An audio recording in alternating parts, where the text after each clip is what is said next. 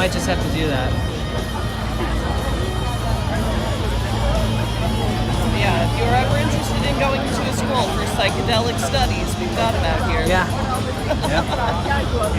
I would like to use napping.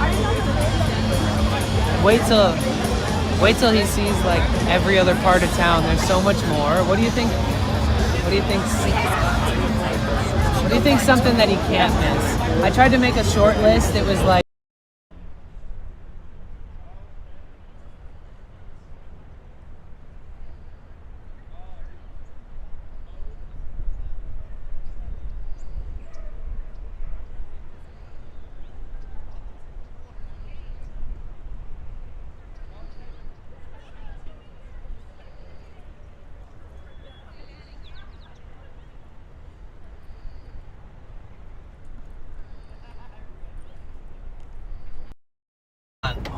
Hold on. I gotta show you guys what I see here.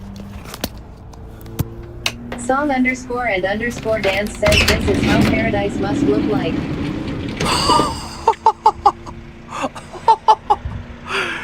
Oh my God! Where are we? C _theory on 7 says holy brave mother Gaia. Oh!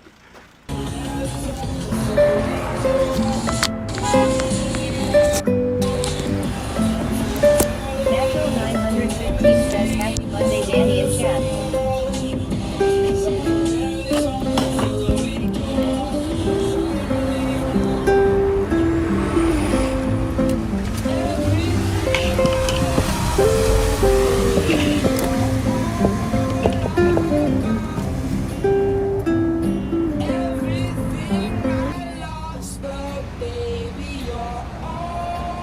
What a nice spot. Potential Bliss says hey. Potential Bliss says hey.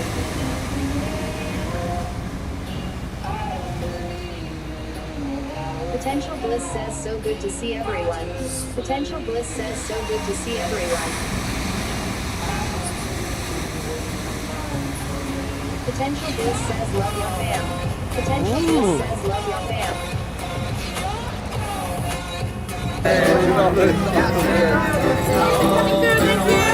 Excuse me?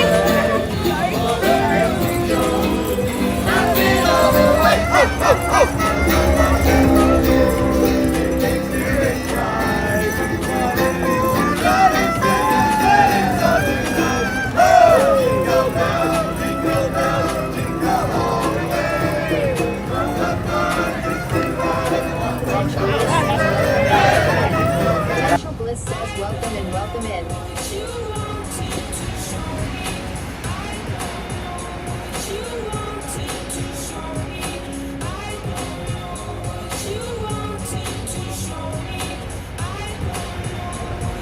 Potential Bliss says 60 seconds. Potential Bliss says 60 seconds.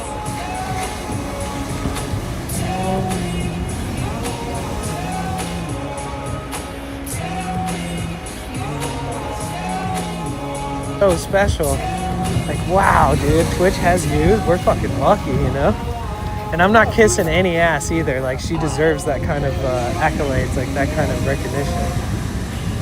And we have a lot of friends in that same wheelhouse that deserve that same kind of treatment, and being told that they deserve the love and that they have a bright future and that I'll always be there. Looking forward to seeing what they do next, and if there's any way I can support it, I will. And so, W, Erie, for putting herself out there and for believing in herself and for your community to believe in you and turning it into something real special. And I really do look forward to seeing where life takes you. I don't even care if it's in 20 years from now, I'll be supporting you. Even if Twitch doesn't exist, you really do deserve it. And those of you who are from her stream.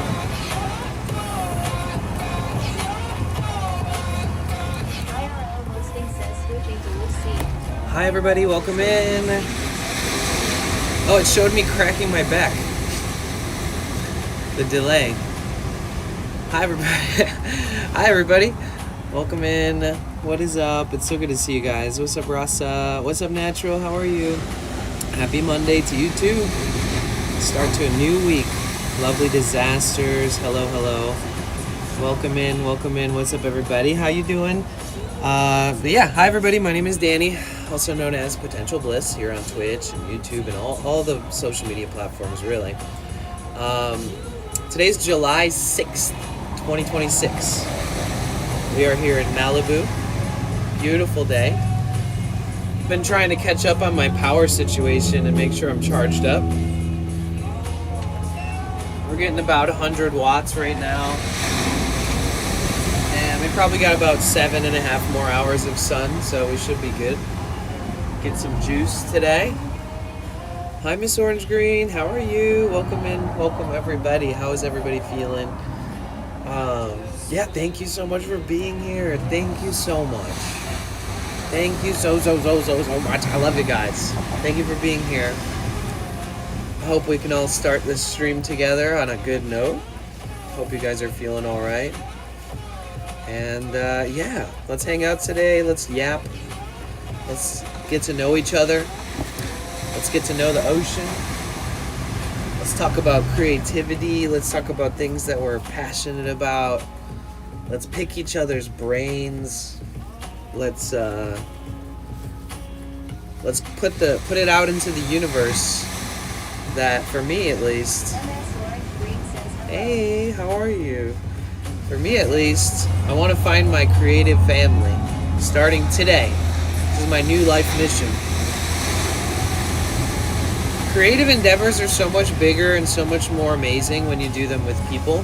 And I don't just mean like collaborating on stream, right? I mean something bigger than that. Something that, stream can be a part of whatever I'm doing, but it would be nice to find a creative team and like start cultivating something good, like using all of our expertise and all of our time. Oh, thanks. It was so fun. Yeah, that was crazy. I'm glad that nobody got hurt. I'm glad that I didn't get blown up by anybody's random mortars. How are you, Ian? It's good to see you.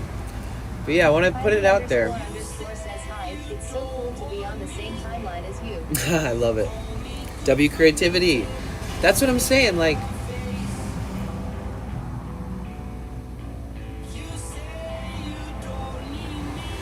I feel like I've worked in the industry my whole life, right?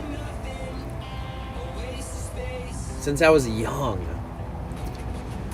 I've worked like live concerts. I've worked our own concert venues, sound engineering, marketing, booking, like management, touring, helping film and edit, did my own stuff through my own creative efforts.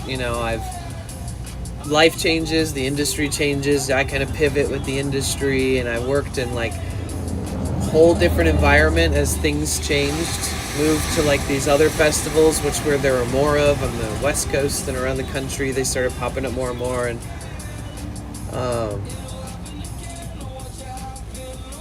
I've always been gravitating towards the people who do it the best.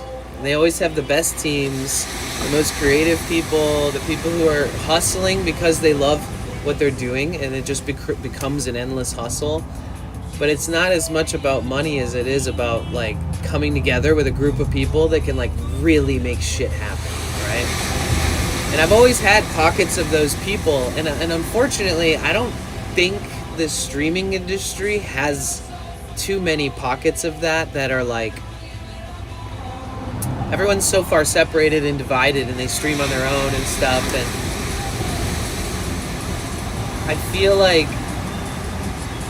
I would love to start working on projects that are like bigger than Twitch, bigger than things we do here.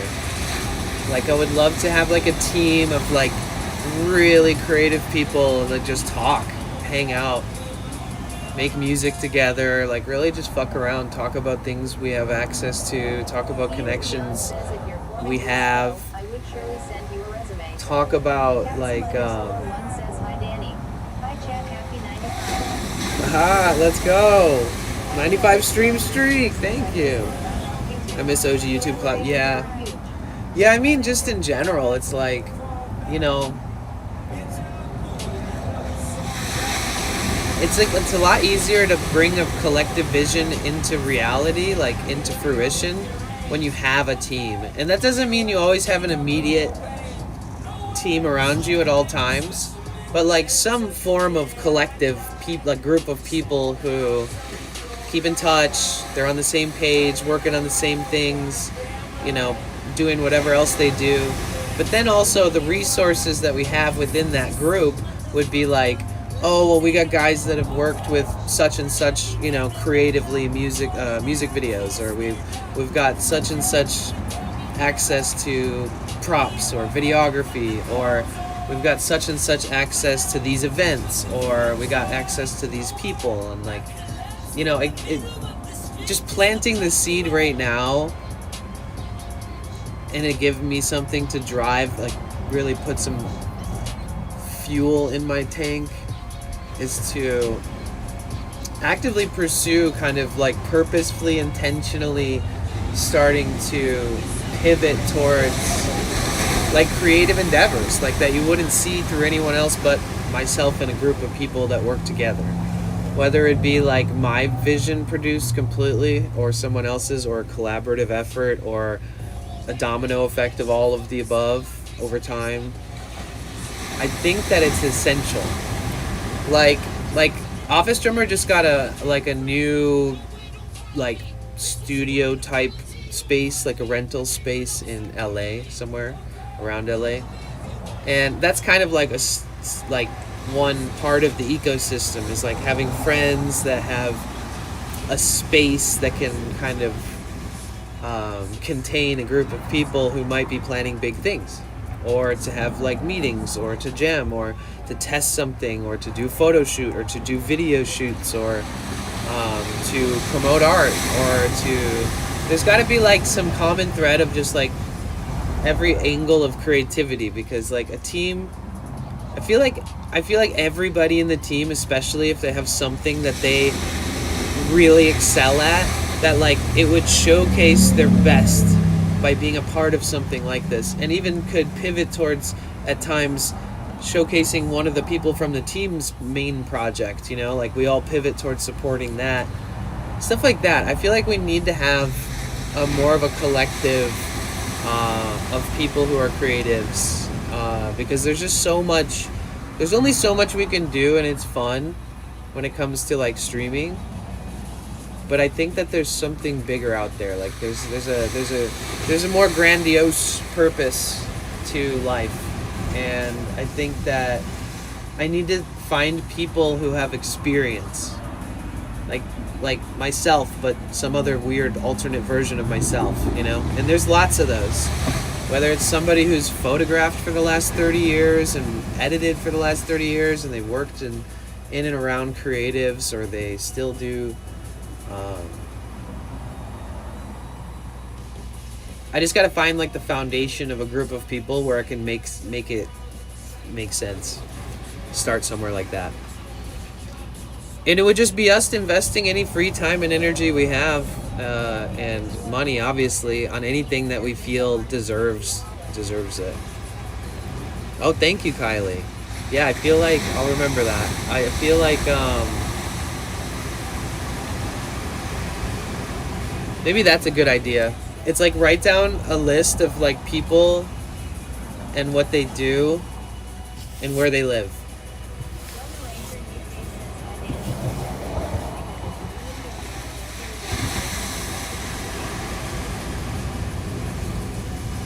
Yeah, I mean, that's another thing, is like everybody helps each other co-manage all of their creative endeavors either way. So you're like always picking up like little points from other projects where it makes sense that you have input, or you help, or something, you know. It's like building up a camaraderie, you know.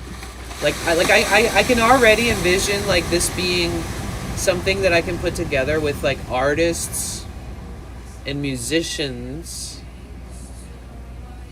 but there's something bigger, like that those same people need teams too, right? So like, and it's not like I'm trying to create some kind of production company or management company per se, but I'm trying to like start by creating a collective of people who are, their curiosity in this conversation piques so much that we have to keep in touch. Like we need like a 15-person group chat with like every one of like the top creatives that I know. Okay, I'm gonna start taking notes. Like only people that you would trust having your fucking phone number. But just getting them all in the same loop. Right?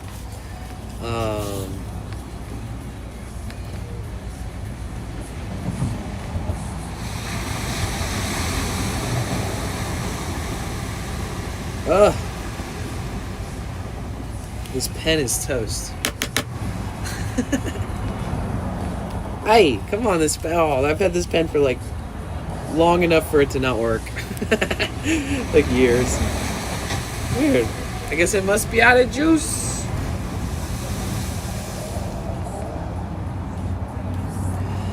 Yeah, and I'm not even so worried about, I mean, like, obviously, if I think, like,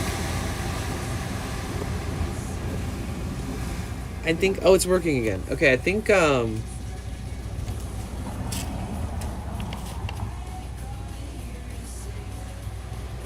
what matters first is like being with a group of people who are open enough and ready somehow to create stuff or come up with like spitball like 5 ideas collectively in a room with people, like meshed with the same visions, collective ideals and expertise. Like what can we create from this? Who can we, how can we, you know, where can we, when can we? And then like coming up with an idea with one of those ideas and then like creating it. And then not really worrying about outward validation. It's kind of like a testing ground where it's like, can we come together and make something unique that we're proud of? And it's not like it wouldn't be like, I don't know how to say this.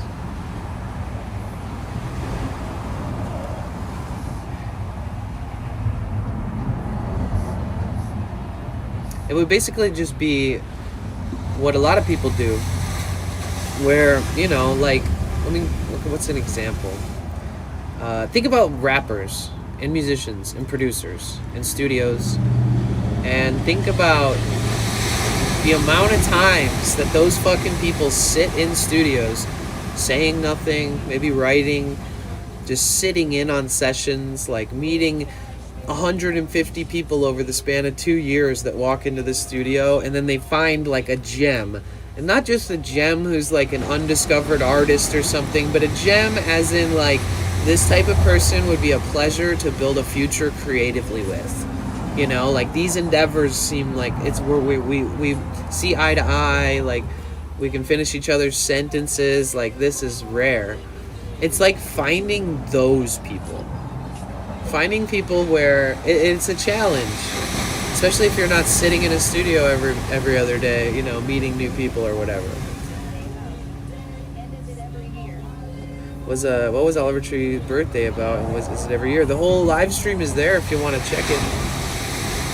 I'm a sound engineer, designer, and musician in LA, big improv guitarist, and fantastic collaborator. What are you trying to accomplish? Okay, so what's up, dude? My name's Danny. Hi, Bobby. Welcome in. That's dope, dude. That's dope. I'm trying to create like a forever group of collaborators, you know, and like I could see it turning into, I could see things evolving off of it too, you know what I mean, like on its own without my even needing to touch it, and like I think that if we just, there's certain levels of people who are connected, okay? Like working in the music industry my whole life, and then working in the art industry, I've got like 20 plus years of being in this industry, right? And this is like me working in the industry. like being paid to be at events and work these things here and there, like all this stuff, and doing live sound engineering for like 400 bands and all that, have all this experience. And I know there's a lot of people out there who have experience in their own ways, whether it has nothing to do with what I just said my experience is in, but it's in the entertainment world, or like production or media or sound or vision, or like photography, so writing, producing, all these different things that are so integral. There's so many different layers too. You need like people that represent you in a good light. You need like a team. And I'm not talking about building myself up. I'm not talking about building one individual up. I'm talking about like a collective of people who come together, and then we just cherry pick with each other and maybe spitball some ideas, and then think like, okay, can we test our abilities together by doing whatever this is? We all spitball ideas for fun, vote on one, and then just go for it, and like be excited and have fun with it. And it doesn't need to make money, it doesn't need to go viral, it just needs to exist. It just needs to have happened, right? Orientation tomorrow at airport, nice. Like a Grateful Dead band? Yes, exactly. But yeah, I think it's important so there's like amateur level of people on the internet that like are connected, and their creative endeavors involve pretty much only collaborations, right? It's like, it's never like a group effort. It's never like, oh yeah, so-and-so, so-and-so, so-and-so, this person also worked on this. We've been doing this for like 7 months. Like, it could be like long projects that just take a long time to really manifest. But I do think that that's what we should be doing. I'm fully convinced that it's time to find our creative fucking families, and it's time to stop twiddling our thumbs. And I've always put myself second, because being first is dumb. You don't need to ever be first. Then you have nothing to push for, right? So it's not about me. I think that a lot of people want to become popular or known for something, and I think what's cooler than that is being able to create beautiful things that will in turn eventually be appreciated by a lot of people. But you can't do everything yourself. Everybody thinks that they can just do it themselves, and I'm a prime example of that.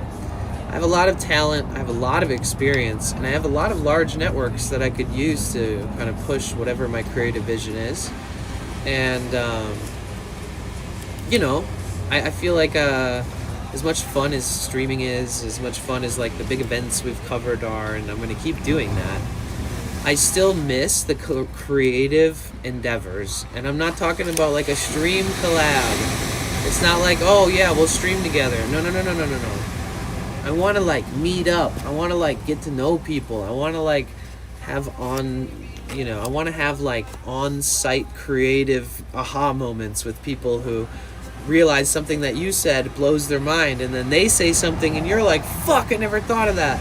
Like, we really need people to be together, like real brains, real hearts, real hands. Well, I mean, I won't discriminate if you don't have hands, that's fine.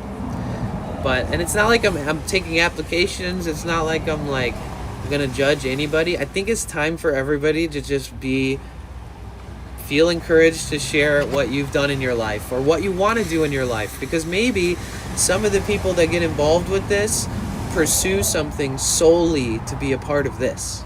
So maybe you're the next integral part of this cool thing that's in my brain that I really want to make into a reality. Maybe it's something that it's different. Like, maybe you hold a place and you can gain some skill that's extremely valuable and helpful and highly regarded. You never know. So I think the starting off is find people. Just name people who are around that. Let me think. I gotta get all these people in a group chat. Office drummer.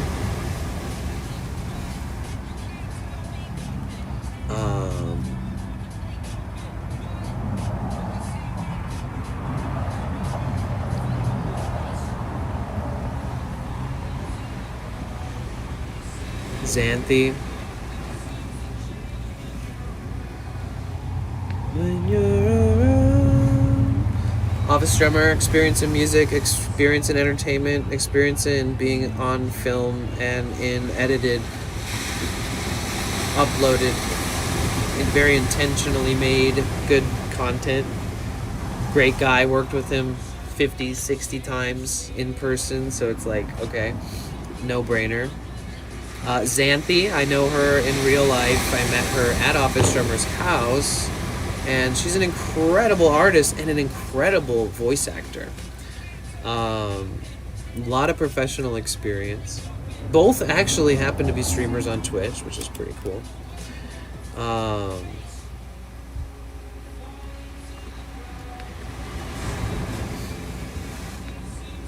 Who are the most creative and talented streamers that you guys know in our circles? Sushi Dragon, that's a great one. Hi V-Kite, how are you? So Sushi Dragon and Office Drummer are already at the top of that list. Sushi Dragon has personally invited me out to his warehouse and said I could stay there for however long I want. Office Drummer, same, has always been very welcoming and creatively ready to kind of do this stuff. You could work as a travel agent and plan the places to see or an extra fee tour guide of California. I know, right, Natural? I'm not gonna lie. If all else fails, I would make a pretty good tour guide. I think so. I think you're right. I think I have a lot of fallbacks. Like if, I don't know, if like a meteor hit my van and I was like, wait, what do I do now?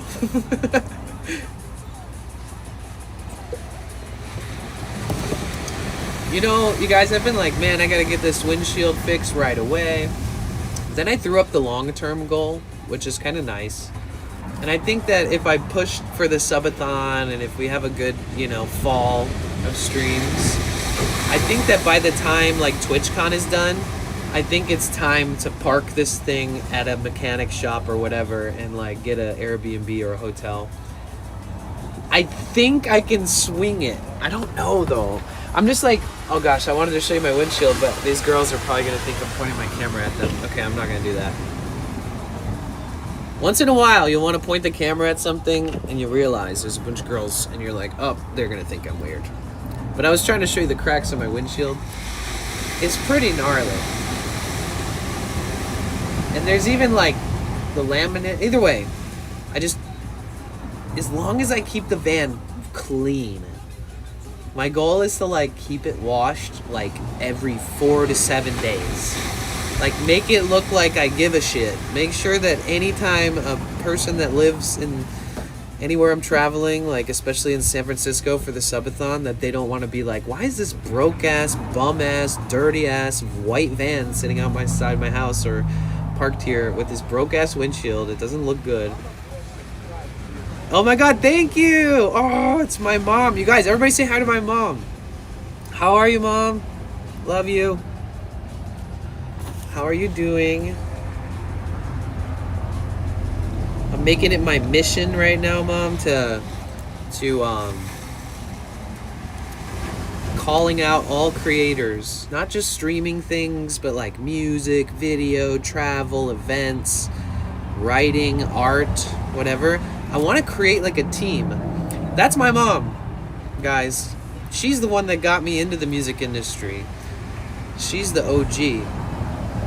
And I was just saying to them, I have so much music industry and now art industry experience. You know, I know I've been following that on Facebook.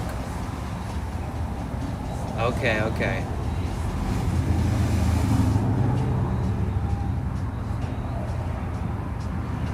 Yes, I know. Okay, yeah, I've been following all that. Yeah, I've got carpal tunnel too, you know. How's the surgery? I want to know what it's going to be like when I need it. I hope you're recovering quickly and steadfast. You guys, my mom's amazing. And so she's the reason I grew up in the music industry. And right now, Mom, I'm like trying to think. I want to create like, not a production company, not an organization. I just want to like start getting more involved with groups of creative people, like musicians, artists, people that throw events, people that edit, people that make videos, people that have skills in putting us all in one room and like trying to come up with something special together that we could start maybe working on together. And not like a stream where you're streaming with somebody, but like people that have like a bigger vision. Somebody who sees that like unseeable bigger vision that you can't explain until you get the right people together. And then it's like, oh. And there's like somebody sitting in the room like, holy shit, we have all the right people in here, guys. Let's do this.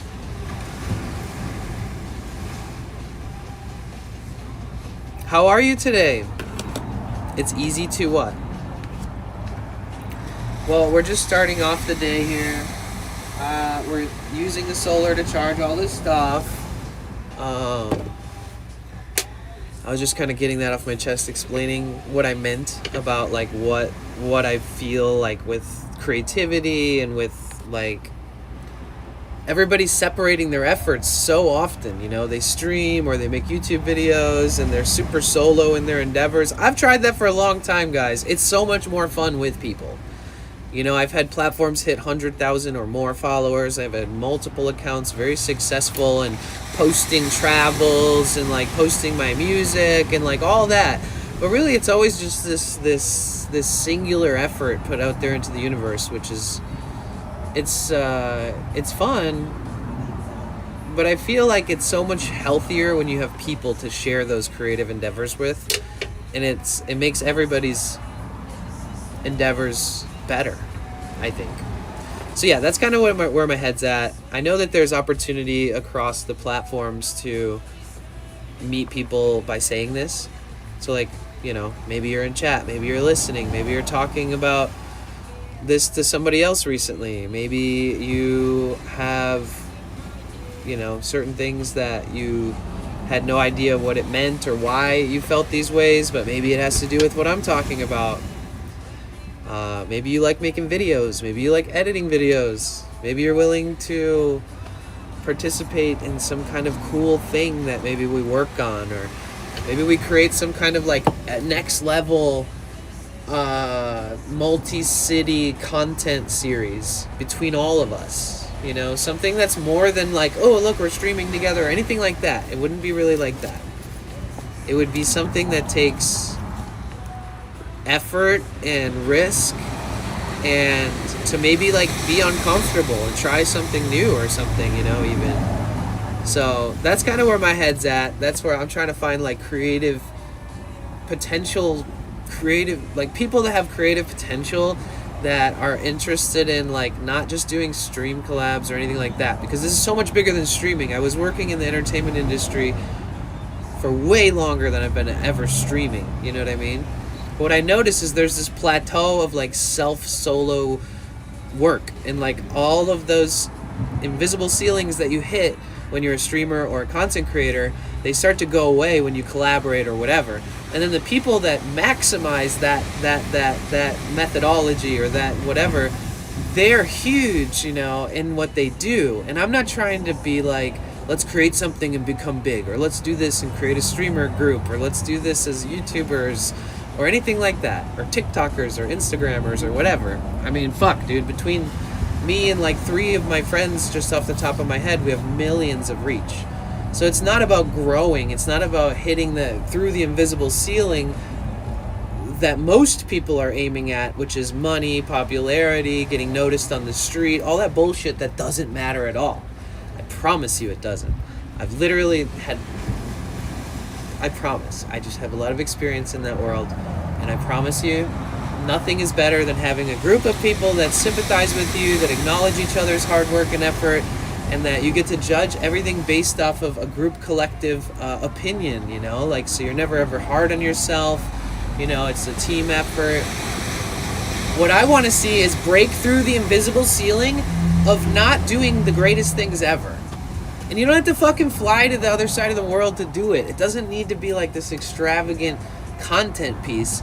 I want to get all of the a collective of all the most imaginative, experienced industry know-how people, you know, people who have made videos or filmed for people who have produced music or are actively, consistently, pursuing their passions, like artists. I know so many artists, musicians of all types of instruments, producers of all types of music.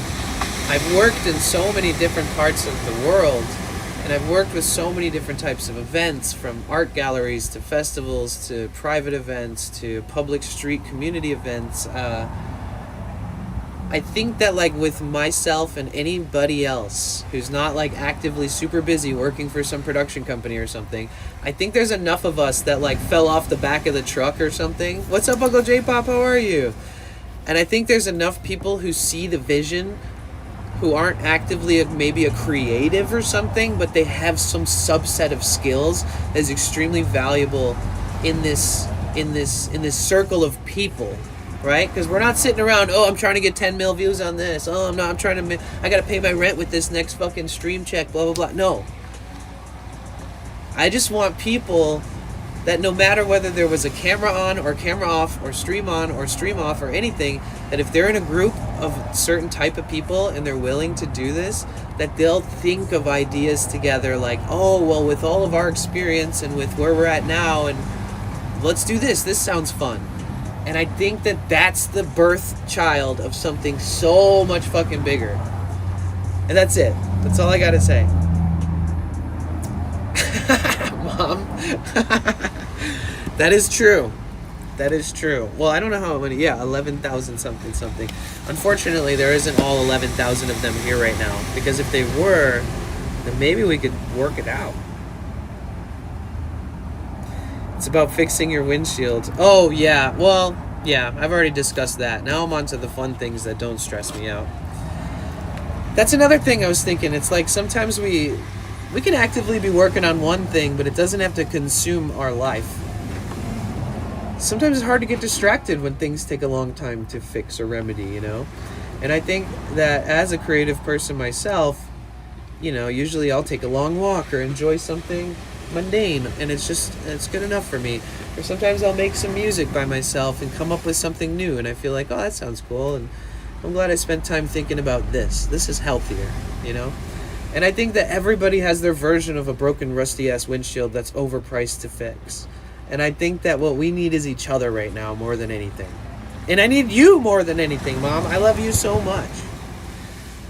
What is that thing you set up where people can donate to a cause? Somebody already thought of that, and they made one. So they're actively, like, sharing that with people. It's called GoFundMe. I don't even have the link for it, honestly. But people have been actively donating to it. But yeah, so everybody's got the broken windshield metaphorically, right? And I can see how much I benefit from being with a group of people who kick ass in person. People who aren't, like, super, like, self-absorbed and shit. Like, it's so important to have people like that around. People struggle finding this in every facet of life. You move somewhere new, it's hard to make friends. It's hard to find a circle that makes you feel like it brings out the best in you, or makes you feel like you want to create and share with them sometimes. And some special things grow from that, Twitch is a good example. Like, Xanthi was painting, and no, there's a page that Mike made. He's managing it. Mike's been, like, one of my top contributors to my streams for many years, and he made that, and I was like, you can do that. Because he really cares. I didn't know that it was going to be made.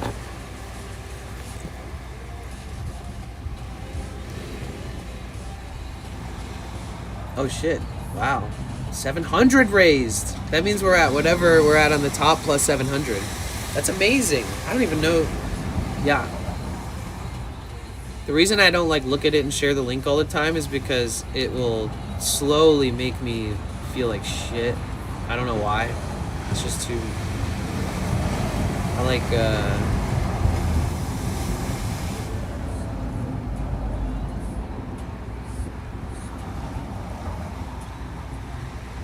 Holy shit.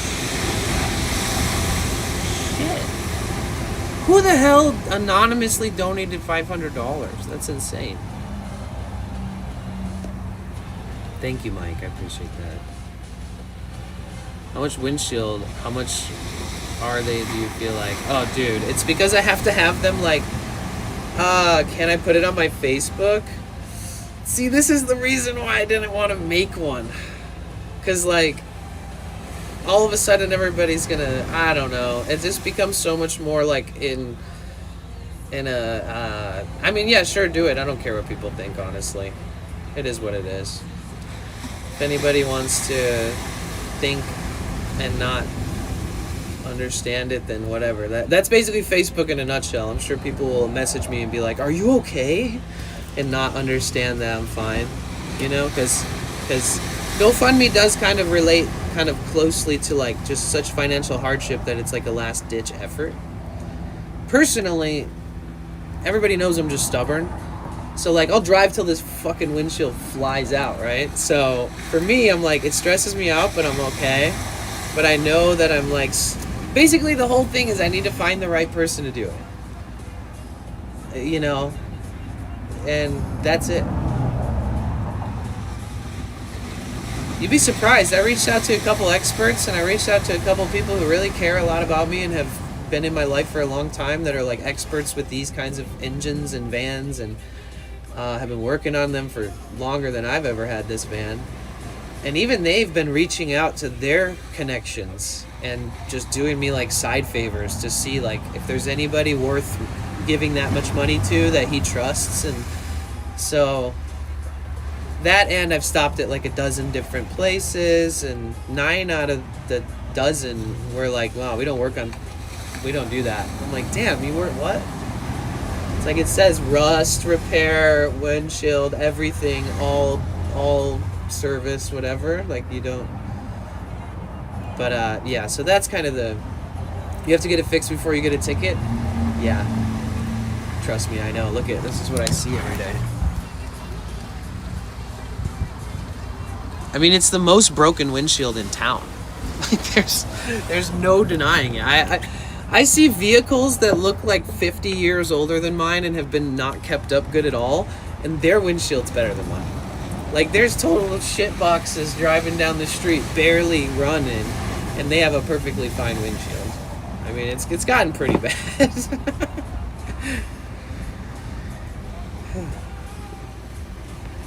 But it's okay, it's okay, it's okay, it's okay.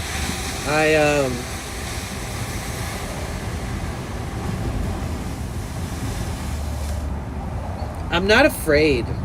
You know what I mean? Like, if a cop fucking pulls me over and gives me a ticket for it, that would suck.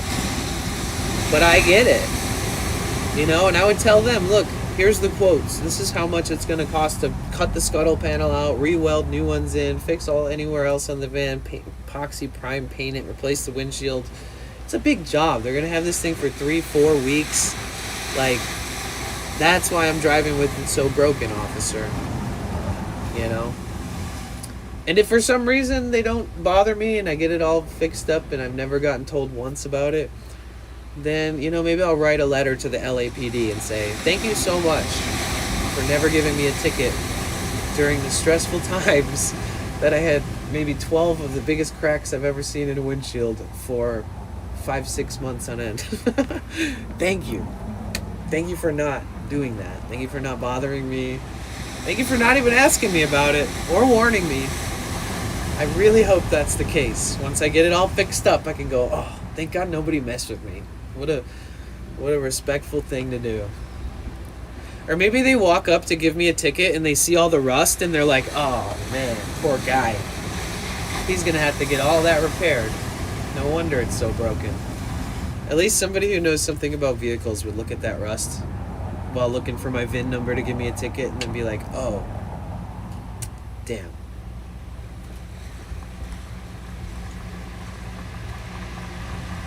I wouldn't change it, just wait for the new van.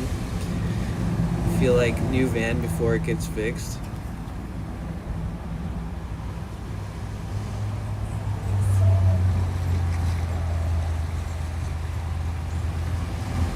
it's very hard to think that I could get a new van without fixing this one. I mean, I don't know.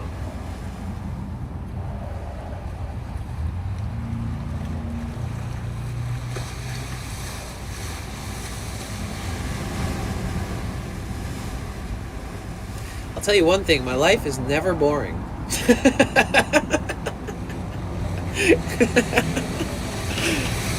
There's always something fun and exciting and borderline stressful happening. As long as nobody's dying, bro, it's a good day. That's all I gotta say. Unless you get enough money to ditch this van and just get a different one. Yeah, and I talked to Puya. He owns the Sprinter shop in San Diego. He's like one of my best buddies there. I've honestly hung out with him more than any person in San Diego because he's just so nice. And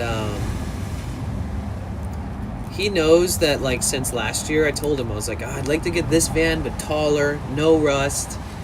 Just like, I would just love to have something like that. And he was saying he could get me one that's like, looks brand new, like new paint job, no rust, low mileage for like 23, 24 grand. But the thing is like, you can find and restore enough, like a decent enough one at like, to like 16 to 18 grand. I just feel like these are like a collector's car, so like there's like a 6K bill on top of like what it really should cost. So if I told him like, well, what if I wanted something that was like, it doesn't need to look perfect. All I really need is a taller one with no rust. That's it. And a healthy engine and a healthy transmission. And like a, no need of tons of work or like any complex replacement of parts after purchase, where it's like road ready. I know this van well enough. I've worked on the engine a ton. I know the transmission. I know a lot about this van. So if I got a new van, I'd be able to like give it a rundown and look at it, drive it, feel it out. What's up, Knox? Tell everyone how beautiful Michigan is in the summer. Me? It is. Maybe one that's taller so you can stand up. Natural, that's been my biggest gripe, because there was like a certain time when my knees started hurting a lot and I can't really stand up all the way. So when I wake up in the morning, and guys, I know I chose this life, so please just don't think I'm like, woe is me, right? I know that I can choose to something different. So that's where we're at now. But yeah, so it's like you can almost stand up in here, but if I had put a ceiling in, I'd have even less room. So I'd have to crouch even more or tilt my head or my back. So what's really not good for the human body is to get out of bed every morning and then go like this. Like when you get out of bed, you probably stand up straight, right? That's probably good for your body after laying down all night. So I can't stand up straight unless I shimmy my feet right here onto this little side step, and then I can like stand up. But I don't like walk to this crevice of the corner with the door closed every morning. It really depends on if you're city camping, if you're stealth camping, or if you're camping at a campsite. Like, you never really... You can't really base everything off of what I'm saying right now. Like, because if I'm camping, I can just get out the van and do whatever. I think spending less time stealth camping in cities is my future. Find a place to rent or something eventually too. The Michigan, Joseph and Julia eloped on the 4th of July. She said she was wearing the necklace with his ashes, and if he'd been there, he would have been their best man. Oh, that's so sweet. That's so sweet. Yeah, the Michigan weather is beautiful, guys. It really is. You get like the best sunny, beautiful days. You get rainstorms, tornadoes. You get like 100-degree days with 100% humidity.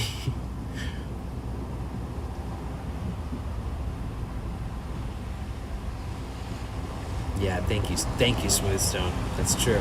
I used to be a stand-up guy, but now I can't stand up in my van, so I'm a 3/4 straight-up guy. Not quite all the way standing up straight. Yeah, Ian, sleeping in a car sucks.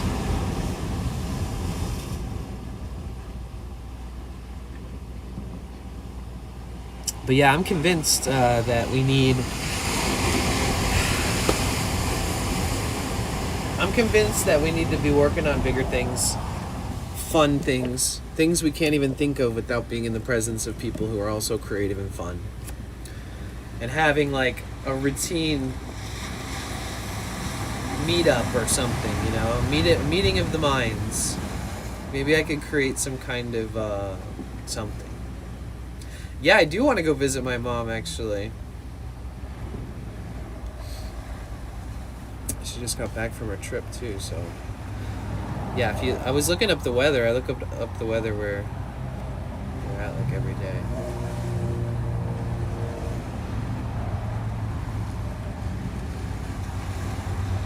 The rain's starting to slow down there. That's good.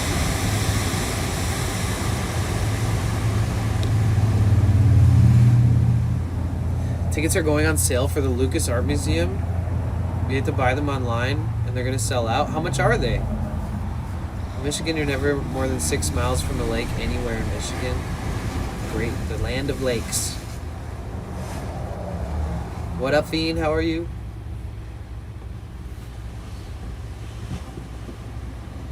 Yeah, I think that we need to... I think this needs to be like a daily thing where I need to like create a...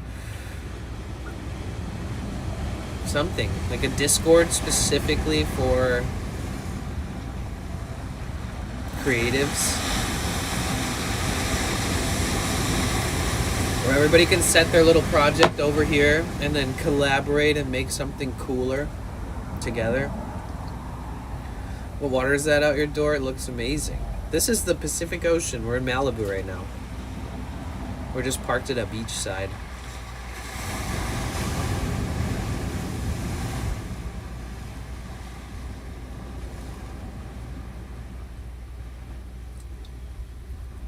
So yeah. Who are the most creative people that you know that have experience, that are collaborative, and not in like a stream together kind of collaborative, like more than that, like something that it has more longevity than a stream.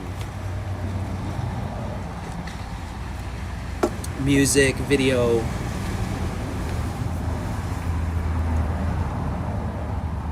art.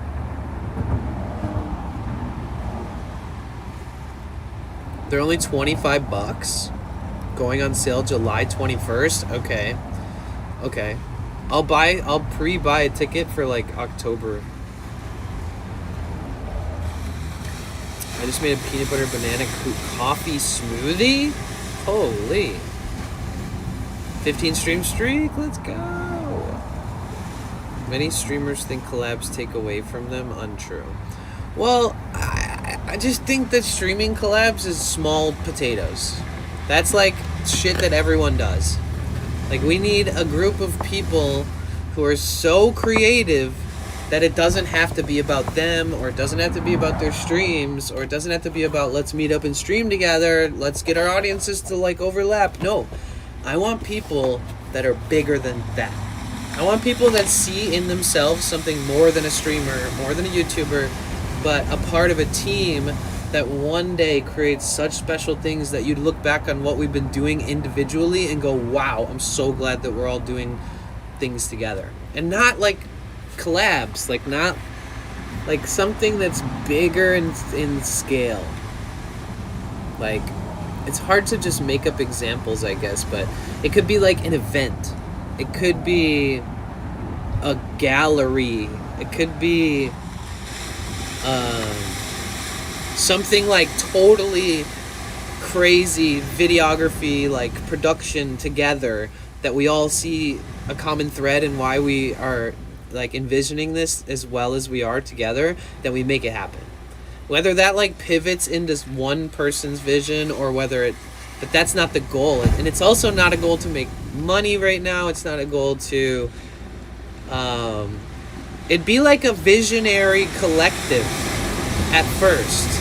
And then once you build trust and you see each other's work and you work together on something, like I said this before, maybe some of you guys got here, but imagine I'm in a room with Office Drummer, Xanthi, Sushi Dragon, And then like you guys know who those people are, but then say like we're with some of my other friends who work in the industry, and we're all in the same room, and it's not like maybe we could show each other all of our socials and show each other all of the biggest collaborative things we've worked on, and show each other, you know, what's kind of like the pillar of the things that we've done and our history in the industry. And then we're all like, okay, wow, we all know a lot about each other now. Now, how do we interweave this together? And now how do we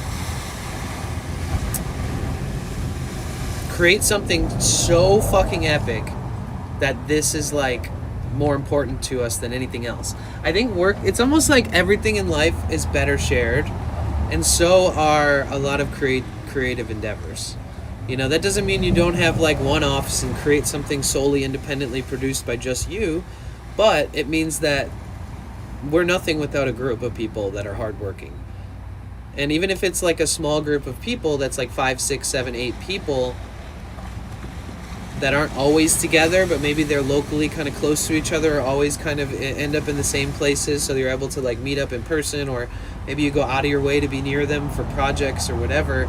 But then you have, say if all those people have experience, see like I have people that run concert venues, I know bands that are awesome, I know some pretty sick DJs, I know dancers, I know artists, I know comedians, I know people that have millions of subscribers on YouTube, I know like world travelers, I know like interesting, very unique people, and everybody has their like, you know, their branch of all that. So I'm only saying that because like then what about like Office Drummer's branch of all of his friends that are like waiting for a call from OD to be like, yo, we're working on this sick project, just like I could call somebody, and just like the other person in the group could call somebody.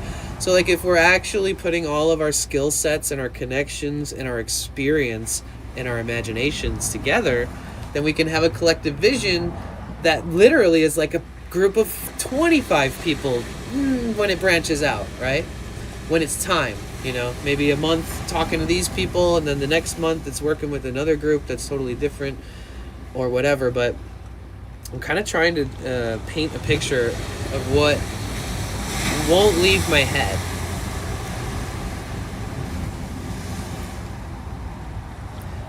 Not one person that you've ever been inspired by did that shit alone. Not fucking one of them. Not one of the people that ever made you go, wow, I want to do something in life that makes as much of an impact or resonates with the people that it's meant to. Nobody did that shit alone, dude. Every single person that's ever been able to create something beautiful needed people behind it that had the same heart, the same vision. And you know, you could say some people get that from paying the right people that work with the right videographers, that work with the right, you know, choreographers, that work with the right writers, and all these different aspects of like the industry. But it's also true for independent groups of people, because the industry just steals all the money from whatever, whoever. So it's like, imagine being your own independent thing, and then cherry picking out people that work in the industry for side work or to be involved out of the just kindness or intrigue in the project or belief in the vision or something. And then all of this can go into some kind of systematic like cycle where if X amount of money is invested, it's basically a loss unless you make money back. And then if for some reason it's found to be profitable somehow, somewhere, some way, that we could end up like regenerating with that money people that have the same kind of vision, that want to create their own endeavors or something, you know. Like if we're able to succeed where you could be a proof of concept, then that proof of concept works with other groups, you know. There's a lot of like artists charities, there's a lot of like youth like getting coloring pencils, paper, sketch pens, you know, all this kind of stuff for people to learn creative arts at a young age that don't have the resources for them. Like we could maybe participate in making sure that people that are less fortunate can still access art supplies at a young age, you know, or like we could donate money to Dr. Oliver Tree's foundation for baby geniuses. Like there's all types of ways that we could like give back to the same in a way, if it was profitable. So it's like really the main focus is just to be with a group of people and create something special, then that vision turns into, yo, I want to share this with the world. Whatever that means, whatever that is. Who knows? It could, maybe we come up with a fucking website, you know? It's like, oh shit. But I would like to sit down with a group of people and kind of just hang out at first, and then talk about the idea of spitballing ideas and seeing like what we could come up with, and how we can think less narrow-minded and think very broad when it comes to just the creative opportunities, right? But yeah, so I have to keep repeating that over and over and over and over for anybody that's showing up. But like, who do you guys think of when you think of that?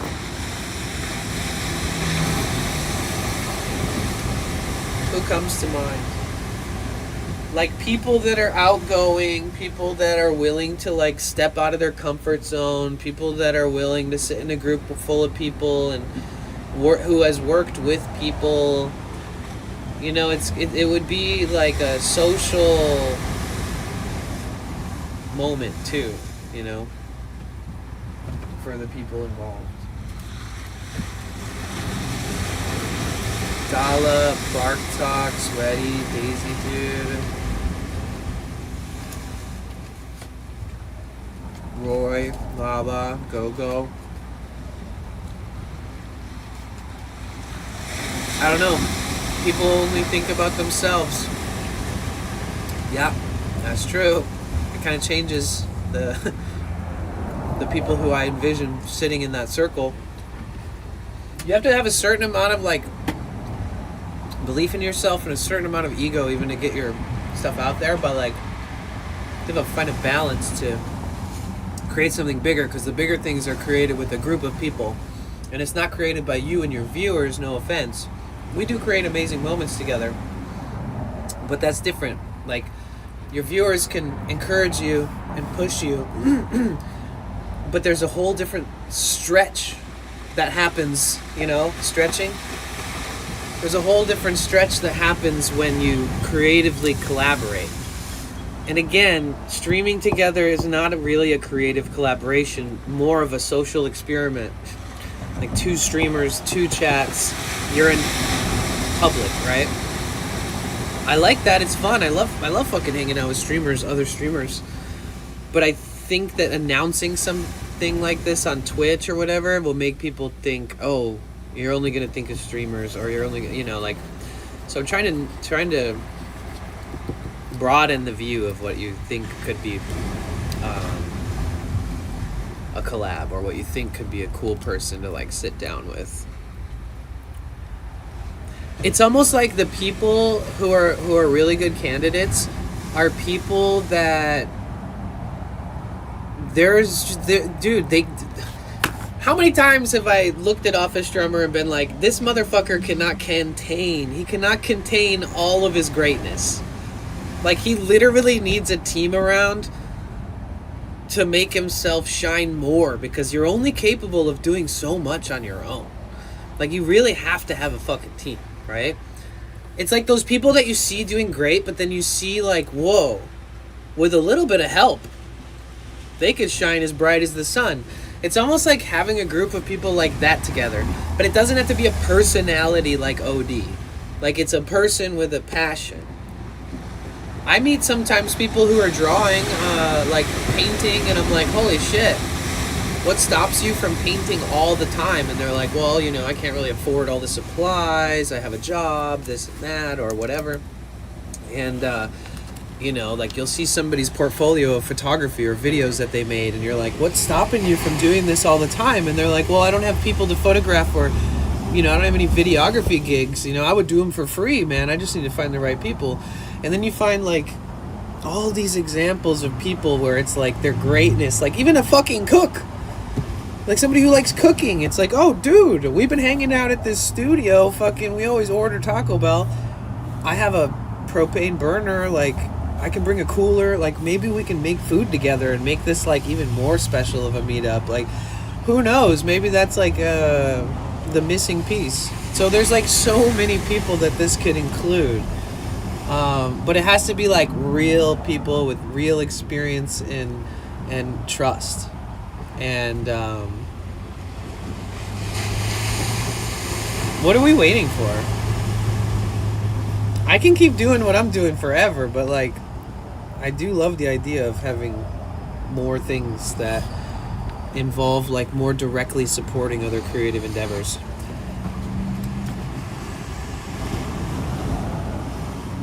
I bet I'll be down for that. Yeah.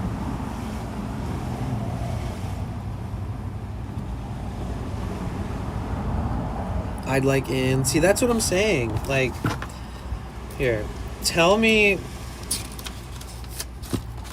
goofs. What kind of stuff? If you were like, hey, I'm capable of this, this, and this, which might be useful or, you know, could definitely be something of interest for creative, like a creative collective. What would you say? Oh, I could offer this up. Everybody in the chat, tell me. Mom, thank you again so much for the tier 3. I don't think you realize how much that helps me. Maybe you do. But thank you so much. It's a rare when my mom comes in. She went on a trip recently. My mom has traveled so much. She plans it out very meticulously. So wait like forever and go to some cool place and like go to like 70 million places in the other country. No wonder I'm a chronic planner. And everything falls apart when I'm just when I have no fun plans. Nah, I guess not everything falls apart, but I think I lose the vision a little bit. I make true crime commentary videos, really good at research, writing scripts, editing videos, software engineer, have been for 10 years, built many apps and websites. That's pretty valuable.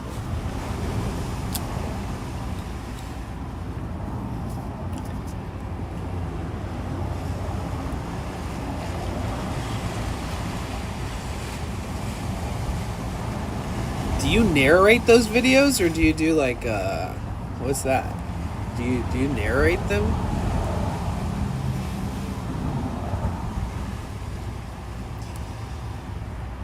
Software engineer.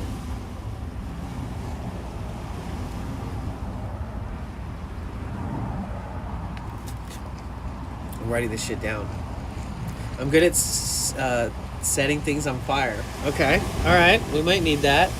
Pyrotechnics expert, poultry motion. I'm actually gonna write you down on here because you're an incredible guy and you're an incredible photographer. So this is valid. See, this is the thing, is when the network grows, is like, say if we have a team in US and then all of a sudden we go to like UK or somewhere, right?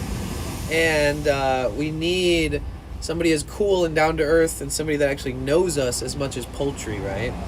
So I'm talking about just creating like a visionary team of people that might work on endeavors together, where it's like, this isn't like a stream collaboration network. This is like something that I would love to be something deeper than that. And it's not like, oh, meet people, collab with them on stream. It's something where it's like, maybe together we can create something absolutely legendary. Something we'll be proud of, you know? I had a huge idea when I was in college about 12 years ago called Jam Cloud Echo Music, where people connect, where you connect to Spotify, start a playlist, people can go into your playlist and add songs, vote on songs, top 2 are locked in, good for parties and social gatherings. Oh, interesting. So just like at a party. And it could work on stream. PG! Excuse me. You hate Messi? I'm sorry. You narrate them. Oh, wow. Pablo. Danny is interviewing us. I have 0 talents. My son has them all. Well, all right. Well, you know how to make kids. Mommy experience. Maybe if we're all like, man, we need... Pretty sure I can survive a zombie attack? Oh shit. Okay, now we're going deep. So Poultry Motion photographer.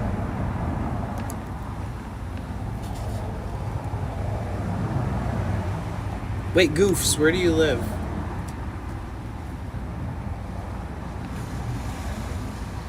He's adopted. Oh shit. That's totally normal, okay? You can be adopted, that's chill. He's got a good mom. I was just gonna have a whole workshop studio in London with multiple apartments attached to allow people to stay for residencies. Currently working on winning the lottery to make it happen.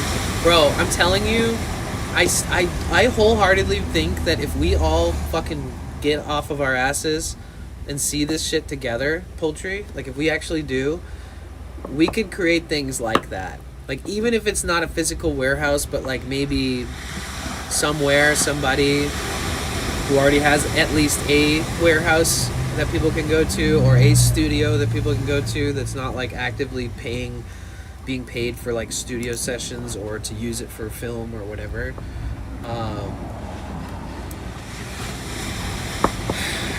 The more I think about it, I'll figure it out. Does an office room have a warehouse space now? Yeah, he's at the top of the list. He's the only person that when I have this conversation he's like, well, I'm at the studio, come over, you know? So like, that's kind of where it's all starting technically. It feels like he's one of the good examples of like somebody who's investing to make something special. Because he sees the vision just like I do. Now I want to see the collective vision come together with people and great minds. I'll be talking to him a lot about this stuff. Especially after talking to you guys about it. And I catch up with him often, but like, I'll have to tell him everything I'm feeling. We left a music studio in London for the next 11 months that the company I work for has sole access to. See, that's what I'm saying, bro. It's like, some people would charge a shit ton of money, like $2,400 a night to be in the studio and like all this stuff. And imagine with the right connections, you can lower the cost of a lot of the production of cool things that you felt so limited on in the past because you weren't able to afford it, or you don't have a label to cover the fees, can't get a loan and stuff like that. You can just go to a homie's place in another country, film, record, do everything independently. What's up, Girl Didi? How are you? I made an app, but it works through tools where you can plug in a customer. You can plug in customer asks and it sources docs specific to my company and produces a response. Oh, nice. We talked about that collab art thing you used to go to, and that would be rad to host. Yeah, something like that is definitely a good kind of like common ground with my idea. Like a collective of artists who are just painting and making live music in a room with each other and not performing or being performative, but being with each other. That's a really good space. In 2026, 90% of people who pursue anything in the entertainment industry are actively filming themselves, streaming themselves, etc. I do think that takes away from aha moments that kind of might happen when you're shooting the shit off camera with people or asking each other personal questions and all that good stuff, and sharing things that maybe you're willing to share with another creative, but not like 100 people watching you on live stream right away. Like, there's got to be ways to not lose ideas or lose your vision. I think we go through life having epic ideas and epic visions, and not all of us are able to make those happen.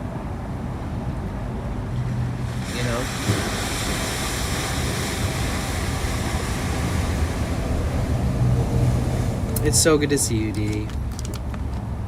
Gus, what up from SF? Welcome in. Alright, let me move this panels just a smidge. Actually, it might be good.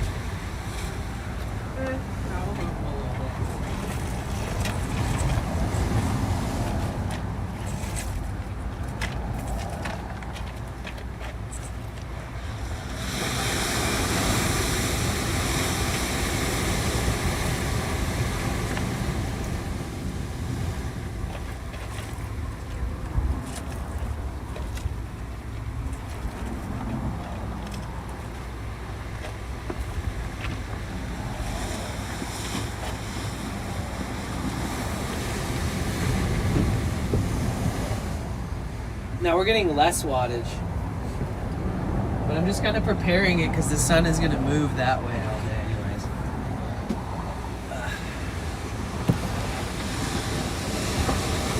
Should have a crab trap out there while you chat and catch dinner at the same time. That'd be fun. I actually bought a slab of Beyond Meat. It was frozen earlier. And I have some tortillas. Very basic food requirements for today. A yellow nectarine. Already had a protein bar. And some caffeine. I'll look back on these days and think, whoa, I drink a lot of this shit. 200 grams of milligrams of caffeine is quite a lot. But yeah, I would love to. Oh, thank you, Yasmin. Oh shit, my sound was turned down. How are you, Yasmin?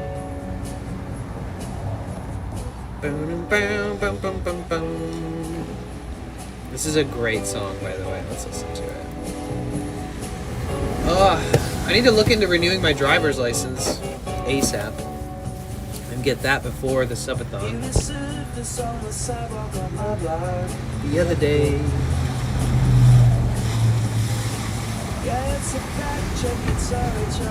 Yeah, I saw a video on YouTube. It's like 19 years old of me and my friends making videos, and I'm just like, man, it's been a long time. Do you guys get solar fridges out there? They come in mini size too that you can keep in the van. Yeah, sort of, yeah. Yeah, I think I can renew mine online. I need to change the address for delivery and stuff. But if I get it delivered, I have to make sure that it's not going to fuck up and not arrive or something to my P.O. box.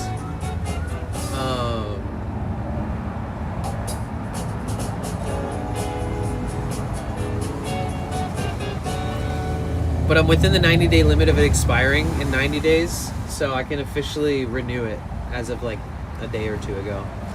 So I'm going to do the renewal, and then it'll come in 2 to 4 weeks, but it'll be in LA. So Yasmin Snacky, subscribe. we'll figure that. Yo, Yasmin, thank you. Oh my gosh, 1 month from 3 years. Thank you so much for tier 3, you legend. Thank you. Thank you so much. Let's go. What up, Mikey over on Kick? Sorry, I had to put my new card on. What new card? You got a platinum card now? Mikey, you're like the first person to chat on Kick today, and I'm already timing you out. It's crazy. Welcome to Kick.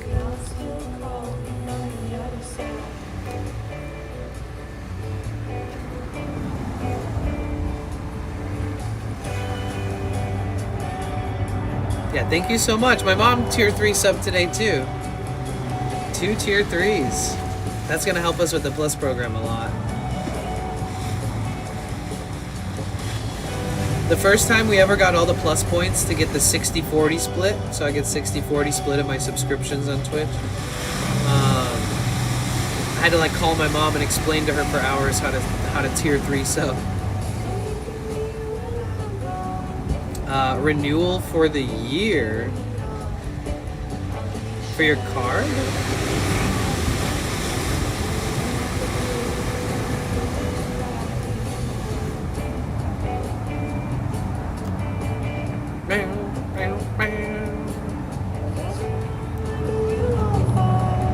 All right.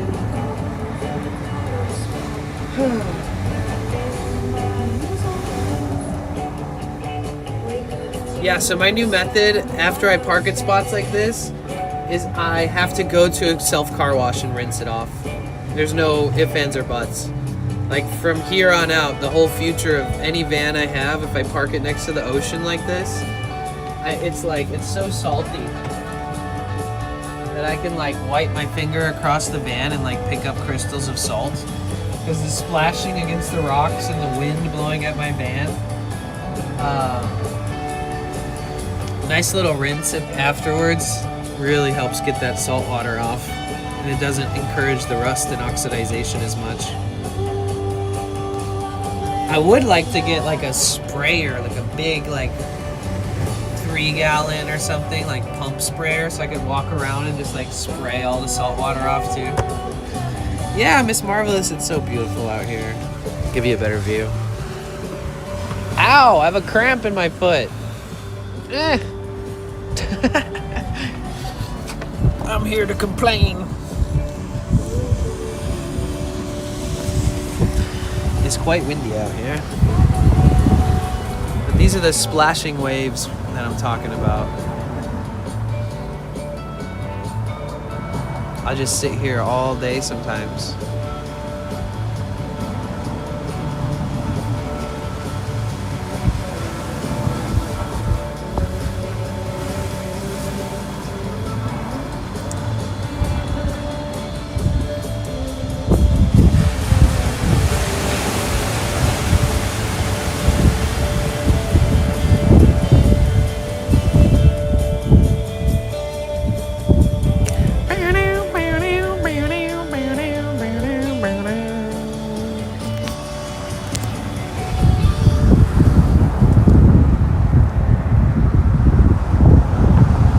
Stellar view. That's Malibu, by the way.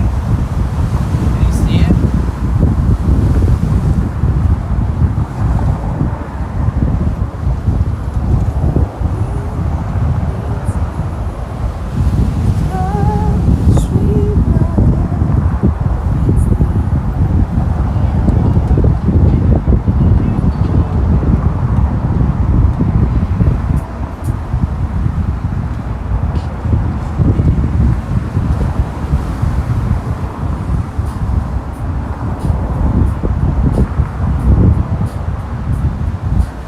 Which one, Kylie?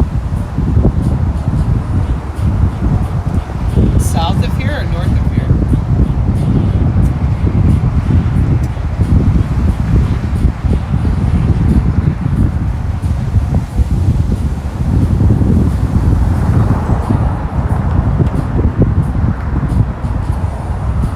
Oh, okay.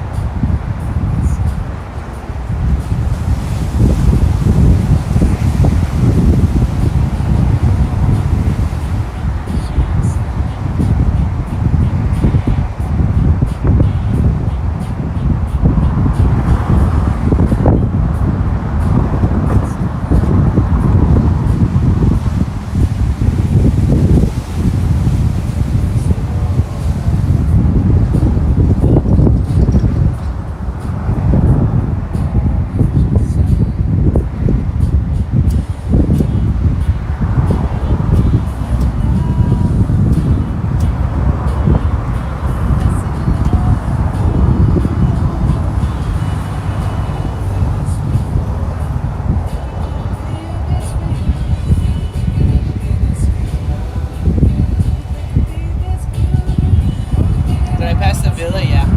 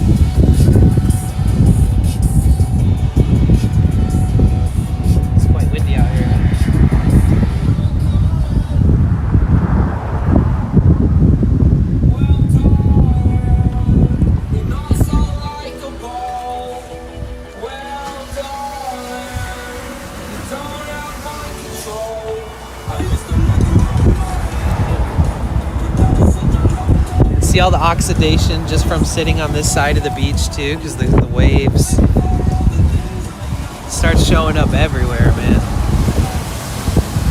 This is what happens when you park your van exclusively on the coast of the West Coast for this long. Because we've been parking here like this in San Diego, LA, Malibu, every single city. I mean, all the way up to Seattle.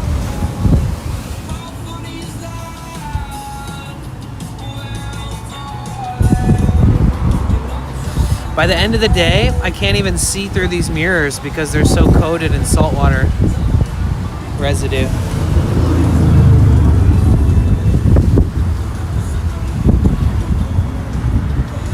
I can show you how far we are from Santa Monica Pier.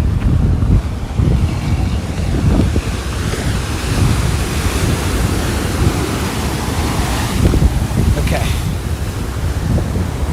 So this is the PCH. All these houses burned down. This one house is new. This is like a new structure. It's not even really like a house. There was a few RVs up there, like this one, for the people that live there that continued to live there. These houses did not get burned down, but if you go over here, there was a house right here that burned down, and then all of these houses burned down. And if you go down this way, whoops, sorry. If you go down this way, there's just like 25 to 30 houses in a row that are completely gone. Those burned down.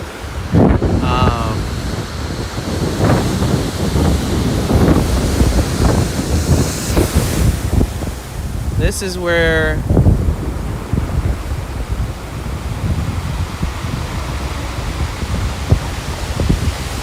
we were walking the other day on the 4th of July.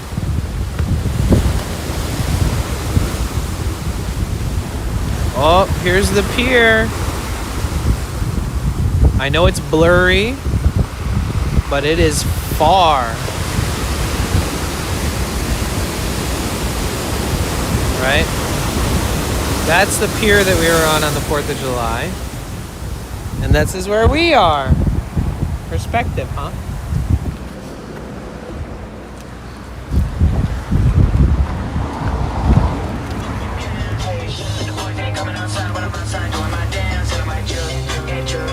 Green screen.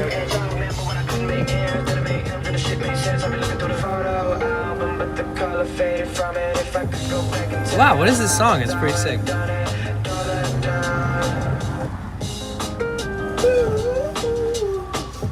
I've been trying to use Oliver Tree as a station to find artists that have like just good energy. This is one of those stations, so we'll see what we get.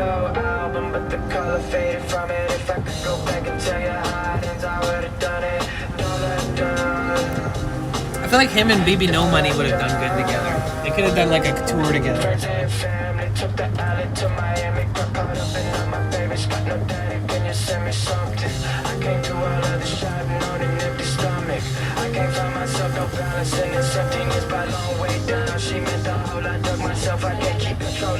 Sometimes I just don't know my fuck this shit. My bitch, she paid, dog. It's all in my head. Mama told me, don't be shy. She don't say, let's get this. Watch how fast I switch this. When I do good, then tell me, watch what I'm putting in while you can. Hey, shut up, the boys ain't coming outside when I'm outside doing my dance. And I might chill, and chill, and chill, and chill, and y'all remember when I couldn't make ends. Then I made ends, and the shit made sense. I've been looking through the photo album, but the color faded from it. If I could go back and tell you how it ends, I would've done it. Done it, done.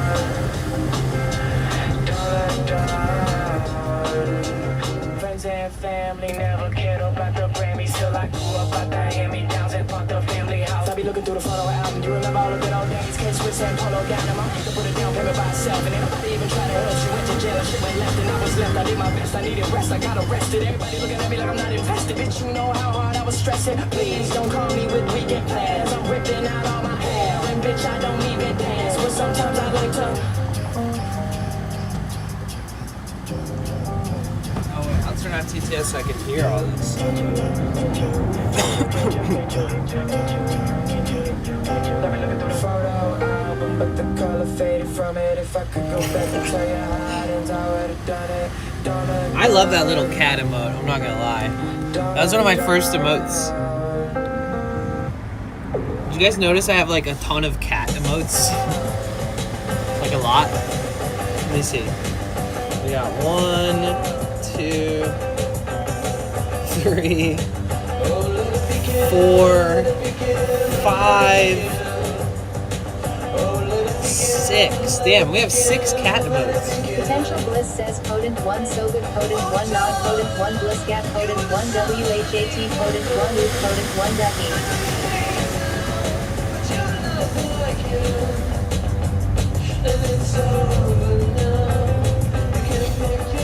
So you guys got any plans for the weekend? You got any, not like this coming weekend? I know it's Monday, but it's summertime. People usually plan ahead in the summer at least.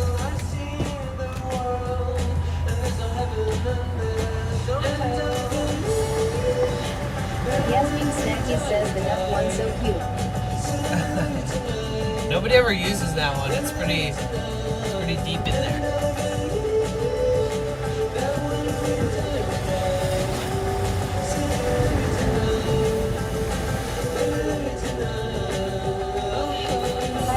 Kylie__ says just moved to Utah, going to check out the local plant shops. Nice. Are you gonna buy some? Kylie__ says maybe look at thrift stores too.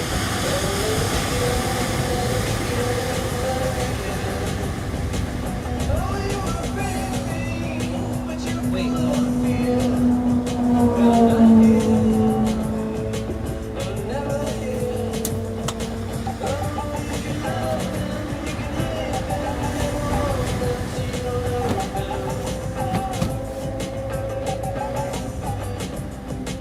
Adela 3495 says I played football and I always admired the players who played their position and did just enough for the team. Where did you move They to were my Utah heroes, from? not the flashy stars who were shouting for the Balamoa.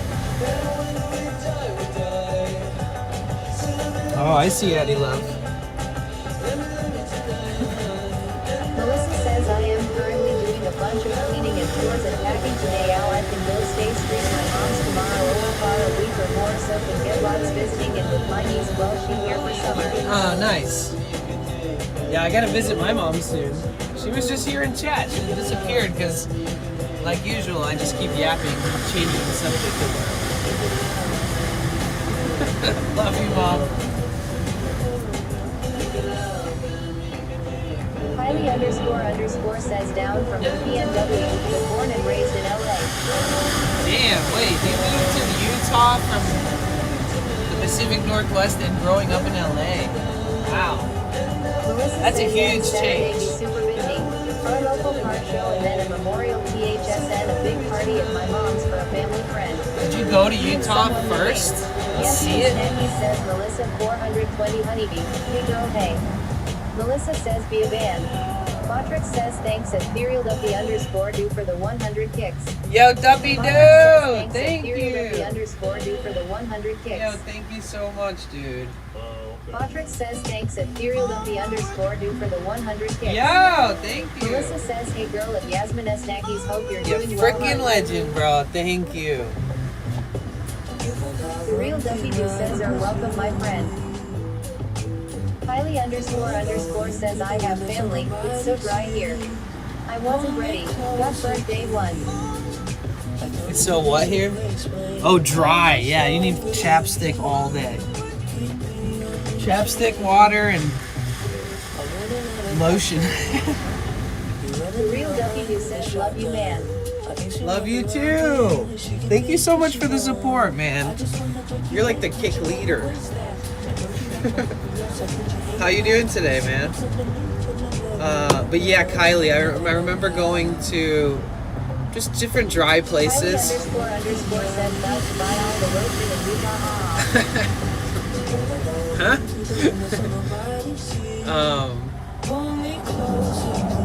I remember back when I used to hitchhike.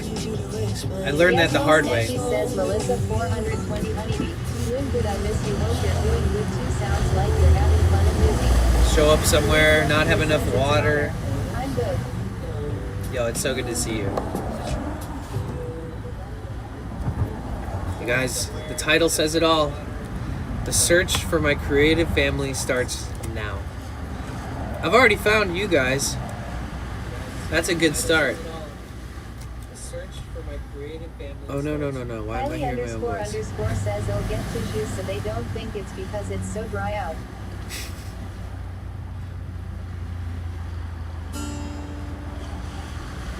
Adeline 3495 says why those waves look so fluffy and sound even better. Smiley face, beautiful ocean, green, blue, turquoise sky and surf. FN Boots says anyone would be lucky to be in your creative family. Thanks. Yeah, I think that we're all a part of it.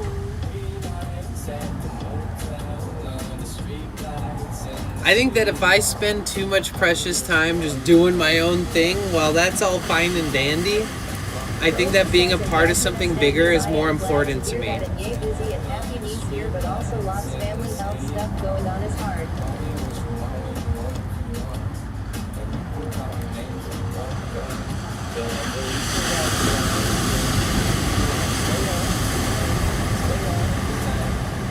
I could even just personally, __ says love learning from other people. I could just personally like apply to every major Adeline 3495 like YouTubers group to like hire me.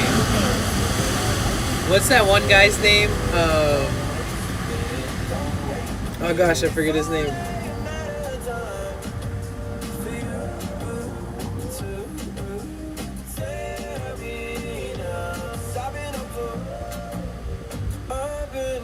Kylie __ says Mr. Beast. No. Kylie __ says lol. What's his name? Yasmin Snacky says Melissa 420. V-Kite knows who I'm talking about. Stay strong. Lona Ranger UK says, do I really sound like this? Yep. Lol. The dude with the white hair who's like been a part of a lot of people's recording studios. And he's like a creative genius. He's like the missing piece. He's like a vibe checker. They just like bring him into studios and he sits down and vibe checks everything. But he's been a part of like a lot of different huge productions.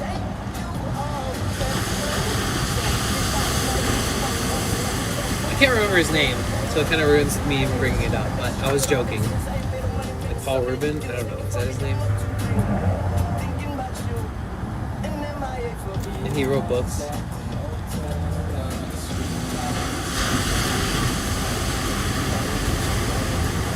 Kite 21 says right here.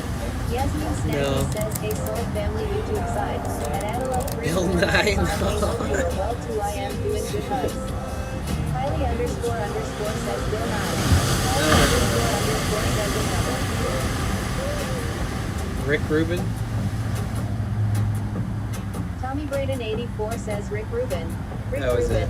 Jamesa says, hey guys. What's up, Jamessa? Welcome in. How are you? Happy Monday. Oh, thank you, Yasmin, for the membership. Thank you. Tier 3 on Twitch and a member on YouTube. You're a Kite legend. 21 says, how do I know him? Rick Rubin. He, I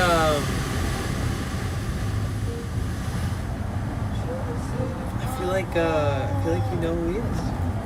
Look him up.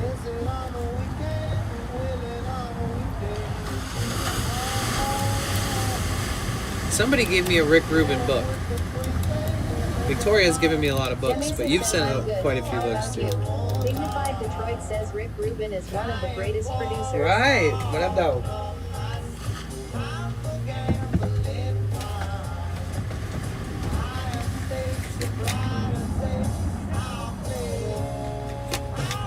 I'm good, thanks.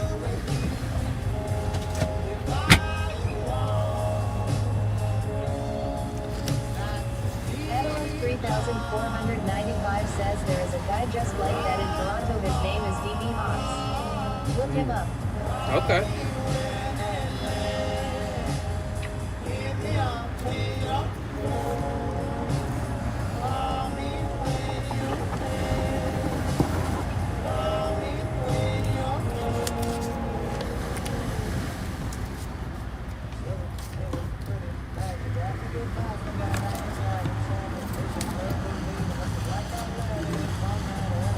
Who do you think would be awesome future endeavor collaborators? Not like a stream collaborator, but maybe they're streamers. Or Says, hey, maybe I already know them and we've hung out with them. Or who do you think are like creative go-getters who want like bigger visions to be created to with other people? What up, Fizzy? What up, Jagged? How are you? Welcome in. It's so good to see you. I'm so glad you're here. So we got Office Drummer, Xanthi, Sushi Dragon, D.Dalla. Jamesa says that are local to you. Yeah, I mean, that's helpful. Music is code, Dan.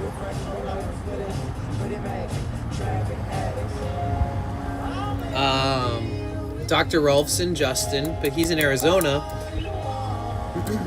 But he's a fucking professional. He's on there. Busy Frankie Left says Puma Monster. Jagged Planet says Sushi for sure. Busy Frankie But what is Kuma? Does he have music? Music. Does he have experience in the industry?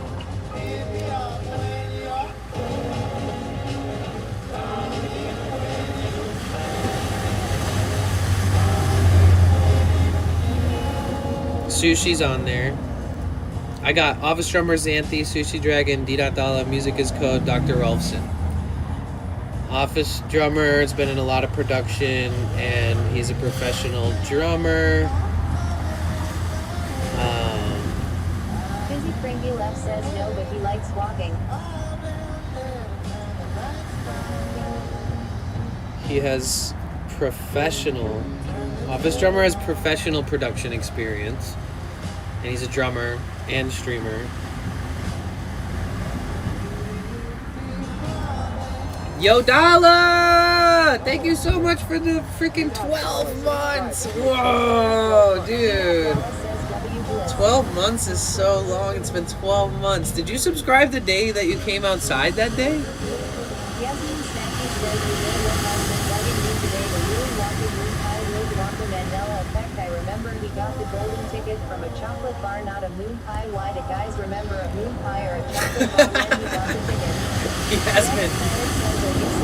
Yasmin's like, I cannot continue until I figure out this Willy Wonka thing. I don't know, Yasmin. I remember it being chocolate. 66 says at Jack Planet AJP. Smoothstone says holla to the D.Dalla. Alright, so I got Office Drummer, professional production experience, drummer, streamer, friend. Right? Okay. And then I've got Xanthi, formerly known as Pinion Paint. Yasmin Snacky says D.Dalla. Voice, actor, Jack artist, says D.Dalla. streamer,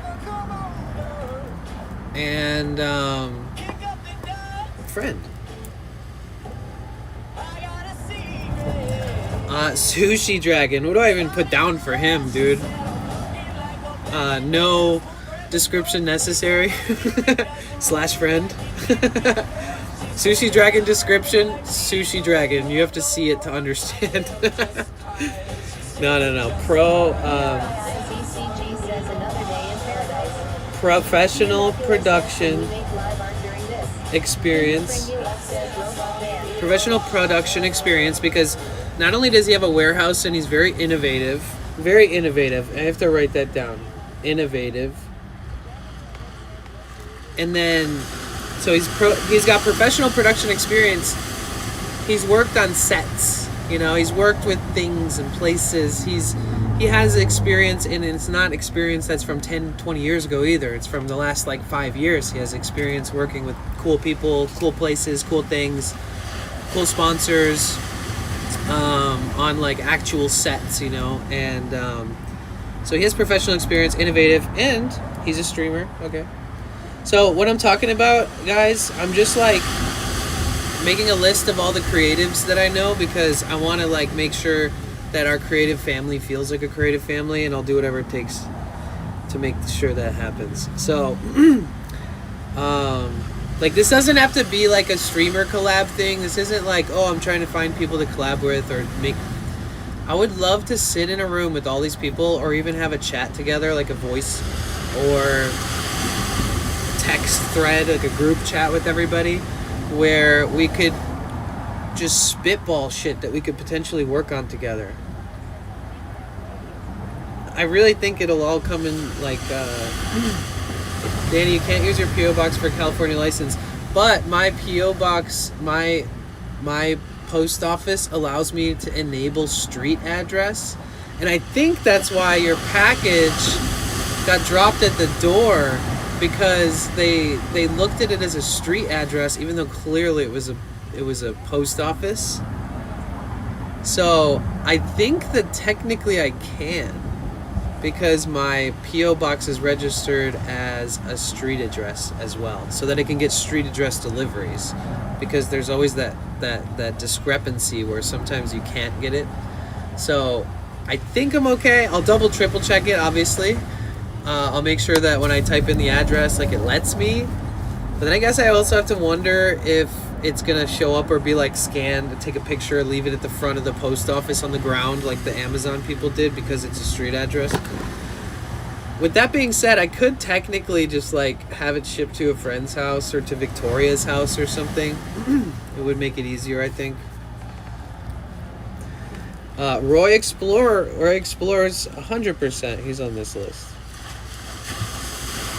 Roy Explorer is a good example of people who really love a city and know how to share the love for the city, make great content. Oh, dude, this pen is dying.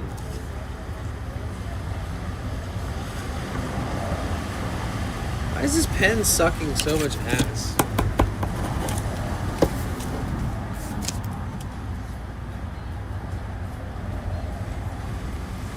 Okay. Dala. Oh yeah, Sushi Dragon friend. Dala.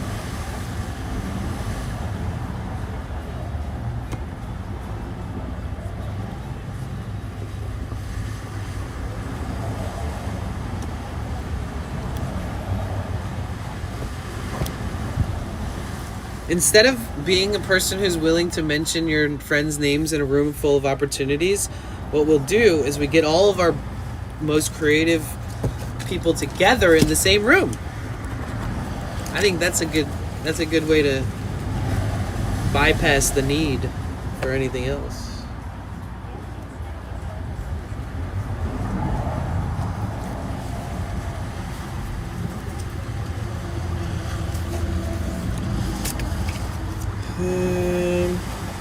Dala, artist, streamer, friend. Music is code. Professional.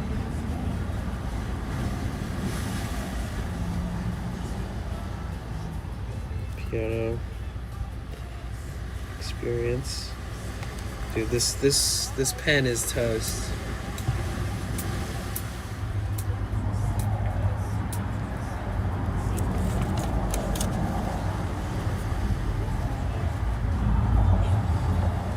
I'm not gonna like hit a bunch of people up and make them feel any kinds of pressure, that's for sure.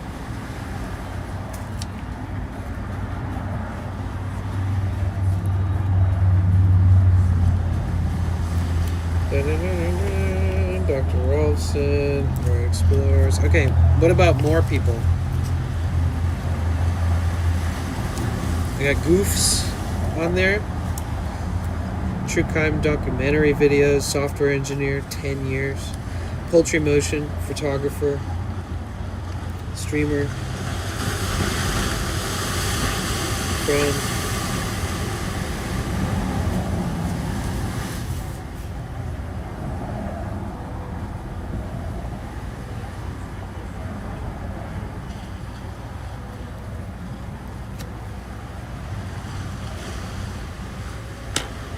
What's their username? Their username is when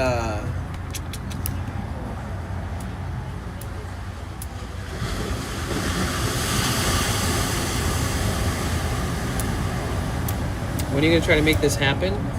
I mean, it's just gonna slowly start by me like recognizing and acknowledging these people in my circle and stuff and around me that have the drive. I feel like if I get all these names together and some of them make sense to be like in the same voice chat or the same text chat or the same room, that I think if we intentionally gather for certain things, that maybe we could come up with something, you know.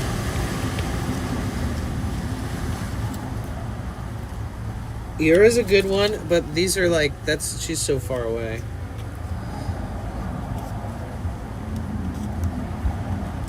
Feeling the pressure already, are you?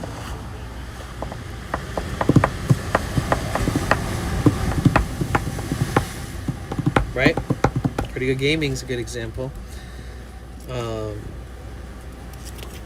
The stuff that they've done on their streams with like webhooks and like turning on outlets to have like ping pong balls shoot at them while they're doing cooking streams and all kinds of stuff. Like we need like every person who's, for whatever way they would be involved, whether it's closely or loosely, I think that especially having like a list of people that live, you know, like California's kind of the hub, really.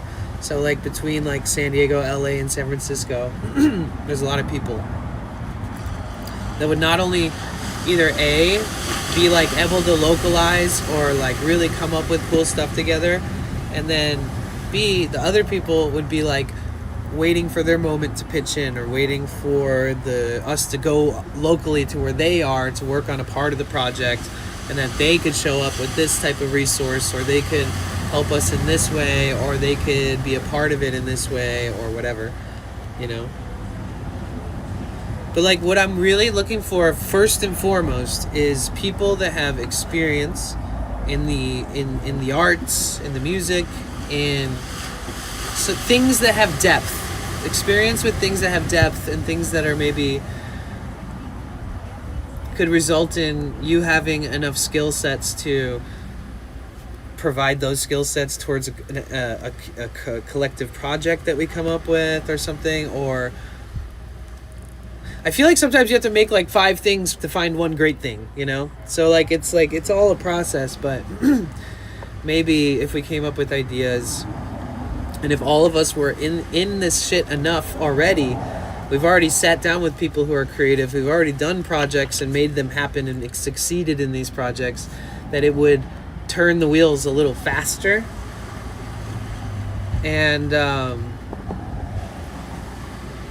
think what it's about connection with other people who are doing good things, but like exemplifying that in every person by putting people together that are like having that happen, being conducive to their own creativity, and maybe we each walk away with inspiration that we can inject into our solo projects or inject into our daily life, because it's such a treat working with such nice people that you can like break bread with and all these different things, but they also have enough of their own things to work on, you know. They're not like feeling pressure about the project. It almost feels like a creative trade-off where everything else you work on you can kind of step away from and work on this other cool thing. Kind of keeps you from burning out in one area, or maybe even inspires you in the other area when you help work in one spot and go back to your other projects. So I think like just overall, if we all were more of a collective creator kind of team, that we would have, I don't know. I think when you strip away like trying to become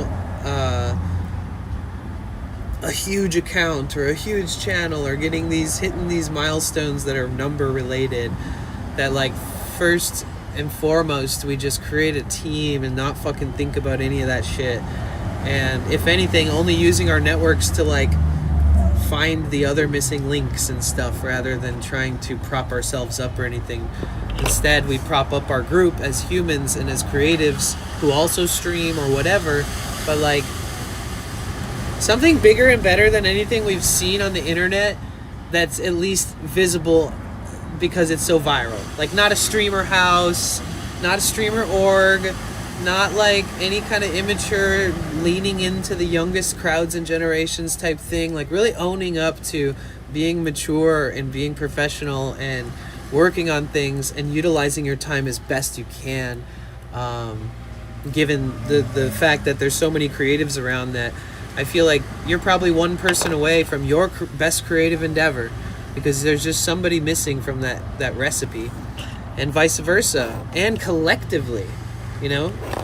It's not always just one person's vision. It takes a fucking team, you know. It takes a bunch of people who believe in their own craft enough to collide and ride the train together, you know. So I'm trying to ride that train with whoever feels right, and not take it super seriously, but maybe jokingly take it super seriously in public, you know, whatever. Who fucking cares? All I know is that it doesn't need to be like a pressure cooker or anything, or, you know, because there's no deadline or timeline based off of like just something creatively magic spark happens and somebody says something and it snowballs into like, oh shit, let's do this. Oh, that sounds fun. Okay, because you can do this.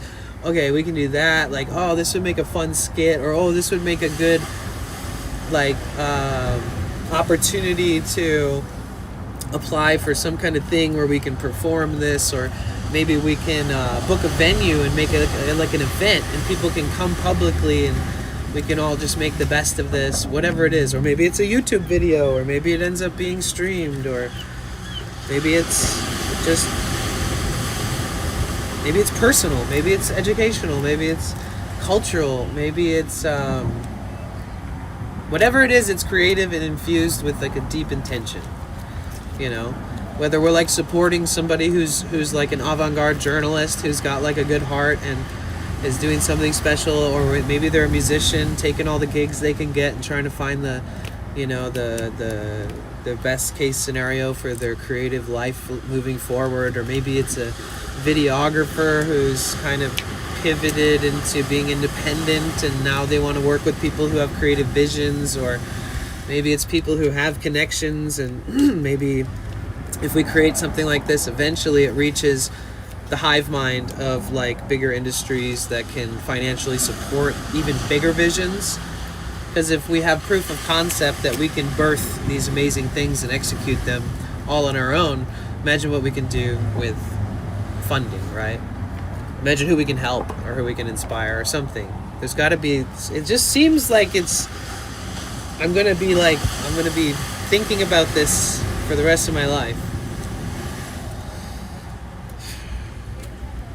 It's like that dream that you wish that you knew all your neighbors, but it's not like 1994 anymore. You know, it's that dream that like you start a band with your people in your neighborhood, or the guy at the restaurant who works as a busboy and the bartender at the other spot. It's like, it's not as easy as it used to be to just find awesome people and create something special. It's harder these days. We don't know everybody. We're not as close as we could be with so many creative people.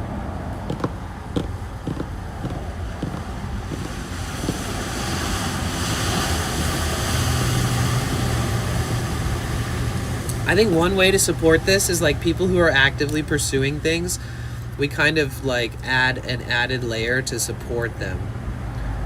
Like, I don't know, a small artist doing a gallery, but they have a small following.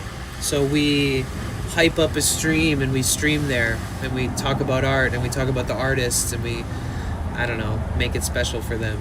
And like just do that because it's a win-win, you know? I enjoy it. It helps them, gets more people on their eyes on their art, whatever. Things like that. That's kind of a small example of how we can start using what we've got to introduce ourselves to win-win situations, and keep thinking like that, because the more people you support, they fucking remember. And when it comes time for that key to fit the hole and be like, oh shit, you're the missing link or whatever, they will have, you know, you will have built good rapport with them.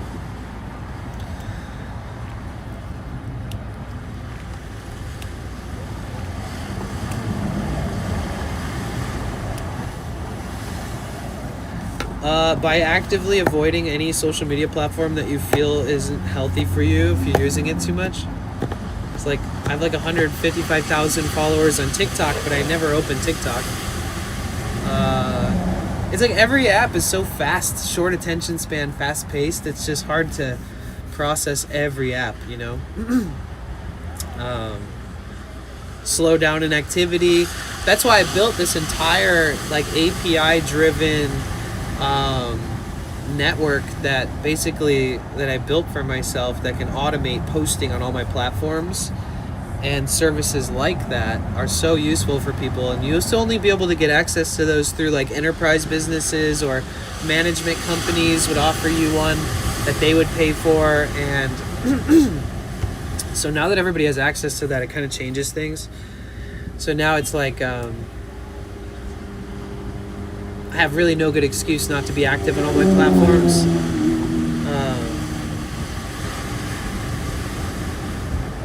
But it's a lot to keep up with if you're self-managed too. You lose the burning passion and like the excitement, especially when it gets convoluted with a lot of people's opinions, or just so many people have access to every platform now. Like it used to be, it's always fun until like everyone in the world becomes a member of the app. That's kind of how everything is. But you know, everybody has their own process, and it's hard to manage all that stuff on your own, so you can't really keep up with it. And if you have friends that are on those platforms and they're active on those platforms, I'd say it's more encouraging. It's easier to keep the torch burning when you can kind of hand off the torch to you and your friends back and forth while working on stuff or encouraging one another, and then it reminds you, oh, I built this huge platform, I probably shouldn't just let it sit dead forever. You know, like I have platforms that paid my lifestyle, supported my livelihood, that are just sitting there doing nothing, you know.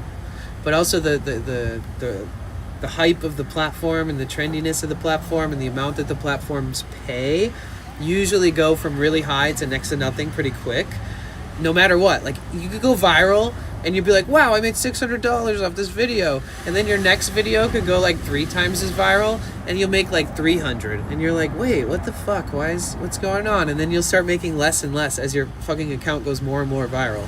Like all the people that say that they go viral and just start making shit tons of money, I swear it's like a psyop fake out from TikTok, like making fake accounts and fake people, actors and shit, just to like make people think that you can make bank. I paid my rent before with TikTok, but like I promise you, everything is a de-escalating profit margin by month, and then they really encourage them to send gifts and stuff. So they really psychologically kind of push and tug and pull and push until you're convinced that you have to like tell or come up with a way to incentivize gift giving, like the galaxies and all that kind of shit, right? I think you can even send gifts to just like a video. I don't even remember, but like not just live streams. So they kind of like, it's kind of a tease. They'll like give you almost like an entry value of like costs per 1,000 views or something, and then granted, I know some people have made really good money off of it, but the majority of people are bullshitters or exaggerate, or and it's not only about making money, but what I'm saying is that I left all these platforms and they're not even as profitable as people think. So like if you're already investing all your time into streaming, that's a lot of energy you put out into a stream. It's hard to justify the value of taking an hour every night to be on a fucking platform, to post and to like reply to comments and like people's comments back and all that shit. It becomes distracting and draining, and that's why people who have help go further in life.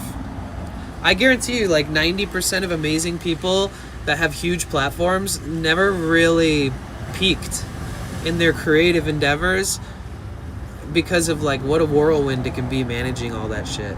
Like how much energy it takes, like whilst also doing other things in life or having a family or a job or whatever. It's really hard to juggle all that shit and stay active. Like a lot of people like have dead platforms just sitting there with millions of followers. Do taxes hurt? Oh yeah. Fuck yeah, they hurt. In California, they're the worst, but that's not the point. My motto is that if you owe a shit ton in taxes, then you had an incredible year, or you also live in California. But if you owe a lot in taxes, you've had a good year. And if you're smart enough to put some money aside to pay taxes, like in the tens of thousands, then it stings, but at least you're not about to be sent to collections or some crazy weird IRS loop of owing them money every year because you didn't pay or something. But yeah, when it comes to finances, you can't be mad at owing $20,000 in taxes when you worked really hard to get it. Like, in some aspects, you can't be mad. You have to understand that's just how it works. And the other side of me is like, wow, that's a lot. That's like, however much, like 30% or more of everything I've earned. Oh no. But yeah, can't let them work you too hard. You got to invest in yourself, man. You can't just sit on your money. That's why people are like, I'm broke. I've always been investing in myself. It's like a number of reasons. It's like, A, you need the equipment, and B, this validates as an asset or a write-off. And if you have like your best year and you don't buy anything for your business and you just save it all, I mean, at least you probably have money to pay your taxes. But I would say investments to reduce the taxable income is, it's just kind of how it goes. You like climb the totem pole of business success. It's like you learn every year the more or less you make about how the system works and where to take the biggest breaks, and it's not as complicated as it is annoying. That's for sure. But I would say if you're not investing and taking massive write-offs, then you're probably paying a ton in taxes, And by the way, if you guys don't know how taxes work, if you're watching in America, you work a shit ton, they pay you all the taxes you owe us, and then that's like non-employee compensation, like self-employed earning, right? So that's like one version of it. Then there's another version through business where they will remove an estimated tax from your pay, and they will never give you the full amount of money. And so the business you work for manages the money that they take out so that you can pay taxes. And then at the end of the year or the beginning of the next year, you might get a return. So like when you work for a place, they'll give the government, they'll withhold a bunch of money for the government. And then it's estimated. So when they actually find out how much you owe, then you might get a tax return. You might be owed for something else, but essentially the way that I do it, they give me all the money and they just trust me to pay them, right? Which is crazy, but I did it, I paid them. But so for me, I have to look at every single expense made in that 12 months. I have to look at every business expense and decide whether it's an asset and how it will be depreciated. And so you go through 12 months of all these purchases and all this incoming and outgoing money, and moving money from PayPal to this, to securing savings to this, out of this into this, using it for this. And then basically once you've gone through all your 12 months of transactions, you've got a deduction. So say you owe it's just going to remove like a percentage of your taxable income. So like say you made 60 grand and you owe 20 grand, right? 60 grand, 20 grand. Say you write off $5,000 worth of equipment. So now it's like 55 grand to like 16 you owe. So it just reduces the bulk income for the year from those 12 months, which slightly reduces the amount you owe. So if you buy a car for 12 grand and you write it off, it doesn't reduce the 20 grand you owe to 8 grand, because the 12 grand car, it's minus the 20 minus 12 grand, that's 8 grand left. It doesn't do that. It reduces the amount that is taxable, meaning everything you've earned. So if you earn 60 grand and you buy a car and write it off, you can probably write off like 12 grand. So now it shows that you've earned 48 grand instead of 60, right? So now the taxes on the 48 grand is less, but it's not 12 grand less. Okay? So a lot of people in America, for some fucking reason, think that if they buy something, it takes like I'm gonna buy this phone for $1,000 and it's gonna take 1,000 off my taxes. It's not a deduction of what you owe. It's not a credit. It just reduces the 12 months of the taxable income a little bit. But it is still really important to do as many write-offs as you can.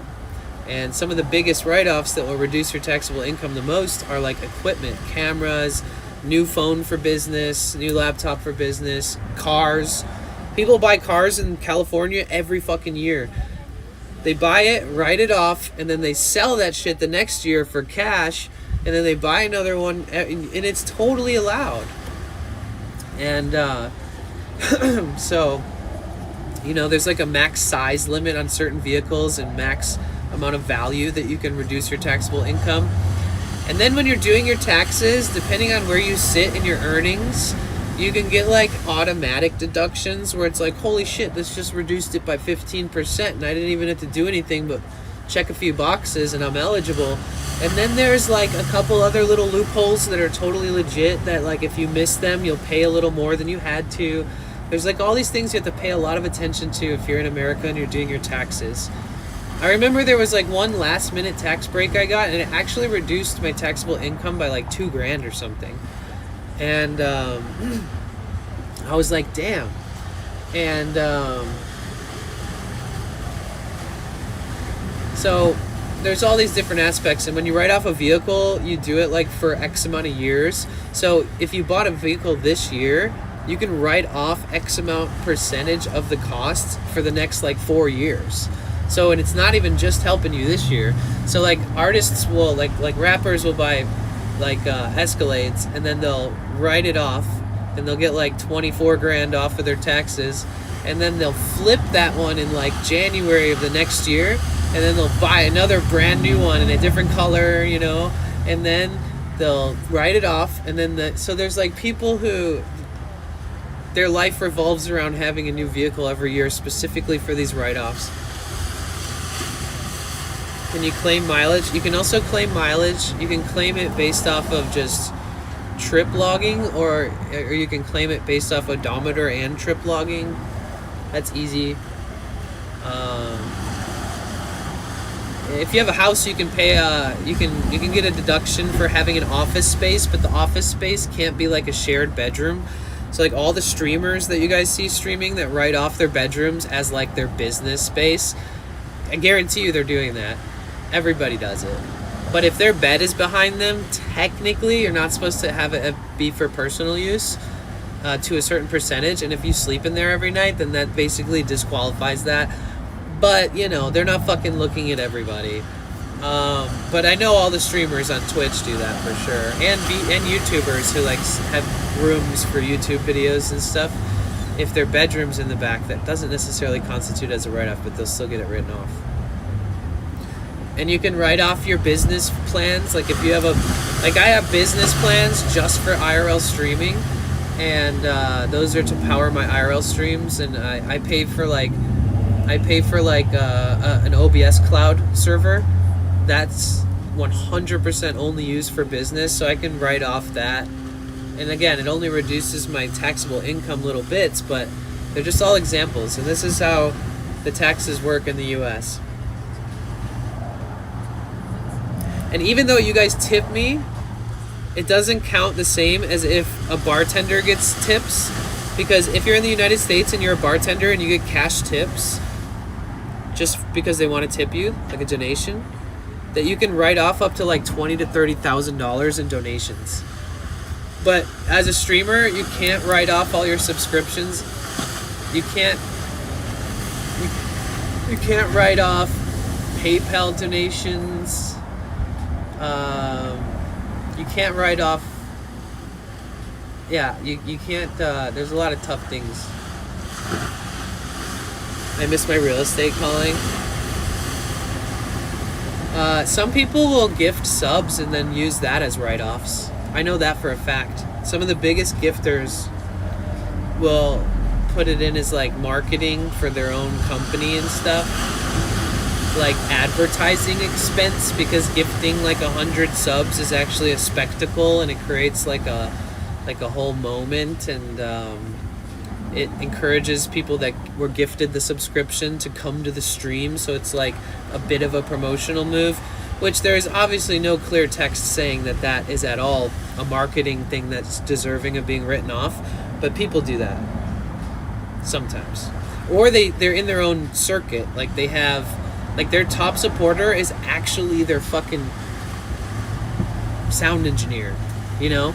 Like some people are pretty discreet and do like have like groundwork happening to create escalations. So like create a big hype train and hope that other people participate, but it's actually like a funded monthly amount that the certain person gifts anyways. So it's like encouraging of group participation. When you see somebody doing it, you want to throw something into the pot, right? So some people market their shit that way. I'm kind of trailing off, but yeah, people, when it comes to promoting themselves or their own team, there's a lot of like write-offs within these productions and stuff that you see. There's like a ton of weird ass write-offs.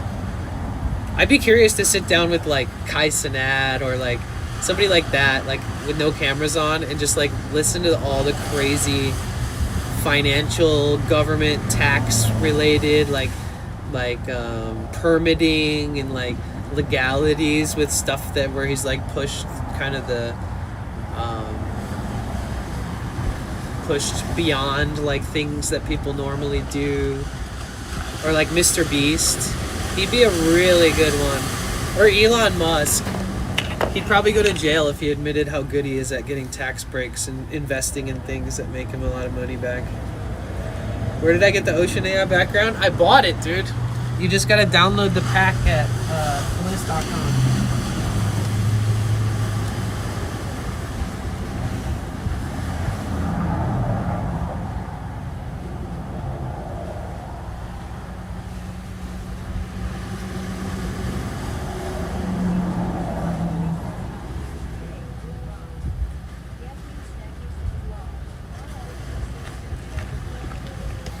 I'm the only person here. My green screen is so advanced I can step into it. Brett, 5 years today. R.I.P. Mom. All rest in peace to your mom, Brett.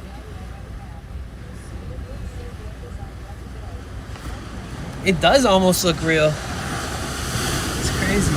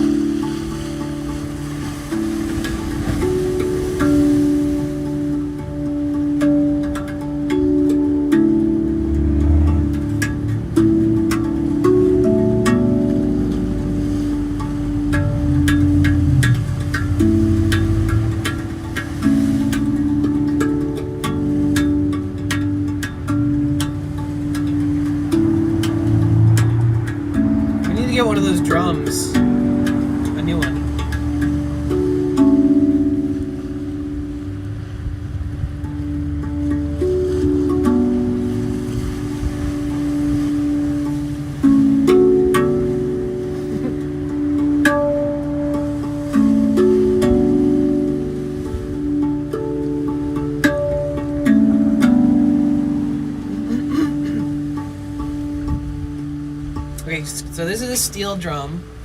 It's made by Rad Bass. This is a D major. It's a thick steel, so it hurts your knuckles a bit, but it's really nice. It's really nice. I've had it for like 8 years. It's a very special instrument, and it means more to me than I can even say with words. I know it sounds crazy, but there's things that I can express with this drum that I didn't know that I needed to express until I found this drum. And there's creative parts of myself that I didn't know existed, and there's memories attached to the sound and the feeling of it, and so overall it's just been a pretty awesome experience to have this drum.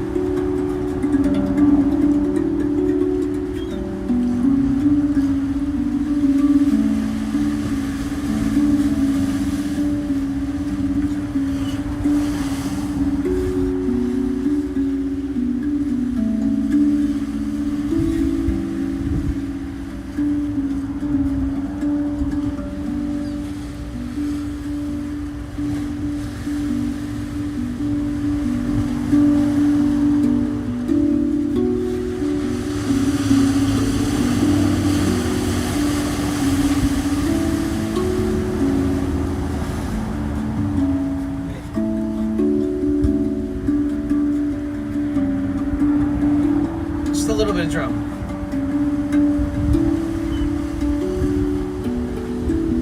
Hey Jessica. What up, viewer? Hey Jonah Ray. Right.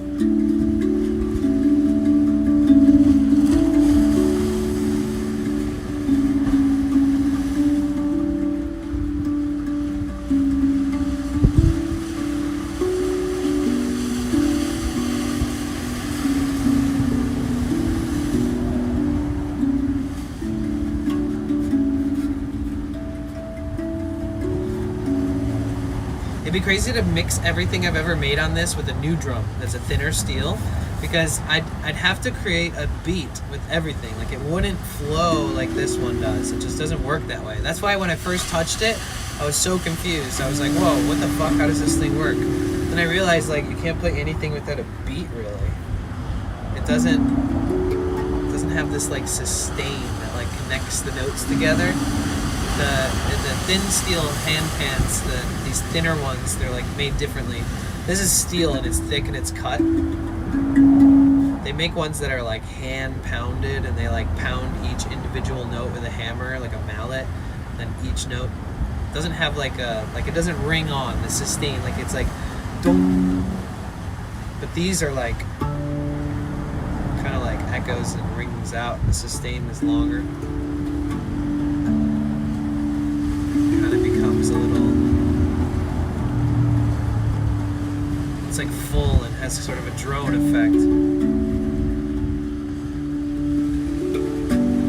And but on the newer drum that I would like to get eventually, it's a lot more percussion mixed in, a lot more tapping, slapping, muting, harmonics. It adds like, I don't know, it gives you like 10x room to play.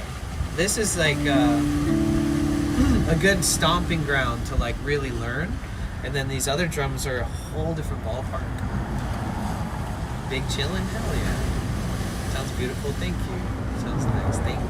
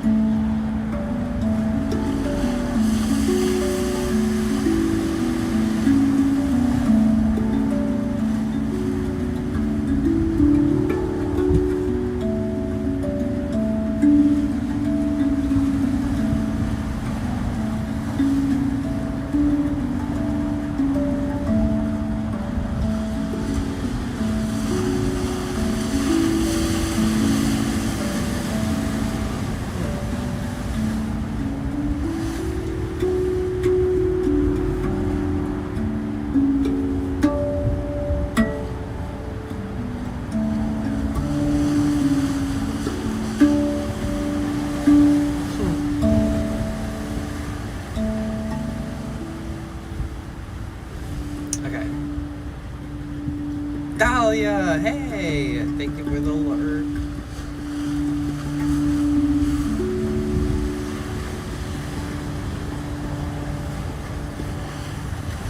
I love this drum.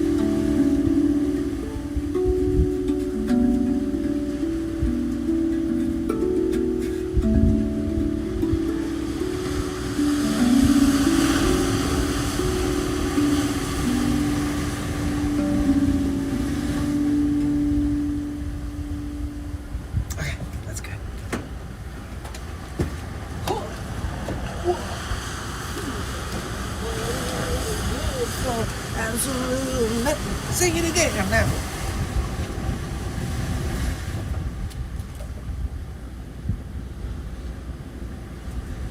I hope the day's been kind to you too. Thank you.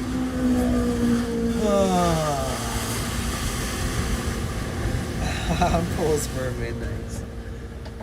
Too bad YouTube's not sharing us on vertical anymore. That'd be sick. Alright, we're pulling some wattage, guys. We're getting some good charge. You know, it's a lot to ask to say, where are all the creatives at? Why aren't we working together? And not just stream shit, just life. Where is our team? Like, where's our 2026 to the future team of collaborative efforts? You know, that's where my heart's at. Outside of what I do every day, I think that we all need to find our people. It won't be that hard. I know that. Oh yeah, are there any other creatives you guys know?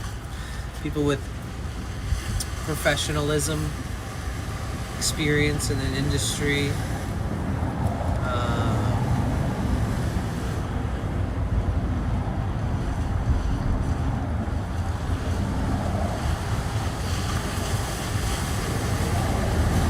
Oh yeah.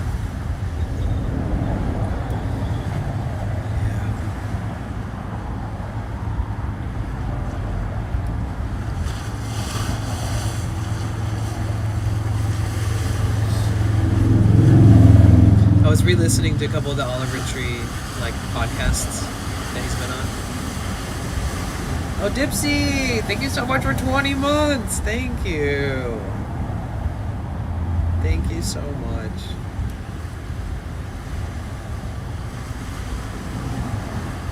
Thank you for 20 amazing months, Dipsy.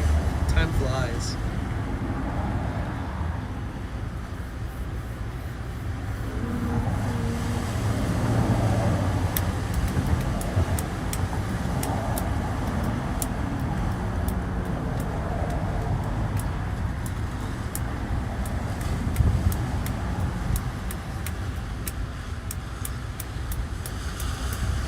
Too fast.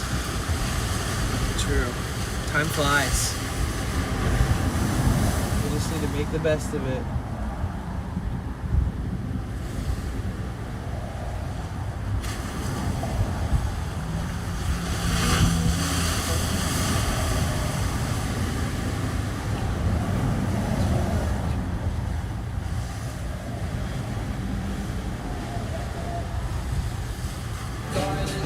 What would you say, you guys, brings you the most joy in life? What are some things that bring you joy in life that you're grateful for? Whether it be simple or completely random as fuck or predictable or anything. What would you guys say? What's up, Stayuti? What's up? Hey, Satori! What's up? Johnny, what's good, dude? Okay. Enjoy dinner and snuggles. Thank you so much for 20 amazing months, Dipsy. Thank you for the continued support. I love you so much. W Moms. Your wife, family, friends, art, nature, multitasking, my dogs, the ocean, enjoying art, music. There's a YouTuber in Cali, but a good guy. Oh, that's someone else. My collections. What are your collections? My friends were the most joyous part of my life. Miss them all. Feel you, bro. My job, music. What brings you guys joy?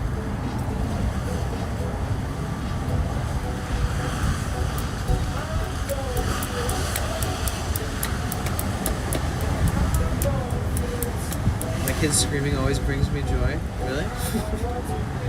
Are you being sarcastic? I think you guys know what brings me joy, but also brings me bliss or relaxes me is being near the ocean, being near something so momentous and so out of my control, yet so beautiful and vast, so mysterious.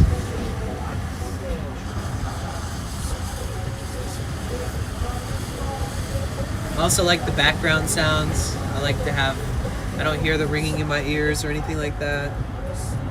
I also like the birds that fly by.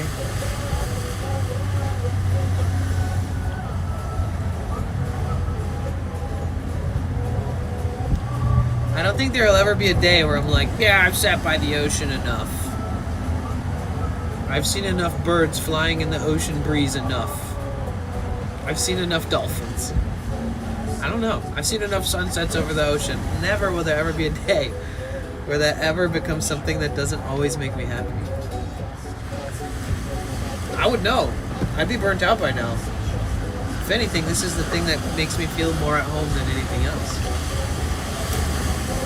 Have I ever surfed? Yeah. I used to have a few surfboards. I hurt myself a few times. It's not worth it. Various stuff, hopeless, always finding new stuff to collect or building on old collections. Nice. Nature's definitely pretty rad. Love being on a lake. That sounds nice. Sound of the ocean works as good distraction for the tinnitus. The tinnitus, exactly. 420, yes, he was around Danny one time in the same place, so I wondered, hey, maybe these guys are friends. What's their name? Wait, did you say GIV? German events?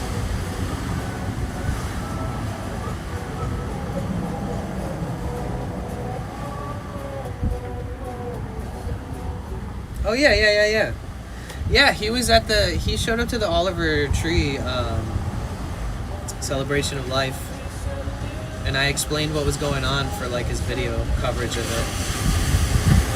I met him once before and then I met him again there.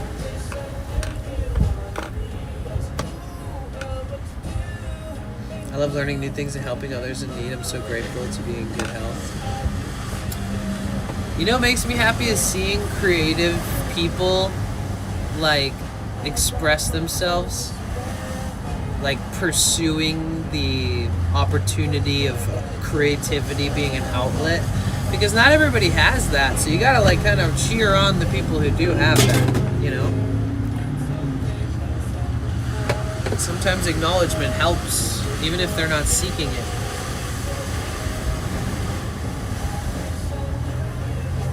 It is so beautiful, Ed. I'm doing good, thank you. How are you?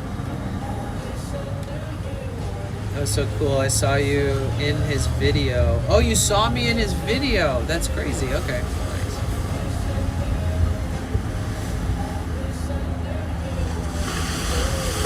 I made the cut.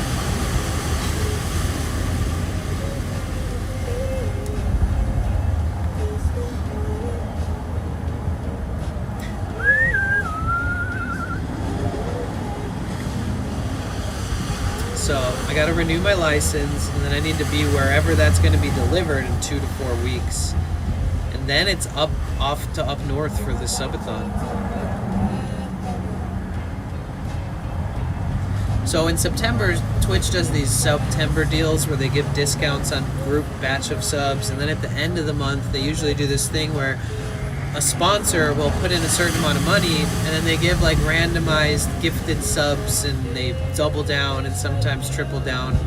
Like if you gift 5 subs, sometimes Twitch would gift 5 or something like that.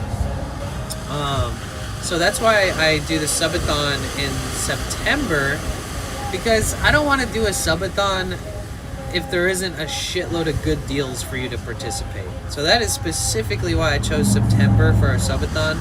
Because if you're going to contribute and try to keep that clock up and stuff, I want you to have good options that feel like, wow, that's, you know, yeah, either way, that's why it's specifically in September, so that you get the best possible deals if you're contributing to a subathon. I think it's the best time of year for anybody to do a subathon, really. Like, if they're going to support anyways, why not do it in a time frame where they get a better deal? Right.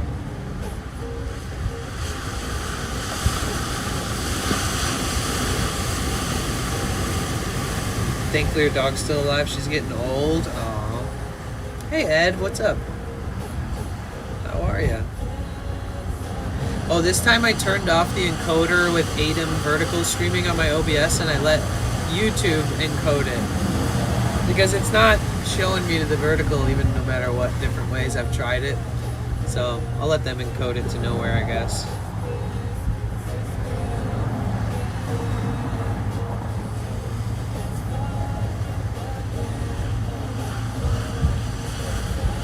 Banknotes, coins, tokens, medals, jetons, mini bottles, matches, phone cards, old coupons, a box of sports stuff, sweaters, pins, cards, balloons, little stuff, a bunch of Brianna inherited stuff from my grandpa, which I continue to add stuff to. How about yourself?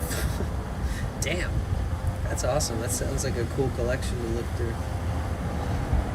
Saw a rainbow just a bit ago. Rainbows bring joy. Yes. Rainbows are fucking awesome. In fact, a lot of times when the waves crash over here, when the light and the sun is at a certain point, the waves will have like a rainbow going through the mist of the wave when it crashes against the rocks. Let's see if we got any rainbow action right now. Nothing right now, but maybe later.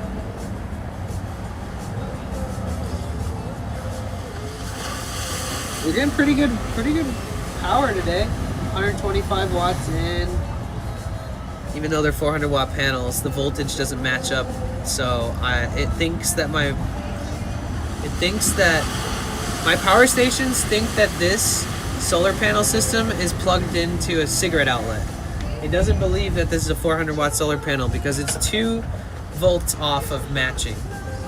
So this thing has a limiter built into it that is just below the requirement for these power stations. So unfortunately I get throttled to like 30% of what I should get.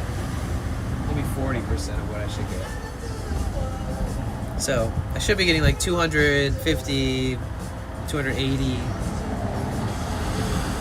Oh shit, what's this guy doing? He doesn't look up to no good. There's no car over there, but there's a guy over there. Picking up cigarettes off the ground. Oh, the lady that feeds the birds is here.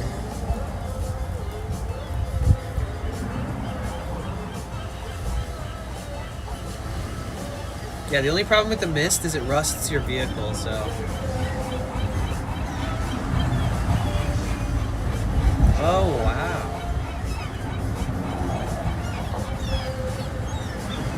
Damn. Every shitty apartment. Look, this is the lady that feeds the birds.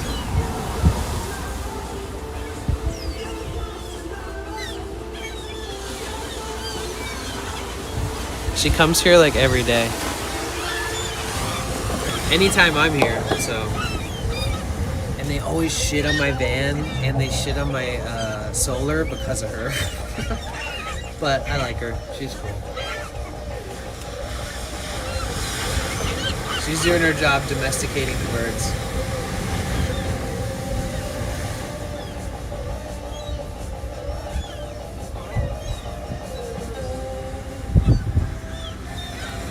She's always afraid to walk by my van.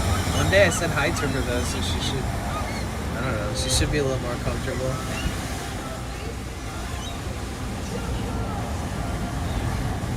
She minds her own business.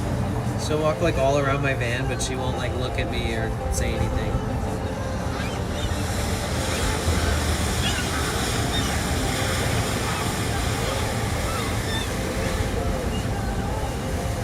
She was a part in a past life. That's a good theory.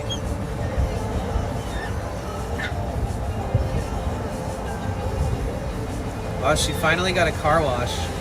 Some of the poop on there is never gonna come off, but it's the first time I've seen it where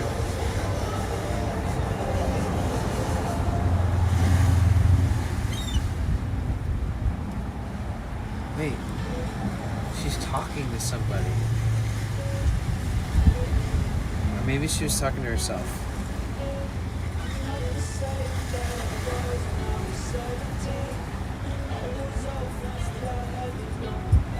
This tweaker going through all the garbage can, he's gonna come over here soon enough. I'm just gonna close this. I don't feel like dealing with him. I'm the most like inviting person ever. I always attract like the creepiest, scariest fucking tweakers on the side of the road. I'm a magnet. They say opposites attract, I believe it. I'll see somebody like a half mile down the road, I'm like, that person's gonna go out of their way to say some shit to me. And it always happens.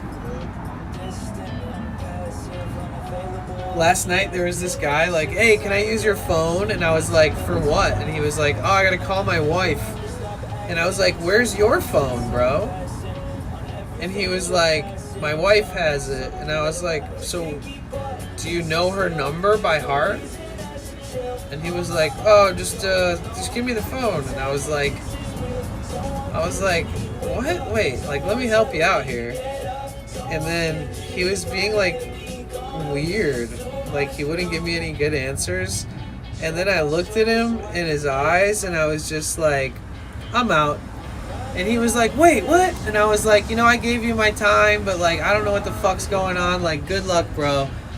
And he was like, all right, fine. You got a cigarette? And I was like, no, dude, I don't have anything to share, bro. I'm so sorry. But I saw him like 10 minutes away, walking like hella far down. And I was like, I just could tell by the way he was walking. I was like, this guy, when I pass him, it's gonna be a thing. Something's gonna happen. Dude, I had so many weird encounters last night when I was taking a walk. Like, so many people just bothering me. Obviously, I treat them nicely, but like, yeah, people... I guess it's because it was still 4th of July weekend, and it's like everybody's been hearing explosions all night long, and the tweakers are like, there's so many people out this weekend. It's like the biggest weekend of the summer so far. So there's a lot of craziness going on in the streets. There's like, they probably have way more access to alcohol and drugs because it's like so busy. I just think it was like I think it's like a reflection of just how hype the World Cup is and 4th of July and all this shit happening all on like the first big weekend of the summer. Nowadays, its best thing is to not engage and ignore those people. They don't want help. They just take advantage of you. Yeah, I take my shots. You know what I mean? Like, being so few degrees away from separation, from being homeless, having chosen this not out of necessity but by choice, I meet people all the time. Like, when I stealth camp in a city, I'm just sleeping a few feet above the concrete every night. And I see things that most people don't see because my window goes to the streets and goes to neighborhoods and stuff, right? And so, like, when I get up in the morning and I go use a public restroom, the first thing I see, other than normal housed citizens out living their life and getting coffee and walking their dogs and all that, is I see a lot of homeless people. I see a variety of people I've met numerous times, I've ran into, that forget or remember me sometimes, but I don't forget them. And I try to humanize people as regularly as I can. I'm also born and raised in Detroit, so I feel like I have a little bit of a good gauge when it comes to like being a little more careful, keeping my head on a swivel. I've gotten jumped, I've gotten robbed gunpoint several times. I've gotten beat up, assaulted. So I have a bit of experience in that. Not enough to make me invincible, and not enough to make me any less at risk than anyone else in those like odds of situations happening where it could happen to anybody. Like something bad, like tragic. But I think growing up in the environment that I was raised in kind of taught me a lot, to avoid certain things, certain neighborhoods, certain streets, recognize something, a pattern, and stay away from that pattern or these people. And I have a lot of interactions on the streets, like a lot. And sometimes I need to like 100% be nonverbal and just continue on, and I know that somebody is like dangerous. That's maybe the scariest situations I get into as far as risk, just being out on the streets or streaming IRL in public and stuff. But for the most part, even the people who are like seem like they might be a little bit of a wild card, or they might do something stupid or say something or might do something childish, age has a lot to do with the interactions that you're having in public. Young people are all talk, and or they might learn a big lesson that they haven't learned yet, like go to jail for public assault or some kind of weird shit like that. I think young people are a little risky, and then people who have like cuts and bruises on their knuckles, that's always been a really pretty big indicator of people that are most likely to swing on you without even seeming like they would, so that they can snatch whatever you got and run.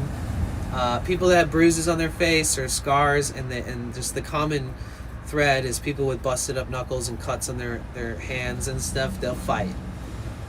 So you really have to kind of sort of size people up by vibe.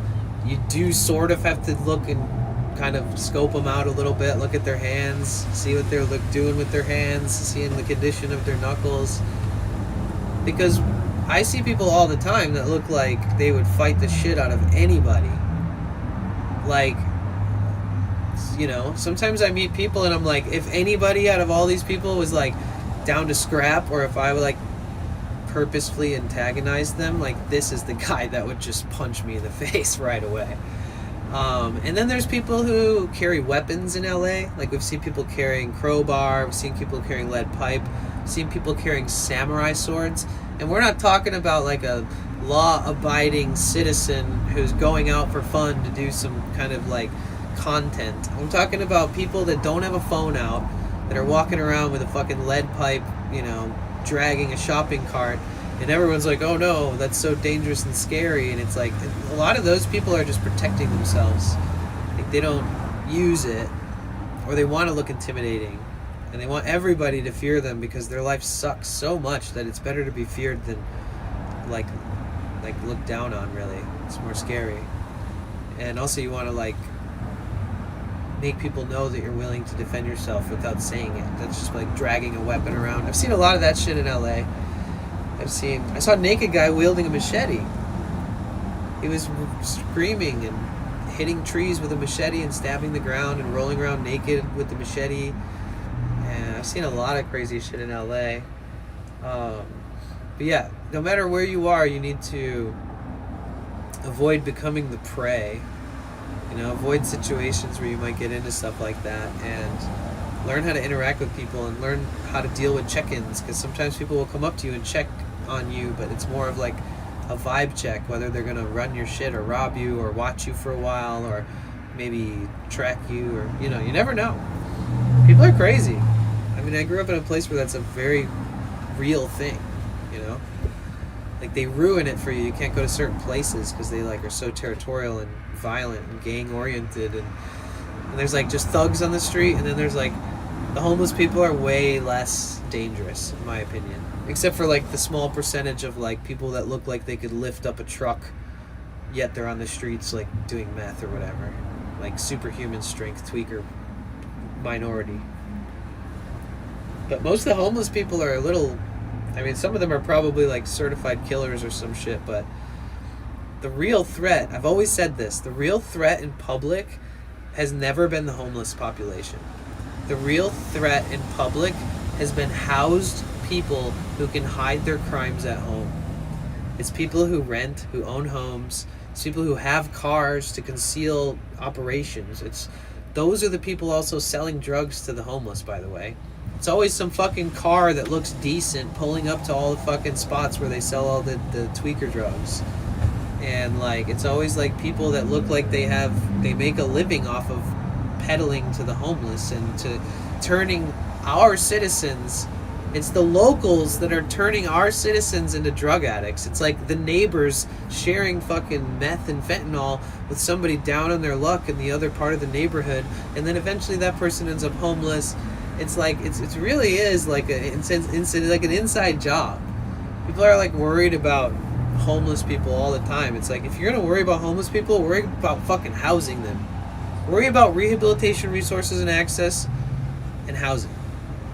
That's it. And worry about that's the root cause. You do have to worry about the fact that it's people that live and pay rent and pay taxes that are selling these drugs to people in our neighborhoods, to your uncle, to your dad, to your daughter, to your friend, to the next rock artist that thinks it's cool to use certain drugs. It's the problem with this is it's in-house.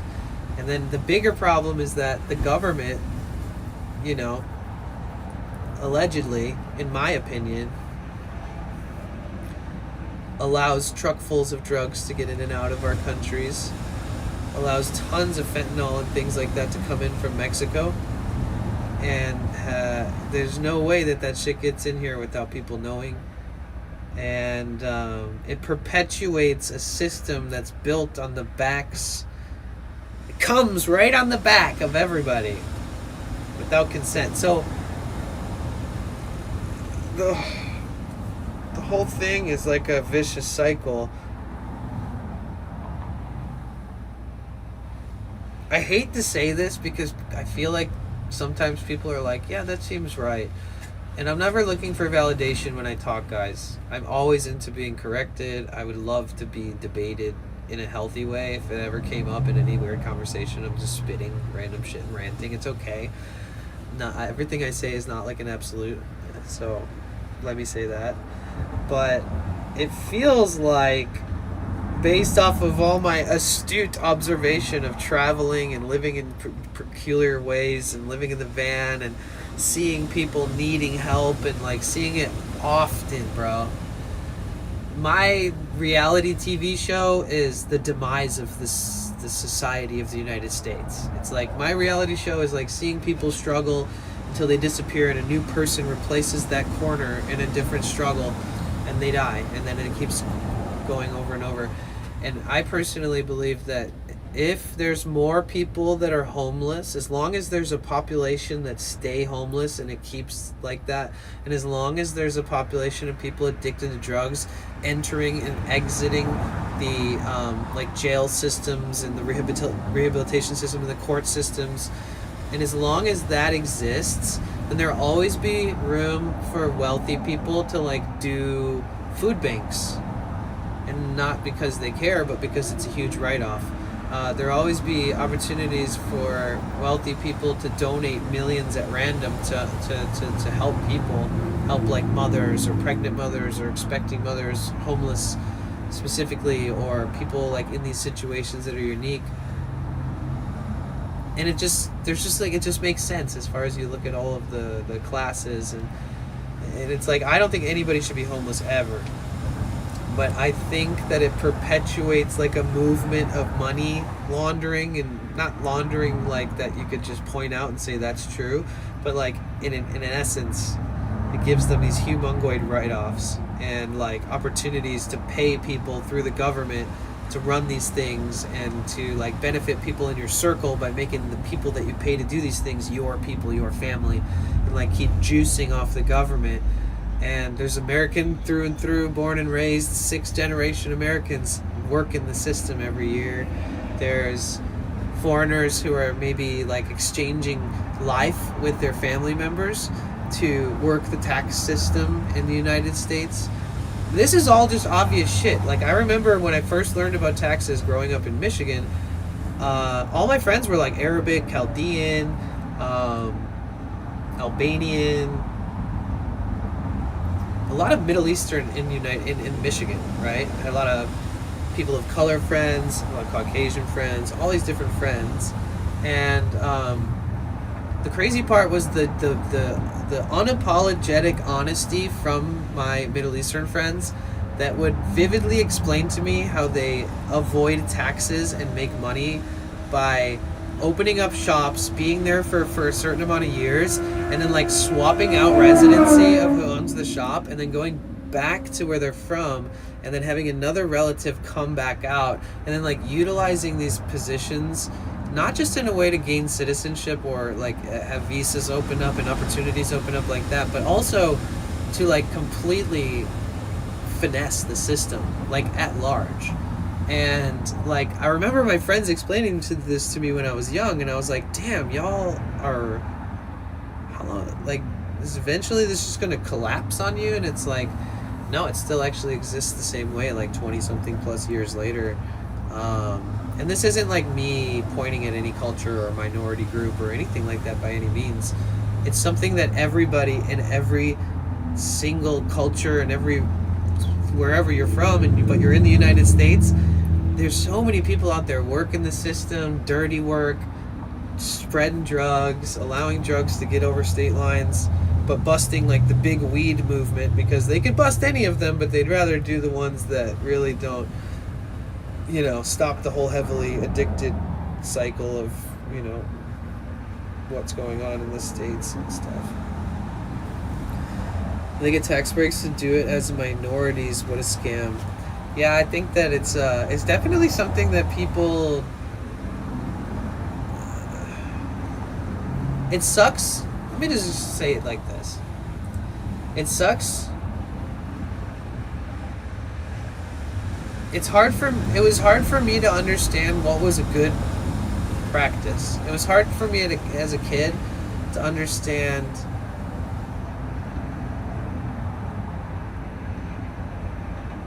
why do I feel like that's illegal as fuck and I could never get away with that, so I should never do anything like that? And then why am I one of the only ones who feels like I'm always down on my luck? Is it because I haven't finessed the system like everybody else? Like, there's this weird thing in America where you're like, do I need to finesse the system to survive? And I don't think you need to finesse it. You need to, like, make it not work you too hard. Like the tax system, you got to get every tax break. You got to spend wisely. You got to make sure you don't miss any fucking thing. And you got to spend and act properly throughout that year of work to make it reflect on how it's going to be doing your taxes and stuff. And, like, you just got to finesse the tax system, which is really just making sure they don't fuck you any more than they already do. As little bit of getting fucked as possible. But then on the opposite end of the spectrum, a majority of people in the United States are finessing the fuck out of this system, dude. Like, there's literally so many versions of this, dude. Like, lots of weird little sub-communities in different states, different cities, different religions, different things like that. There's so many ways to live your life by the construct of what they want it to be, by giving us opportunities to say, like, I don't know, start a church and write it off, you know? Start a daycare and write it off, or something like that.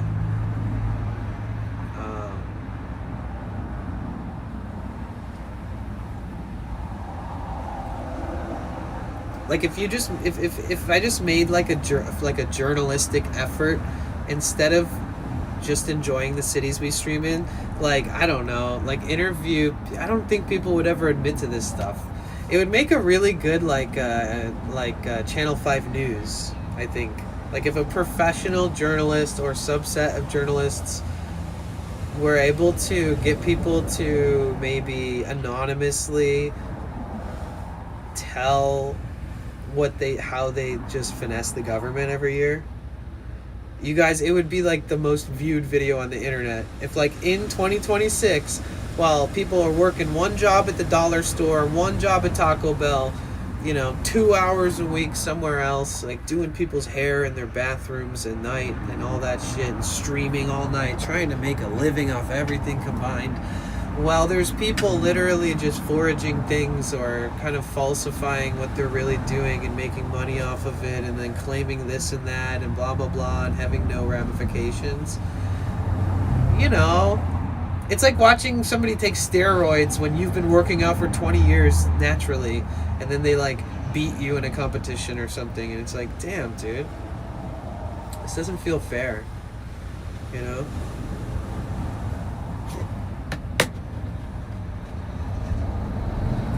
I guess the beauty of it all is that, for me,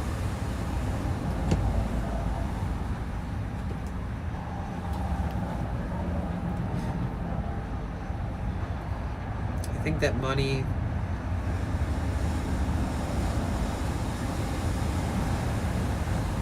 it's not as,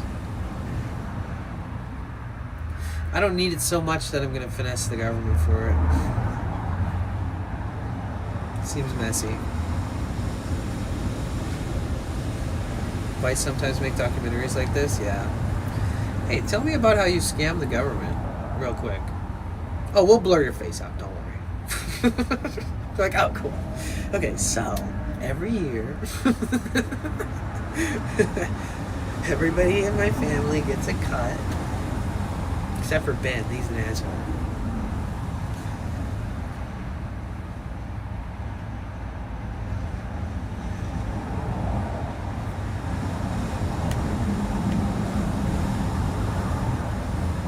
I remember I met somebody when I was hitchhiking, and then they were like, "Oh, you can." He was like, "You could probably get a. You could."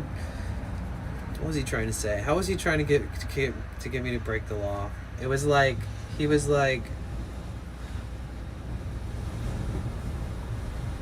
He picked me up and he was like, "Oh, we're driving across the country. We're going on a cruise, like a Disney cruise. Like the whole thing cost like $8,000 or something." And he's like, "You know how I paid for it?" He said, "I got a $10,000 business loan."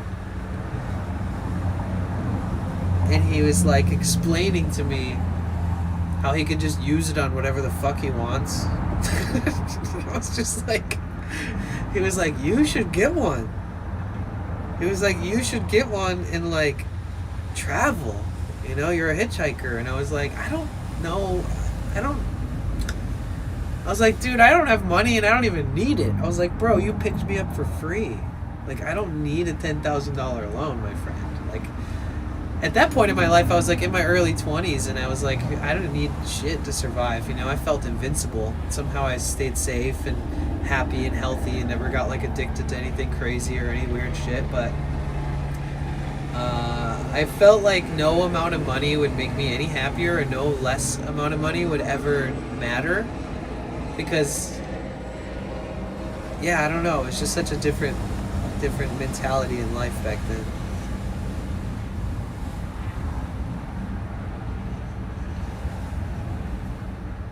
I was also a little unafraid of anything. Like, I didn't care what people thought of me. So I'd like walk into like a Chinese food restaurant at like 8:30 before they close, and I'd be like, "Hey, can you sell like a big thing of rice for like $2?" Like, I'd just make my own price and ask if they'd do me a favor. And this is like literally so long ago, and like I've lived many lives between then and now. And people will be like, "Oh, come back at 9, come back at 9." And then I go back at 9, and they have like this huge plate made up, and I try to buy it, and they'd be like, "No." But I was not a mooch, and I'd rather turn things down. I was very stubborn, but I still felt very confident that I'd be fine. Yeah, the United States is an interesting place to live. Yeah, get you a business loan, travel the world. I think it could be a subject of a documentary, real, not joking. Yeah, I agree.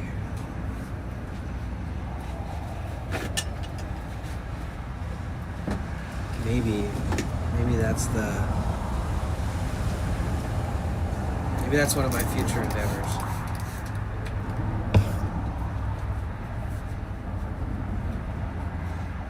You mentioned Fent before. I wonder why that seems like a problem way more in the US. Oh, because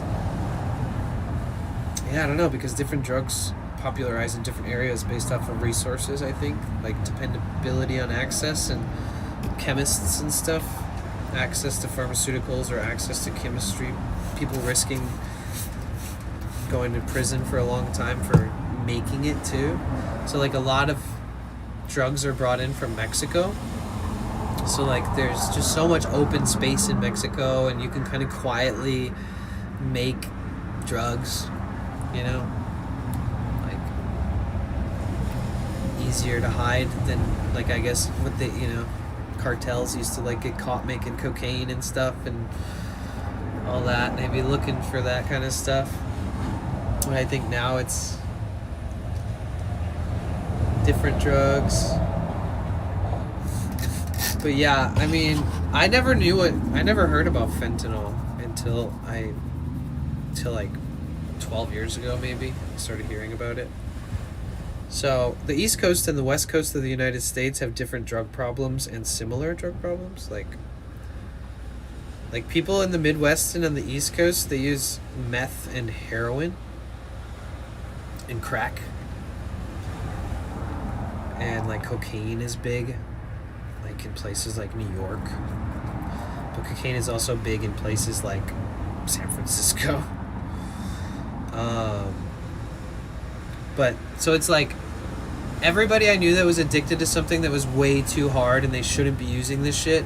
Where I grew up, it was crack and heroin. Those were like the two ultimate life ruiners, and you started hearing about those and you knew that your friends were fucked. Like you knew either they're going to spend the rest of their life going to rehab until one day they get clean, or they're going to keep doing this until they die. And it's just like crack and heroin were like the two toughest things in Detroit that people would use. And I watched people overdose, die. I watched so many people steal from each other, from their family. I saw so much gun violence strictly as a result of the drugs, those drugs. I've seen the nicest, most beautiful people try heroin. I've seen groups of the cutest girls I knew when I was growing up all trying heroin as a group of baddies, cute girls from my high school. The trying, snorting heroin. Like that's how much people do it in Michigan, right? And so when I moved to California, people were like, fuck ICE, but they weren't talking about the immigration service. They were talking about meth. And so I didn't really know anything or hear much about meth. I just understood that there was such thing as methamphetamines. But when I moved to California, they were like, oh, everybody's got a meth problem here and a crystal problem and this and that. I started hearing these terms I never heard growing up in Detroit, Michigan. I never heard about crystal, never heard it called that. I never heard meth. I never heard the word ice. And I was like, oh shit, so meth is the killer out here. And then I noticed nobody talking about heroin, only meth. And I was like, okay, I get it. Makes sense somehow. I don't know why there's a different kind of drug in different areas that seem to be like regional specific, but I guess resources, history. Like you start seeing heroin use when you go up into the boonies, into the middle of nowhere, like into Washington, where like Kurt Cobain was from. You know? There's still junkies out there using heroin. But I did notice a big difference in the drugs people use. The ones that seem to be putting people on the streets and really fucking up some lives is a little different per state. I'll tell you one common thread. There's stoners there's weed smokers across the whole country. In states where it's super against the rules still, in states where they're super conservative, thousands, tens of thousands of pot smoking people there every day. And alcohol is common across the whole United States. And there's no confirmed like deaths or there's no like DUI death accidents that come from weed and stuff. But everybody has access to alcohol in here, so a lot of shitty things result from alcohol use and abuse.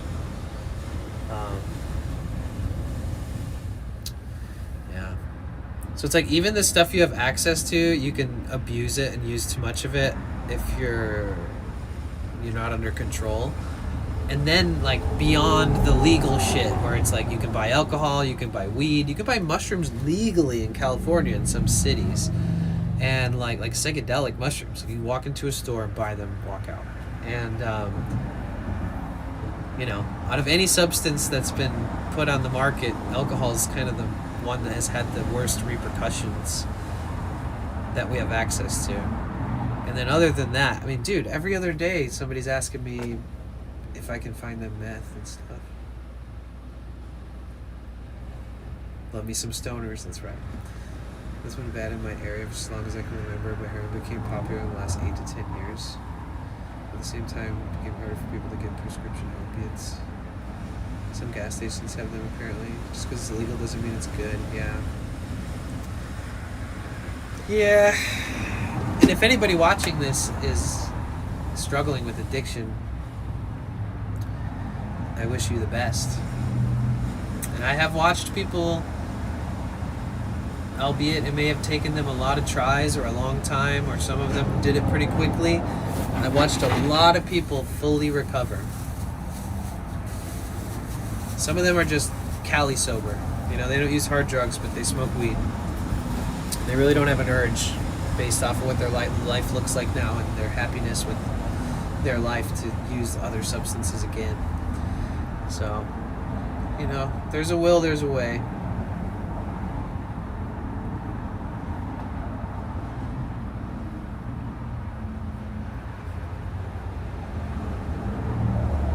I'm addicted to streaming. Got a job in a smoke shop and accidentally got an addiction that I was told wasn't one. What?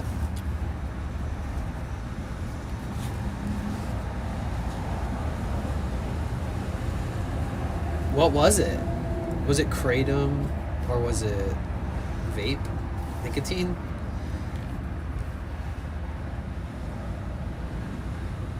Might as well face it, I'm addicted to love. Yeah, kratom, sadly. Oh, that sucks ass, bro. That sucks so much fucking ass, bro. I'm so sorry. You know what's crazy about kratom is that I actually knew the guy with the world's biggest kratom farm. He bought the world's biggest kratom farm.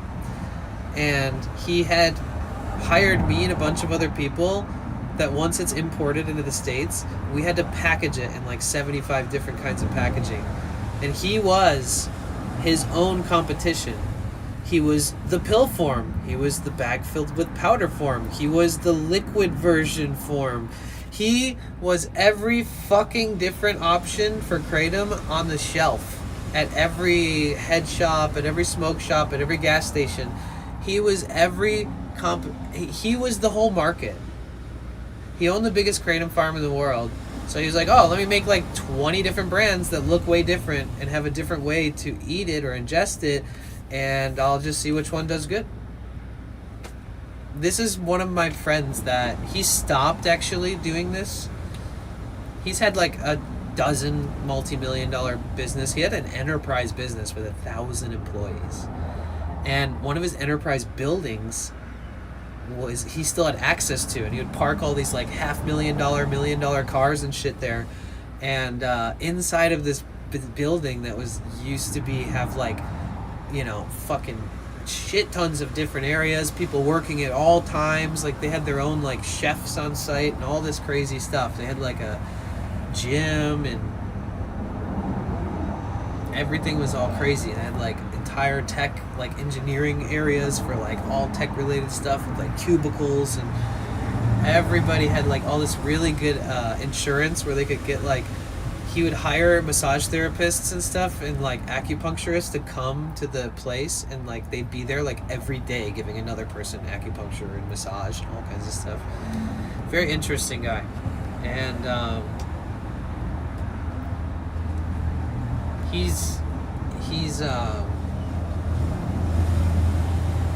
he was hustling that shit, bro. He was his own. He's one of the people that made me realize that when I look at stuff, it's not what I think it is. Like sometimes I deep think into shit and I'm like, oh, maybe this brand is better than this brand. Most of the time it's the same goddamn company, bro. Or the same sourced products with a different brand name on it. Like they're all sourcing it maybe with a different spice, or it's one ingredient different, or maybe no ingredient different.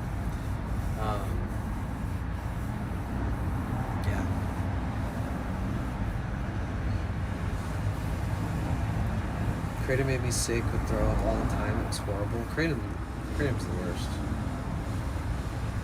I never tried it. I never like put it in water or tasted it on purpose. I never took like a capsule with it in there. After being around all that stuff and seeing people that used it, I was like, nah, this is just work.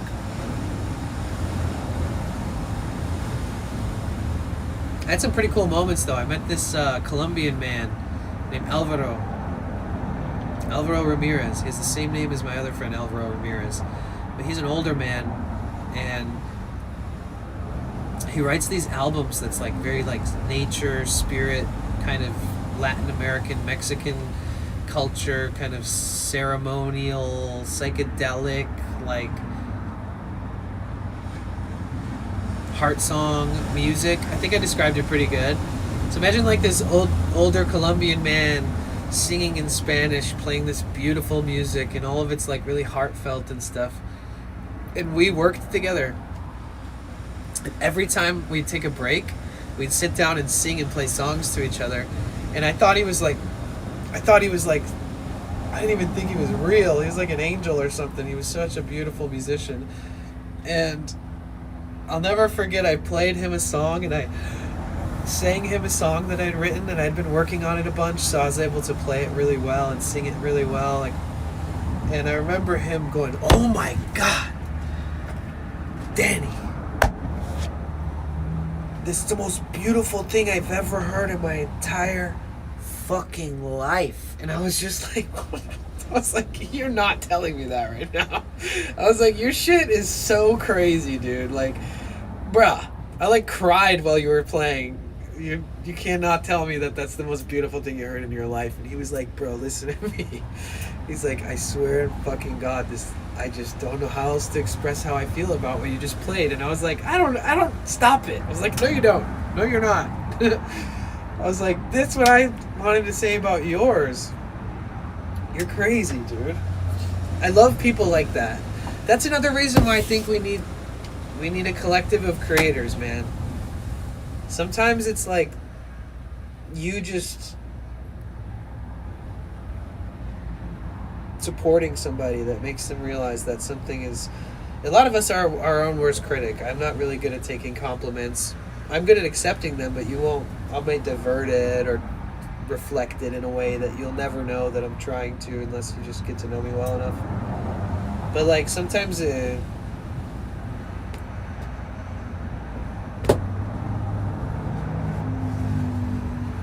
when somebody gives you their acknowledgement or they tell you that something you're working on is great, but they have like a creative experience that they understand it in different ways that not maybe everybody would understand it, and that like their opinion on it is, for some reason, it holds more weight sometimes, right? And just when it comes to creative endeavors, this just has to be an effect that you have to accept. Like there's live streamers that stream to thousands of people and they show their thing and everyone's like, holy shit, dude, this is your best yet. And it's like, sometimes sitting with your friend and showing them the same thing in a silent room and them looking at you and being like, man, I've known you for this long, like this is a good direction, like this is awesome, great job, like holy shit, how can I be a part of helping you with this? It's looking good. Sometimes you need like that. Sometimes you need more of that. Sometimes I need it, sometimes they need it. We all need it. And it'd be nice to create with people where it's like a we project, you know? We are doing this, or our something, you know? It's like it becomes a unit. So yeah, I've been planting that seed all day. Before stream, thinking and talking about it on stream all day. Kratom was banned from the U.S. Army. My anxiety got so bad I couldn't go outside anymore. I had no idea it was Kratom I was taking every day for almost a year straight. Wow. Kratom is good for people in pain and can't get on RX meds. Yeah, but it's not good for people who could have addictive quality, like addictive traits in themselves. Like, I've watched Kratom turn ex-dope fiends back into dope fiends. Like, I've watched people be like, well, this is a better option or whatever. And so for people with prior addictions, it's definitely a risk. And people that don't have access to meds because of their prior addiction can also be known for abusing the medication that they're prescribed in too quick of a time, like eating it in an unorderly fashion and stuff, and asking for a new script before the new script is due and all that. So it's tough. It is tough, man. But yeah, I've watched people think that Kratom was a good idea, and it was not for them.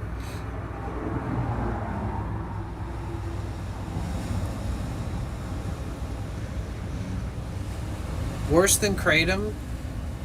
Ketamine. I've watched ketamine turn people into different people.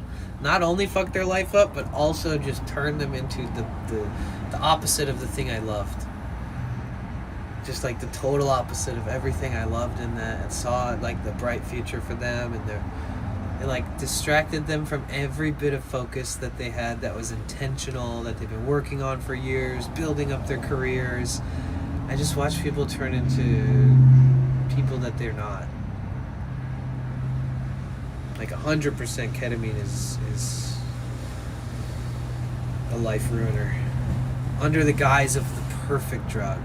That's what people think about it. I'm not a drug expert, but unfortunately my my entire life has been revolved around that kind of stuff. Whether it be people around me doing it or, whatever.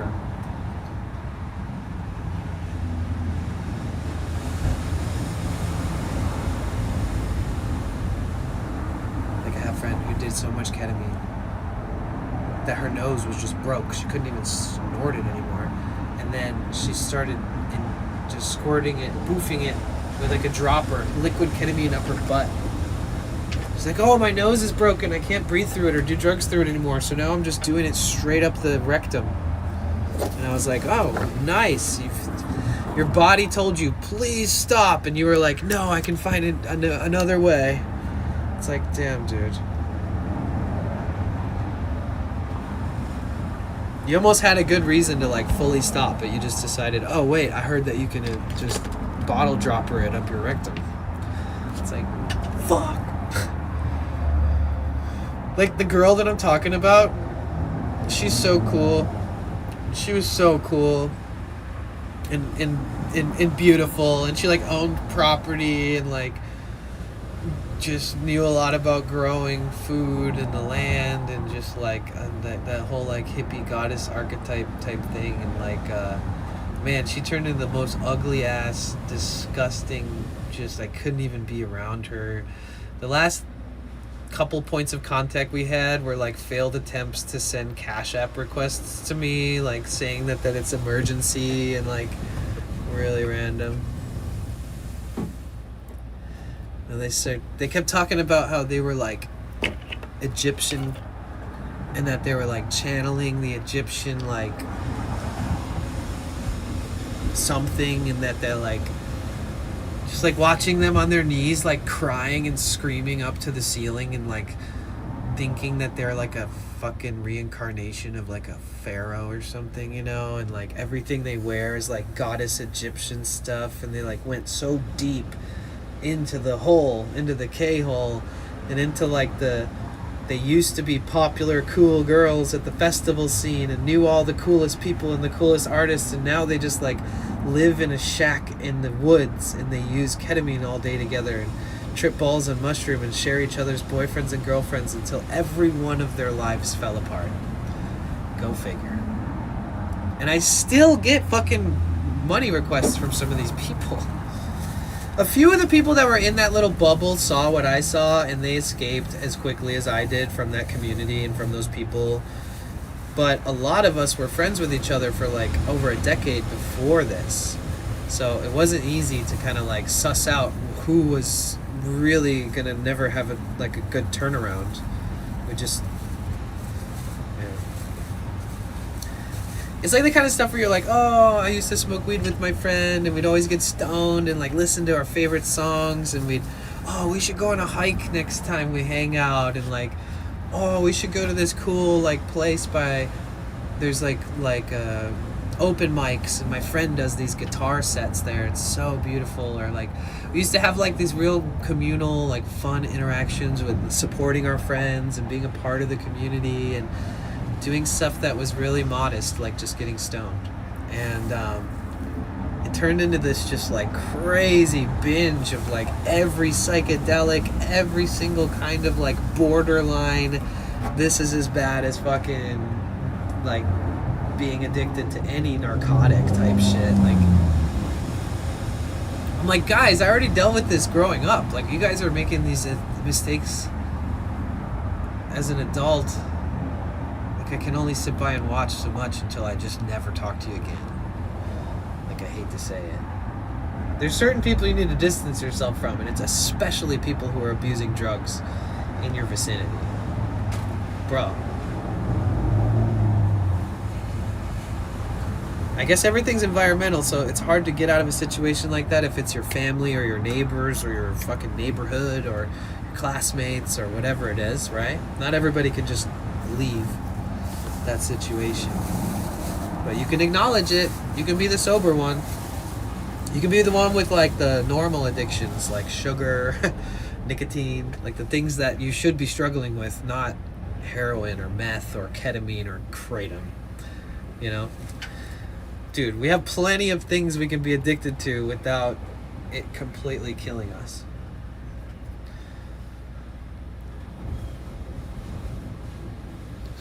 I'm just upset with my old job because they lied to me on the effects of kratom just so we can sell the products. Yeah, that's another thing, is that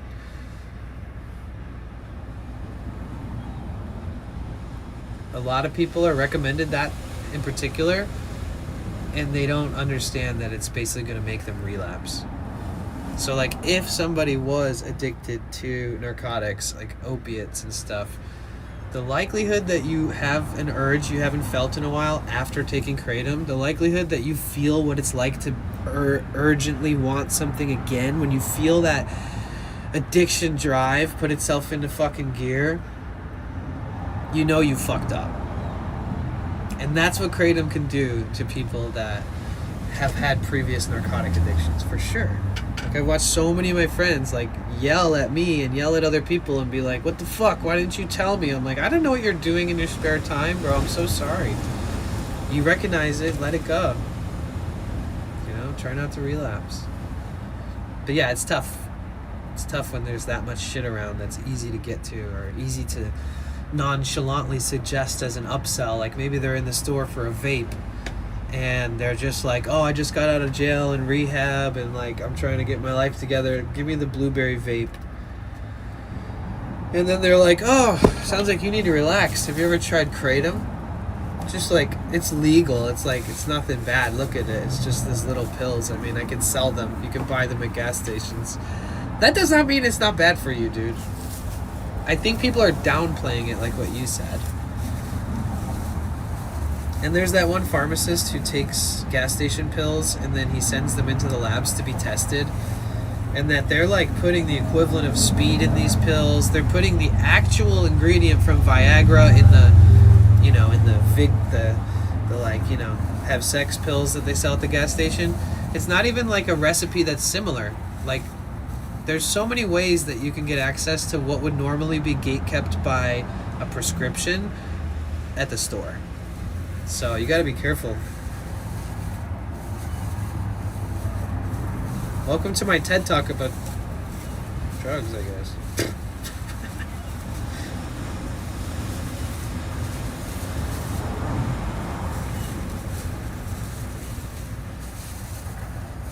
Most of my friends that have like addictive personalities, they end up thrill seeking, like skydive,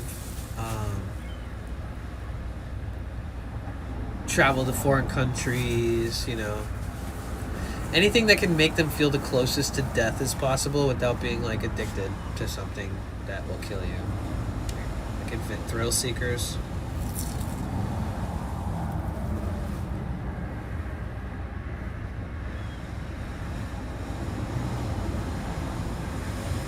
I took mini thins from the gas station when I was younger. It was bad. Wait, what are mini thins? I feel like I remember that.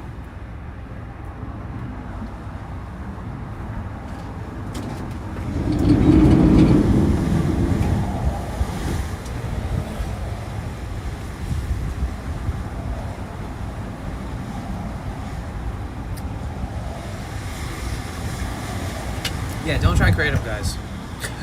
And don't recommend it to your friends.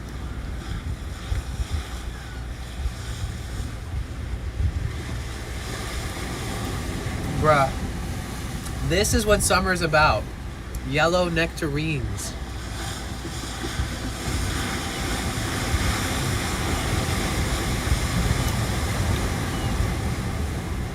What got me hooked on streaming is that being around a healthy community and building and hosting a community that becomes ours, like it's as much yours as it is mine at this point.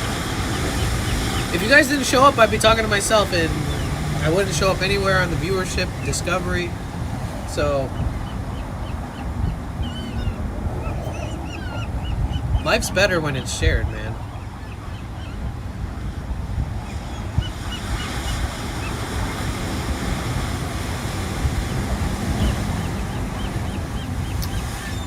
My YouTube just crashed.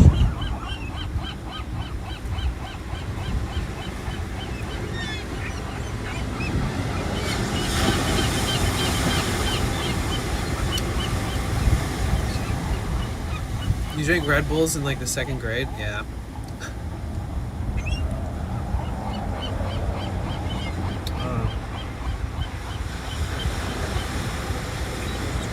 I don't think Red Bull existed when I was in 2nd grade.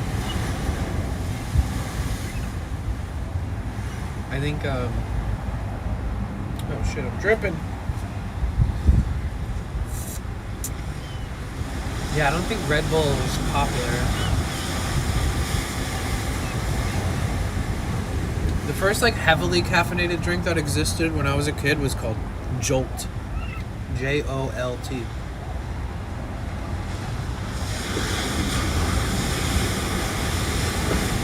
And even that was like 80 milligrams or something.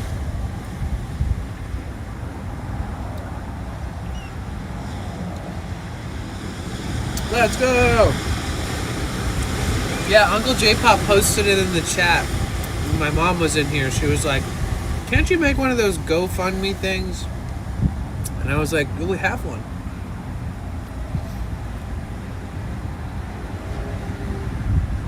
Yo, thank you so much.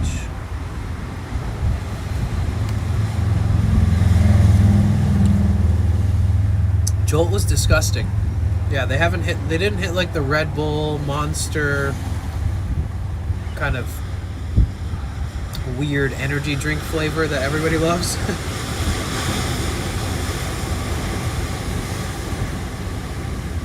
It was 1973 when you were in 2nd grade. Okay.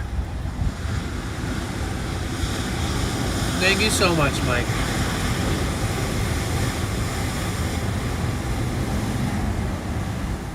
Red Bull was launched in 97. Oh, okay. I'm Pethner's. I see.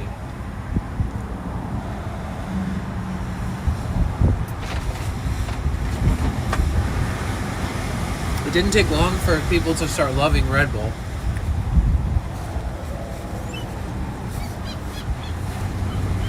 Did you hear about the farmer giving away free white nectarines? No. Is that a joke? Where are we going with this? I remember it existing when I was in college. I'm not younger, but how young? I'm in my 30s, my late 30s.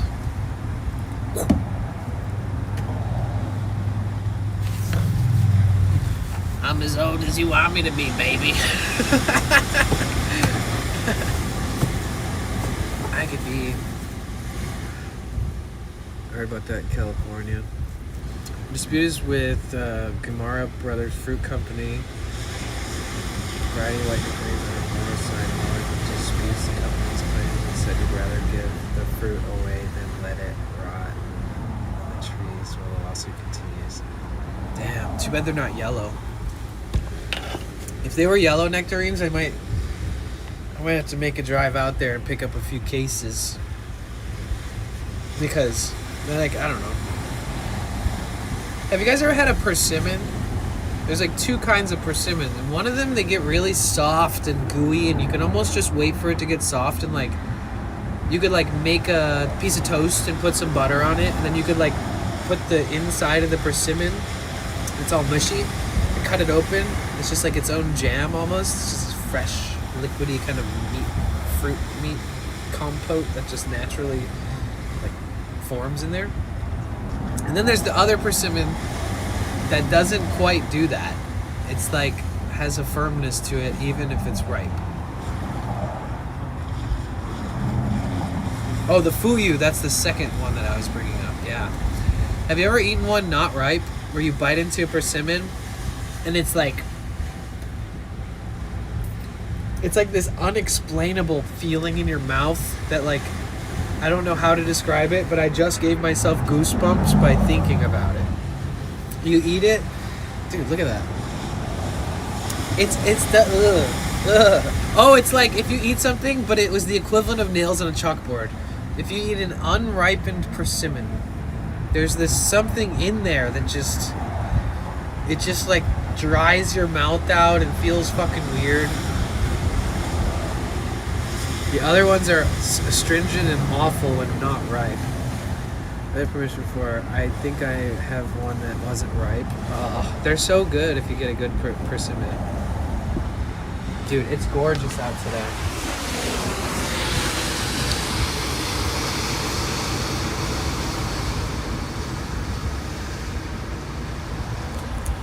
Maybe we spot some dolphins real quick.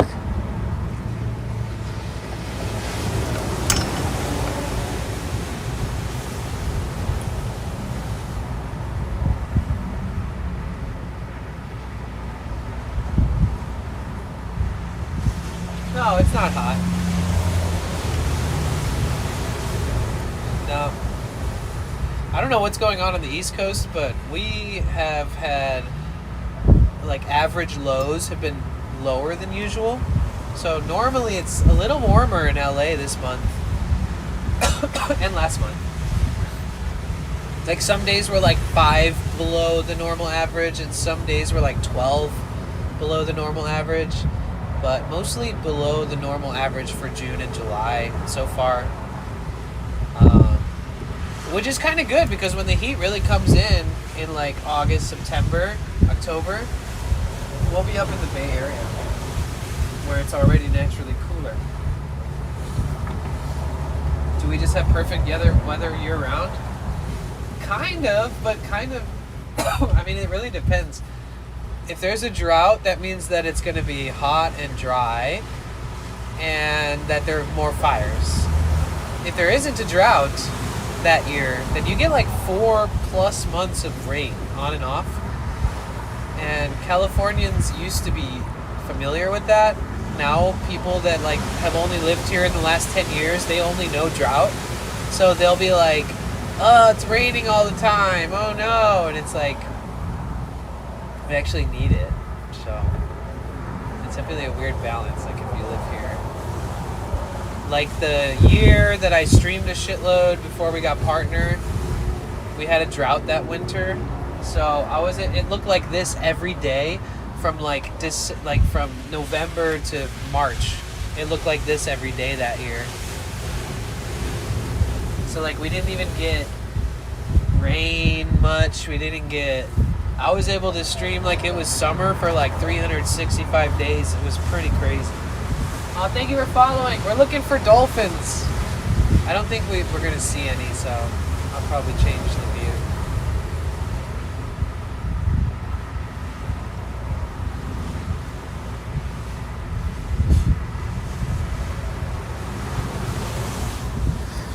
It beats gray and dark, right?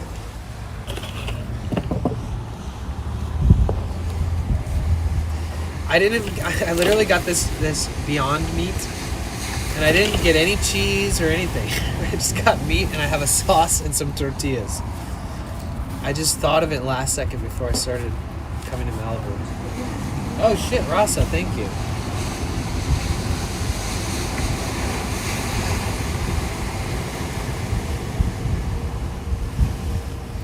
To be honest, it's almost time to put on the hoodie. I'm gonna have to pay like $4 for a self car wash rinse because I can already see all of the salt kind of gathering on the window, which was perfectly clean. I rinsed it yesterday at the car wash. Dude, the salt water, is real. I need to find a spot that's more separated from the waves crashing.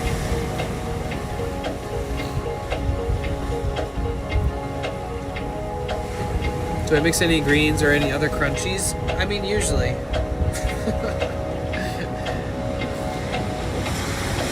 That's another thing. We have tons of dolphin, shark, and whale sightings offshore lately. Yeah. San Francisco Bay Area has been having like an influx of whales dying in the bay.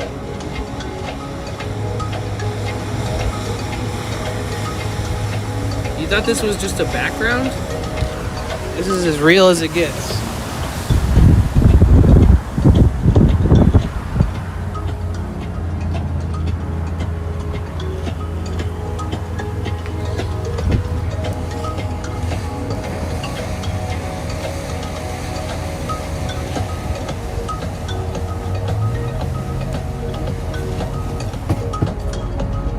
See, look, and we got the solar plugged in. The cables running to here.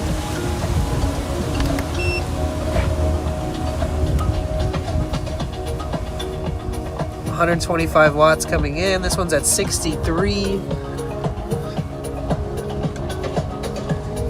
52. So between them, they're just both over 100 combined. I mean,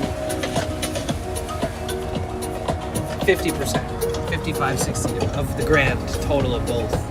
The goal is that both of them are at 100%, and then I feel ready for anything.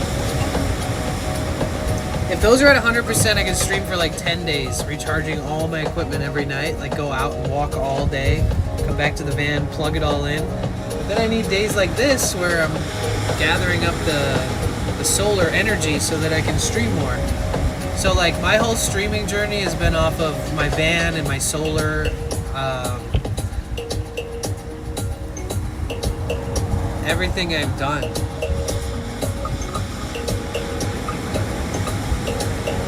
Like every stream you've probably ever seen was solar power, for the most of you.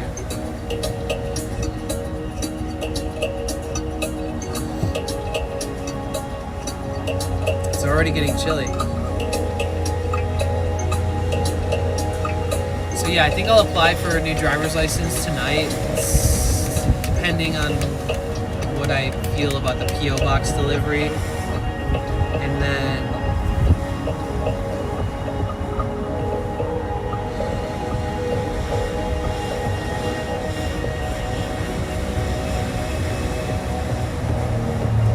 I'd love to hit the road. I'd love to maybe go to Morro Bay this week.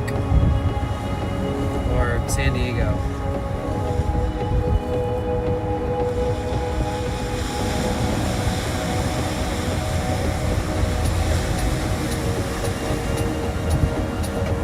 Morro Bay's peaceful.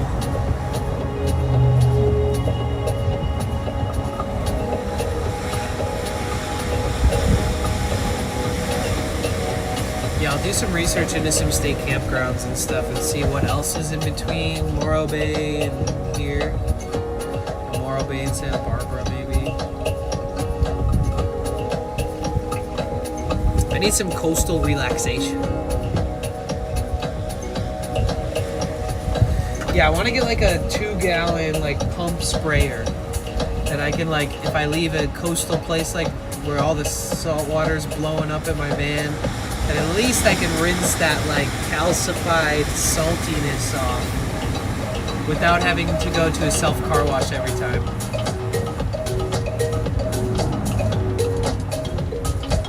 I should add that to my wish list.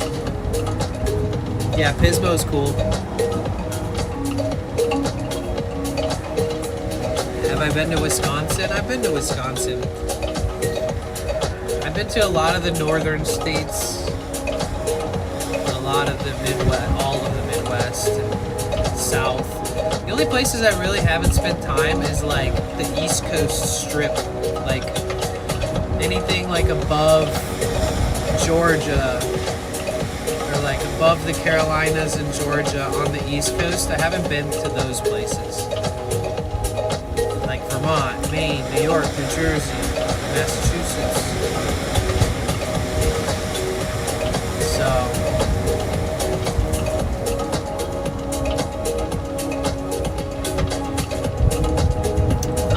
generated.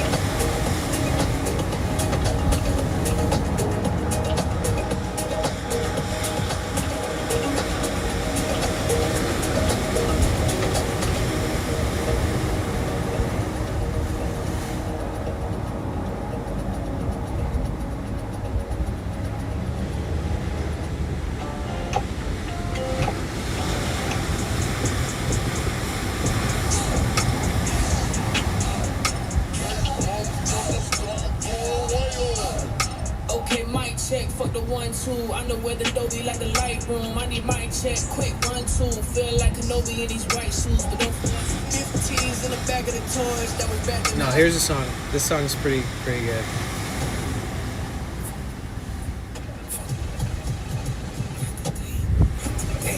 Would I want to go to Maryland? Come on, baby. Come on, baby. Maybe. Come on. Come on, baby. Come on. Yeah.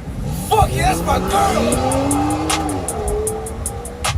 She said, show me the car fast. Dent on the hood and the dash crack. Smell lingering from the ashtray. Need new gears and it don't got airbags. What else? Trunk don't pop, but the wheel still rolling. The headlights broke, but the show go on. She beat the mystique on my Genesis quad. Not talking about whips, I'm talking about more. I'm a drop top beater. Quarters in the meter. Cranking up the heater. Cause the AC doesn't work. Hey, drop top beater. Parker call me Peter. Okay. Ask the break a friend. Sorry, love, I'm a two-seater. Drop top Peter, drop top. Okay. Oh my God, April! Oh no, oh no. Hold on, I'm playing aggressive rap music. With 162. Oh my God! Man, I gotta stop eating chocolate. Make friends. Hi. Oh, I just drooled. I don't know if I've ever drooled on stream before. Where did it land? I saw a drop. Well, you know what? I was so excited. Had a piece of chocolate in my mouth. And I think I drooled on stream. So you guys can unfollow me, unsubscribe. I understand. It happens. It happens to the best of us. Thank you so much for the raid. The huge raid. Oh my God. April Anonymous in the building. How was your stream? What did you do? What's up, Nikki? Hey, Paula. What up, Ziggy? How you guys doing? Wait a minute. Who are you? I am here in Malibu. My name is Danny. Thank you so much for being here. Thank you so much for the raid. April's awesome. She's very talented. She's out on the East Coast. Speaking of the East Coast, and she's another good example of people that are creative and who, when put in a room with the right people, can create big things, right? Because it takes like professional experience. It takes being sharp and learning and collaborating, not just on a stream with two streamers, but like on an entertainment level of some type of professionalism in the entertainment world. Like, they're a really amazing singer. They've worked in theater. They've been a Disney princess. They've done all this stuff. And I was today talking about how my search for creative family starts right now, okay? And I was like thinking of people, and I'm like, well, it's not about like propping one person up. It's not about doing a stream collab. It's about creating something because you're in a room with people. Like learning about everybody's experience and their strong points, and then being like, let's spitball 5 ideas. Like, what could we do together to make this good? Okay, we got a guy dragging a suitcase down the street looking in garbage bins. I really don't feel like dealing with him. But yeah, so I'm like, we need creativity more than just stream related stuff. We need collaborative efforts that are bigger than what we can do on a stream. And I think that we're surrounded by incredibly talented people that are not only talented, but they're professional in their own right. They've had experience with levels of professionalism that not everybody has. And for some reason, we're all cool as fuck, and we're all friends with each other and friendly with each other. So I have like this list of people I'm formulating, and it's like maybe some of it's branched off for like if it makes sense, if we're here, or if, you know, somebody has connections or an expertise somewhere. Basically, I would love to like have a group of creatives that we can come up with shit together with, where it's not like,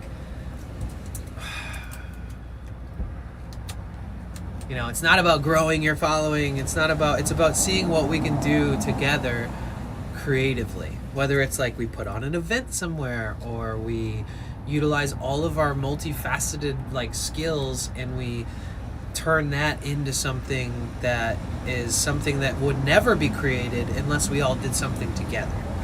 And I think that like those types of interactions and creative like endeavors with groups of people can also encourage like individuals within that group to explore their creativity more, or feel more encouraged or seen within their creative endeavors, or feel like maybe they have more options for... Afraz Explorers rated your channel with Afraz, thank you viewers. so much for the raid!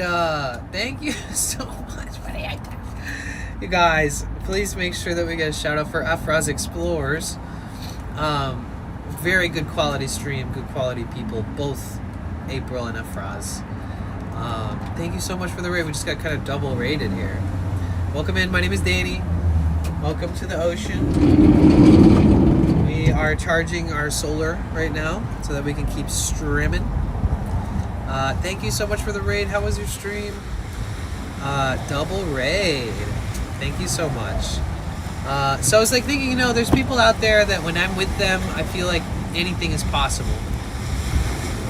And sometimes that's just a feeling, but imagine you sit down or you have an open text with a group of people and you kind of talk about things and like make it a point to intentionally try to create something together, without calling it a production or without calling it an organization or whatever. But having a team is, I think, what catapults and directs and guides people in so many different ways. So yeah, I'd love to work on some cool stuff that we could dream up with people that, you know, maybe certain people are the missing link. Maybe I can coordinate like a group chat with a bunch of good people, or a Discord or something. Aw, thank you. Yeah, I've got some names written down. Like I got some musicians that have professional production experience. I've got voice actors, artists, painters, streamers that have professional experience. People with like innovative technological experience, also with production experience. Artists that maybe don't have the same kind of experience but have a different subset of experience in that realm that is unique and could also play a part. Several musicians with professional experience, and like some people that have really good ways of presenting a place where they're streaming and being like, I love this place, everybody can tell, and it's all about like making somebody appreciate and like feel the culture and the people through the stream and stuff like that. Like somebody with that same vision would be good at creating an event or creating a video that's not live, or, you know, there's all these different people with different perspectives on a project that if we had like a big group that actually supported each other in that way, that we could probably create a lot of cool stuff, or like crossover insight to people. And yeah, sorry, I've been repeating this all day, but after a raid I figure I'd mention it again. I got by Taylor Swift. They actually wanted my lyrics in songs now. Blessing and a curse, right? Most fun I ever had. Wait, what are you talking about? What did I miss? I'm your friend Neil. I have my own channel, but I'm just a gamer. No, that's awesome. It's fun pushing for something creative and not knowing what it is. It's kind of like it's like you have to meet your comrades, you know? You kind of have to meet your your people.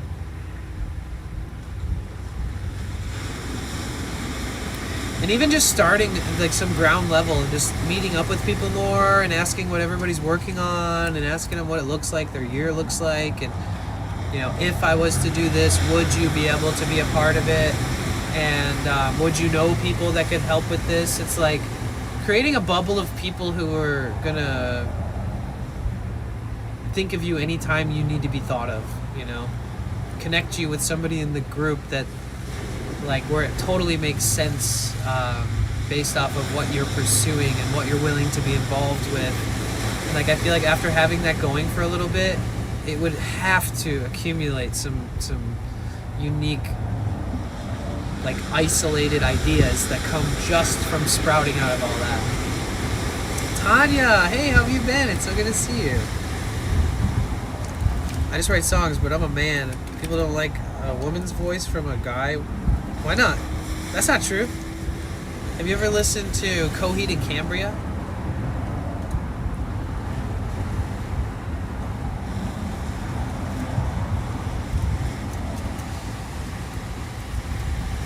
It's not about what people like, it's about what you like.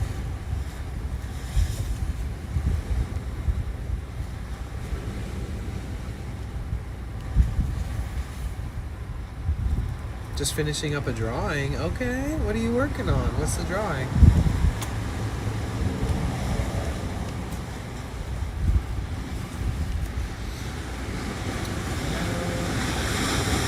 Oh yeah, I guess I can.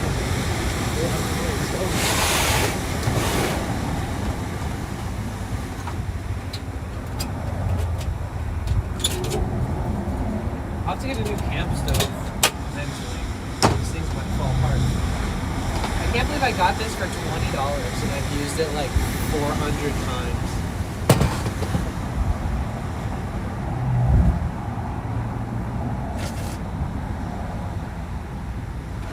Oh, dude.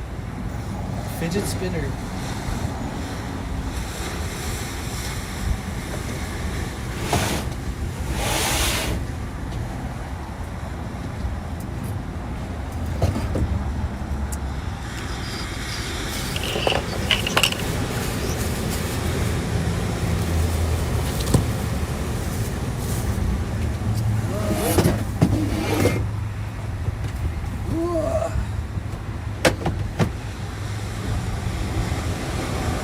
So if everybody's like, what are you going to put on your taco? It's going to be a tortilla and Beyond Meat and this sauce that I bought. I didn't buy any accoutrements or vegetables or anything because I wasn't thinking that far ahead, okay? So bear with me. Wait, back home. I gotta like run down the beach and find a giant 10-foot crevice in between some rocks and pee. So give me a few minutes. I'll be back. I have to take a leak. Let me go find a safe and secure, non-awkward place to do that. TMI. Okay, I could have just said I'll be right back in a couple minutes. Just give me a minute, guys. Don't go anywhere. Make a friend in chat. If you're new here, my name is Danny. Make yourself at home. You're always welcome back. What a nice spot. Okay.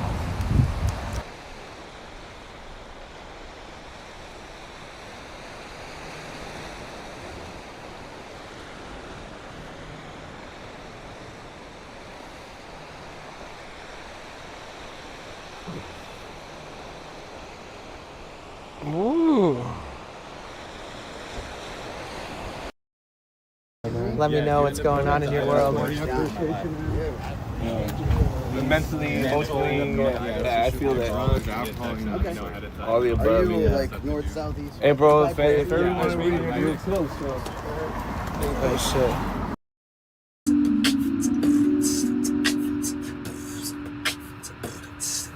Let's go.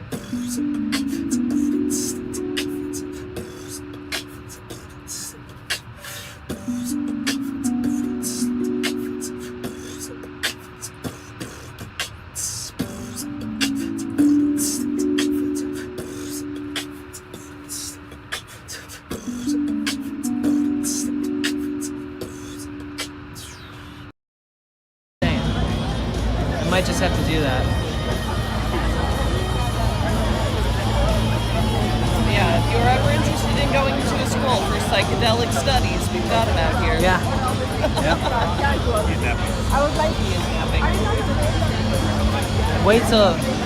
Wait till he sees like every other part of town. There's so much more. What do you think? What do you think? What do you think? Something that he can't miss. I tried to make a short list. It was like. Love me, stay safe. Okay, the speaker works again. 10 hours, 46 minutes. Get ready to call it pretty soon. Get ready to go to sleep. 40-minute walk? Holy shit. Yeah, to do a 40-minute walk in 10 miles. Most people's average walking speed is like 2 to 3 miles an hour. We did that yesterday, took the rest of the day. Dude, you want to see my new technology? What is that? You know how people wear tinfoil hats? Yes. I have this to protect my head from aliens and 5G. You guys didn't even see it. You saw it. Okay. That's in all my hats I put tinfoil to protect. Is that bad for your head? It's protecting from 5G. But it could be bad for your scalp and your hair follicles. I'm gonna double check that.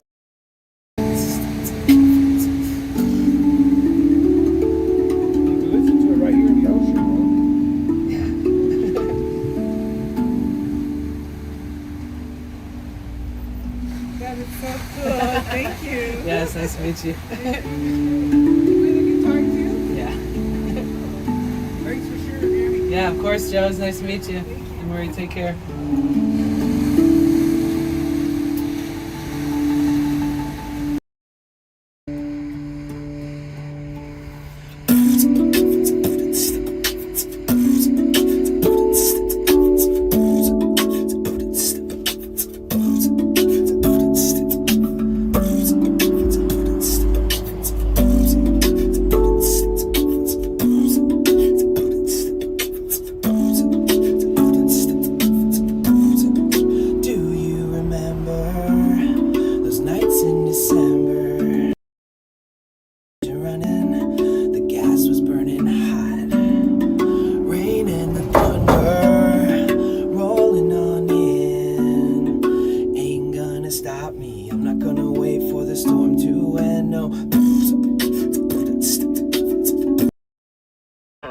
Accept it.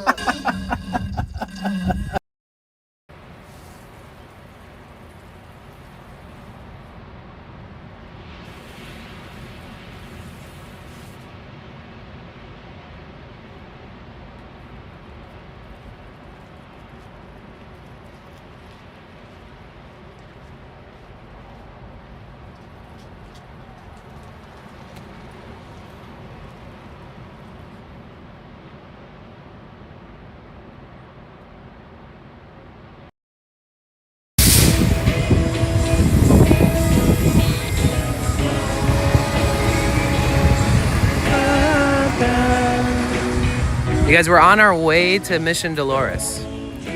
So when my title says something, I could change it throughout the stream on YouTube, but if there's a title that says something, we're eventually always going to be there, but just expect adventures on the way. Like we made it to the Haight. This is so sick.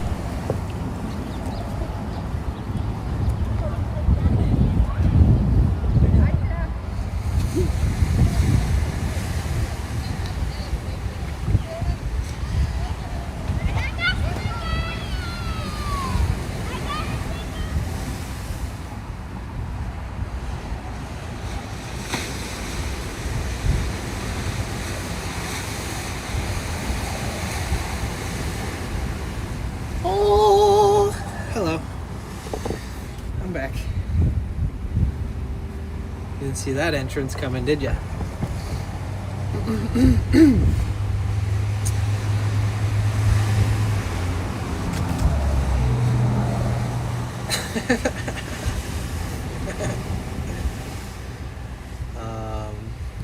These tortillas are getting super moist. They're releasing air. It's so windy. Close it just a little bit. The ignition's broke. The fuel is almost all used up on this can here. My friendly cheers. Wow! Thank you so much for the 500 bits, Mike. That's a heck of a lot of bits there. Thank you. Thank you so much.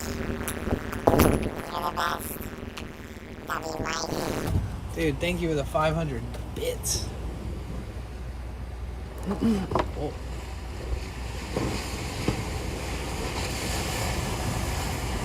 USA versus Belgium? Or wait, what are you asking? What did you just ask? Mundial? I don't know what that word means. I wasn't educated enough as a child.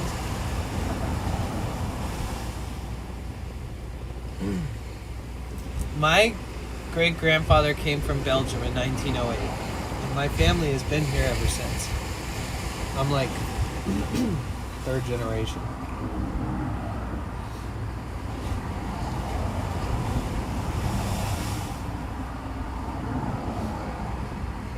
Or are you asking about soccer? Are you asking about football?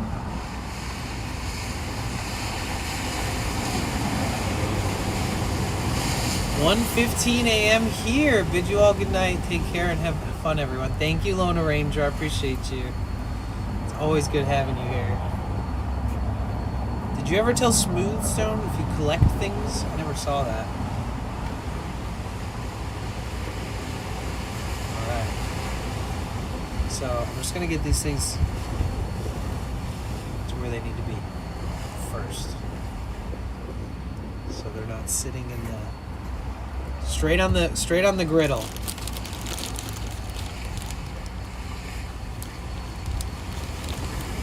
Mundial means worldwide, global, or world. When you said, hey, you Mundial, USA, Belgium.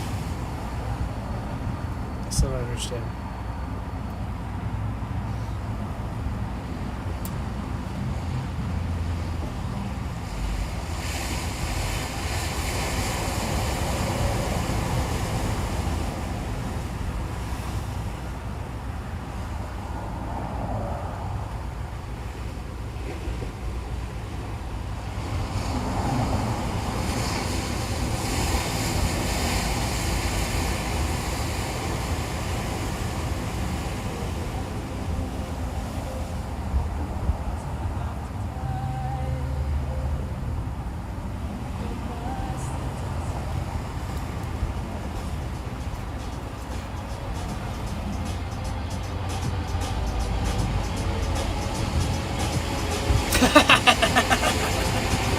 It's so much better than that, yeah. Honestly, like, holy shit. Natural. It's funny because I have like a couple pet peeves with food, and it can just like ruin my whole meal. But other than that, people be like, that's what you're gonna eat? Sometimes. But I go through weird phases, like, I went through this phase where I was like buying salad ingredients and eating like giant salads and then eating like a little bit out after that. And then like I have had like these weird van life meals that for me I've always felt pretty good about it. And I take vitamins every day and I make sure that I get protein. Like I literally buy 40 to 60 protein bars a month like in bulk from Costco. And like bulk electrolytes and all that kind of stuff. Bulk waters. Like, I know it's a lot of plastic, but I end up having to have this because I put like 2 or 3 of these in my backpack when we're on foot. And obviously I haven't been like pushing hard the like, walking streams lately, but you know, a couple of these in there. Have a flavored sparkling water, which is really nice. And then bring the electrolyte packs and bring a protein bar or two.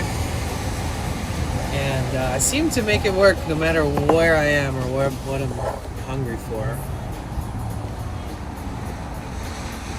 This is gonna be like a beef taco covered in this sauce that I bought last night. And it hasn't been refrigerated. And it has eggs and... right, doesn't it? Yeah, egg yolk. Because the burger sauce always has like, it's always like mayonnaise and ketchup, kind of.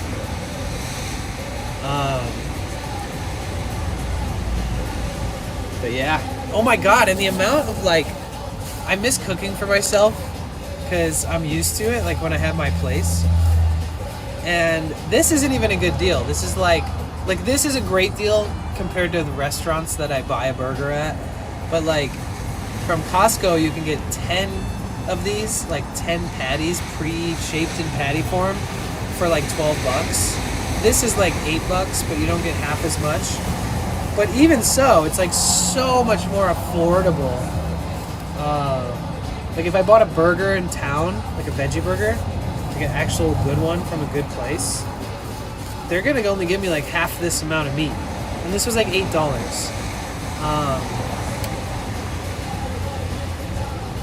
And the meat is what makes up most of the burger anyways. Meat, some grilled onions, some pickles, and like a burger sauce. That's my perfect burger for me. But like when I have a place, or maybe if my van was a little more modified with a better kitchen setup, I've made some of the most picturesque, beautiful things for myself. And I think I've had a lot of inspiration by overpaying at certain places and, you know, combining their efforts and my own. But right now, this is like a big fucking slab of meat and some taco shells. And we're gonna love every single bite. So the main ingredient on this is yellow pea protein, which is nice because a lot of these veggie burgers are made of soy, and then a lot of things have soy in it. So like if you're vegetarian, you can end up eating a shit ton of soy. And if this was like 12 years ago, everything's soy. This company didn't exist yet. But they figured it out. Yellow pea protein, avocado oil, brown rice protein, red lentil protein, potato starch, pea starch, fava bean protein, apple extract, pomegranate concentrate, potassium, salt, spice, vinegar, vegetable juice, color with beets. No soy. Am I vegan? No. I'm vegetarian. But I've been vegetarian for a long time. I wish I had a pan instead of a pot. Let's just work with this. Okay. And I'm using plastic cutlery. I used to have permanent cutlery. I don't know what happened to it.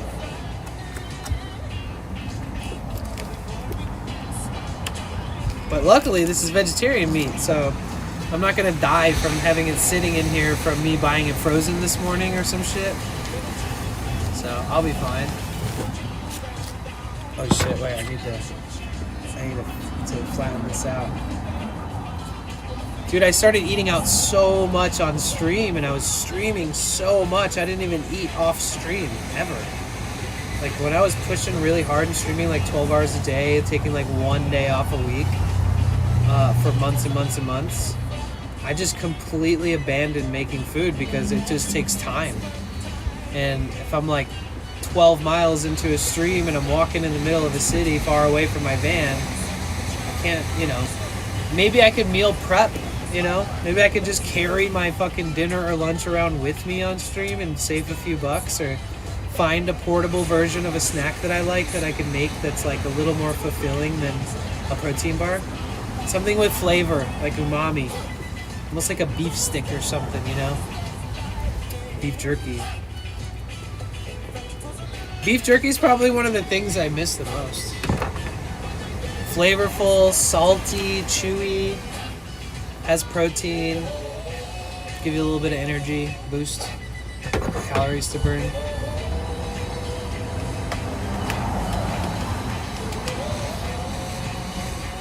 Vegetarian meat, is it made from real vegetarians? Yep.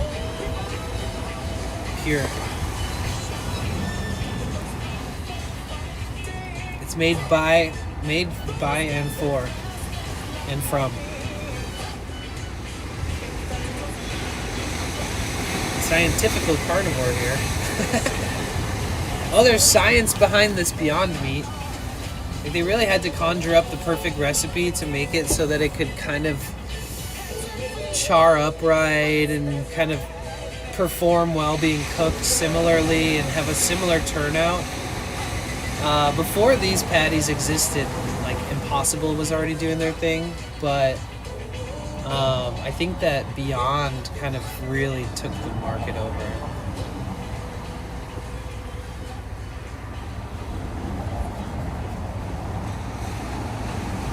Like, if somebody offers an Impossible Burger, I'm stoked on that. I'm happy. If I'm hungry and I see that on the menu.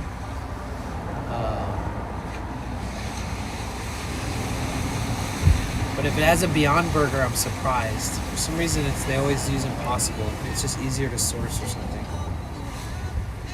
But vegetarian would taste good, as they're more conscious about what they put in their body. That's true. What are we having for lunch, dinner? We're having beef tacos. Slathered in burger sauce. Yeah. Good old Guy Fieri, Flavor Town. Not sponsored, by the way.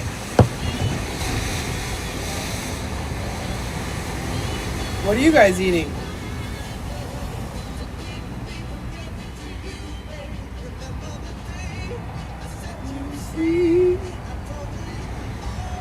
Count on me. Dude, doing streams like this that are like desktop style, where like gaming, you know, people that do reaction videos, art, whatever, music, you almost always have some kind of plan that involves like sharing things on screen and all that. When I do the IRL van life desktop stream like this, you never know what you're gonna get. Because at least when I'm walking around and stuff, there's more things that like stimulate me that are more interesting and not random or as random.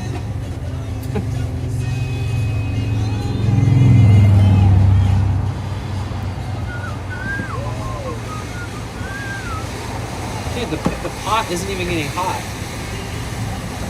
The wind is blowing it way too much. Where's the wind coming from? Oh, it's not even the wind, it's low butane. The flame's turning orange. So let's just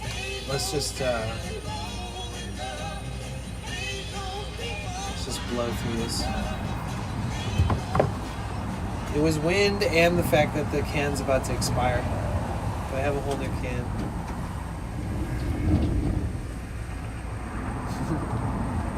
Yeah, I don't have anything protecting the wind, so the second I open that door even a little bit, I'll take out the flame. You had chicken and rice? Nice. My favorite thing is to start my day with a thick smoothie. It's kind of dangerous because it's like an early morning sweet tooth, but if you do it right, I think that without any added sugar, you can have it very sweet, very filling, very enriched with protein and stuff like that. Very satisfactory and affordable if you make them yourselves and stock up on the ingredients and prep them beforehand and store them properly, you know. Like, you could turn like 200 bananas into like 3-4 flat, like gallon-sized freezer bags if you chop them all up and then fill up the bags meticulously and then like lay them flat on top of each other. Then you have bananas. Then you only need is some other fruit because banana is always the base. That's what makes a smoothie smooth.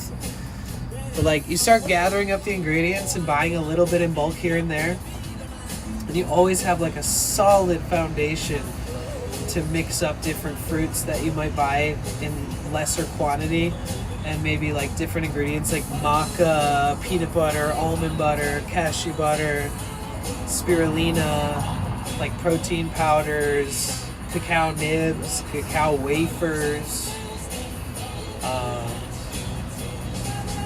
all these different things that go great in smoothies. I think banana and cherry, probably one of the best combinations ever. Banana, cherry, like 70% banana, 15% cherry, and 15% blueberry. And then put a little unsweetened peanut butter in there, a little bit of maca, a tablespoon of cacao nibs, and like a tablespoon of cacao powder, and a teaspoon of cinnamon, and some unsweetened almond or cashew milk. So good. As I cook my meat tacos, fantasize about an elaborate multi-ingredient smoothie. Welcome to the brain of an ADHD person. While streaming. Chow mein! I haven't had that in forever. Holy shit. Aren't you going to any soccer watch parties by the beach or elsewhere? Bro, I've been doing that like every day for the past 2.5, 3 weeks. It's nice to be away from it for a minute. Oh, the can's done. Oh, that was it. This trusty can has lasted me quite a while.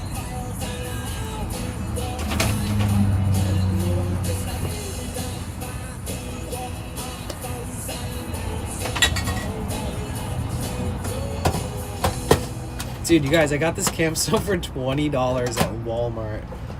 There aren't really many Walmarts in LA. They're actually kind of hard to find in big cities in California. But yeah, I found it for $20.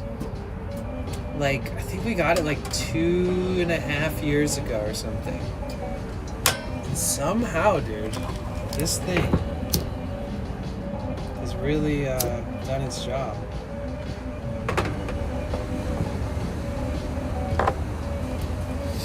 Yeah, it's almost time to retire it and buy a new one.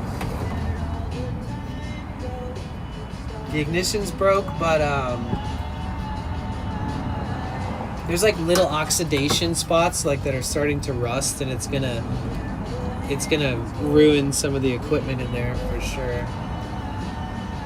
Just like everything else in my life, all the cooking that's been done on this has been done next to the ocean.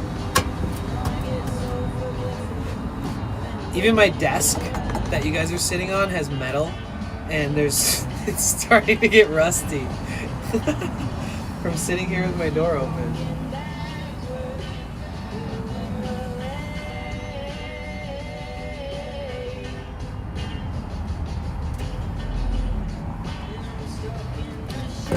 Oh, there's a lot of liquid in there now. Okay.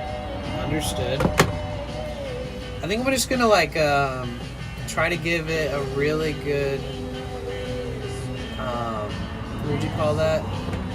Just give it a really good cooking. I want it to have like the grill color change, crispiness.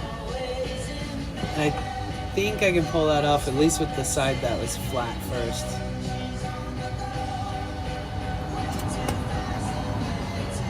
I don't even need to add spices. It's already spiced. It smells amazing.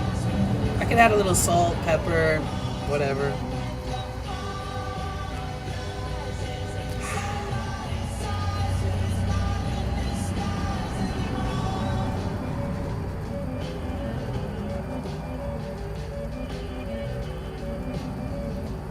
I've had the same meat, but the ground beef version, non-vegetarian or vegan. Oh, okay, okay.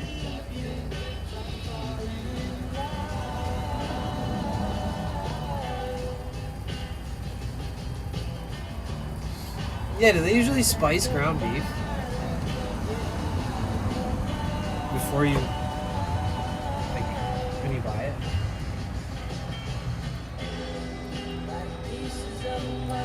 There's a magic thing happening. When I spin it counterclockwise, the patty spins clockwise. It's amazing.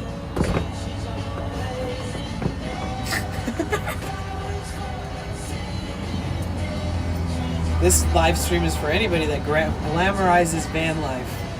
Because there's always going to be a guy out there like me. You too can do it.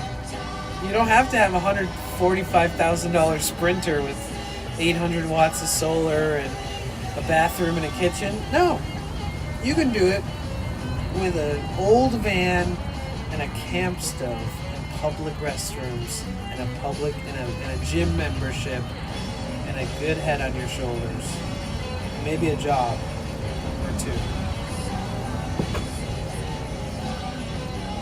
This is the most laid back burger cooking session I've ever felt like I've done in my life. Seems like a good setup. I already read that. I read all that. I was gonna ask what stove that is. Looks nice for $20. It's an Ozark Trail. Outdoor equipment.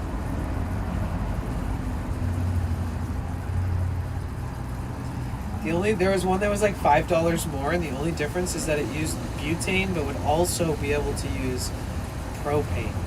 So you could get a much bigger canister, and you could hook it directly up to it instead of swapping out these little butane cans. But the butane cans are great. Just gotta keep all your windows cracked and your doors. I have both my front windows open a few inches.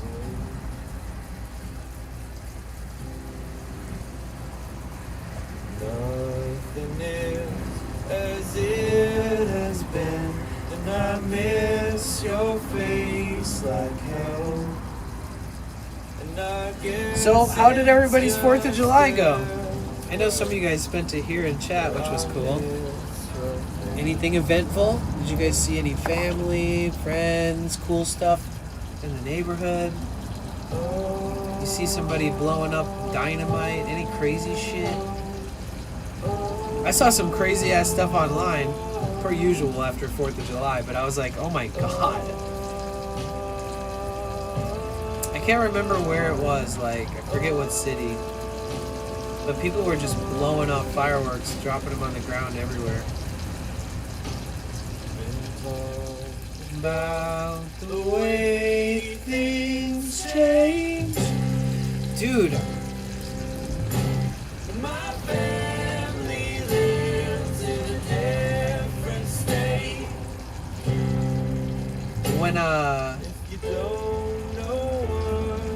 When I was walking yesterday, I was trying to think of whether it happened after stream on the 4th or whether it was yesterday. It was yesterday. I was in my own head in my little bubble all day. Like, I ran errands. I thought about life. And, you know, I went to a few different stores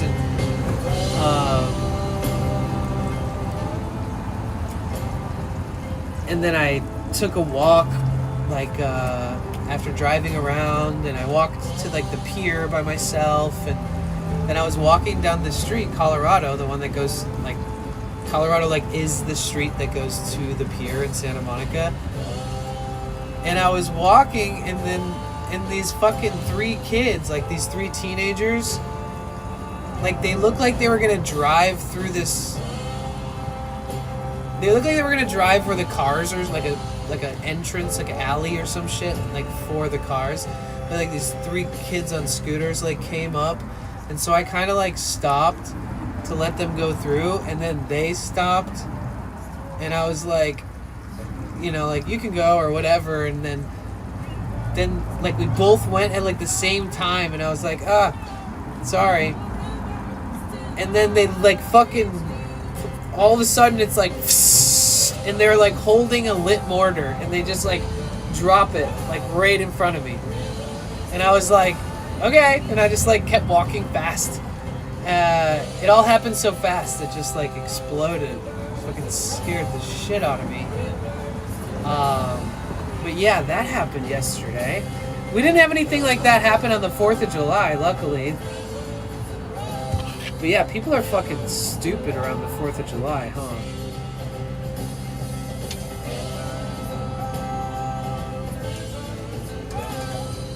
Dude, that shit can like blind you, bro. That can really hurt somebody. Oh, fuck, I just got burger juice all over my pants. There's this one part that's like stuck. Okay, there we go. What's going on? Ow, that's hot. I need to create like a legitimate cooking station where like, I don't know, maybe I have something that I like have a hinge. There's like a thing here. It'd be nice to cook and like look out at the ocean at the same time. Oh, I just dripped more burger juice. Fuck. I just washed these puppies. Okay. Let's see. Shop towels for the van, for the engine and shit, for cleaning. Save you.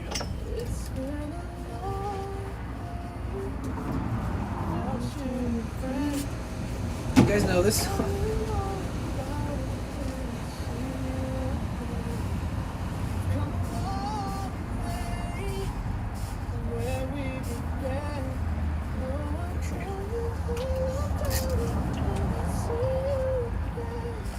These were all the songs that I put together on a playlist for when the subathon ends.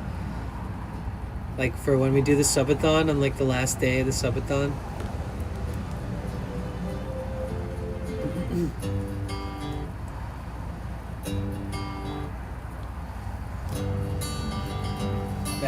That's LA. Also happened to me there this spring.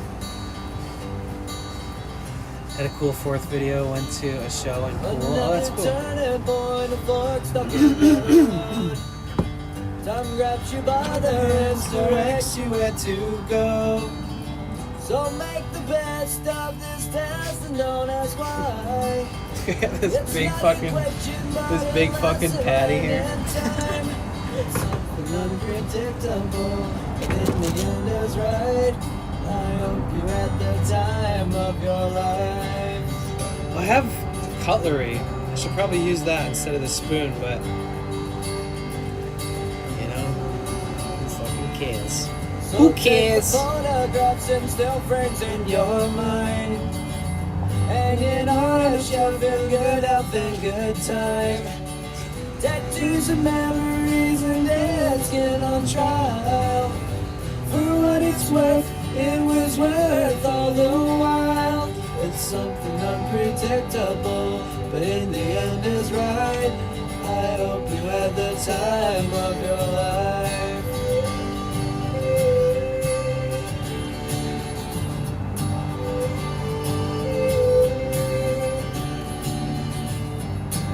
Oh shit.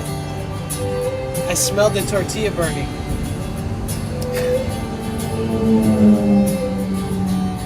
Perhaps a bucket. A bucket? Dude, people drive into this parking lot so fast and it kicks up so much dirt. This is like you gotta like pull over while going like 50 miles an hour to park here. If the traffic's crazy. You gotta commit. Unpredictable, but in the end is right. I hope you had the time of your life. Oh fuck, I'm burning the shit out of this. Dude, I was too focused on the meat. Okay. This one's going to the birds. Or no, not the whole thing. Don't get me wrong.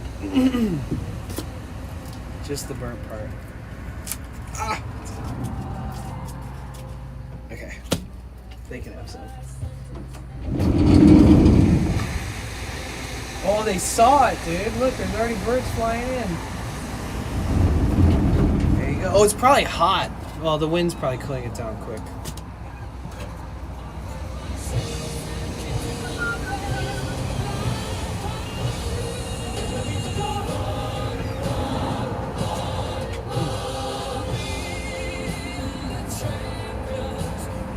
It's gonna be a beefy ass taco. The other day I did this and put cheese on them, and the cheese didn't do me any favors. I need like a way better cheese or something. We're still pulling 114 watts on the solar.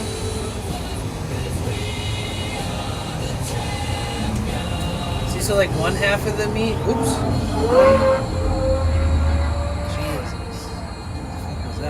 One half of the meat has this like really nice char kind of vibe to it.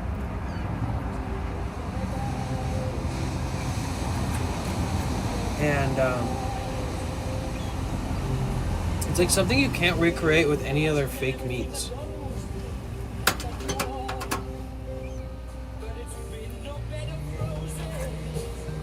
Okay, I can finally just have... Dude, I almost lost this tortilla for sure. The birds like it. Oh no!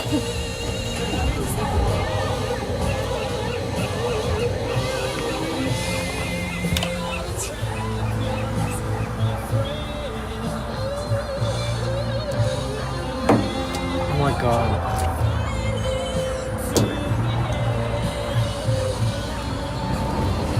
Oh, we got it!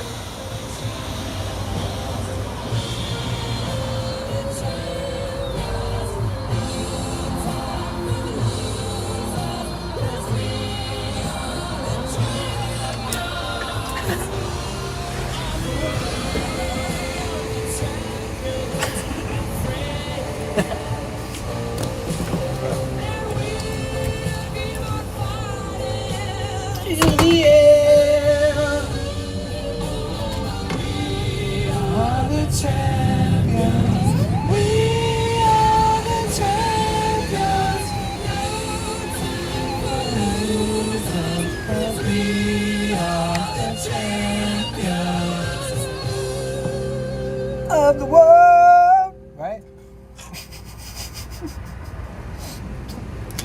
Please. Damn, that whole song played. What are you cooking? It's a beef taco. We're going simple, guys. Beef in a tortilla. And whatever Guy Fieri's Flavor Town top secret sauce is, which is like a burger sauce without relish, basically. And food is food, bro. As long as I can douse it in this sauce, my whole life changes.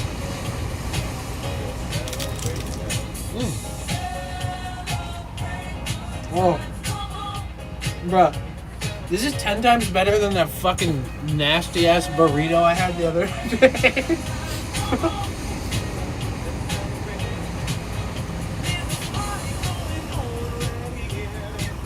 A celebration. Oh no! Okay, wait. I forgot I have to eat like civilized. Fuck. I'm making a mess, bro. I'm gonna eat over this little nappy here. Fuck. Where's the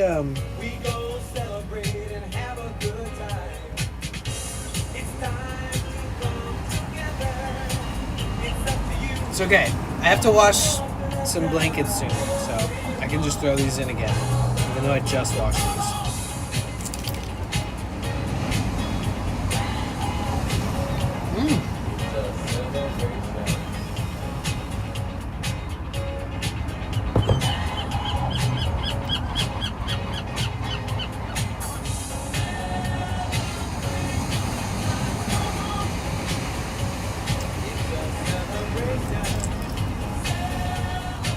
Can't take you anywhere, I know. No, this is special me. When you get me in the van alone, high on caffeine, like ADHD in full effect.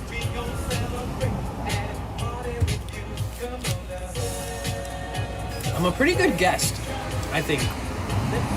I'm usually very respectful, clean. When I was really young, I was walking in somebody's house and I was holding a Slurpee and I fell, and it was like a big fucking Slurpee, and I fell and I like spilled the Slurpee in the room of the house that's like sacred, you know, like the room that's like super perfect. The parents always yell at kids like, don't go in that room, even though it looks so inviting. They just want it to be like really good for guests or something, or for themselves, I don't know. And I'll never forget, a bit of the shell is crunchy. A bit of it is. Some of it's softer though. But I dropped an entire Slurpee. I just watched it like explode on this person's floor and all over their nice furniture and stuff. And I was like, you know what? From this day on, I'm never gonna fuck up that bad. So anytime I've ever been in like anybody else's house or a restaurant or anything like that, I'm always extra careful. I always offer to wash the dishes, random shit like that. If like they make dinner, like I'll clean up. Try not to break anything. But apparently when I'm by myself, you guys aren't here to physically stop me from being messy. It's good. It's too good.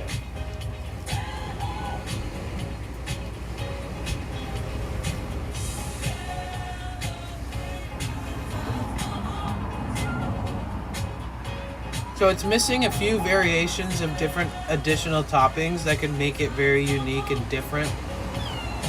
Like completely different sauce, completely different like additional ingredients. The meat itself is very versatile.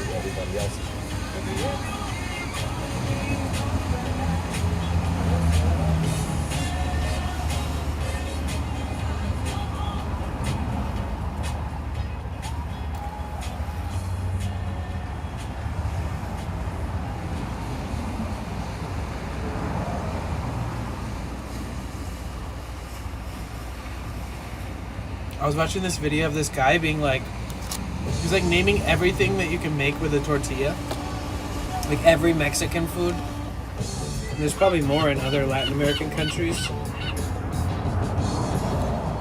He named like 15 different unique foods that they use the tortilla on. Sorry, my bucket comment earlier, I was behind on stream. And meant it could serve as a temporary bathroom. Oh!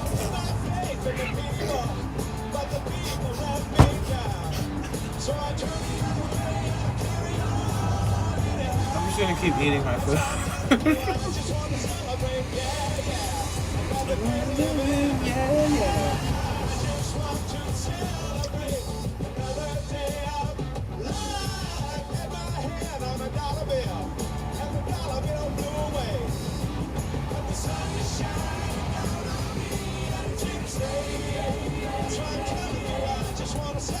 Yeah, yeah.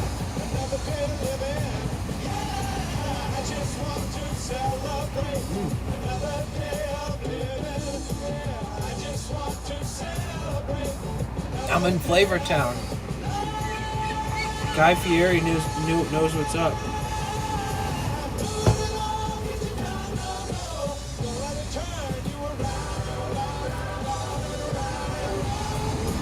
I'll tell you what though. Corn tortillas with like a burger flavor in it is very American.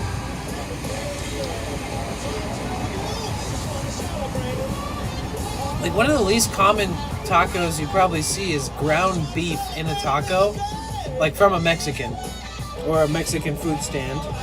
And then I grew up eating hard shell tacos that were like pre-formed into a shell shape. And then you just fill that with ground beef and a little lettuce and a little tomato and a little onion and a little sour cream and some like Ortega or whatever, like super mass processed like taco sauce. That's what I grew up on. Yeah, white people taco nights. Granted, there's a lot of people who are not who have melanin in their skin that grew up on the same shit. But I get what you're saying.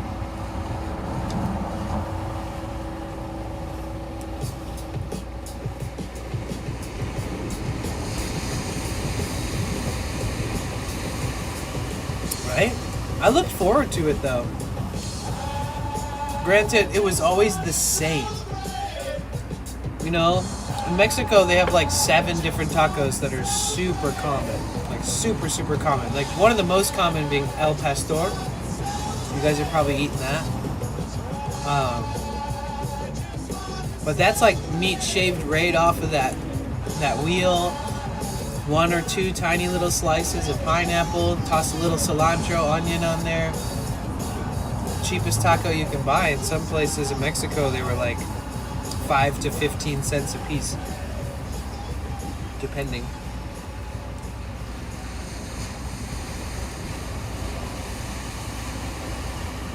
What kind of tacos would you guys prefer? Wheat or corn tortillas for a taco? Burrito kind of has to be wheat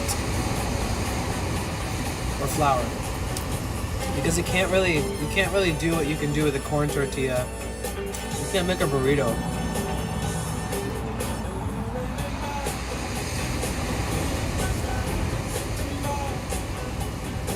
I've seen flour corn blends.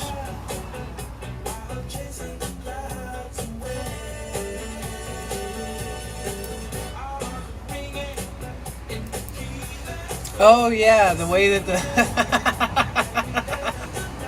bro, I forgot about that. Natural. That's so funny.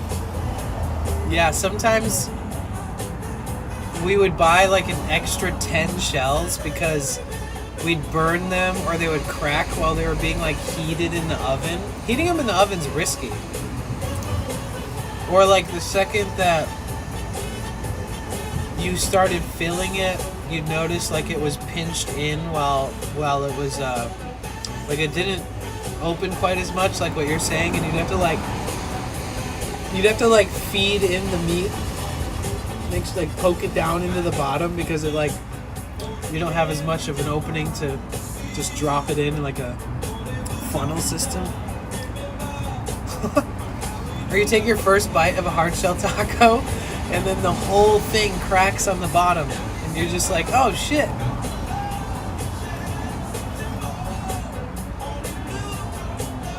It's so interesting, like the Midwestern mind cannot comprehend. I do not understand why my family didn't buy corn tortillas and have that as an option. We probably would have called it a soft taco, but the soft tacos, where I grew up, it was you either have a hard shell taco and they're pre-made in the box from the store. They just come like stacked. You get like a stack of them. And sometimes they had inserts that were like, you could put them in the oven. Or sometimes people would buy these little things that they put the pre-made shells over. But either way, it's either the hard shell or soft taco. It was also, growing up in the Midwest, it wasn't like burrito was an option. We had taco night hundreds of times throughout my life. And I've never seen a burrito. Not in the Michigan, not in Midwest. You either had hard shell, pre-made, pre-bent, or you got soft, you did soft tacos. And that was like a little mini burrito kind of.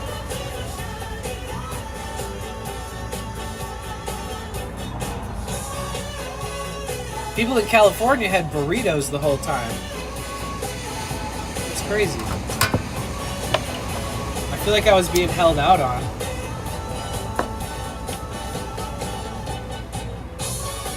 Oh yeah, taco salad. Oh my god, my mom was just in here earlier too. Yep, I remember taco salad. No onions though with my mom. She's allergic, that's why I hate raw onions. But Dude, my mom's about to turn 70. I need to go surprise visit her like very soon. Taco salad was basically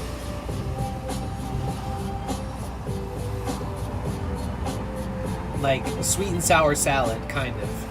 Because you would use Catalina dressing, that red, dark kind of whatever color it is.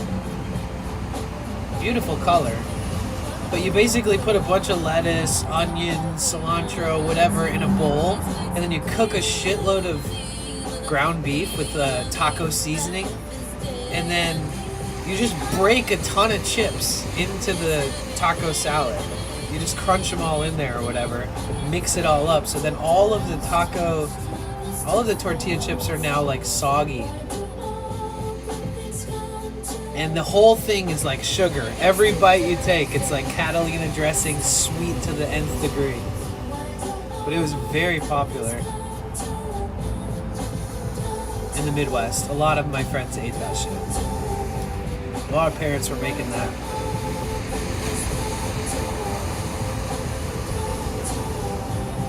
What else is like Midwest favorites? Like,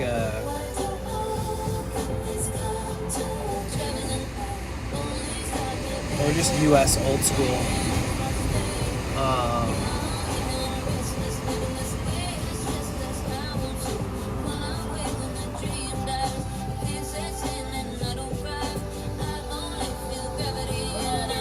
This girl just parked her pickup truck with like Maryland plates while she's taking pictures of her truck in front of the ocean.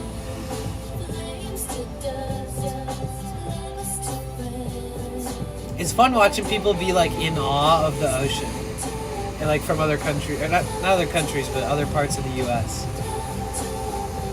I've only been to like 30% of the East Coast, so, but I can tell you that it feels way different than the West Coast, man. The East Coast feels a little more rigid, a little more raw, a little almost out of date. Like, I don't know how else to say it, but it feels like you travel back in time like 5 years at least every time you go there, compared to the West Coast. When I moved out of Michigan and I learned that most things are discovered in California first, just based off of how the entertainment industry works, and then it reaches other states, I never realized that until I started like learning more about California and meeting people from here. Tony, thank you for the follow. I did live in Catalina dressing. My friend usually had it, but they'd use all the taco stuff and shells and salsa and sour cream. Yeah, that's what we would use too, but the Catalina dressing, I don't know. How about beer brats? Oh yeah. What else is good barbecue stuff? Back in the day, it was very classic, like just big baked potatoes, racks of ribs. I was saying this the other day, but I don't know one North American from the United States who's eaten like a homemade corn dog. We only eat these like pre-frozen, like pre-made frozen ones. They're very popular. We didn't have hot dog on a stick like you guys have, or some of you guys had in California your whole life.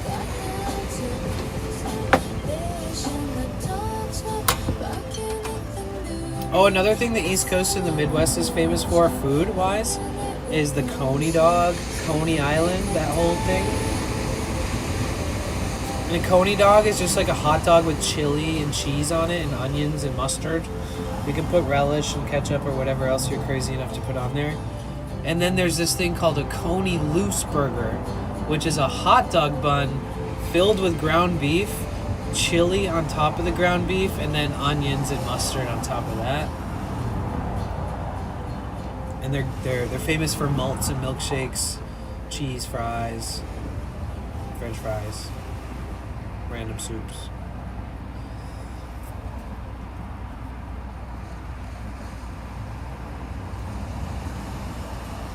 Oh yeah, Chicago deep dish, Cincinnati chili. Oh yeah, there's some pretty damn good food in the Midwest, honestly.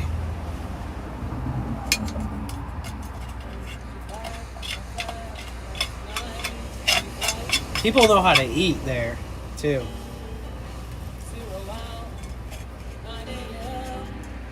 They clean the plate.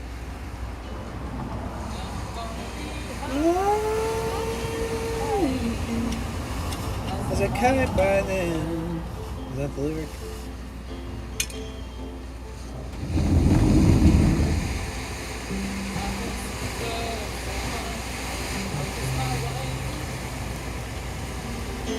Oh my god. It landed right on the fold of my pants. Oh, and on my shoe.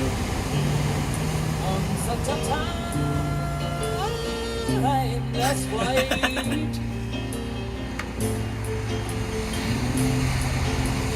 right, baby. Give me all that sauce.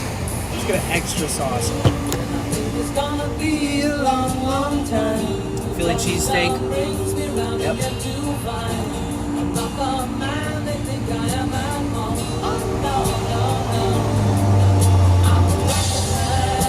Polish food and like Middle Eastern food is pretty popular in the Midwest too.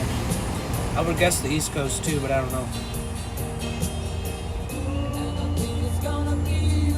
Like you can get like the most authentic Greek food you've ever had in your fucking life in the United States, in Detroit. They have this place called Greek Town. Very interesting, straightforward name. Greek Town. You can go there and get some amazing, amazing food, bro. You'd be surprised. Like, Greek families go there, and they praise the food and the environment.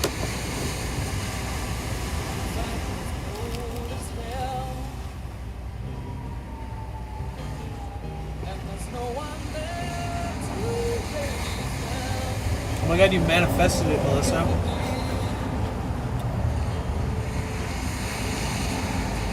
You know what happens sometimes when I eat? I end up like watching a show or listening to a podcast or something, and I'm always like,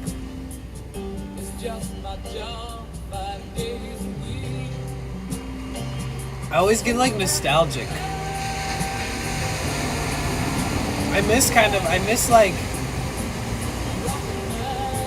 I don't remember the last time I watched anything on a screen bigger than this for like leisure, you know?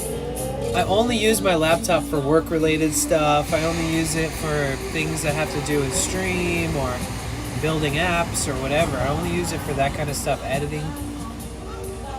So when I consume media as like just me watching some shit on the internet or at the end of the night, like eating some snacks, you know what I'm saying? Watching some shit. I watch it on this tiny little screen. And a lot of times I'm watching it like this, like vertically. So it's even smaller because there's like a chat. I haven't consumed social media and streams on like a big screen in so long.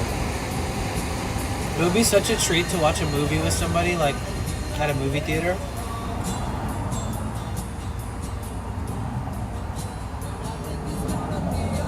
Or even on a regular sized TV, honestly. I would still feel like, whoa, I haven't done this in forever.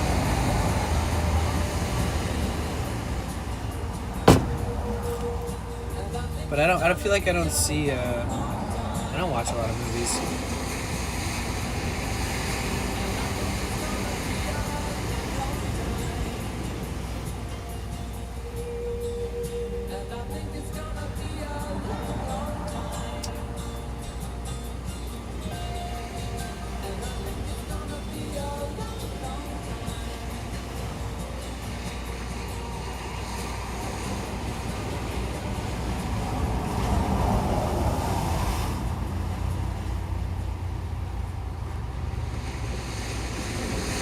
Go hit up Santa Cruz movie night this summer. That'd be fun.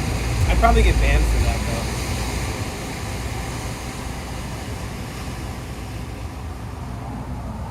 I'm like a target for like people waiting for me to fuck up, you know?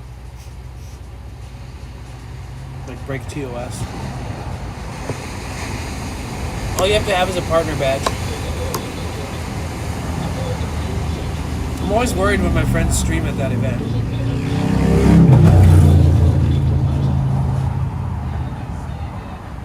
Right. I wouldn't risk it.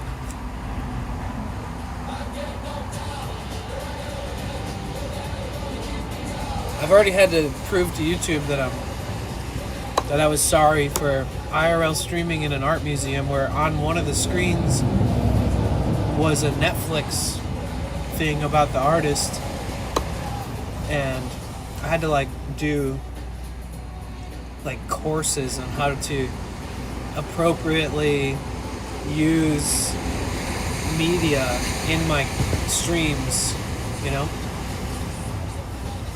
And then like it took like, I forget how long it was, like 30 to 90 days after it to like remove the warning and all this stuff.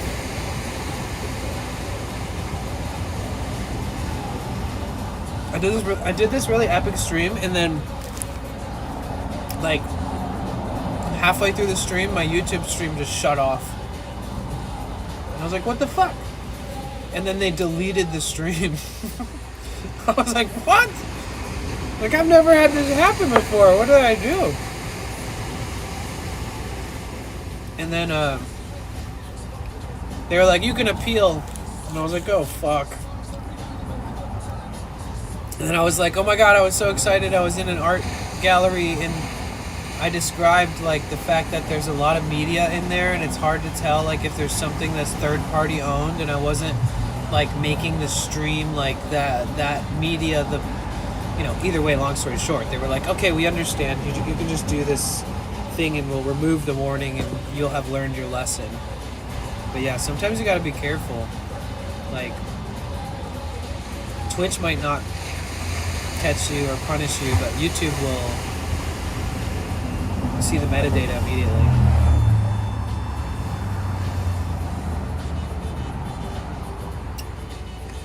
Like if you're showing it.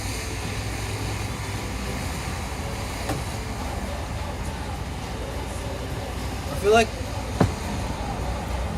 I have a lot of friends who are a little sloppy. And I mean that with love. Just like some of the things that they do could risk like them being banned.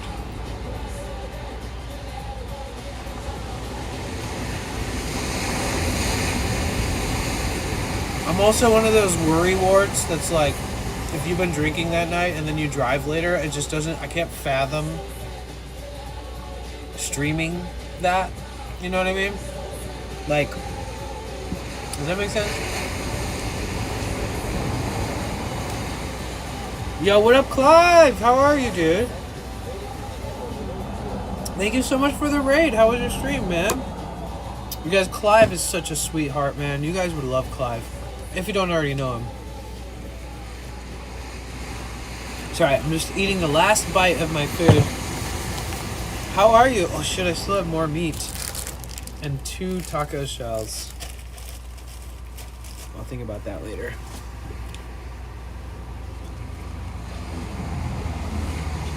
Oh, this pan is gonna be hard to clean if I don't. I'm good, just finished deliveries. Oh nice. Were deliveries pretty chill?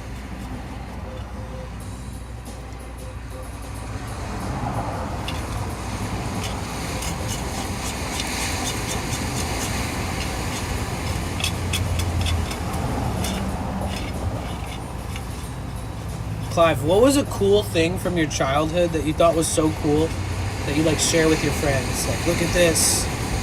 Like, what did you have to have to be cool? Or what did you think was cool?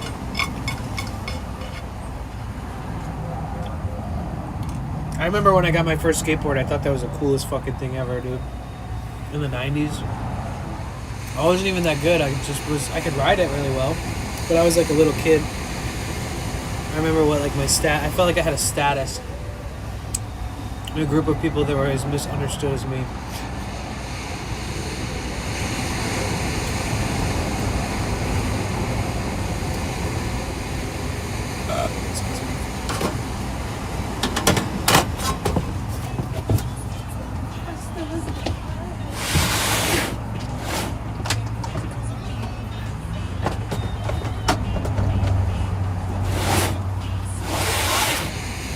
Dude, remember I ate that whole pint of ice cream and all that the other day on the 4th of July? I ate so much sweet stuff that day. My stomach felt like shit the next morning. Yesterday morning. Part of the reason why I took it so slow in the morning and then decided to skip stream and rest and run errands. Had a rally chopper bike, had the big wheel at the back, the little wheel at the front. Wait, really? You had a rally chopper bike when you were a kid? Like, how old? Yeah, I ate, there's like this keto-friendly, no sugar added, like ridiculously epic ice cream line now that's in like most conventional grocery stores, but it's like $9 for a little pint. Yeah. I got like caramel swirl vanilla. It was so fucking good. It was so good. It was amazing. In fact, I don't care that I felt a little icky in the morning. I'll eat a whole nother pint of that shit. We'll have to do that again during, I don't know, the subathon or something. When I say it's a special occasion, it has to actually be a special occasion.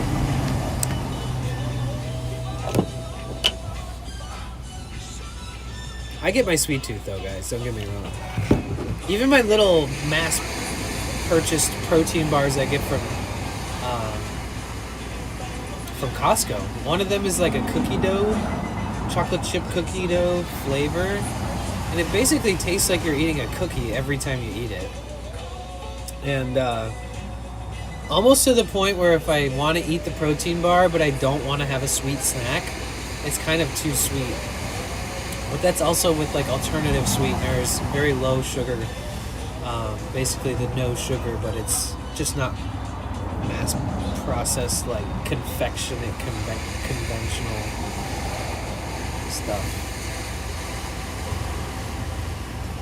You were just drooling over chocolate. Oh yeah, and that chocolate has 0 sugar added. Lily's, love that company. They also sell chocolate chips that have no sugar added.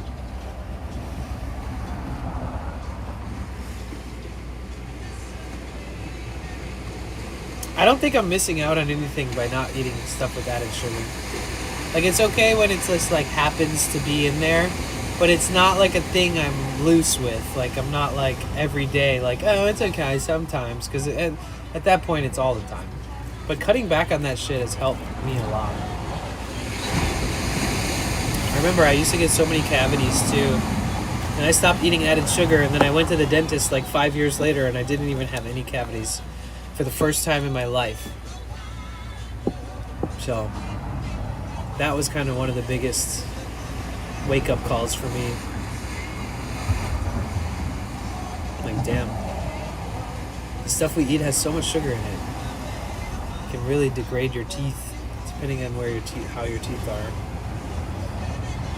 I modified a Schwinn bike, added forks, which broke when I hit the apron on my driveway. Needless to say, it didn't end well. Wait, what? Where did you add the forks? You guys, make sure you follow Clive.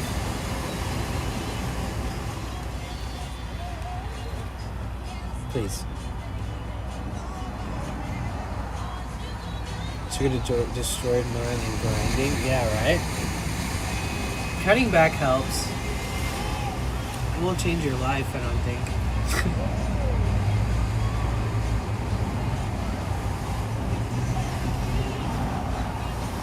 I'll tell you what though, if you cut back on super oily foods and like super sugary foods, when you eat super oily foods or super sugary foods, it tastes super oily and it feels heavy, and it's like your body becomes less acclimated to those like heavy meals that are sugary and like glutinous and, you know, full of like heavy grains and hard to process shit. When you eat them less, then when you do indulge in something that's like that, it actually like It's like if you smoked weed all the fucking time, eventually you just don't realize how stoned you are. You don't feel stoned, and you smoke a ton of weed, and it just becomes a part of who you are. But then if you stop smoking and you take a big break from smoking weed, and then you smoke weed, all of a sudden you're like massively ripped. You're like, oh my god, I don't even remember even being this stoned. Ugh, is this even fun anymore? That's how it feels when you cut a lot of added sugar out from a diet. If you had a lot of sugar in your diet, to going to like literally eating mostly nothing with added sugar and only eating really fruit as your main source of like fructose. It's like the same thing. It's like getting high. You're like, oh man, I'm ripped. I can't believe I used to do this every day, all day, that much. But it's like when you stop eating shitty foods. Maybe I'm wrong. It's got to be subjective because I feel like I'm sensitive and I don't know if everybody else would sense this difference. But when I stop eating things with added sugar and then I ate something really sweet, I'd be like, how did I even like the taste of this? Like, isn't the fruit enough, or isn't like a light sweetness better to bring out the other flavors more? It's like all about sugar flavor. And the crash that comes after sugar, especially if you have ADHD from like just ODing on sugar every day. I cut that shit out and my life's been a little clearer, I think. I'm not trying to tell anybody else to do it. That's never been my thing. But it is a weird part of my specific kind of diet. Vinny! Hey man, thanks so much for the follow. Welcome in, dude.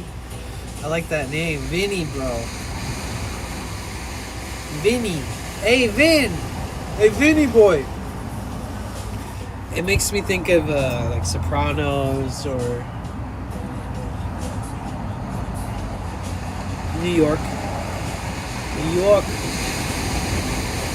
Mike meet Vinny, Vinny meet Mike. Cutting sugar made it clearer. Cutting sugar made my life feel less of a roller coaster in one way, and still a roller coaster, but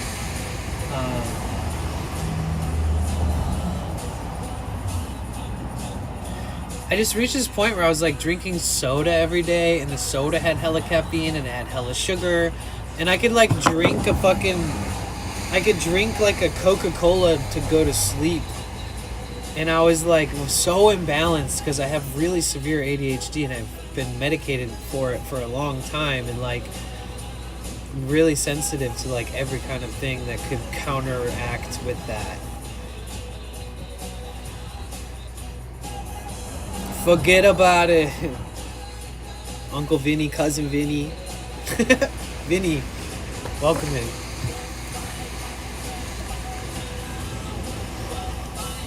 Good morning. Hey, don't wanna walk 1,000 miles. Oh, look, there's 2 people here now. We had the whole lot to ourselves earlier. Oh no, the telephone pole or the electric pole is shadowing my solar. I could put the solar on the back of bumper of my van and just lean it up against there. What time is it? Let me see. What time is it?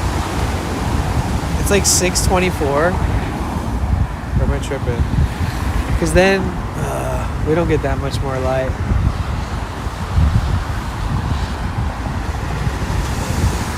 Let's see if we're getting anything with that shadow.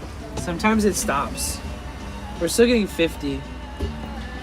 We got 60% on one and 69%. Oh, nice. Dude, I forgot what it's like to pay an electricity bill. I feel like if I rent a place, I'm gonna have like a real rude, harsh awakening where it's like, damn. Like, I wish when I find a place one day to park, live, rent, whatever, that I could have my solar integrated into my life just as much as it is now, pay less on electricity fees at a place, and be frugal as much as I can. I feel like being with water resources and things like that, because that also costs money.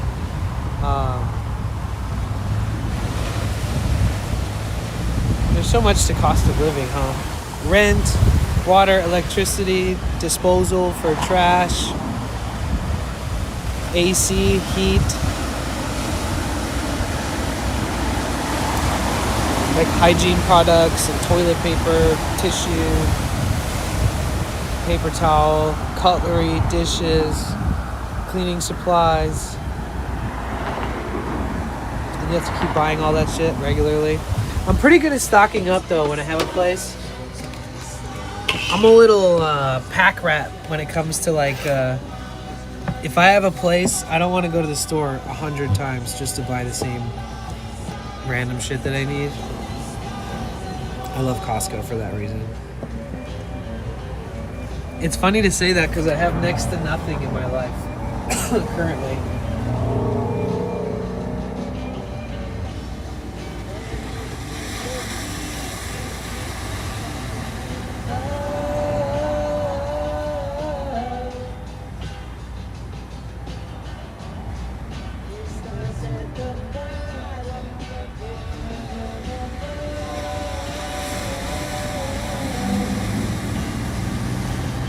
I noticed my Facebook is just like an obituary now. Like my last 3 posts on Facebook one was for the Bob Weir Memorial, one was about my friend Carl that passed away, and the most recent about Oliver Tree. I post on there like a few times a year, and it's always about somebody dying. And this time it's like they're all just in a row. It's become like a public obituary.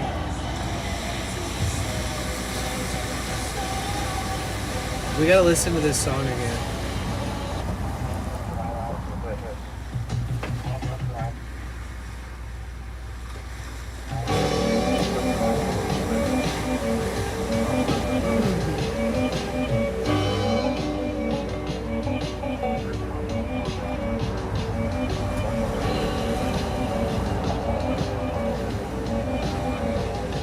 What are the chords to this song? We're about to have a sunset, guys. I feel like we shouldn't miss it. Oh, it's really hazy, actually. It's kind of hard to get a good look.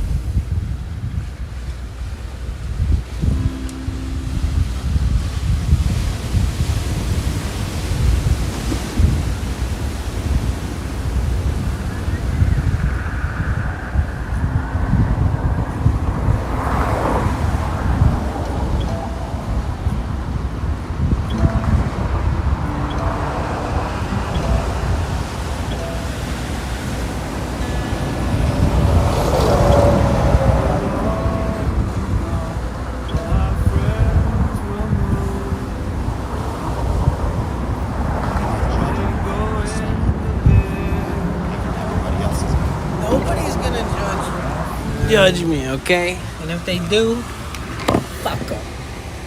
Unless they mean good. I forgot this song existed. It's alright. Let's try. Here for now, we'll all be gone. All our friends will move away. And they're going to better places. And our friends will be gone away.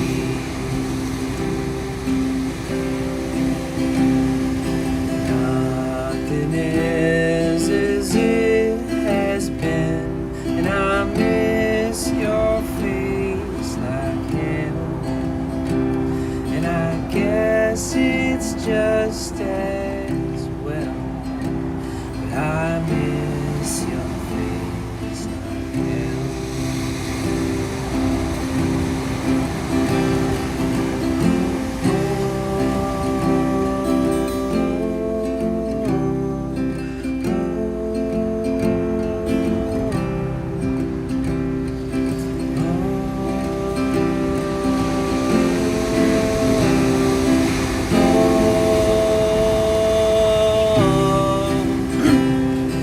Talking about the way things change. My family lives in a different state. If you don't know what to make of this, then we will not wait. If you don't know what to make of this, then we will not wait. Forget the lyrics. Rivers and roads, rivers and roads, like rivers and roads, rivers and roads. That's it. Rivers and roads, yeah, rivers and roads, rivers till I reach you. Rivers and roads, yes, rivers and roads, rivers till I reach you. Is there more to that? Oh, that's the whole thing?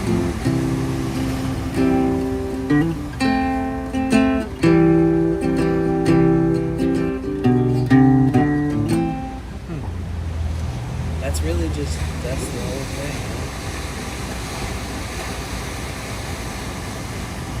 Wait, why was I zoomed in that whole time? That's crazy talk. I don't think I've ever done that on accident before. My favorite part of this song is where it goes up to the talking about the way things change. My family lives in a different state.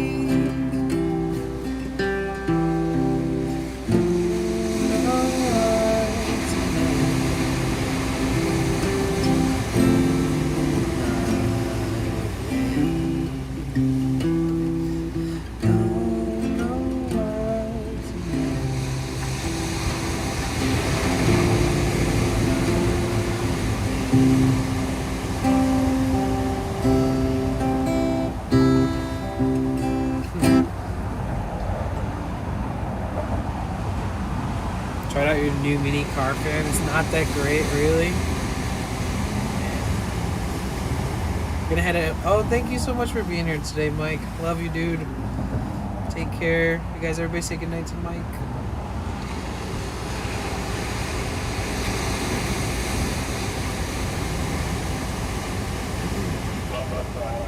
I feel like this is a song that I really enjoy.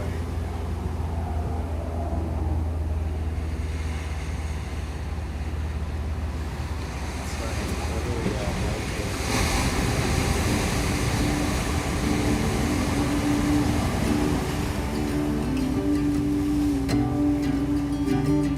cut my nails really short, so this is tough.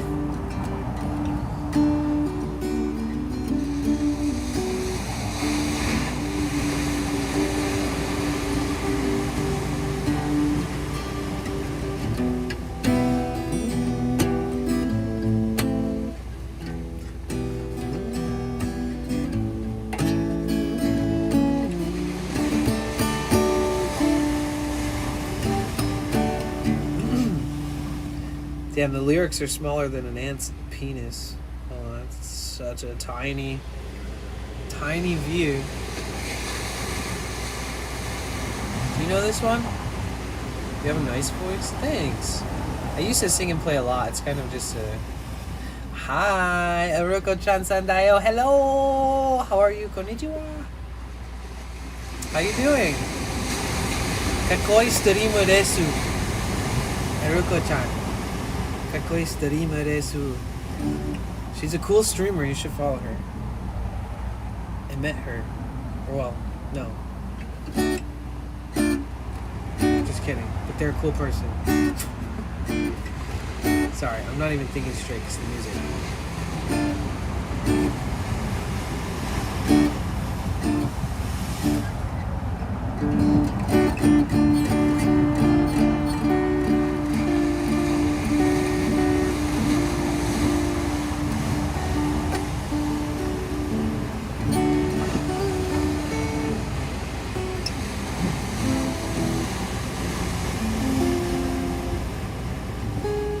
Okay.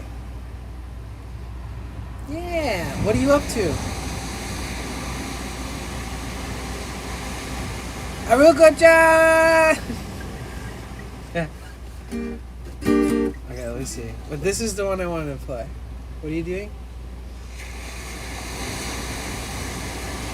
Secret cooking streams. I'm being gatekept by the lyrics site. It's like, where'd all the time go? Starting to fly.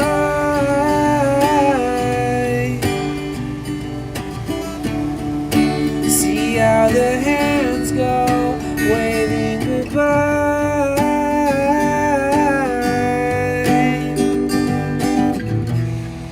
You know I get so forgetful when I look in your eyes.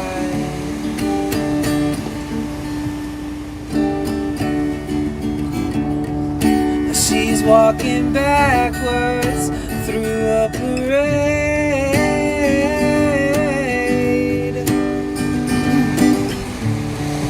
stuck in the shadow, blocking the shade.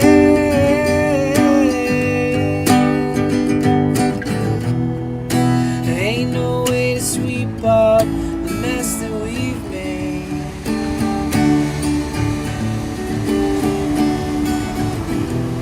She gets dressed up like a pillow. Wait. She gets dressed up like a pillow. She's always in bed. Flowers for the I don't fucking remember this chord. Oh shit. Flowers for the sick. Wait, what is that? Oh no, hold on.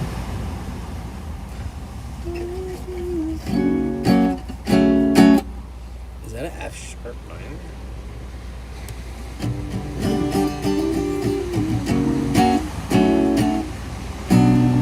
That sounds about right. F sharp minor, B minor. Yeah, that seems right. It's hard to do this song. This guy's actually a really good writer and singer. And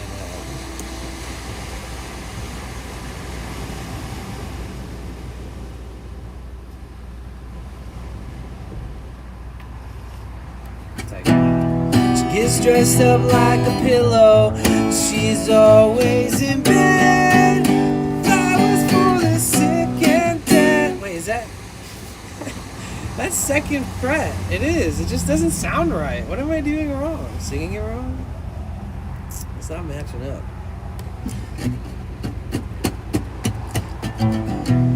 She gets gets dressed up like a pillow. She's always in bed.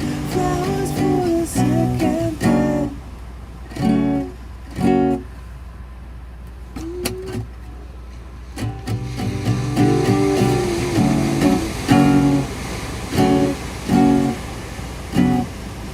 Wait. It is a B minor. Oh.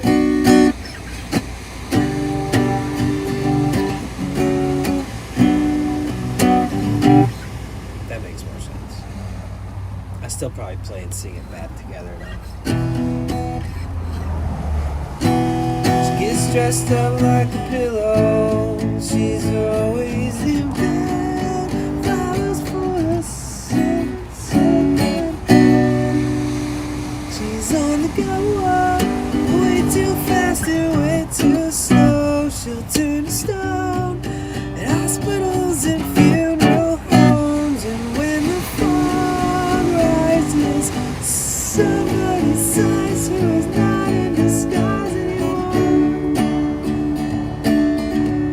If I learned this song and ripped it mega hard, I think I could like do a pretty good recording of it. Maybe not like an on-spot thing every time, because it's a bit kind of have to yell a little bit in this song. But I really like this song. If I could piece this thing together in a way that feels really good with me, I like it a lot. Where'd all the time go? Starting to fly.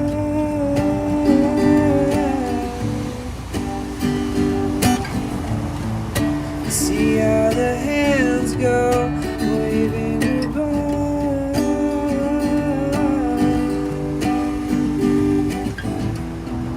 No one gets so forgetful when I look in your eyes.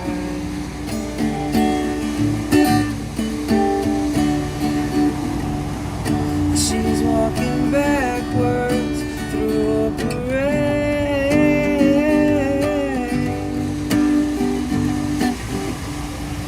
Stuck in the shadow, blocking the shade.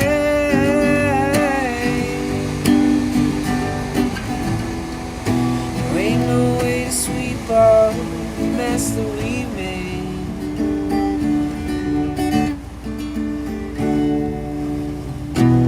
She gets dressed up like a pillow. She's always in bed. Flowers for the sick and dead. Yeah. Blow my voice out trying to play around with that, so I don't want to have to go that high. I'm gonna add this to my songs of like learn how to play it good list. Tarun, what's up, dude? How are you? The chat on the bottom of the screen broken or what?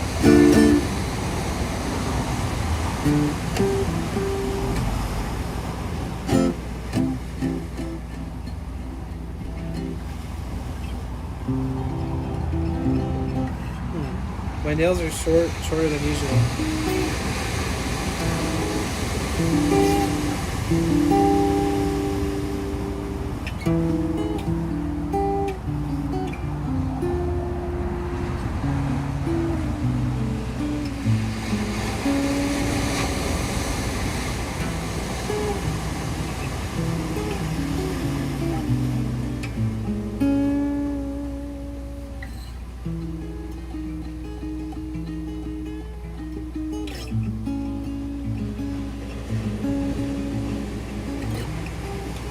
Fuck.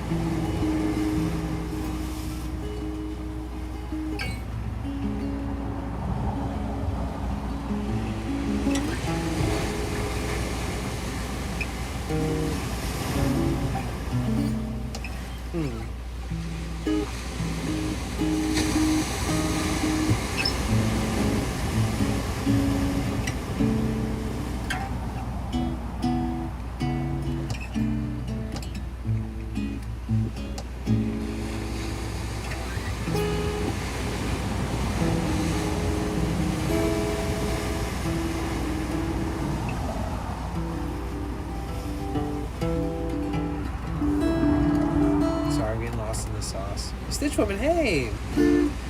Oh, you're moving from Nevada, or from North Virginia to South Carolina. We'll be gone as of the 17th of July. You will now be the only way I can connect with my beloved West Coast. God, I love those beaches. Aww. Well, South Carolina has the East Coast beaches, though, right? Yeah, I hope you're doing good. I'm glad that you're moving. I know you've been wanting to do that for a long time.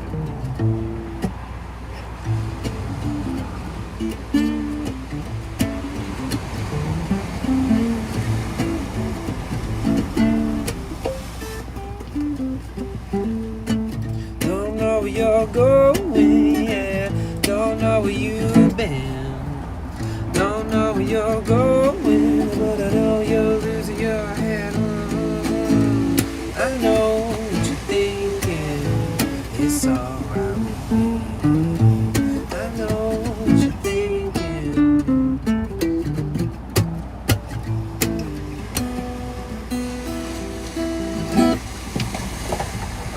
Put that shit away for a little bit.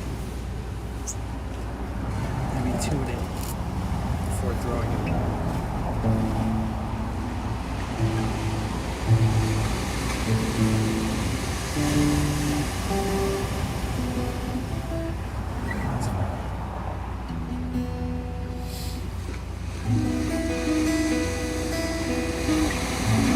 Yeah, you'll be able to watch the sun. You'll be able to have a sunrise over the ocean and then a sunset over the ocean all in the same day.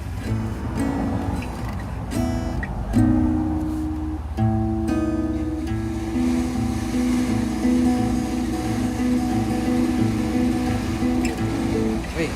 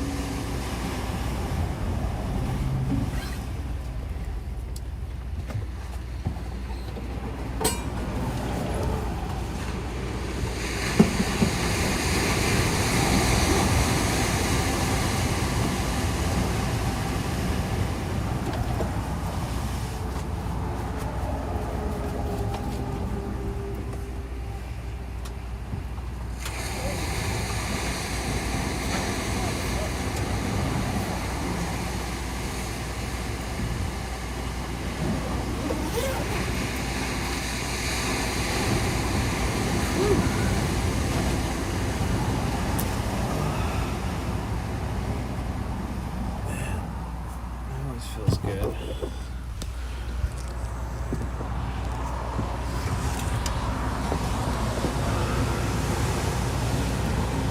Looking pretty nice out there.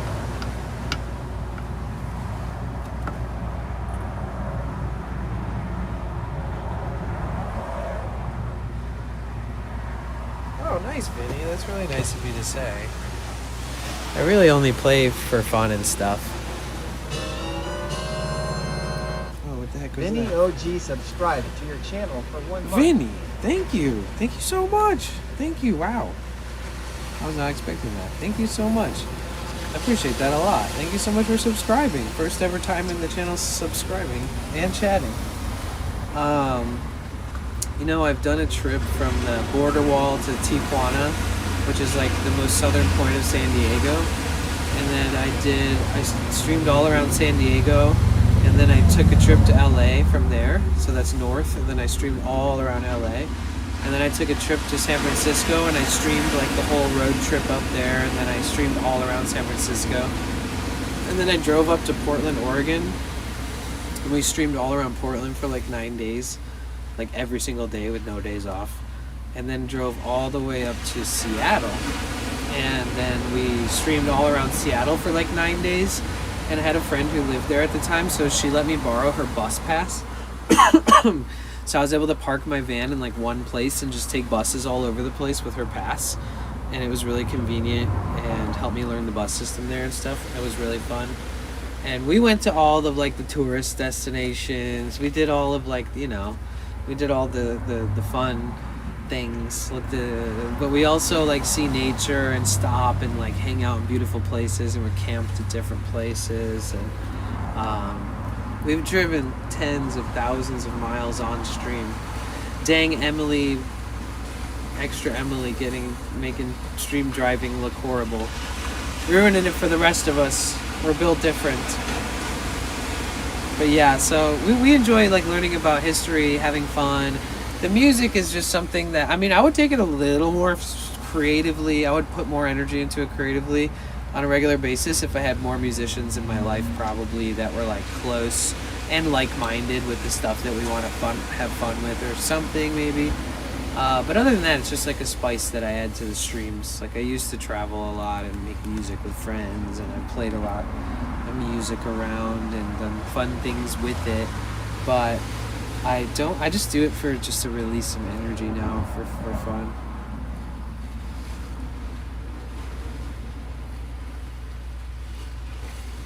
It's funny, you don't, wait. Where the West Coast is a unique part of the United States. No other areas has such mixed cultures and peoples from so many countries. That's kind of true. I mean, like, it's like,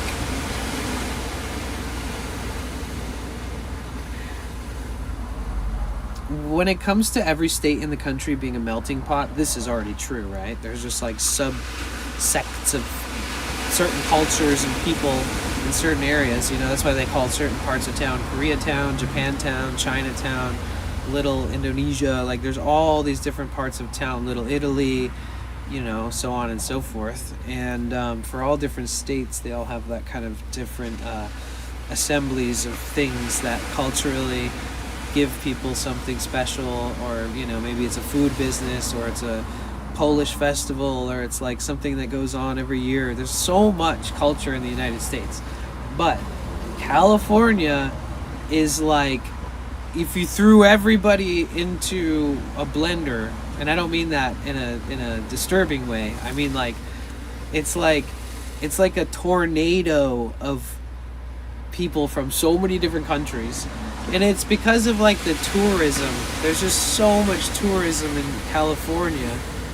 And its biggest asset is literally the beach. It's not Hollywood. It's not downtown LA for tourists. It's like, it's the beach, and it's nice restaurants and the coastline. So it's crazy though. When you walk, if you walk on the Santa Monica Pier once a day, every day, you could probably hear like 12 different languages every single day from different people, just by hearing it, like eavesdropping while people are walking by you. It is such a melting pot of just crazy amounts of people. And not only the tourists, but a lot of people end up wanting to live here one day, and then they end up getting like visas, or maybe they marry into an American family or something. And so yeah, California is like a mecca. I've traveled all over the United States except for like the major part of the East Coast, and every place kind of feels like a melting pot of sorts, but it's like the biggest tourist destinations, you know, the most frequented by airplane and stuff too. I'd say Miami's like that. People speak in different languages every way you look. I would guess New York. I've never been in New York, but I would guess. Yo, 26 months! Holy shit. That's like 25 years, dude, right? I did the math right? Thank you so much, dude. I appreciate you. And 26 in a row. Shit. Thank you. Thank you so much, Tank. How's the weep hole doing?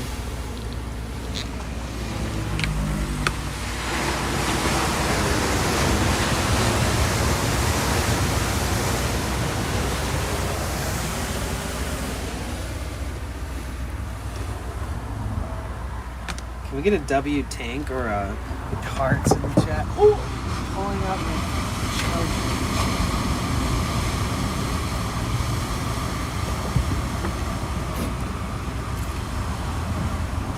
Don't stop believing. Hold on to that feeling.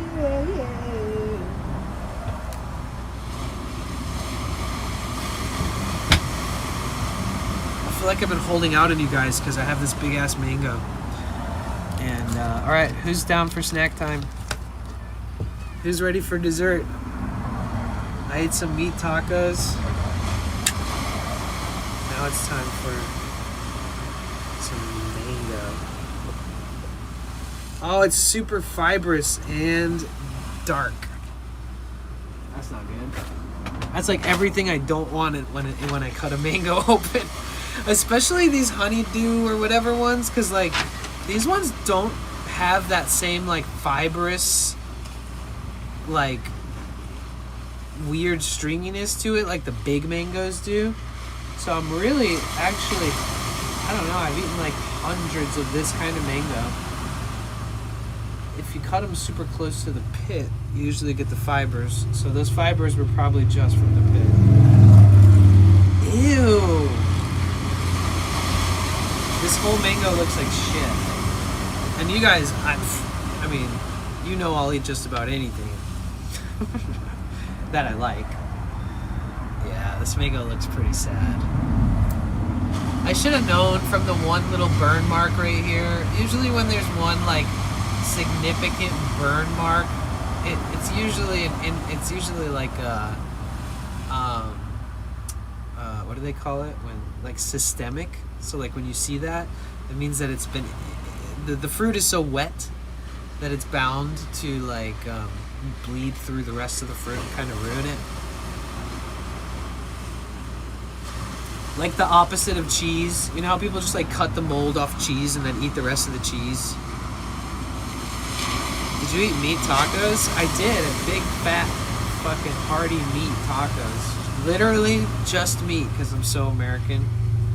I put some meat on there. Just ate it plain.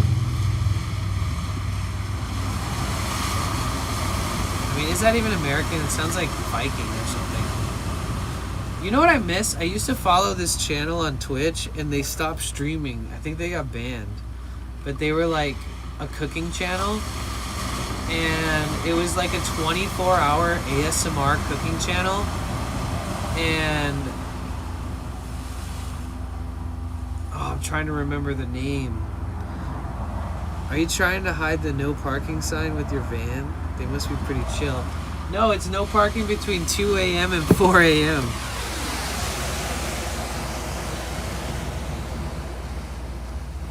Parking on other side of the street. No, parking is not permitted on the other side of the street. That's crazy. I never read the bottom of the sign. If you go to the other side of the street, it does not. It says you cannot park there. It's funny that it says parking permitted on the other side. But yeah, as long as you move between that 2-hour time frame, as long as you live crackhead hours, bro, you can make that work. You know? Yeah, right? Between 2 a.m. and 4 a.m. I've always told people, come out here. If you're driving into the night and you don't want to face LA, you know what I mean? Okay, so if you're driving down the Pacific coast, you're going south, you're coming towards us. And then if you pass us, you're going south, but you're about to enter Santa Monica and Venice. And it's kind of the beginning of what makes LA the crazy, lovely place that it is Santa Monica, Venice Beach, right? And if you're traveling to town in a van or something, you used to be able to park on this side of the street or the other side of the street, and you used to be able to sleep overnight. But so many people would leave trash, dump piss bottles, fucking poop, you name it, man. People suck, and they ruin it for everybody. So there's like biohazard issues, tweakers camping on the side of the road, smoking meth, making their home in this prime real estate. So it kind of messed it up for the average United States kind of camping culture that we've always had, which had a mix of kind of stealth camping with surfers too, and some travelers where they would travel to towns but they wouldn't pay or have enough money to pay for like campsites all the time.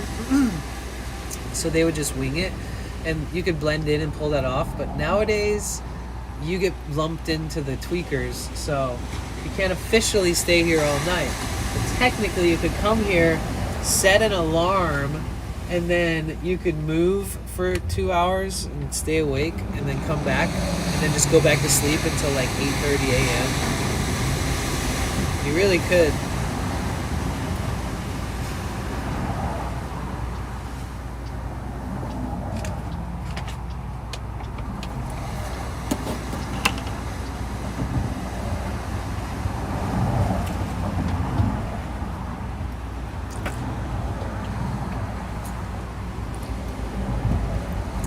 That thing tastes like alcohol, dude.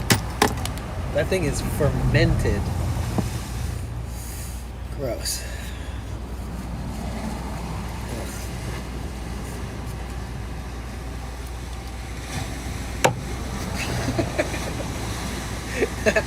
Dude, I seem like such a fucking mess lately. It's crazy. I've always been kind of weird, but lately, I don't know what's going on, man. Thanks for sticking with me, guys. Drunk Danny? Oh my god. No, that's never even existed on a piece of content before. Oh wait, no, I drank a little thing of champagne to celebrate 30,000 subscribers when they did the hot air balloon ride with Office Drummer. I need to talk to him about everything I've been saying about just like collective, you know. He literally just got himself set up with a studio, like a new community space. And he's like, I need help building it. Come on out. You know, whatever. Come stay here. So it's very much in line with what I've been talking about. It's like, what are we going to do? I don't know. I got to go and meet up. Figure it out. You fell asleep during tax talk? Most relaxing. I should make that into an ASMR video. Tax talk. Fall asleep while I talk about taxes. Oh, we're not getting any more solar, that's for sure. 0. We're 69% on one, 61 on the other.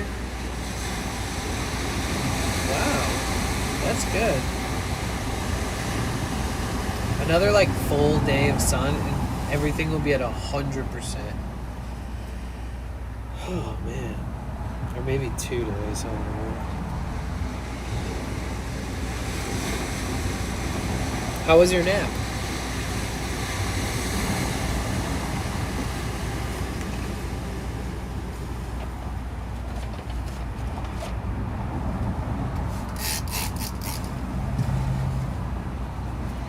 Really need that nap.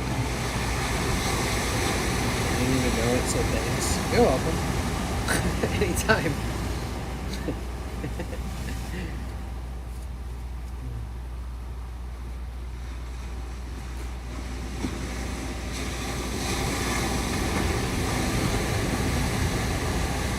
Yo, Arnold, what's up, dude? How you doing, bro? Welcome back. I was just thinking about you a minute ago because I feel like I missed your comment earlier. Yeah, you said, Father, how are you? How you doing, bro? What's good, man? What the fuck is up, dude? How we doing? You guys, we met Arnold, remember? He was dressed up like a soccer ball. What you up to, bro? How's everything?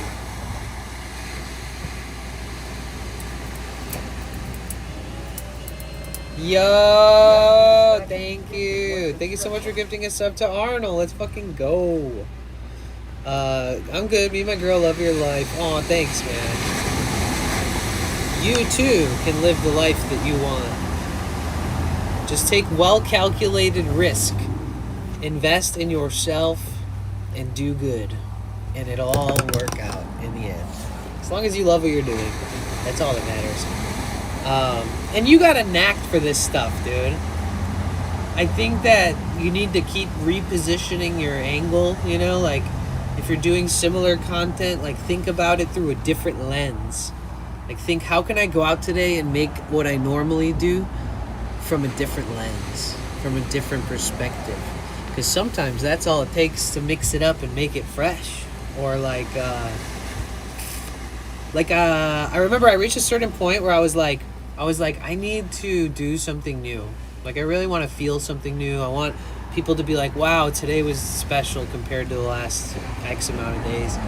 And then I got up at like 5 in the morning and I drove to like this beautiful viewpoint in LA while it was still dark out, and I like did this beautiful sunrise stream. And then we streamed all day and then streamed the sunset too. And it really gave me like, it opened up my eyes to like, why do we ever miss a sunrise or sunset if I have the chance to stream it and show you guys? Because there's some gorgeous moments where you can just sit back and chill and enjoy. the God-given art in the sky, and just like, you know, the dawn of the day, and just setting your intentions together. And it's those precious moments that matter so much more than a lot of the things we experience in life. Like watching something like that is a precious moment, right? But yeah, think of it through a different lens, like from, you know, how do I do what I already enjoy doing, but like keep making it fresh, so that even you feel even better about going out and stuff, like anytime you're you know, getting ready or thinking about the angle. Need to go to DoorDash. I'm glad to see you're doing great. All right, get to work. You guys, make sure you follow Arnold.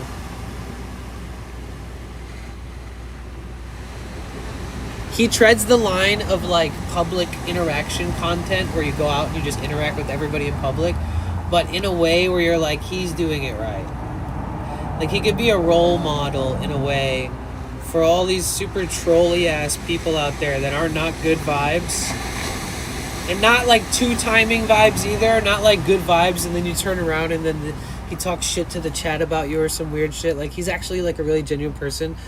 But he does like in-person interaction content, which I feel like we need more people out there doing that are good people, because like there's so many people out there that are doing it that are like short-tempered, weird, aggressive,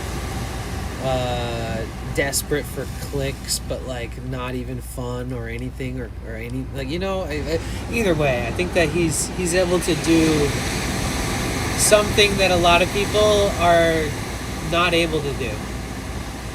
So, but I think that no matter what he does, I think he'll do good in it. And now that he has platforms, because I checked his socials, he's got a lot of followers on a lot of platforms from some viral videos and just keeping up with the content and stuff like that.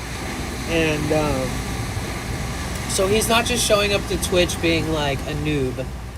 Like, he's seen algorithms, he's published a lot of content, he's gone out there and done content, and so he's streaming it now on Twitch. So, and he's in LA. So keep an eye on him, keep track of him, at least check in on him, say hi, follow, stuff like that helps.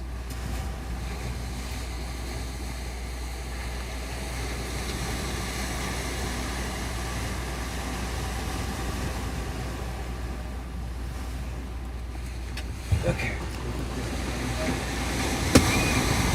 I gotta put my solar away.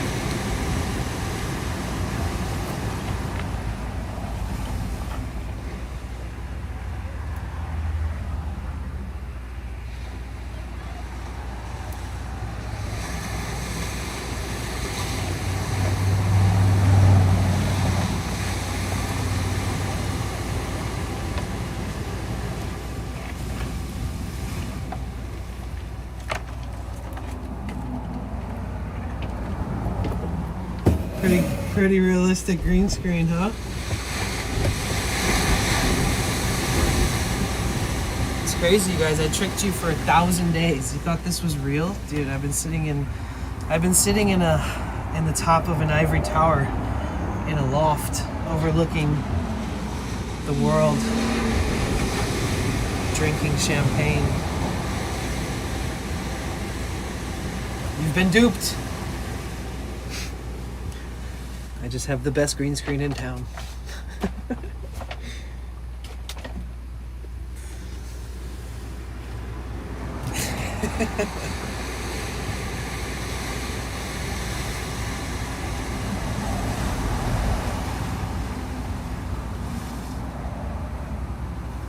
When I first started doing IRL in the van, I like had nothing, you know? I had nothing, dude. I had like nothing of value, bro. I seriously had nothing. What did I have? I had a bed, this desk, and that's it. I had like no tools. I had no solar. I had no power stations, because I have like 4.2 kilowatt hours of power stations. I have 100 pounds of batteries that I don't keep showing on stream. They're tucked down here. and I just really didn't have anything to hide for any reason. Yeah, I can fix that. I didn't have, you know what I mean? Like, when I first started living and streaming out of the van, I would just park at public parks and, like, open my door wide, and I would just hang out and stream like this, and just, like, tons of people would walk by, and every, like, 20 to 30 person that would walk by would stop, and, like, their dog would jump in the van, or people would stop and talk, or tweakers would come up and ask me if I had crystal meth. And when I didn't have an elaborate setup, and I had a very simple setup with, like, no real any value of anything really in here much at all, I just sat with the doors open, like, any fucking where I wanted to. Like, people would walk by and look in, and half the people in chat were just, they'd always just wait to see how people reacted. Like, people would look in, or people would stop and come back and be like, what are you doing? Like, what's going on here? Do you live out of this thing? Because I would do it at, like, public parks right next to busy streets, busy sidewalks and stuff. There'd be, like, a public sidewalk right here, and I would open it like this and just, like, hang out and stream. I'm a little bit more fucking concerned now with the amount of equipment that I have to use to stream, where the last thing I want is somebody looking a little too much in my van and thinking a little too much than they should. And but when I first got it, I did have a lot of interactions. I wish we would have created some kind of, like, chronicles of people that stop at the door of my van series. Remember there was this one lady that's like, do you have any drugs, or, like, do you have meth? And I was like, no. And then she's like, are you sure? And I was like, no. And then she, like, started smiling and, like, started getting into my van. And I was like, nope. I was like, get out. I was like, don't invade my personal space. This is my van. Don't fucking come in here. And she was like, oh, okay. And I was like, no, go the fuck away. I just remember dealing with, like, all these different types of people. People would walk up. There was, like, the guy that had that weird, like, he had that special hat that looked like it was from London or something. And he carried, like, a walking stick. And he was always talking about how he's working on old cars, but he was always coming up to me and talking to me. And I was like, listen, man, you're nice, but, like, don't walk out of your way to come up to my van. And, like, every time I come here, you're always walking up, and you know, and, like, you know, like, I don't want to blow up my spot. Like, I like chilling here and not making myself stand out, and I don't want to draw attention to myself. And he was like, oh shit, okay, you know, I'm sorry. I was like, yeah, you know, one person comes up, then all the other fucking people in the neighborhood start walking up and trying to be buddy with me, and I don't know any of you guys, I don't trust any of you guys. And he was like, I get it, man, like, I totally get it, I'm so sorry. I won't do it unless I'm just already walking by. Can I still say hi? And I was like, yes, that's how I want you to see me. Like, don't come by every goddamn day and, like, make it a part of your routine. Like, sometimes I just want to be left alone. And I don't want you to be here, because when people see you here, I know you fuck around with all these tweakers and shit, and I don't want them to come here looking for you. Like, I don't want this. And then the next day, he walked right up to me again. And I was like, bro, did I not tell you to just leave me alone when I'm parked here, dog? And I knew that he was kind of, like, pretending to be real nice and cool, because it's like,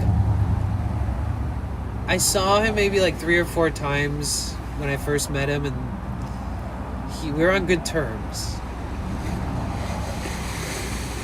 But then every single time after that, when I saw him, he was really mad, and he was always talking about how he hates the police in the area and that they ruined his life, but he would be like, I'm gonna fucking kill them, blah blah blah, and say, like, crazy ass shit. And he's like, oh, you'll see what I'm gonna do to him. And I'm just like, what?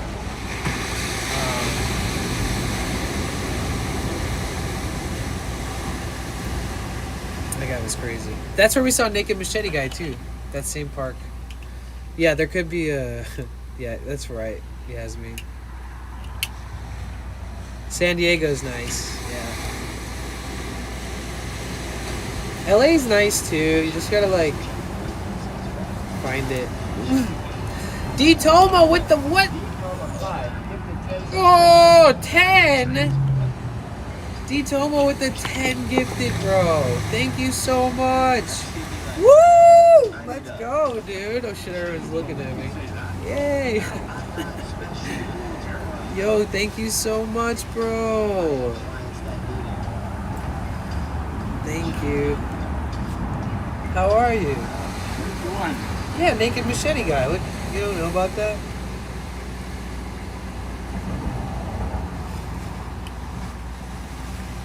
You deserve it? Oh, thanks, bro. You deserve it. You deserve it. Just wait till I'm on the up and up, and I can drop subs on you. Watch your back. How are you? It's so good to see you, man. I freaking love you, dude. If you guys don't know D Toma, this guy could, I don't know, insert some kind of smooth, beautiful voiced, alluring streamer pitch promo. He's so sweet. Whoa, whoa, whoa, whoa, whoa, whoa, whoa. Oh, Smooth Stone! Bro! Jesus! Bud Girl Didi, you got a sub. Bud Girl Didi, are you still here? Yo, Ren's got one. Iron Lungs got one. Zebra Man from Spokane, Washington got one. Rangs. Oh, Varkosh, you got a sub, bro. Are you still here? Ross said, thank you for the 400 bits, you legend. Thank you. Wow, level 5 hype train. That's crazy. Holy shit. Yeah, we're trying to keep up with the subs. We have a goal of trying to end the month at 500 subs. And the other ones are daily. Then we got the long-term van rust fix goal.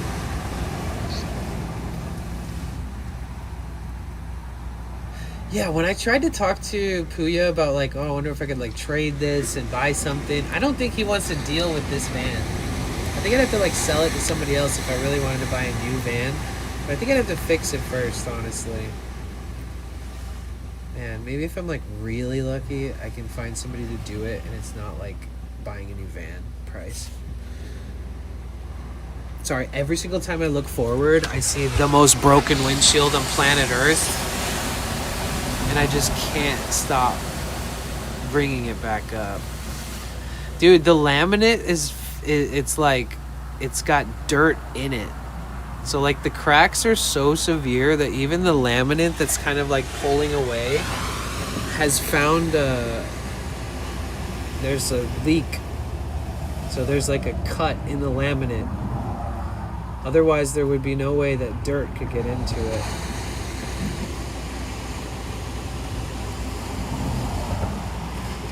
Of course, man.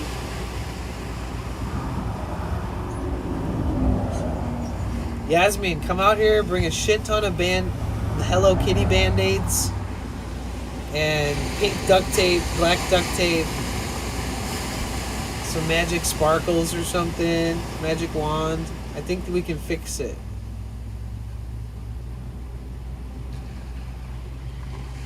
I think we can handle this inside. We can do it. D Toma, what you up to, dude? What are you doing? I feel like D Toma is one of the most chill, kind-hearted,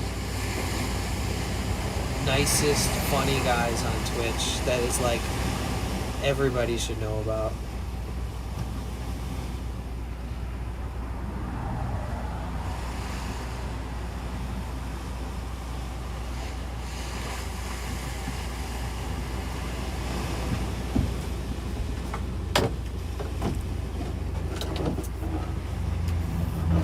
What you been doing lately? How's everything? How's work? How's streaming?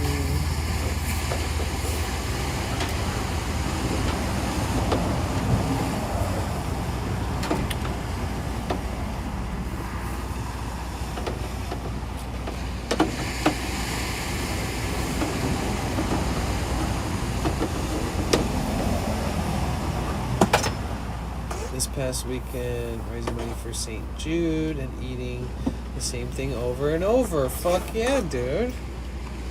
Sounds good. I think I know you well enough to know that sounds like a good weekend. I like that.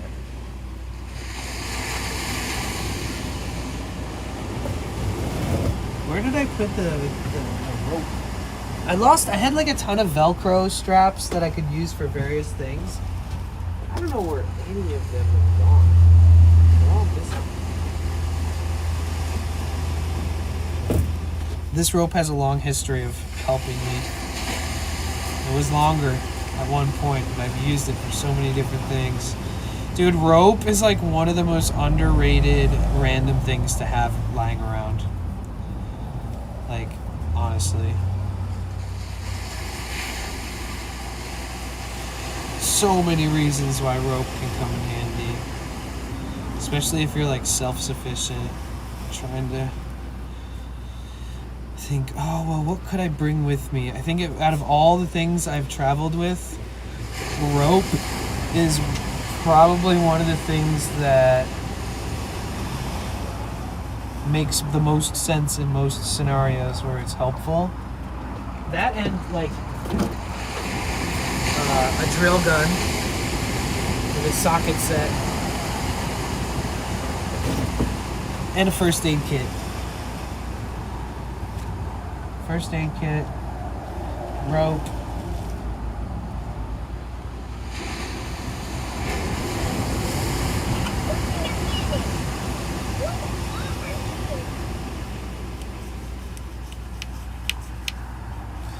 So I'll be eating that for a month straight. Wait. What did you make? Arugula, sun-dried tomato, feta, goat cheese, and artichoke on a tortilla. Oh, that sounds great. Oh, that sounds fucking amazing, dude. That sounds great. Oh, thanks for following, Hernt.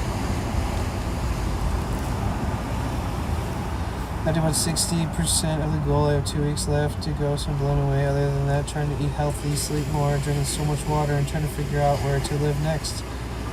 And finally preparing for my IRL excursion, just a short trip for a hike. That all sounds amazing. Let me know how I can help. Get a place in San Diego with a driveway. And I can park my big ass in that driveway. We can hang out. Dude, that's what my title's about, is finding my creative family, where it's not just streaming, but it's everything life has to offer and anything that we can offer life to the people in our circles. So I was like putting a call out to try to find people who are like-minded. I would love to look back on today and all the times I explain how I feel about why we need more creative circles, why we need more expertise and professional and like even just like avant-garde, eccentric, artistic / any kind of experience that helps to just work on spontaneous creative adventures or endeavors, and you know, maybe like have group chats or even meet with people in person and sit there and talk about like spitball ideas and stuff we could do. And I don't mean like stream content though, I mean like anything, like, you know, anything we can put our heads together on and create something beautiful and fun and creative and kind of get a good feel for having a team. That's kind of like what my vision is. I'd love to look back on today and be like, wow, I was right. We just needed to like localize or gather people and start having meetings and start seeing who's active, who's pursuing the most, who's already ready to put all of our heads together and just knock out some kind of production thing or some kind of event, or start troubleshooting what we could do to have an event in the future, or our own merch lines. Or I think that it would help us all tremendously.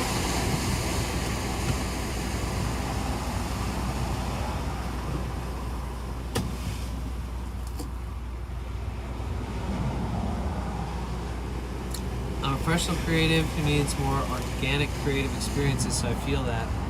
You guys can play some epic video games. look and see if there's anything cool in SD. Yeah! Dude, San Diego, Bay Area, anywhere in Cali.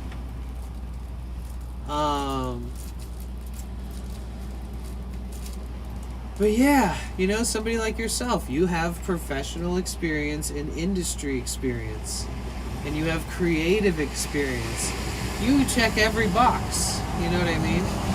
Like I wrote down like office drummer, professional drummer. He has professional production experience with like video, music video, stuff like that. He streams.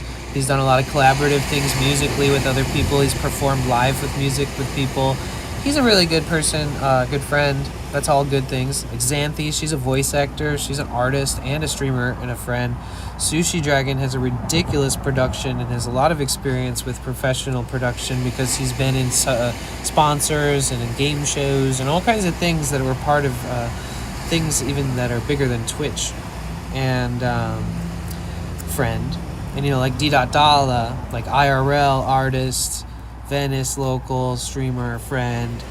Music is Code, professional pianist, streamer, has professional performance experience, family-oriented, you know, healthy-minded, good head on his shoulders, great guy.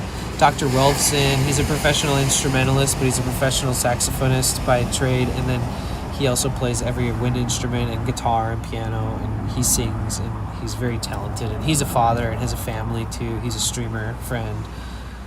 He's in Arizona. Roy Explores, dude, nobody loves San Francisco and streams it and makes content about it. Nobody loves it as much as he does. Roy Explores, friend, streamer, lots of experience in teaching me how somebody would actually cover a place if they really love the place. They've got Poultry Motion all the way across the pond, but photographer, professional experience with photography and working with different personalities in different environments, and also a streamer and friend.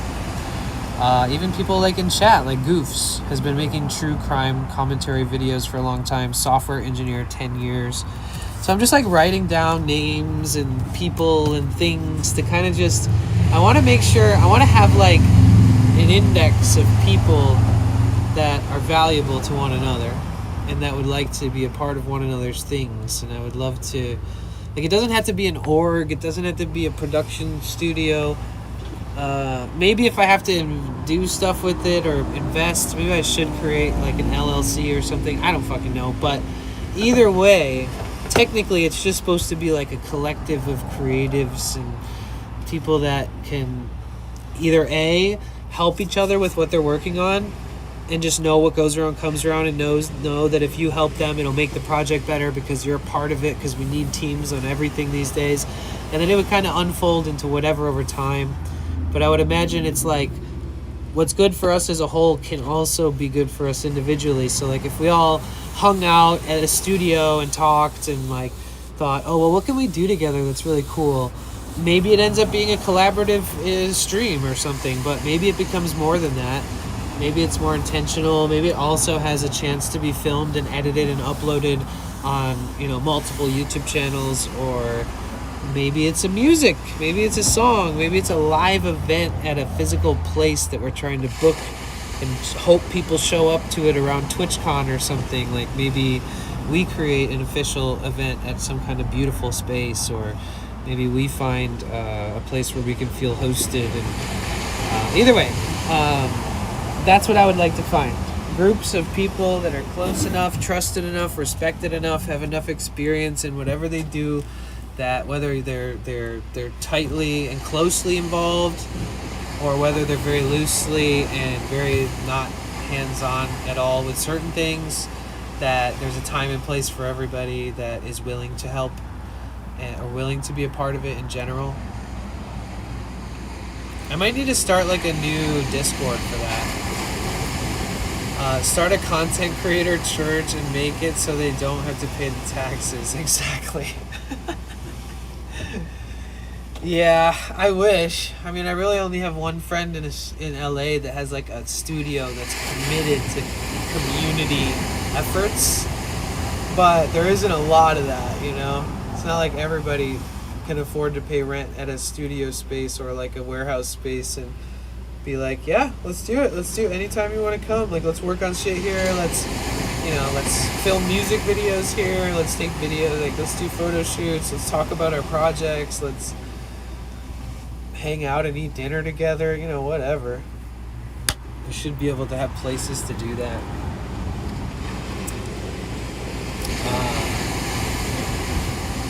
Yo, I have a Kalshi bet that you won't say Trump. Oh, you win. Or you lost, sorry. Yo, it's a pretty good raid. Let's go, dude. Thank you so much for the raid. Let's go.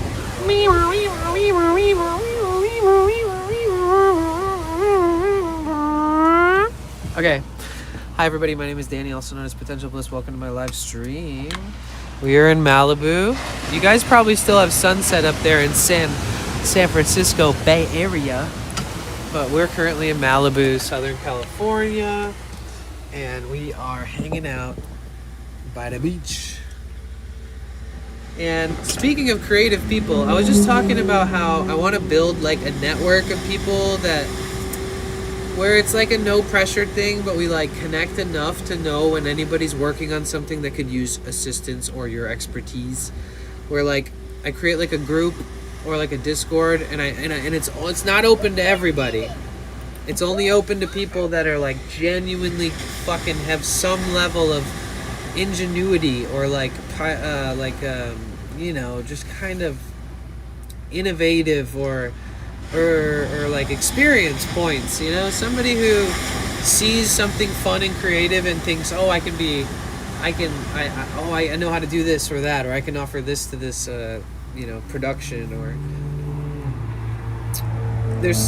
I'm burning myself on explaining it already, but I woke up today and I couldn't stop thinking about how loosely I am affiliated with every creative person in my life, and how I used to be way closer affiliated with all my artistic friends, and not just one person or having like one bestie, but like, I was always surrounded by people that were either in music or art or some type of industry work that was like creative, fun, unique.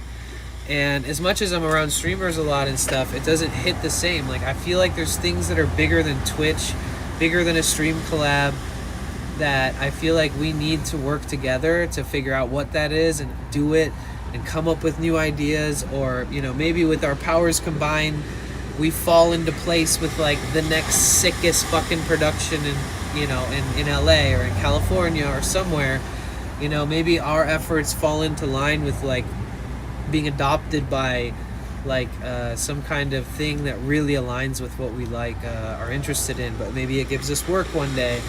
But like, I think going into it is what's most important. Is just like, all I really want to try to do is create a connection portal for my friends. And if I can think of that many fucking people just off the top of my head, then every one of my friends has a few people that they can think of too, right? And I don't want it to be like calling all creatives and just invite a bunch of people to a Discord. Like, I want people that really believe in each other's future and like think like, maybe if I'm involved with this, there's something bigger to it, because there's something bigger to life, and we don't know what that is until we do shit like work together. I'm so convinced that not one single person has made it very far by themselves, man. And in fact, the people who go the fucking furthest in life have huge support systems, huge families, huge teams, huge like fucking array of musicians they work with, producers, photographers, videographers, editors, handlers, whatever. Like, they have the biggest support systems ever. So like, how far the fuck can we go if we think we can do everything on our own? And what can we even create? Like, eventually we need other people. Like, we need to support, it's like a symbiotic thing, I think, It reminded me of Oliver Tree told us to do. Oliver Tree, I love Oliver Tree. I'm pretty creative, but the only thing I've ever done is build stuff. Yeah, but like, think about it. Like, what if a part of something that we're working on, it requires somebody who has experience building stuff? I was saying this earlier too. It's like, what if you don't know what you're good at? What if, like, the more that this actually develops into something, you go, oh, it looks like you guys could benefit, like, maybe there's, like, this gap I could fill. It looks like I could help you here. And then, like, somehow you realize that, like, you really shine at that. Like, and then you're actually able to participate and, like, be a part of everything and, like, feel a part of something special, but be trusted and respected in your efforts, even if it's whatever. I mean, it could be anybody. I mean, I guess anybody could say, like, hit me up if you need me, which is great. But because you never know, and we're going to need, like, you never know if, like, if this doesn't just fizzle out, like every ADHD rant that comes out of me, it could turn into something really special. It really, really could.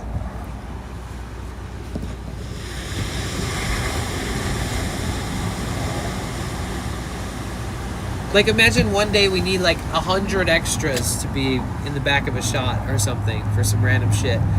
And it's like, oh, here's to everybody who was like, I don't know what I'll do, but I'll help you. I'm in LA or something, you know, like, things like that. Who knows, man?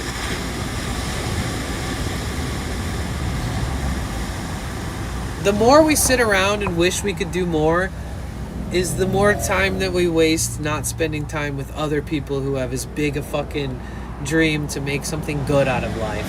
And I like a challenge. Like, when I first started work, I might just work for Victoria again, because she's such an insane artist that, like, every job she would offer me would be a challenge. She'd be like, all right, take apart this $75,000 piano and don't ruin it. I'm just like, what? It's like, yeah, this is an art piece. This is going to be played by Paul McCartney on stage at this thing. And I'm like, what? What am I a part of? This is insane. Okay. You trust me enough to do this shit? Fuck, okay. So if I fuck it up, you're not even going to be mad? Because, like, what if I fuck it up? They're like, it's okay, I trust you. Like, I just miss it doesn't have to be high scale or that much pressure, but I miss challenges that come with reward that also give something special. That's why art is so beautiful. That's why music is so beautiful. That's why, like, creativity is so fun, and that's why humor is so amazing. And, like, there's all these things that I feel like we could cultivate if we all get together more often. And I'm sensing a lot of people feeling the same way. I mean, Office Drummer started renting a new, like, warehouse studio space, and he announced it publicly and was like, guys, this is a community space. We need community things, like, we, you know, this and that. And I'm like, I mean, Office Drummers, like, say less, you know what I mean? Show up, Danny, kind of thing. So it's needless to say, all the people on my list are all already down. They're already all down to be, like, you know, showing at least interest and seeing if maybe there's a way that I can organize it in such a way where we could maybe keep in touch with, like, a group chat or something.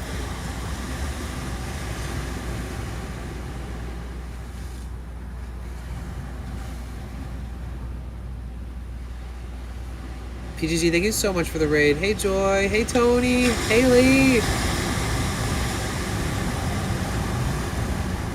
Yeah, but something, like, bigger than a stream collab too. I mean, like, we'd probably come up with the best stream collabs ever, but, like, what I mean is, like, imagine being involved with something bigger, like something that has longevity. You know what I mean? Like, imagine being the group that's known in this area to kick ass and take names, you know? Like, for being creative and healthy-minded, fun, but, you know, not fucked up and not, you know, encouraging the wrong things. Like, I feel like healthy work habits, healthy professionalism when it comes to, like, what you excel at, and just efficiency. People that exude those things when they need to the most, I think, is, like, a good list of people, like, you know.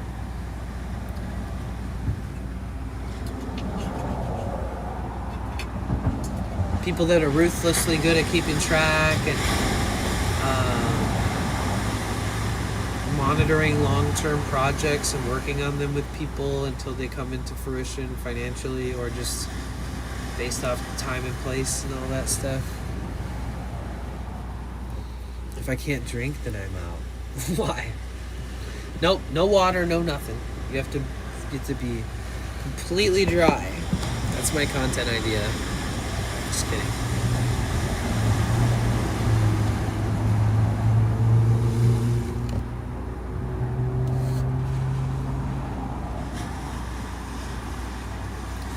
Yeah, I think that there could be all kinds of things we could do, like work on music, work on art, work on music videos, work on public events together, work on, travel maybe a bit together as a group, kind of like really be with those people that you see a future with, whether you all support each other or whether you support what they do or whether they support what you do.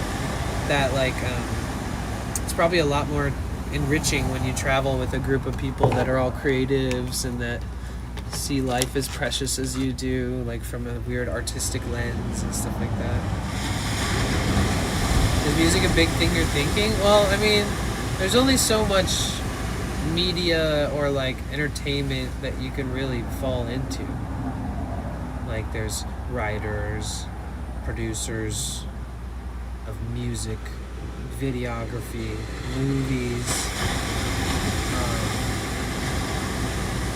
There's just such an array of things. I mean, I was thinking that the only way to find out is to like sit down with 4 or 5 people other than me all at the same time though, and just look at each other and think, oh yeah, you do this, you do this, you do this, you do this, you've been doing this, you've done this, we've done this together. What are we capable of? Like, is one person in this group like super close, like few degrees separation from like creating some kind of sick thing that they've been working on, but they've been missing having a group of people like us all put our heads together? Have they been missing the chance to have like one person help edit and the other person help film, or and just so on and so forth. Like that kind of natural occurrence of, if you have that many creatives in one room, there's bound to be one person who's bleeding out some kind of idea already. So like, I think it would be as easy as supporting one another just for fun as a test, as just like a communal thing to do together. And because you want other people and treat people the way you wish you could be treated. But then also just sit in a circle with people and spitball cold shot ideas. What could we do together? Maybe we could write a song together.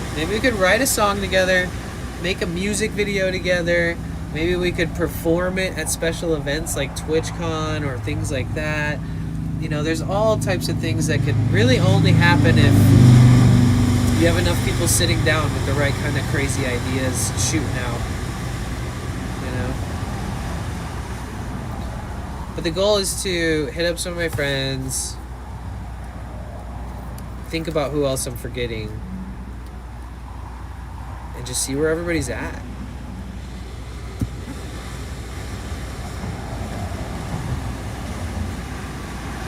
Find a place that's nudist friendly.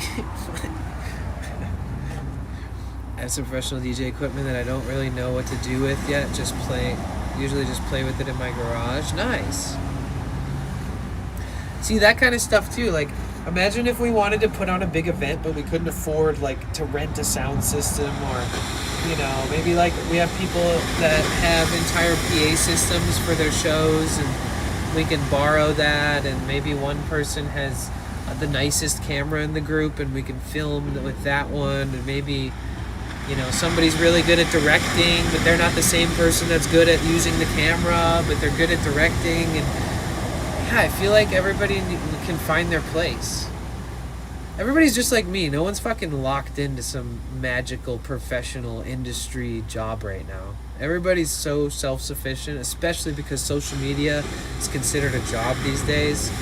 So like everybody I know just streams and does YouTube and Instagram and TikTok Live and Instagram Live and YouTube Live and Twitch Live and Kick Live and Snapchat deals and things like that, so I think everybody else is waiting to be a part of something special rather than just constantly hustling on their own.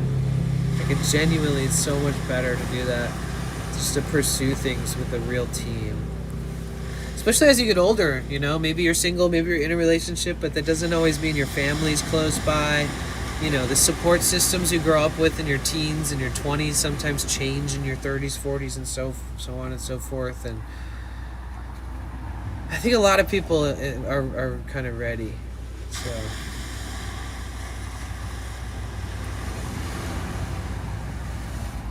like, none of my friends who are definitely professionals, none of them are like, I'm so wrapped up in gig work, I'm so wrapped up in this acting gig, I'm so wrapped up in studio sessions where I'm like killing it and making good sales on these songs. It's like no one's saying that.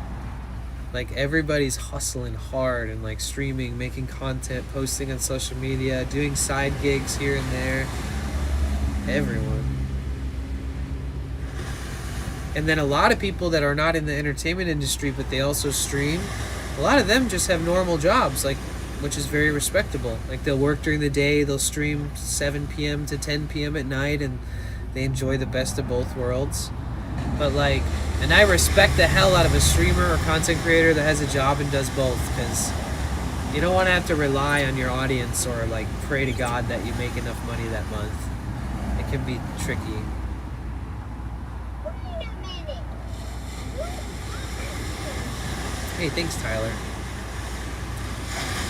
Is your van set up to be an internet hotspot for multiple users? Bruh, yeah. I have a Starlink and 3 modems. 3 phones.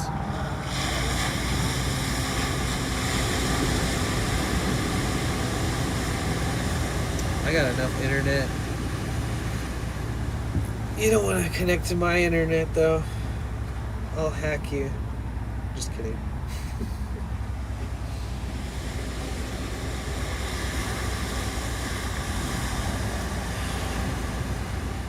You have friends over in the van?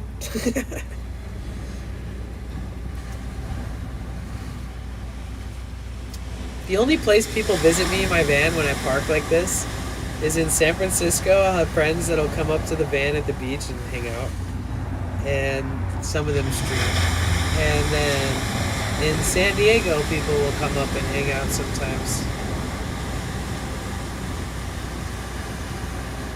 Everybody's so busy in LA. Or live like 3 hours from each other.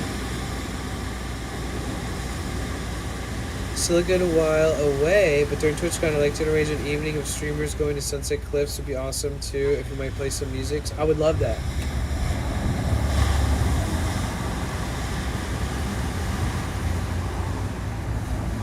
What a lovely view. New subscriber here. I subscribed after watching the coverage of All Our Trees Celebration of Life. Oh, that's so sweet. Thank you. Well, rest in peace, Oliver. Again, condolences to his family and everybody that loved him, his team, his bandmates, his managers, his everybody he's ever connected with. But yeah, check this out. It's really beautiful right now. We're in Malibu. Oh, I got a construction guy behind me.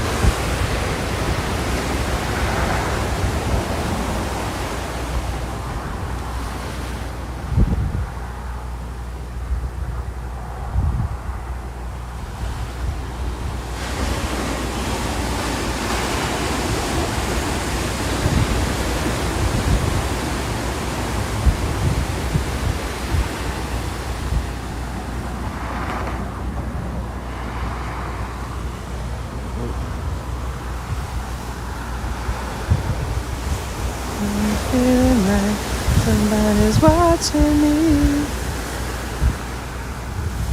Whoa. Oh yeah, so this. Okay, you see that house right there? All the houses burnt down. Except for this one right here. And that little one. It's like 20 or 30 houses in a row that burned down from the Palisades fire that happened January 2025. this whole hill was covered with like beautiful multi-million-dollar homes. Every one of these houses burned down. They just built this structure recently. Oh, dude, the lights just turned down as I pointed at it.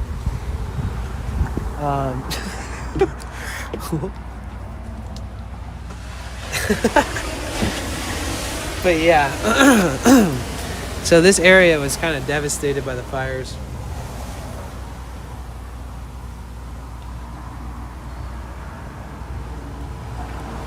Look at that last bit of reflection way out there.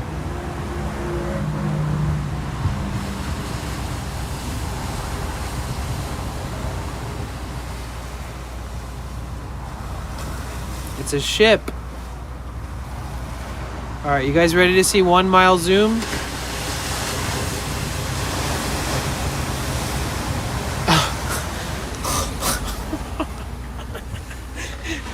Dude, if they make that zoom just any crazier at all, I'm literally gonna lose my mind. Like that zoom, I've been doing that thing every day for years. I've been like, watch this, and I zoom all the way out. And every single time, it's like the first time a child sees a toilet flush. Like I'm like, whoa! Every time, every single time. It's not, I know it's super blurry, but still. Like, we've had times where we've looked out at the ocean and seen dolphins, like just trails and trails of dolphins, because we're able to zoom like a crazy person. Wait, hold on.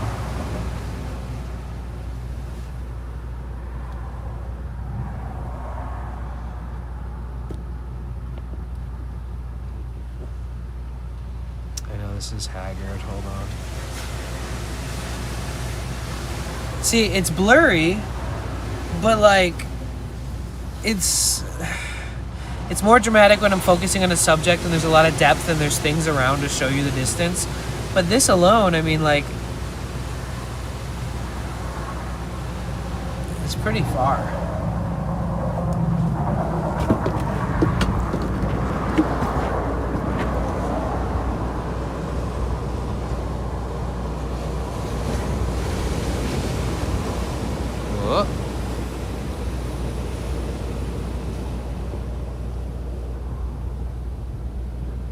See, these are all houses that burned down too.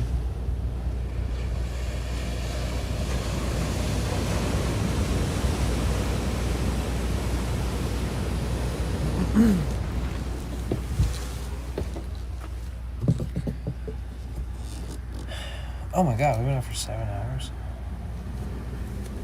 Crazy.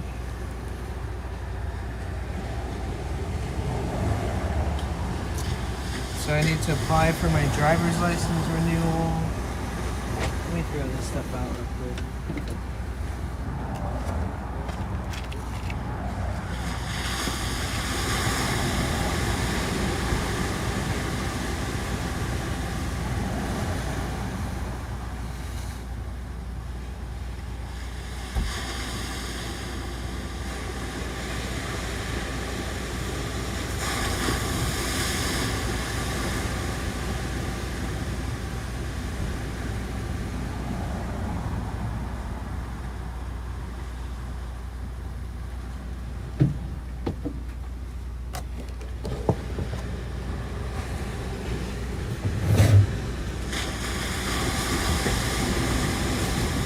A little quieter because there's less cars driving by and stuff, so maybe I can pull off the drum a little bit better.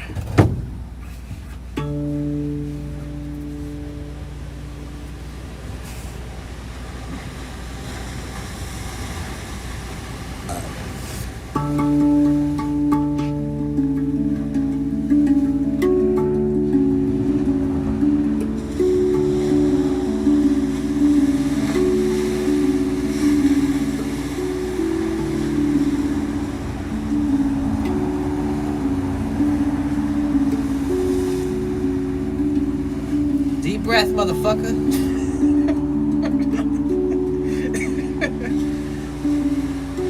No, seriously though, this is a great chance to relax. I do get hype with this thing.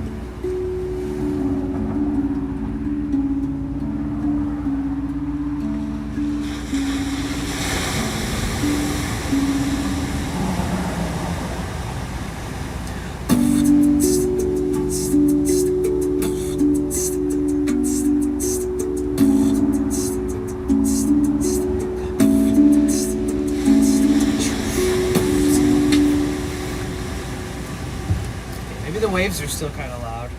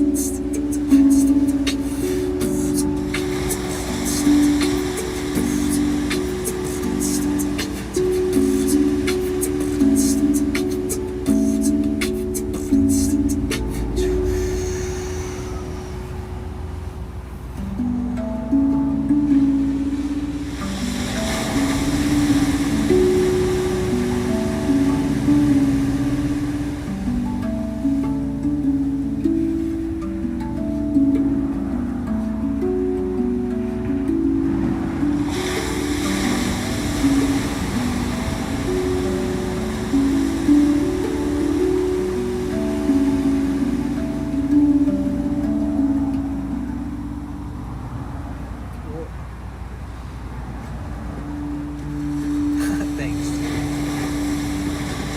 You should get one, man.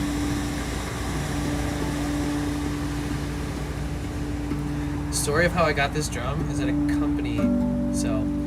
So I had all these social media platforms, and I could post a picture of my foot and it would get like 1,000 likes. And it was all organic engagement, and people were noticing this about my social media platforms. And once in a while, companies that were really fucking cool would actually hit me up and be like, hey, let's do a trade-off, or let's make you some money if you use this product or whatever. This was one of them. They hit me up and I couldn't fucking believe it. They were like, we want to make you like an ambassador, we want to hook you up. And I was on their team for quite a few years. And then at a certain point, oh, that's so funny, drum buckus. But yeah, long story short, they sent it. I couldn't believe it.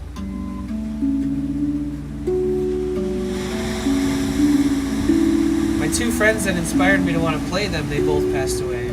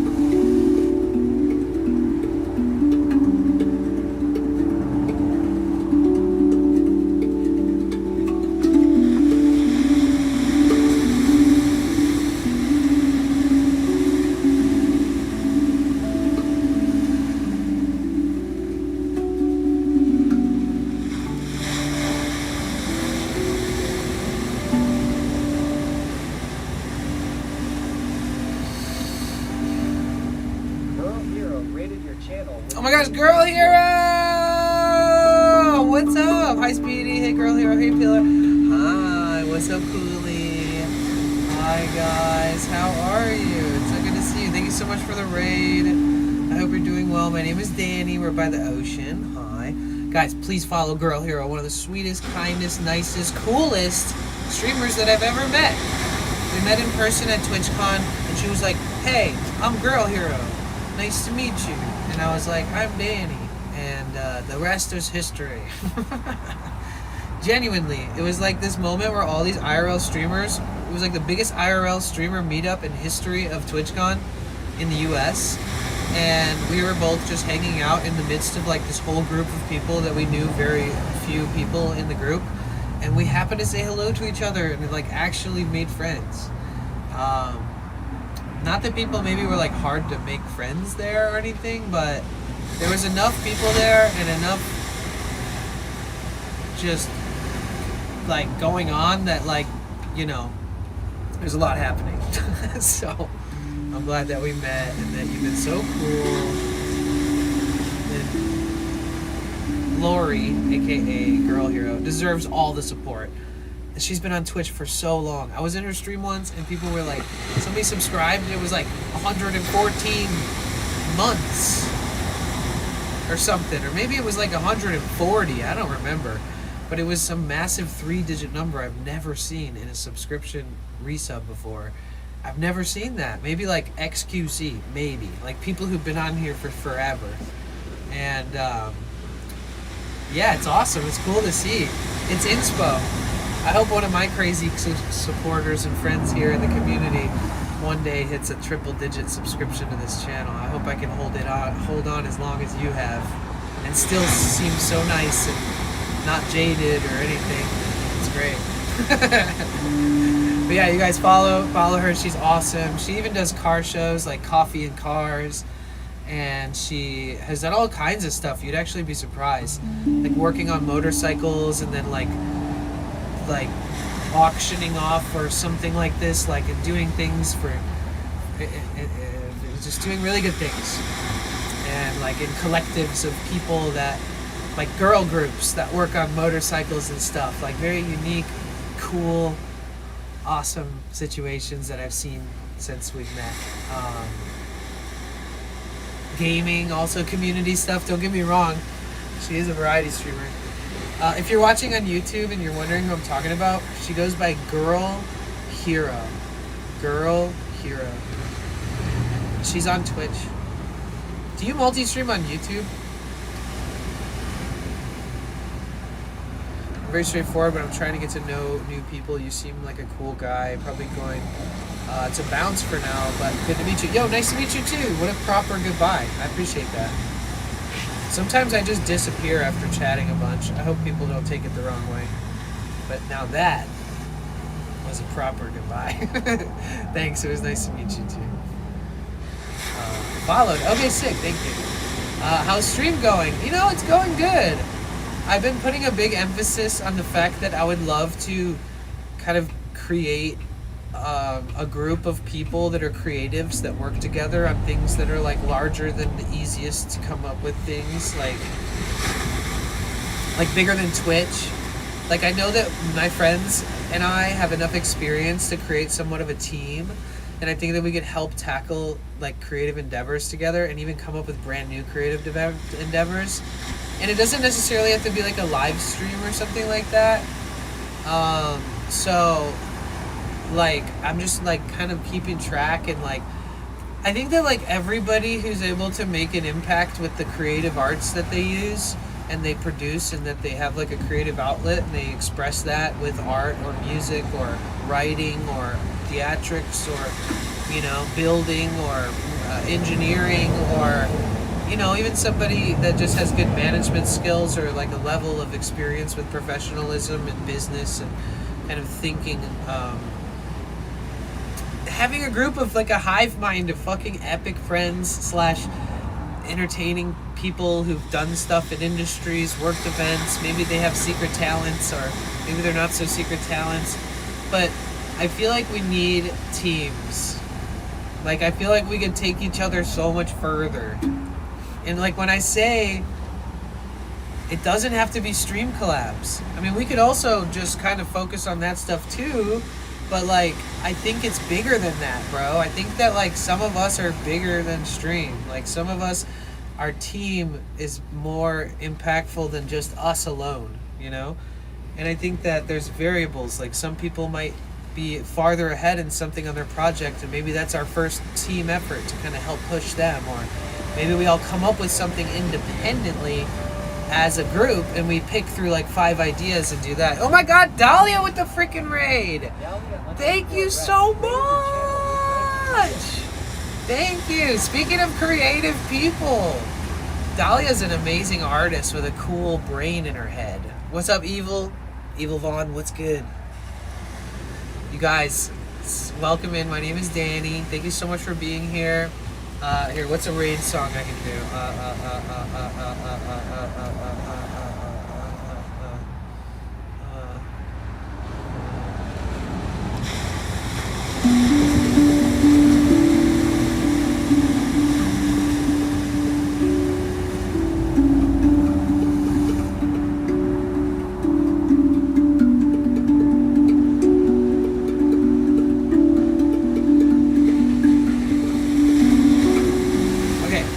What is up? Thank you so much for the raid. What's up, Lorna? Did I just miss your drum music?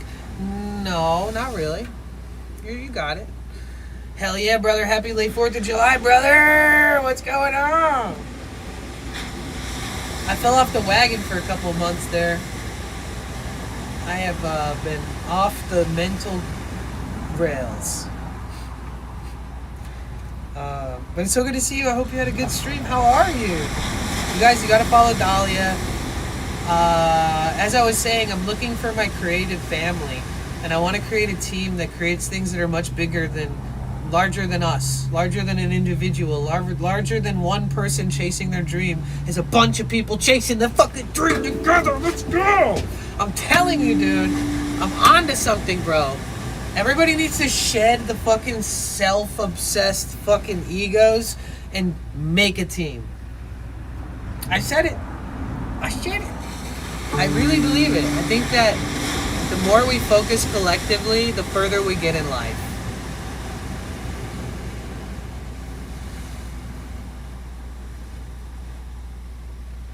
Maybe we could make a Mr. Rogers show.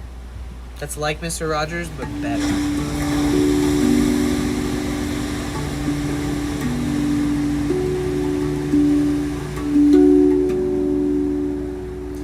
Please know you can always reach out to me. I'm here for you, rooting for you no matter what. You're my bro. Thank you. I appreciate that. Yeah, life's been a bit of a treacherous. Some word with T-E-R and C's and H's. All those words that have them in it. I've been in the trenches.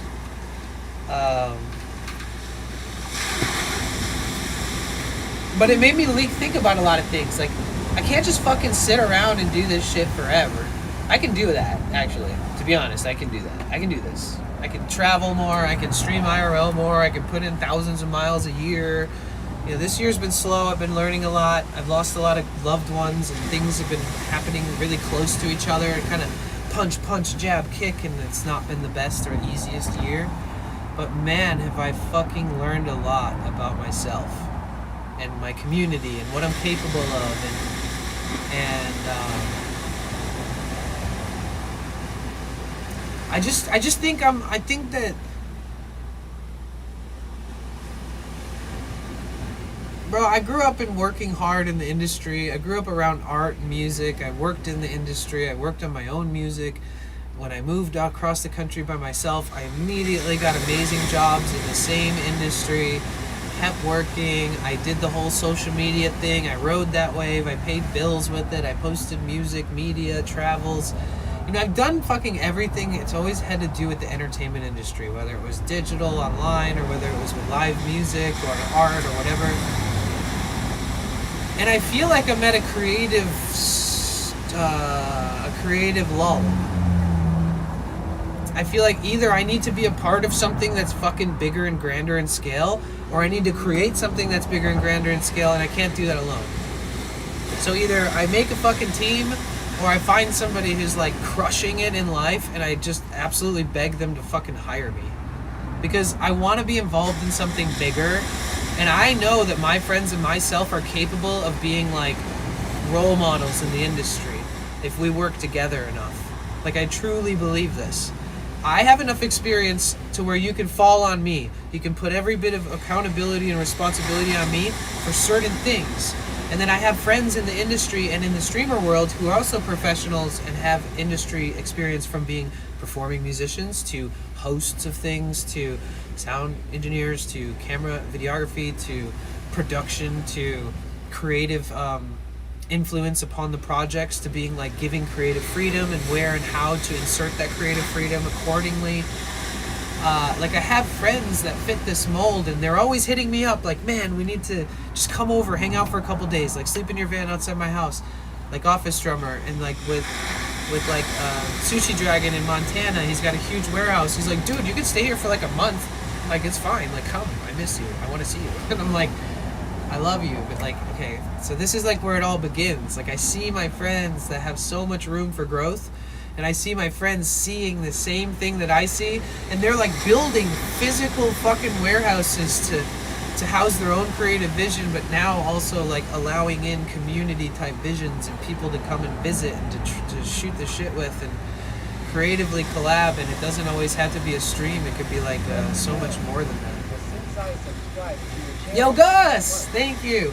And for those of you who have patiently and listened to me like repeat this like a broken record all fucking day, I know, Lorna, I would say that I'm already kind of in that wheelhouse of being encouraging of all this stuff, but I'm like stuttering all day. It's like hard for me to like make it make sense. I want it to stick. I want somebody hearing this to fucking not stop thinking about what I said and be like, damn, dude, I'm just messaging you because what you said that day really, I felt something, you know? Like, we need to live life feeling something and encouraging others to feel these things and to fucking work together on things. Like, you can have an audience, you can have a fan base, you can have a community, you can have a chat, but I promise you that's not the same as having real people in your fucking life. Like, there's so many case in points and proof of example and proof of that concept, you know?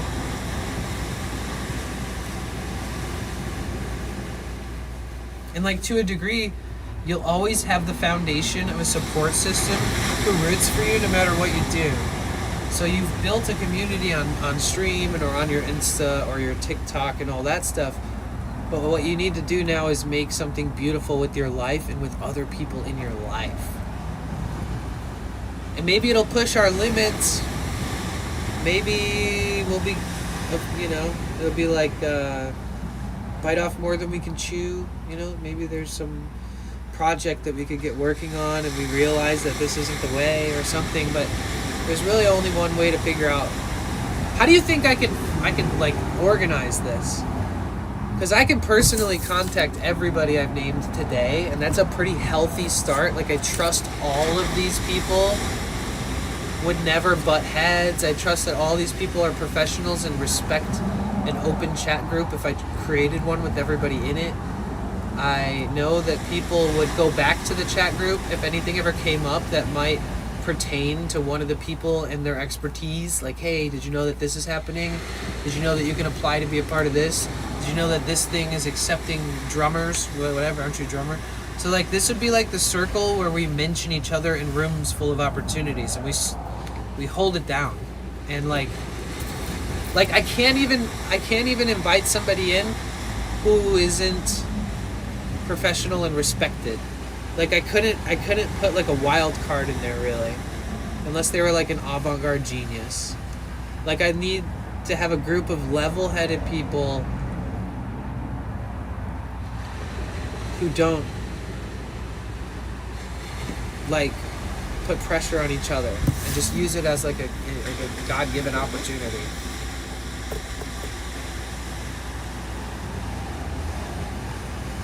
Yeah, German in Venice. I should talk to him. He's got a pretty good reputation. People really like him. I've only met him twice though. Gonna get some rest, but it was nice seeing you. Have an awesome rest of your stream. Thank you, Speedy. You're always so sweet. Thank you so much. appreciate you. W mods out there. W mods. Dude, awesome amount of raids today. You guys are so supportive, man. Sometimes I worry when I take so much time off stream that everybody's gonna get a life. People are gonna be like, oh, you stopped streaming, so I got a job. I impregnated my girlfriend because you stopped streaming, and now I have to raise a family. Damn, dude, if I stop streaming for like a week, I lose my whole community. They start growing up, having kids, getting jobs. I gotta keep streaming, keep you stuck. I'll be able to help with anything, although I don't have any special skills. Well, what if we were in like Finland or some shit? And we just need like a friend that knows the place or something. You know, like what if it's like... That's the cool thing, is that all of these people also have like Discord communities. Also, they have like really solid friendships with people who work in the industry. So I feel like, you know, if there's ever a need, we could all just like be like, oh, well, let's just ping our Discords and see if we can find somebody. I was also thinking of ways that I could create a team with our community. That it's like, yo, do you guys just like, anybody want to be a part of a team? And that would look like this. If anybody in this stream, if you look through all my YouTube live streams, there's like 12 to 25 live streams on there that are insanely good. Like huge turnouts because it was a vibe, the music or whatever event it was, or the timing, or the sun, or the golden hour, or the longevity of our adventures, or like the historical lessons learned, or the weird sporadic encounters that happen along the day, or the everything we planned worked out and it was just a good executed stream, and we get to see a lot of a city or see some of these like viewpoints or tourist attractions. And if anybody wants to go to my YouTube and fucking download those videos and make edits of them for fun, I dare you. I would potentially post them. Like, I just want people to be more involved if they feel like they have time. Like, if you want to. Because, like, I'll post things, you know, if you become, like, or I could do something where it's like, if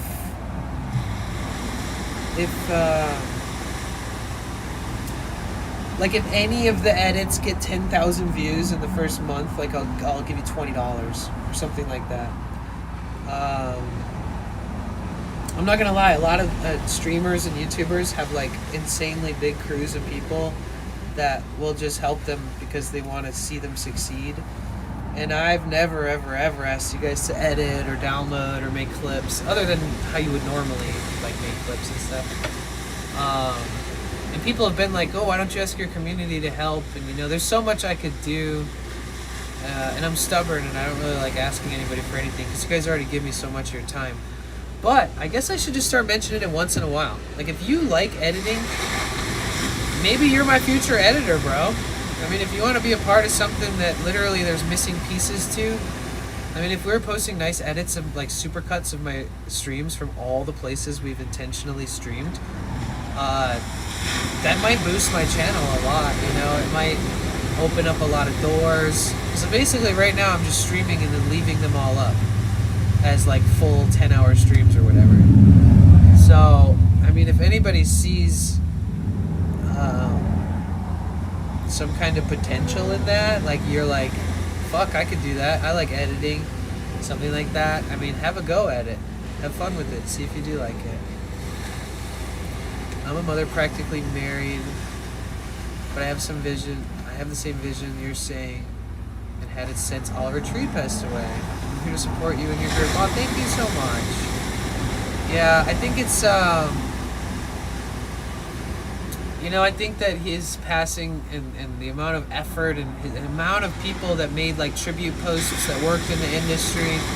Man, this guy worked with 1,000 people fucking every couple years. You know, he was making contact with shit fuck tons of people, especially working with the label. And then it's just a good example. It's a good example that You know, maybe there's somebody out there that has a bigger message and a bigger heart that all of us in our group could invest all of our time into.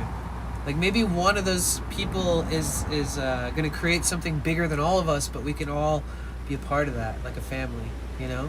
Like that's where my heart's at, dude. Like if we're all going, we're all going. If one person's going, we're all going together, and you can trust us forever, and that's all that matters.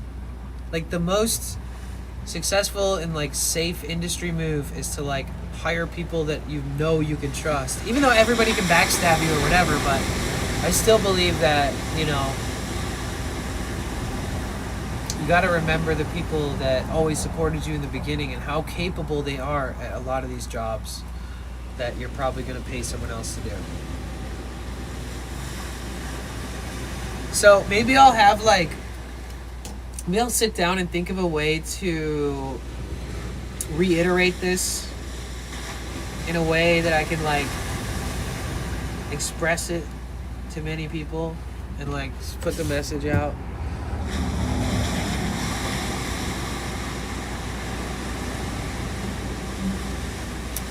Streamer University, 500,000 people watching that. What about it?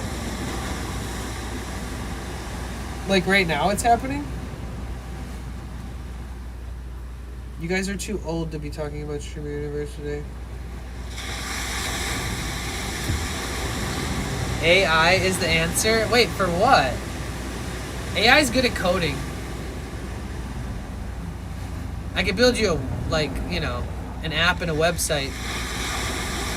But AI's not... What?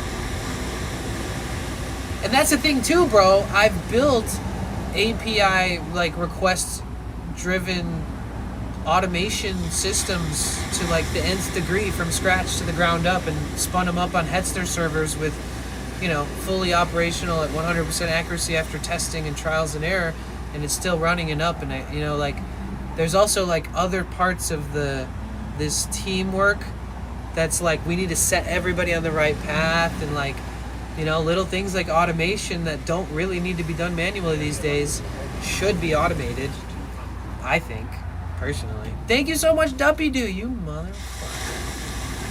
I don't know, I feel like Streamer University is mainly clout chasing. Well, yeah, it's for the youngins. It's all entertainment. It's just fun. It's fun. I mean, it's whatever it is.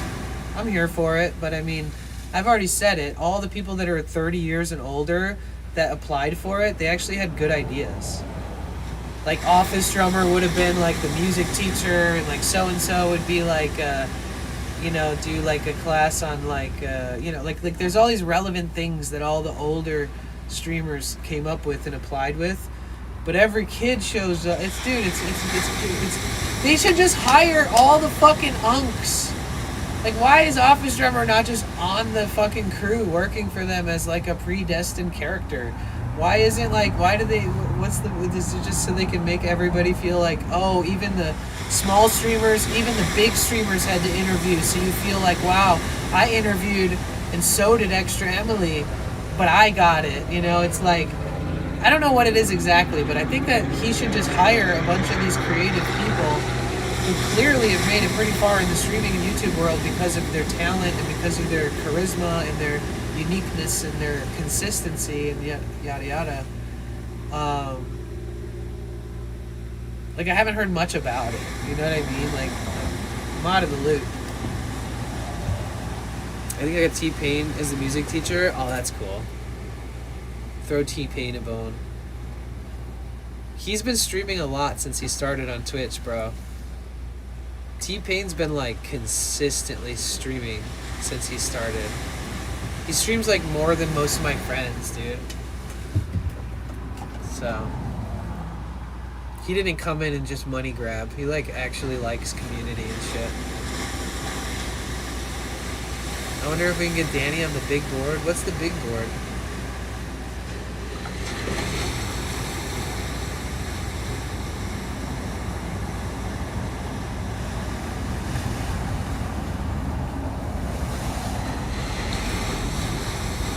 T-Pain was really close friends with Oliver Tree.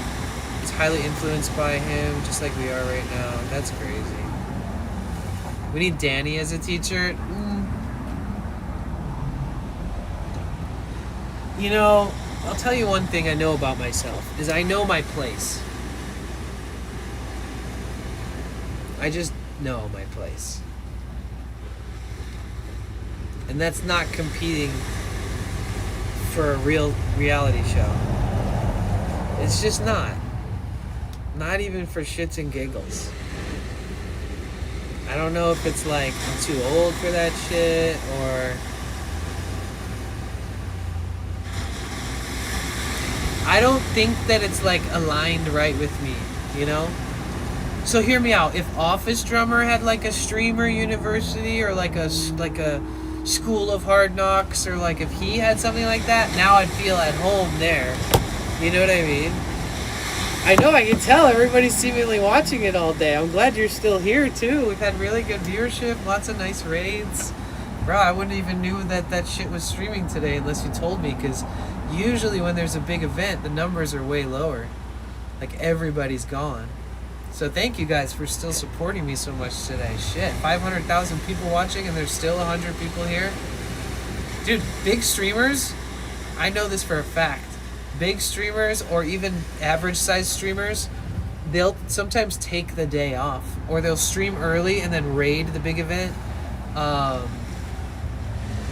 or the watch party it or whatever, because it can really fuck up your average. It's especially the worst if you just happen to be doing like a sponsor stream that day and they're like, oh, the gaming awards is today and there's 780,000 people watching, and you're like, oh fuck, no wonder there's only 10 people watching. Yeah, thank you. I won't be watching it.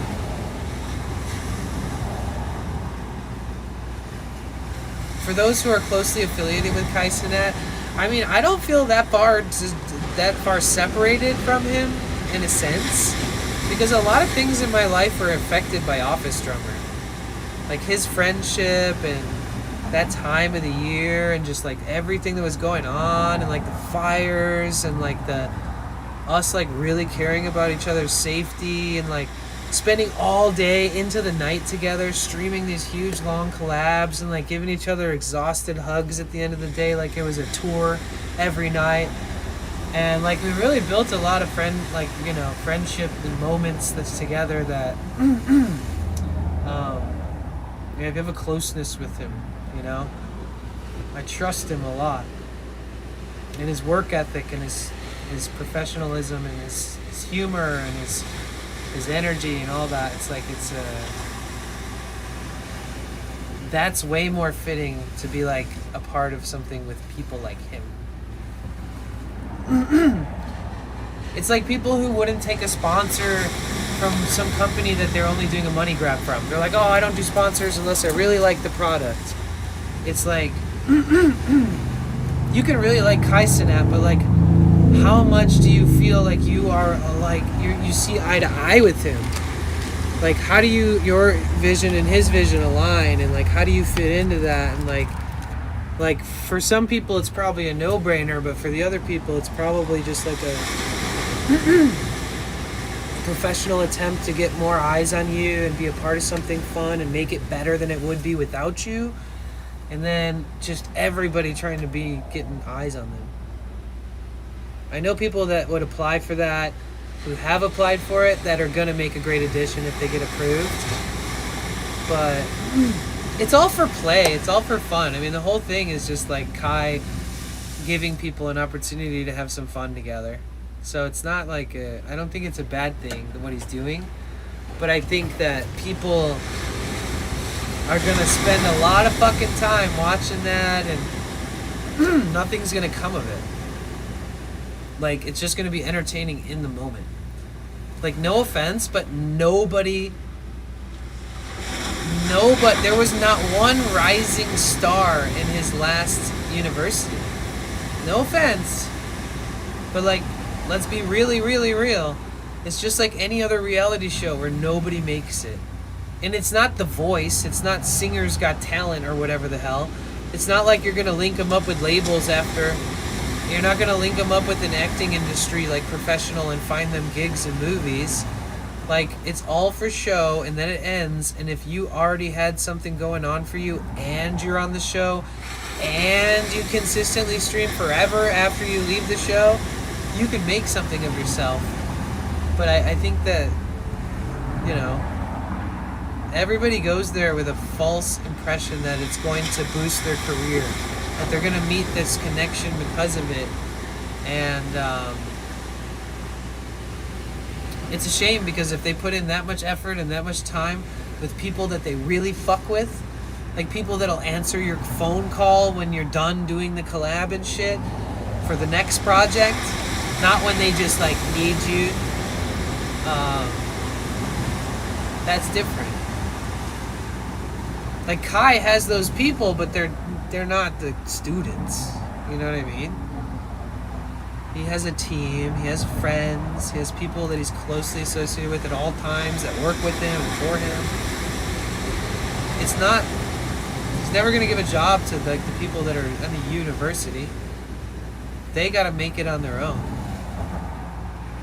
I said this in the beginning. I said, go apply, go to LinkedIn, type in Kai Cenat, type in anybody that works for Kai Cenat, look them up, message those people, tell them your skill set, find a job, work for him.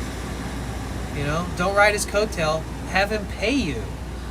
I mean, shit, there's got to be an in somewhere. If you've never broken any rules, if you have a good reputation and you're in the industry, there's no reason why you might not be able to get a job for him one day. Rather than him make money off you being on his show.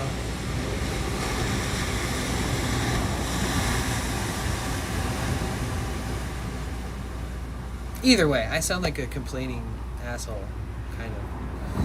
When I saw a lot of people in interviews during the selections or whatever, it just seemed like a bunch of people doing their own things. Yeah. I feel like even just talking about it this much is probably not even good. Because when you see clips of Streamer University, it's going to be a bunch of people that look like high school age, bickering and talking and creating fake clips of drama, clip farming. And I mean, I guess if that's what you want to watch, that's fine. But I mean, it's more catered for the younger crowd.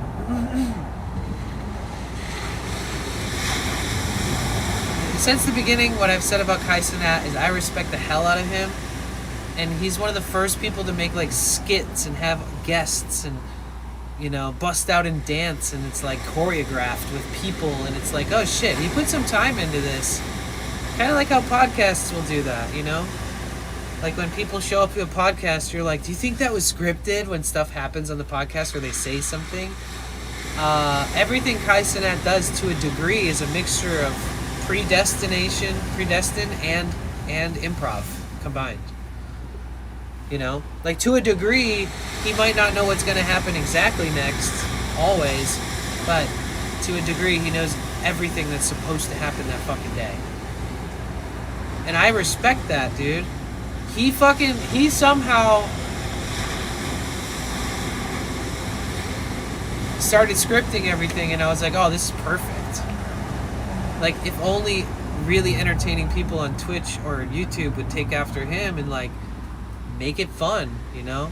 It can be theatrical and it can be scripted, but that's the whole point of theater. That's the whole point of, like, comedy sketches. That's the whole point of, you know, shows that kind of did that on TV.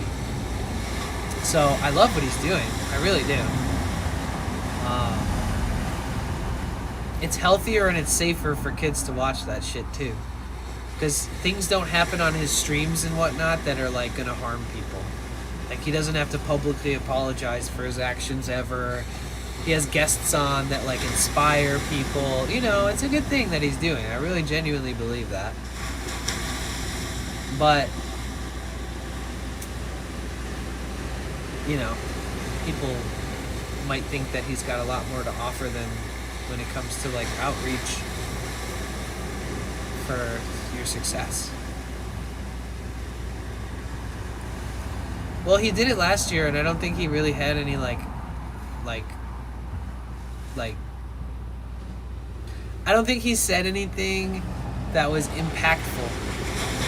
Like, I don't think that he was like, wow, you guys, I can tell that you being here made a difference in your character, in the way that you carry yourself, in your consistency, and in your future plans, and in you know, and all these things. It just doesn't seem like it does really much. It's just really entertaining. And now I'm just going to say positive things about it. So I think that it's going to bring more people back to Twitch. People who are like on Twitter and YouTube, and they're like, oh shit, Kai's doing that thing. And he's streaming it on YouTube. So I really hope a lot of his YouTube people cross over and download Twitch, and we can keep getting new signups to Twitch, because we need people like Kai Cenat bringing new people to this platform from other platforms, and starting new accounts and starting new channels and new streamers and stuff.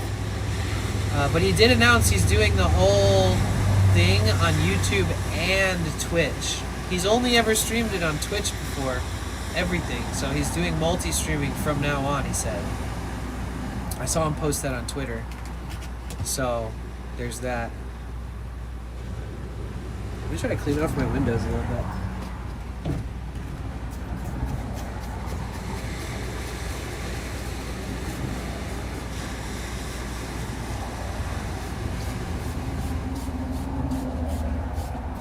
Amazing what a little fresh, non-salty water can do to this salty ass.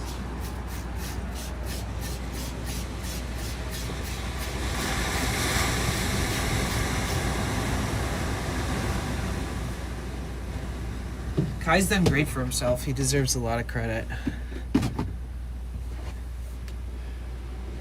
Oh yeah, so I met Office Drummer walking down the beach. And he was like, oh, I just got off the subathon with Kai Cenat. And I was like, oh yeah, I saw you on that shit. And he was like, I decided to do my own subathon. So now I'm streaming 24 hours. And I was like, that sounds crazy. If you need me for anything, I got my van, whatever, like straight up, dude. And then we were with Arav and Nat, and we were with a few different streamers from like around the world in Venice all at the same time that day.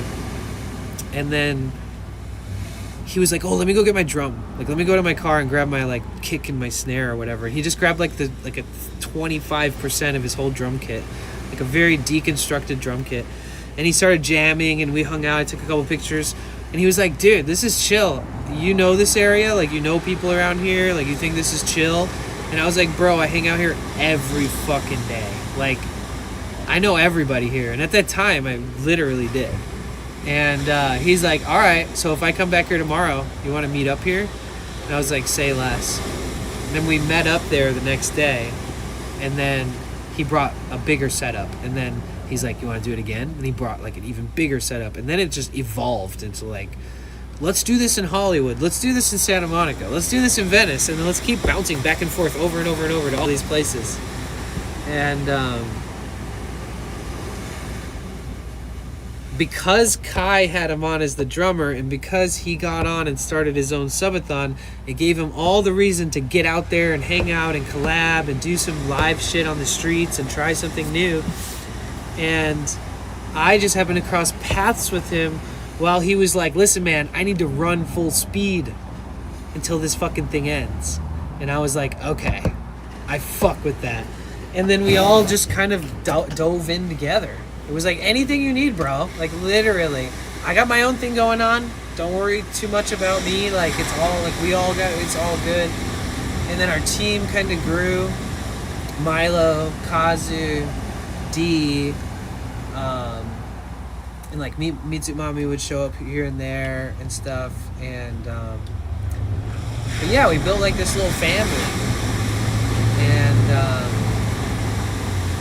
I don't think I would have ever met Office Drummer if he wouldn't have been on that mission after doing the Mafia-thon, you know?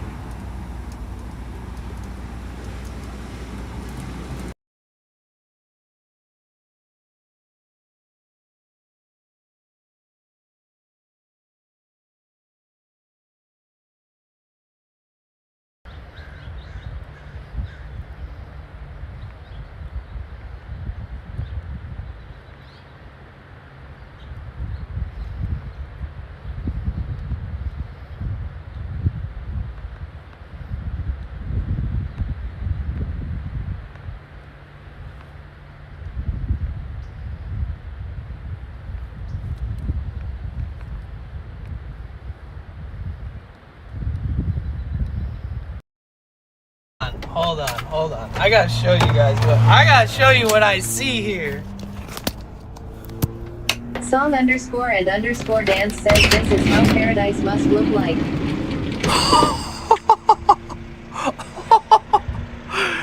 Oh my god! Where are we? C_Theory7 says holy brave mother Gaia. Oh!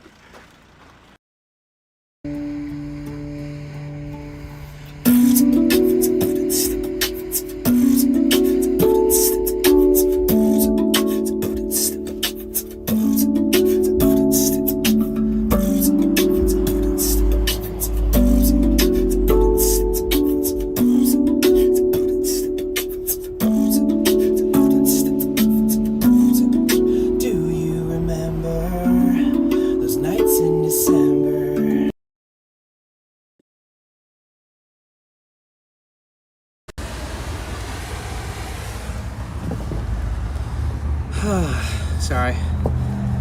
I hadn't plugged my phone in like all day.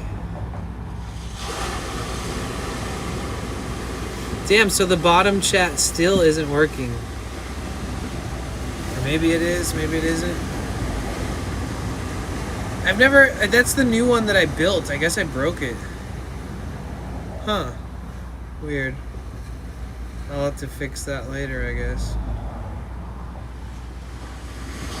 Aw, thank you, Natty. Thank you. I appreciate you.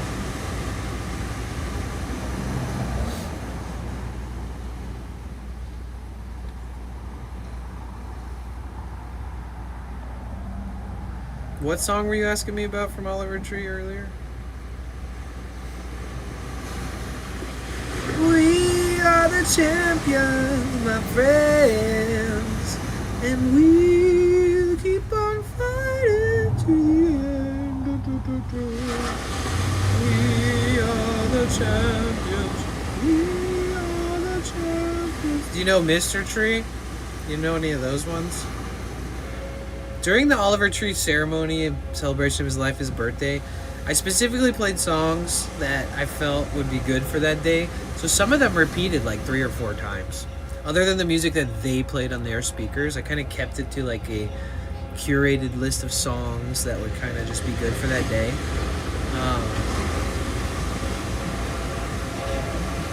But what song were you talking about? I think you were talking about Jerk. Oh, Star. Which album?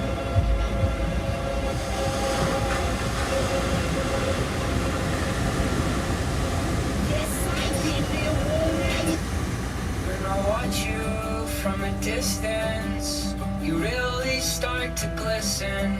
When I see you are approaching, all I know is, baby, you're a star.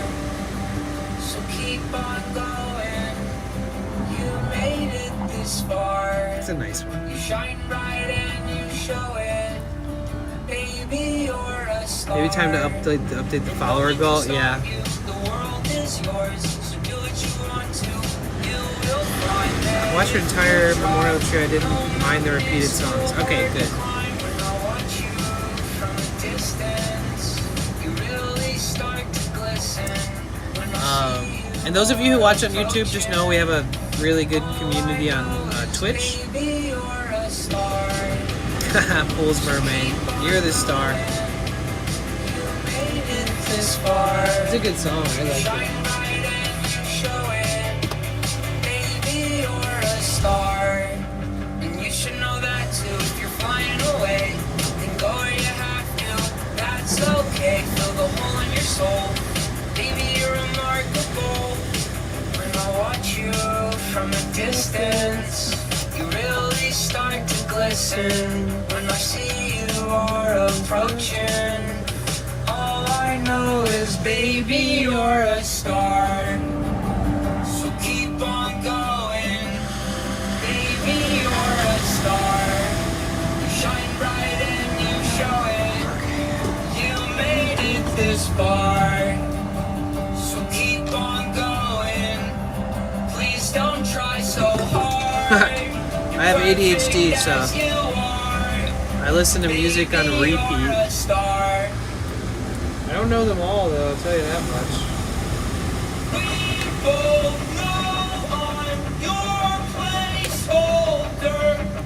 much. Most of the songs that have like any kind of acoustic element to it, I'm drawn to as well.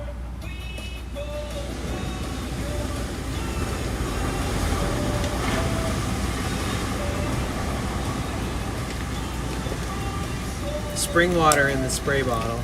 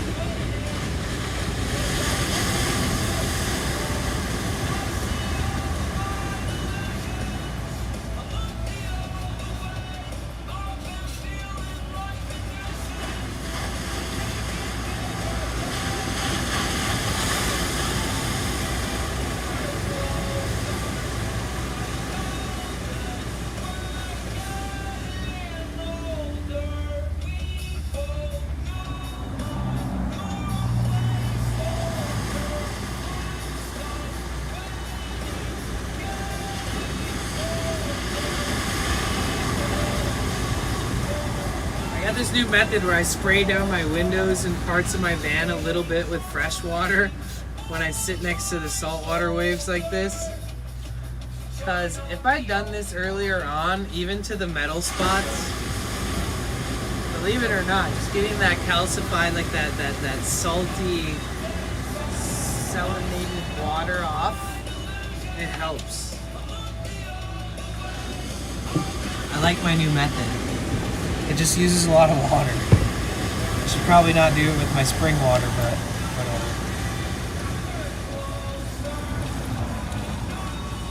I think ultimate van goals is like have like a proper 5-gallon bucket or 5-gallon bucket, 5-gallon like jug for water, and have like less containers around, and have some kind of like cooler fridge freezer thing, and like a van I can stand up in, even that's just a little taller than this. I could put like a minimalist walls, minimalist ceiling. I could have permanent solar on the roof instead of like moving this shit around. And then it would be worth the build out if I can stand in it. You know, have a max fan, good fan in the roof. Have it set up so that it feels more like home and more cozy and stuff. But I've left it kind of a bare bones because it's just worked, you know. Is that your spot for the night next to the waves? No, I do, oh, nice, Pools Mermaid. Yeah, I do,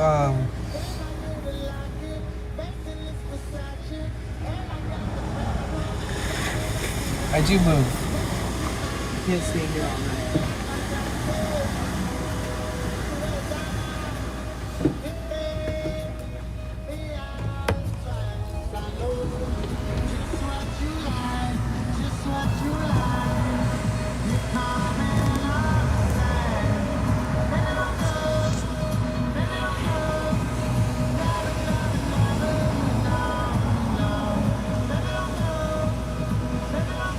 Right, yeah, solar on the roof.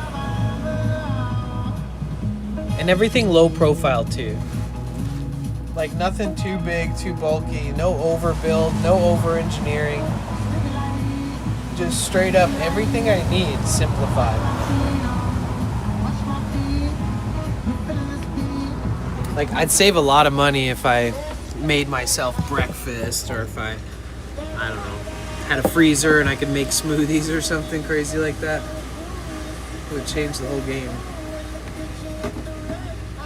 I have a Vitamix in my storage unit, but I should probably get a new one because that thing's used to shit.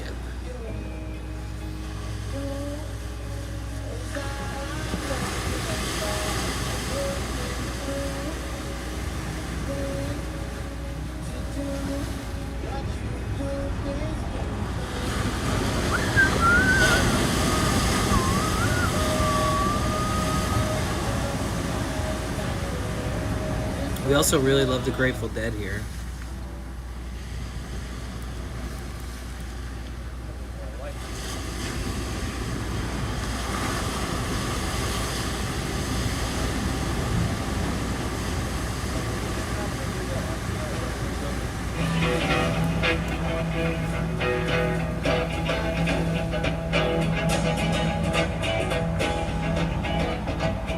Oh, nice, Lori.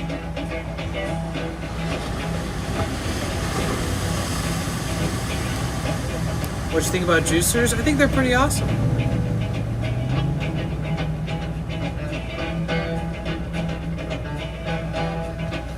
I think that Grateful Dead's American as fuck. I think part of being part of the red, white, and blue is understanding that the Grateful Dead had a big impact on North American United States culture and all around the world. You're gonna be, you're gonna give your love to me. Kurt, I wanna love you night and day. You know I love when I fade away. I need to go to the dispensary and get like a discount ounce of flour. And we just need to go to like Morro Bay or something.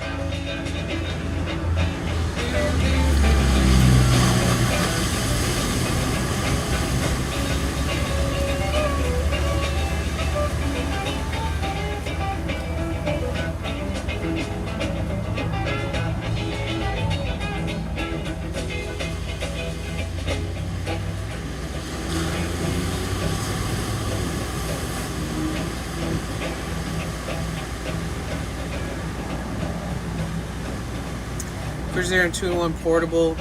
You need one? I got one in my car. Really? Is Morro Bay the one with the big rock? I think I watched your streams from there. Yeah. Last time we went with Sweaty Pedals, which made it like extra fun. But we all parted ways in San Francisco.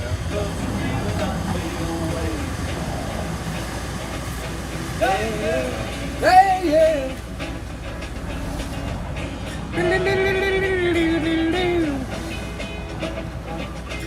I heard some great Grateful Dead shows on July 4th from 1978. Nice.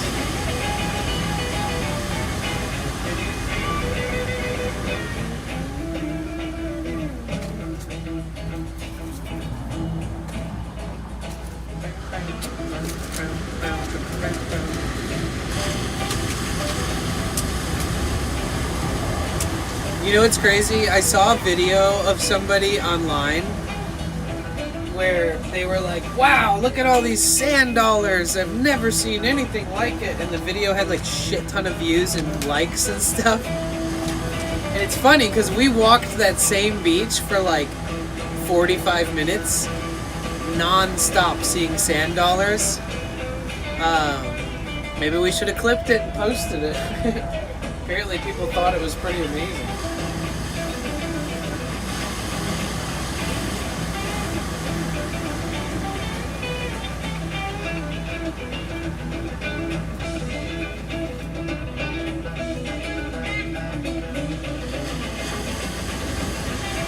It's hard to make like IRL clippable content when you're traveling doing IRL.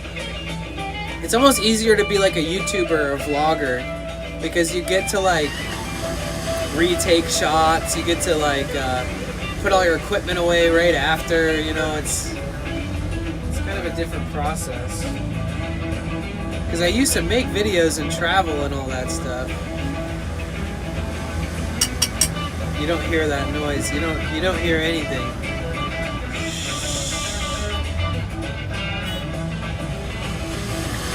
That's cool. Yeah, maybe I could get something like that for certain trips and like run it with one of my power stations. It just needs to be utilized. Like I can't like survive without one for 3 years and then get one and not like make it integral to my everyday life.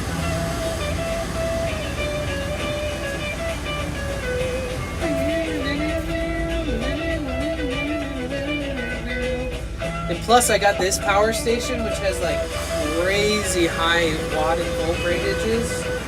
ratings, ratages, voltage ratings, wattage, surge, like high watt surge protection.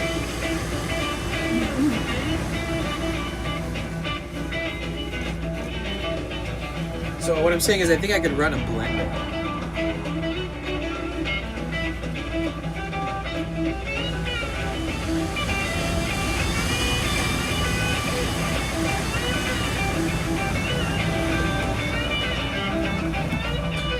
Oh, I almost rolled. Never mind.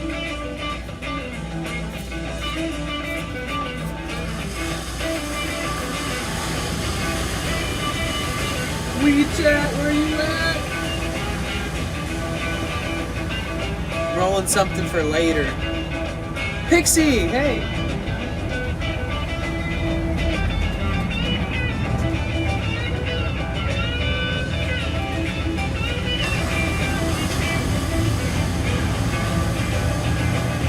I need to remember to apply for my new driver's license tonight.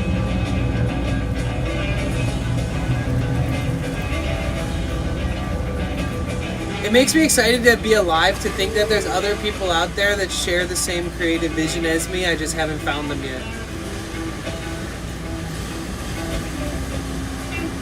Or like we haven't created enough yet.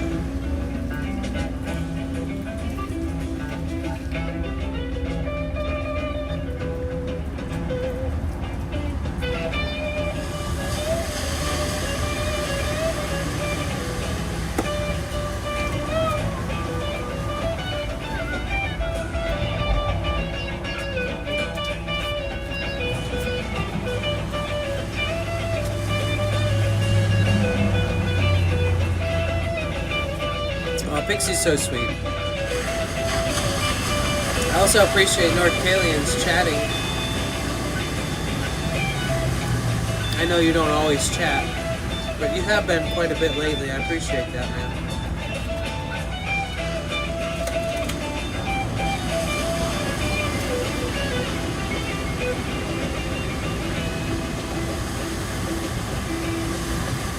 I'm at the point where I just want to get like 3-4 months worth of supplies to some degree,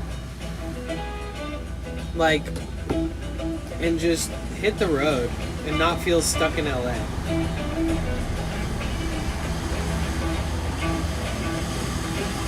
Because we can do what we're doing right here anywhere. Yeah, I might get a ticket eventually for the windshield, but you know, we fucking live and learn, right? I know I like chatting with you guys. Play frustrates me sometimes, having to use the speak and spell because of not knowing how to spell out words in my head. Yeah, I understand. It's okay. Whichever way you participate, I'm happy.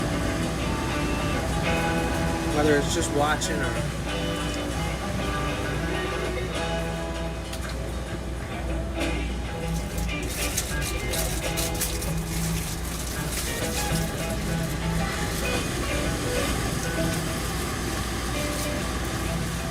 Oh shit, I still have that fucking hamburger meat left. Oh no. Should I eat it for breakfast? What's the seasoning in a breakfast sausage that makes it breakfast sausagey? How much watt is your light drawing? It's not plugged in. But if this was plugged in and turned on, it would be taking like 4 watts or something.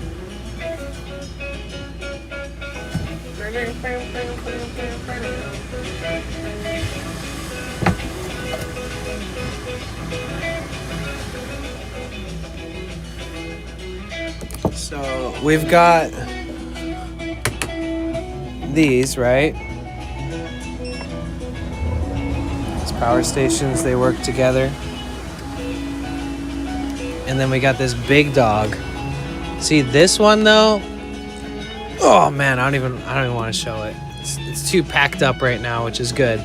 But this one can put out some crazy wattage. Like, it would drain a battery like crazy fast, but technically you could run a space heater on like medium on that thing all night if you were like really fucking desperate.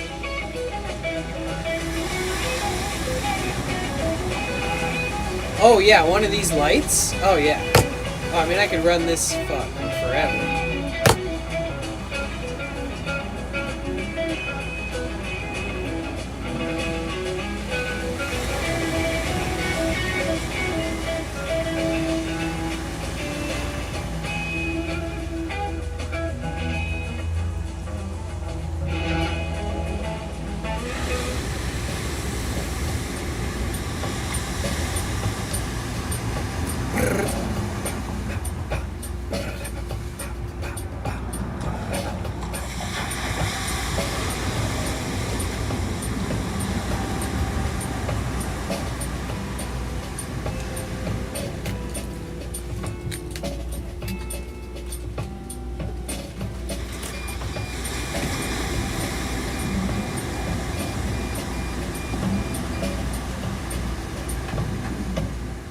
Problem is all inside your head, she said to me.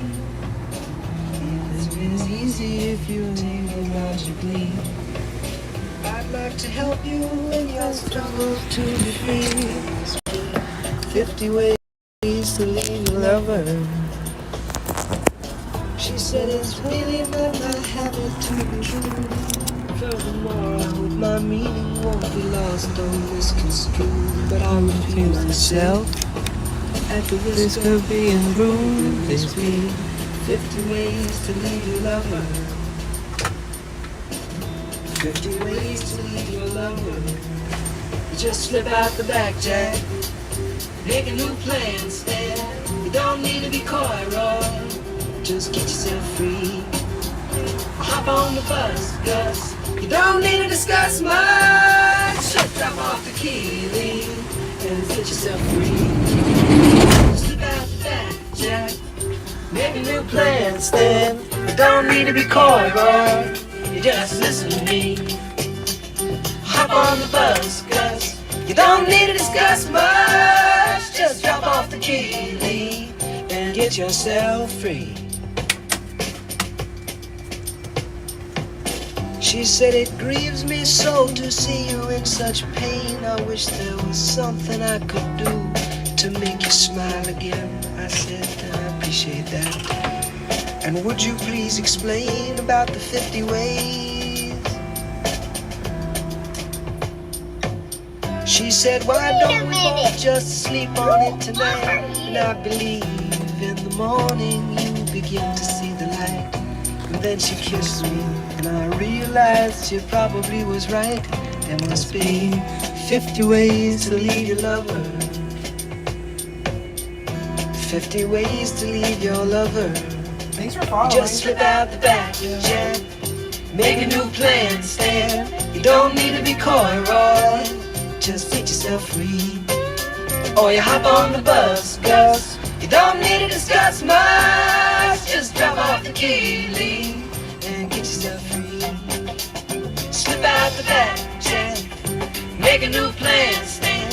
You don't need to be coy, Roy. You just listen to me. Hop on the bus, Gus. You don't need to discuss much. Just drop off the key, leave, and get yourself free.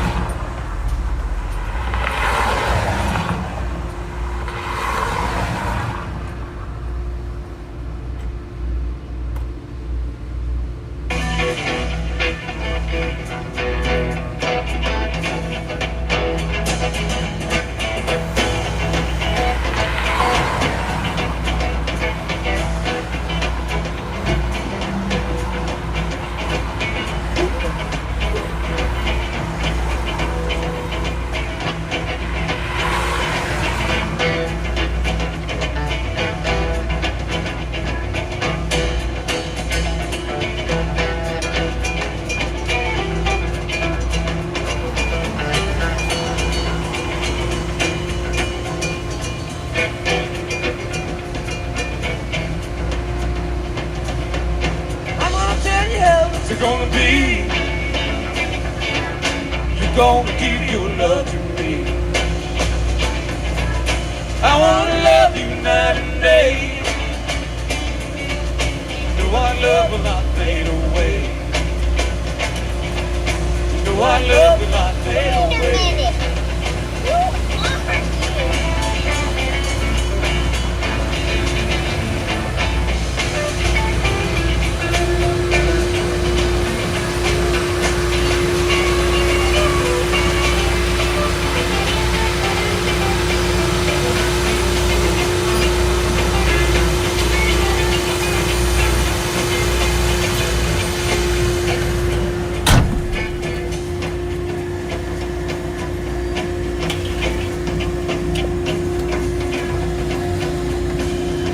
Hey, Sleepy, thanks for the follow. My love's bigger than a Cadillac. Well, I tried to show you, but you drive me back. Your love for me has got to be real. You only know just You lost the electric ball. does the real not fade away. Hey, yeah.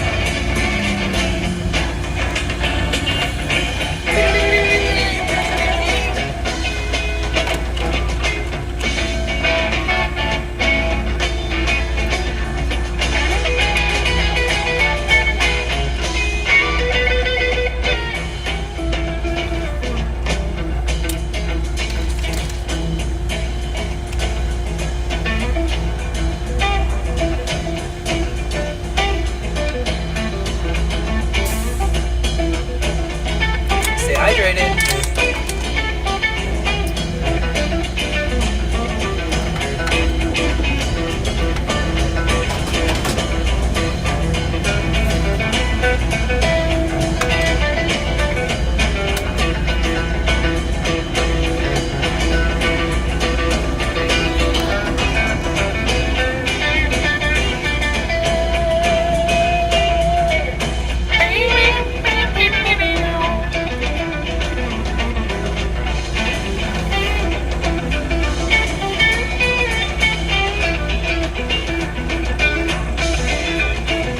Oh, it's Ray Kyson at. Yasmin Snacky says, oh snap, is that caffeine?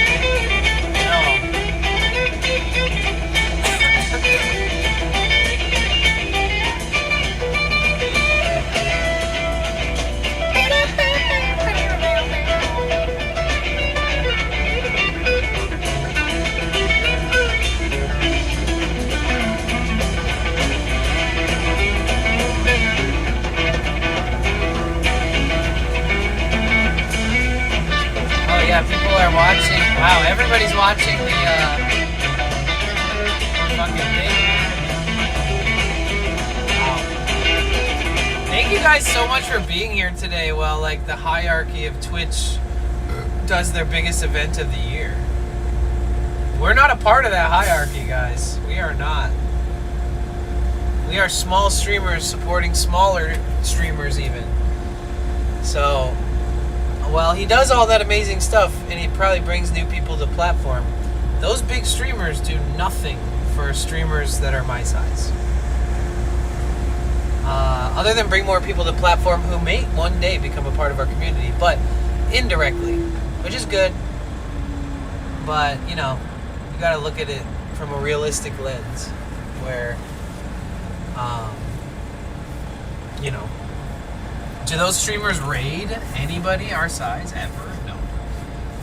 Do they raid anybody outside of their Yasmin crew? Snacky says, we not the cool kids, you hear that lol. No, we're too old.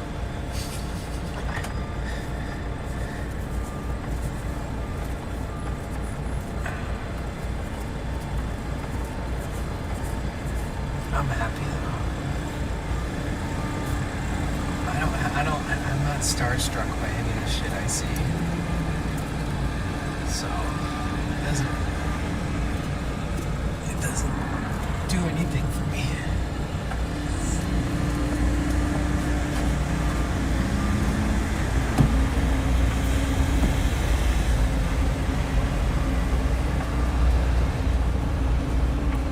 Look at this, is all just like saltwater air that came in through my windows to my inside of my windshield. You see how, like, you see that shit? It's just everywhere. Lee Perrier says, to be fair, some of those raids would just be disruptive anyway. Yasmin Snackies says, snap lol haha, that is okay. Ed_storm 415 says, nice. I mean, like, I've always said, like, if you get the biggest raid of your life, bro, you better fucking turn on talent show mode instantly. Like, if you play an instrument, grab it, do it. If you have some fucking shit you've done that's monumental, talk about it immediately. If you have something you're working on that's big and impressive, fucking talk about it right away. Introduce yourself, Blood Girl introduce Dee your says the vibe. biggest, coolest trucks are doing wheelies across the way. Too cool. Oh, thank you for the 100 bits. Thank you. Like, we've gotten raids with like 6,000 viewers. The dude in SF says, ha ha ha. And a lot of people will be like, oh, I got a huge raid and it didn't do anything for me. And it's The like, real _Duffito says, sleep tight, see you later, family. Later, Duffy. Appreciate you so much. Thank you so much for everything and being here every day. But yeah, I think it's about how you manage those raids. You know, I've gotten a raid that big and I got like 300 something new followers, and those people were coming back on a daily basis to check in. And, you know, I think it really does make a difference when the big streamers raid down and trickle down into other streams and communities. I don't expect anything, but I definitely have noticed, you know, raiding is one of the most beneficial features on this platform. If you're not raiding, you're not doing it right. If you're not being raided, I don't know what to say about that. But when you see the lack thereof them using the most important tool, like there were some people, like Adept raided Corey while we were hanging out, and he just picked somebody who had the least viewers possible and raided them and went nuts, like followed, spammed his chat, all this stuff. And like, I think that if you're into, like, if you can turn on right away, you can make that worth, you know, the energy to tell them who you are and to like repeat who you are like over and over again within a 45-minute period and really welcome people in. And I think that it's very beneficial. It's as beneficial as a small raid when you make one new community member through a normal size raid. But if you can amplify that, I mean, by all means, it's like a time saver for streamers. It's like a month's worth of networking in one stream if you get a big enough raid. But yeah, so luckily we have a lot of amazing people that raid in here and that I raid out to.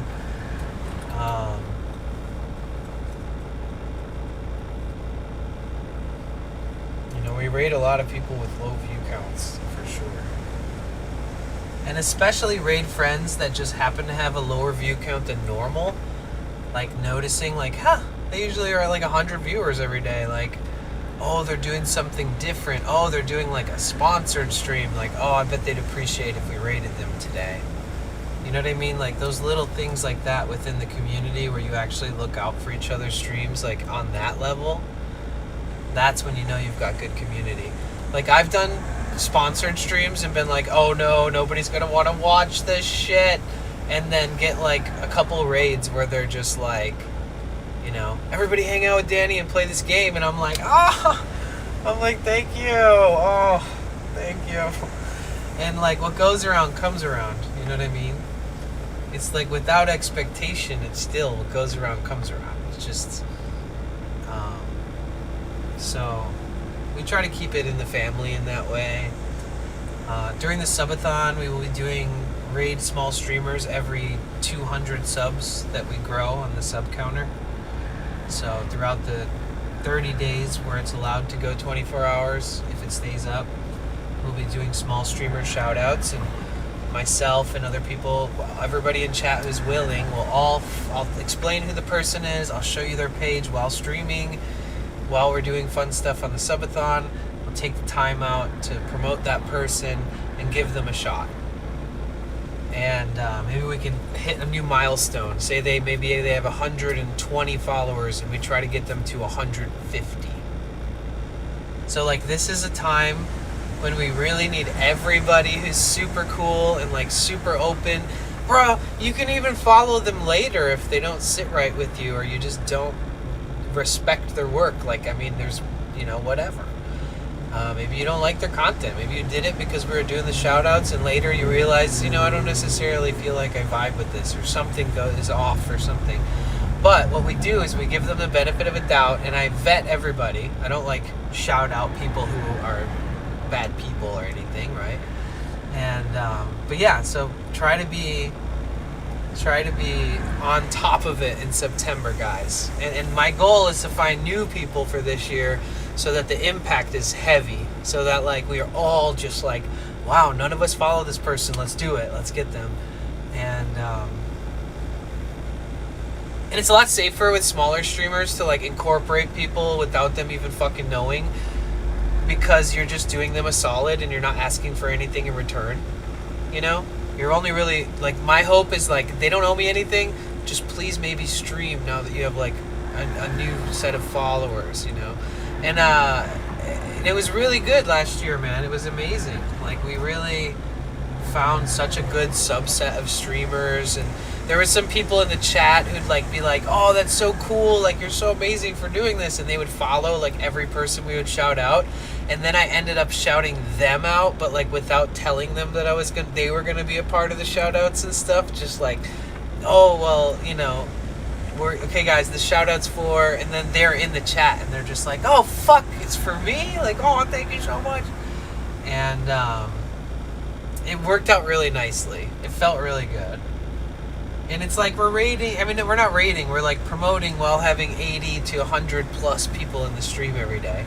So it's a good moment for them to be platformed a little bit and promoted a little bit. And I'm probably, it's not like this isn't like a flex. It just shows what myself and our community is about. You know, most people take a subathon and they make it the most profitable. Let's make the most. Let's think about myself endlessly. Let's collab to only bring more hype and make this my thing bigger for me. And I'm probably one of the people, one of the only people out there who dedicates such a strong opportunity to get rewards and to incentivize stuff and make money and buy something or do something and as a reward, but instead using those opportunities to simplify it and just give back. I think that's a pretty healthy way for us to do the subathon every year. And we did our first subathon last year, and I think that should be incorporated again this year. And Miss Orange Green, one of my goals is to get the shirt printed from last year before we start this year. Maybe even start the first day of the subathon wearing the old shirt, just to like pay homage.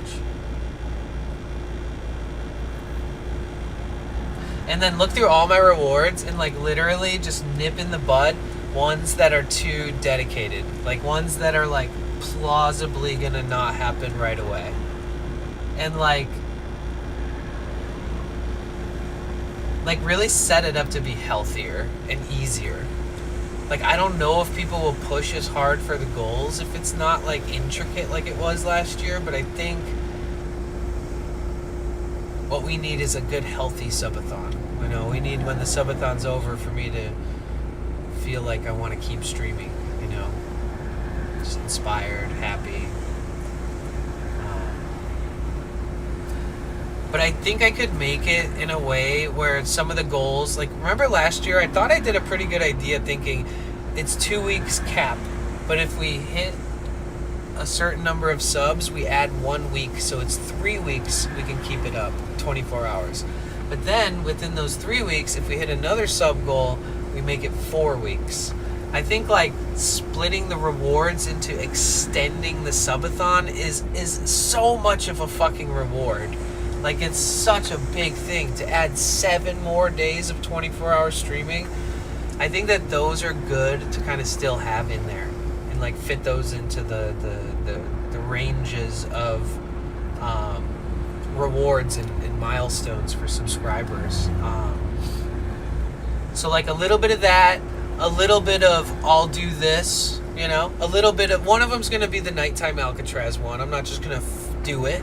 We're going to earn it. That one is, it's a whole thing. You know, that's going to be a late night too. So,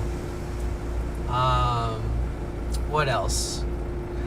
if we can somehow afford a fucking, like an Oliver Tree wig and a jacket and a mustache, then I would be more than happy to have one of the goals be like walk across the Golden Gate Bridge dressed as Oliver.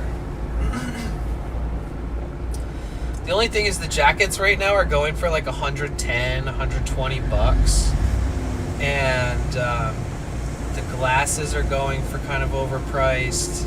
The wigs are a little spendy. I think the whole getup would cost like $200, but we could always hold on to it and keep it for special occasions too. Because last year I wore a banana costume and crossed the Golden Gate Bridge wearing a banana costume. I was thinking this year it might be better to do something different. Yeah, how long has my van been running? Like 15, 20 minutes? It's already warming up.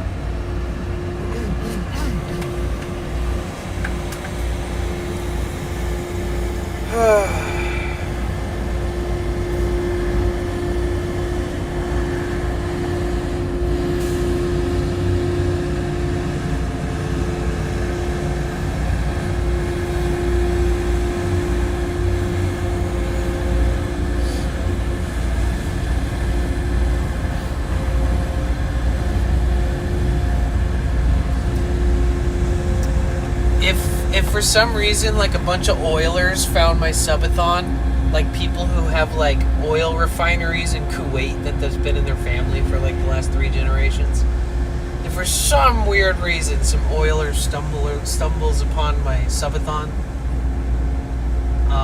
and we hit something like 1 million bits, like 10K dono through the month, or like X amount ridiculous of subs, like if for some freakish reason that happens, I'm going hard. Like, if that happens, I'm selling this van and buying a new van. And like renting a place. Like, I would do some pretty drastic stuff if they stumbled upon like a $30,000 a month or something. That would change my reality tenfold. I don't expect anything like that to happen, but I'm just putting it out there.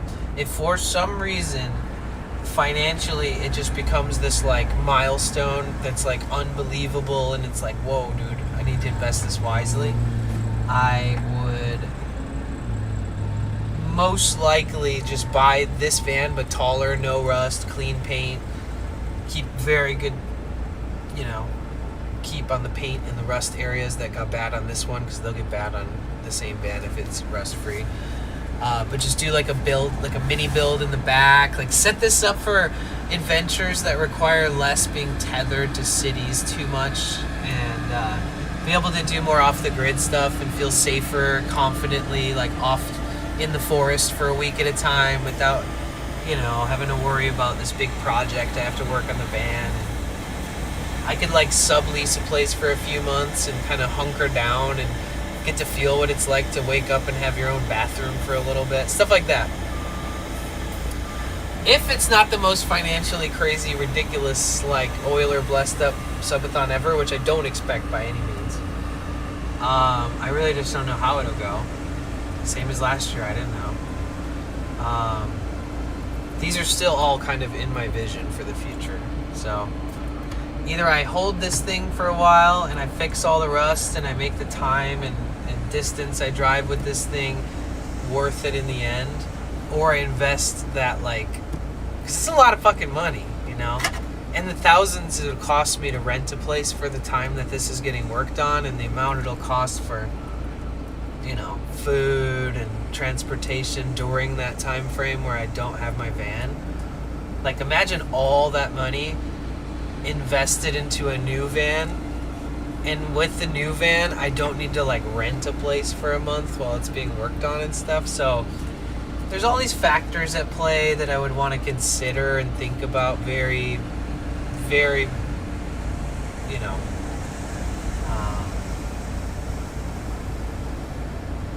like really make some pretty big decisions on. But until that kind of opportunity unfolds, and until I find like the best possible quotes for this, and I see where I'm at by the time the subathon's over, there's really no big decisions outside of everything I've been talking about. The only thing that I would really spontaneously spend any money on right now, which is super valid and not that expensive, is to take a flight to Michigan to see my mom.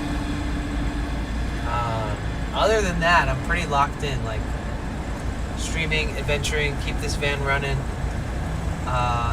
do the subathon in September.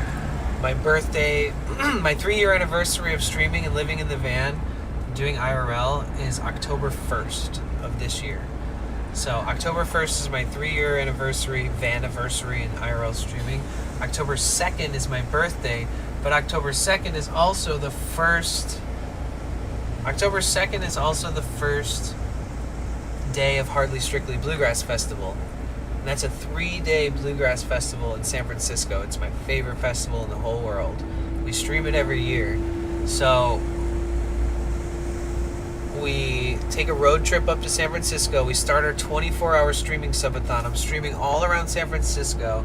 I'm sleeping in my van every night. I'm going to the gym super early in the morning at like 6 a.m., tired as fuck, slamming caffeine, eating something, and then I'm like, good morning, guys. Oh my God, we made it. Day 2, day 3, day 4, day 19, day 24, day 28, and day 29. And then it's a lot.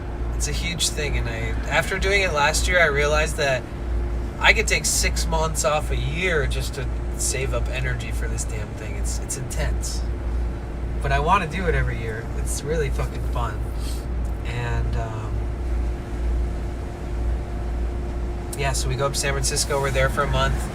During September is when they have September discounts on Twitch, so 5 or more gifted gets discounts, and then at the end of the year they do this bonus round thing where Twitch gifts subs to your channel on top of 5 or more gifted that people give in your community. It's a mouthful, and it'll make more sense when it's all over the screen because they'll be promoting it in September. But that's why I do the subathon in September, because I feel like it's easier on the community financially for them to have a discount during the subathon. Then, when the subathon discounts end, I have like 8 or 9 days of discounts that I can put personally on my account onto my Twitch. So I can keep running the discounts even after September's over. So I'm really going to give you guys the absolute every deal that I could possibly give you lined up back to back for over a month.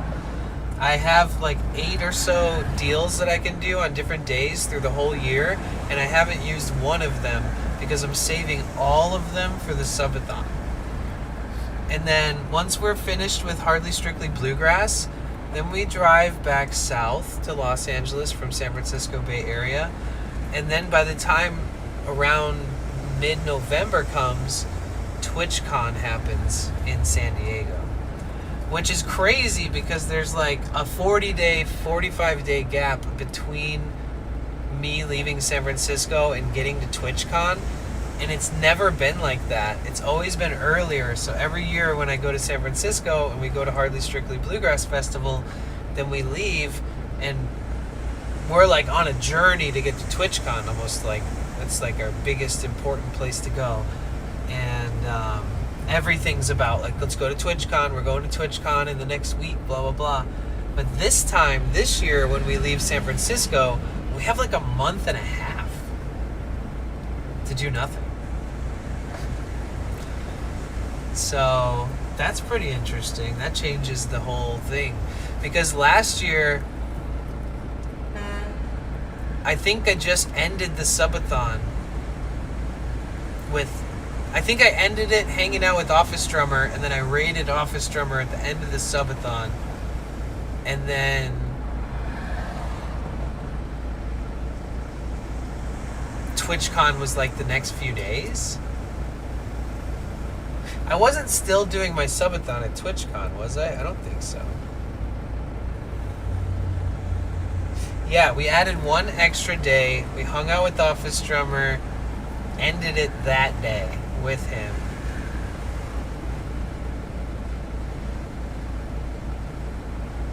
Or no, we said we were going to end it that day, And then I ended it the next day, and I ended it in the parking lot in Santa Monica, walking around for hours, thinking about how fucking badly I just didn't want to turn it off. Like, I was like, this has been the most love, the most support, the closest I've been with you guys. Like, I'd wake up in the morning and people would be like, are you awake? Like, people would be like, oh, I'm just checking in. Oh, it's so comforting. Like, I just woke up and I was able to open your stream, and it just makes me feel good to have a place to be. And then after the streams, after the subathon was almost done, there was people that were sad. There was people that were like, how much time are you going to take off? Like, when will you be back? Like, it's become a routine. Like, it's like my comfort zone here, you know? And I did mention, oh, maybe we'll start a 24-hour channel or something so that, like, everybody always has a place, or join the Discord or whatever. Don't ever turn it off if you feel that way. Yeah, but I had just streamed for 29 days with no days off. Like, I was on camera like 280 hours, or no, like 320 or 300 something hours, and off camera like 300 something hours. It was hardcore.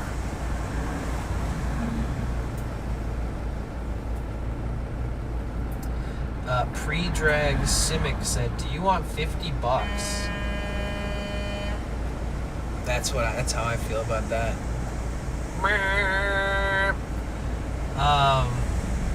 I don't ever respond when people are like, do you want X amount of money? Because nope, that's not how people support usually. There's a small percentage of people who might approach it in that way, but 99% of people who say that are never going to support in that way. People who support will be like, how do I support this channel? And then they find it and they do it if they want, and if they can. So when people are like, do you want $50, or do you want me to send you $100?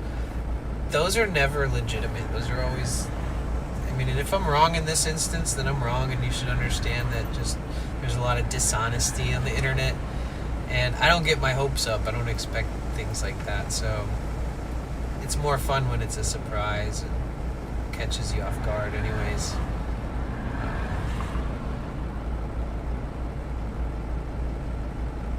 Oh my god, he sent a super chat for $20!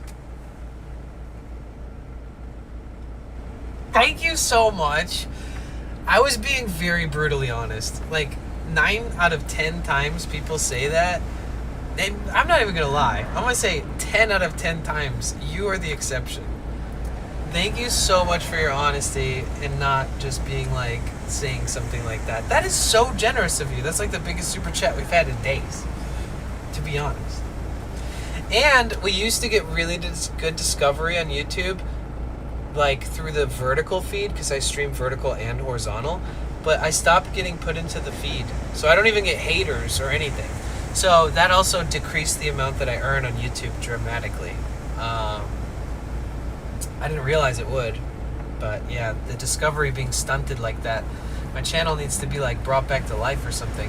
You can find my videos. If you're already subscribed, you'll always find me. If you search up an event and I'm streaming it, you'll find me. Like, a lot of people found me during like Hardly Strictly Bluegrass because they missed the event. So they're like, oh, I wonder if there's videos or someone's streaming it and stuff like that. My account is super visible and findable, but for some reason we're not getting this like mass influx of new interesting people in chat from around the world, and not even haters. So your comment threw me off a little bit. I'm so sorry.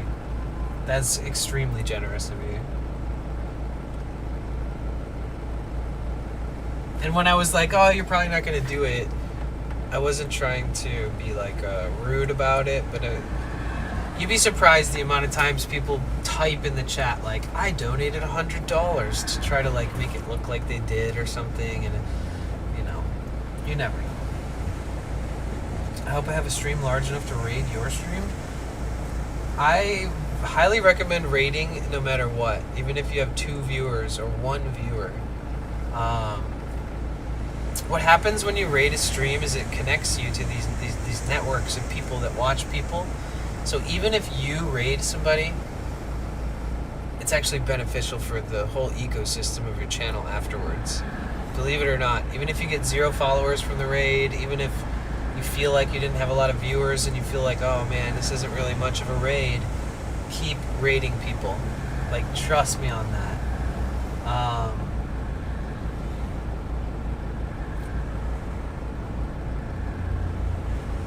the raid structure and the way that the raid kind of like builds up its architecture as it connects more people, it's one of the most valuable resources for Twitch to connect like who watches who and who to recommend to who, etc.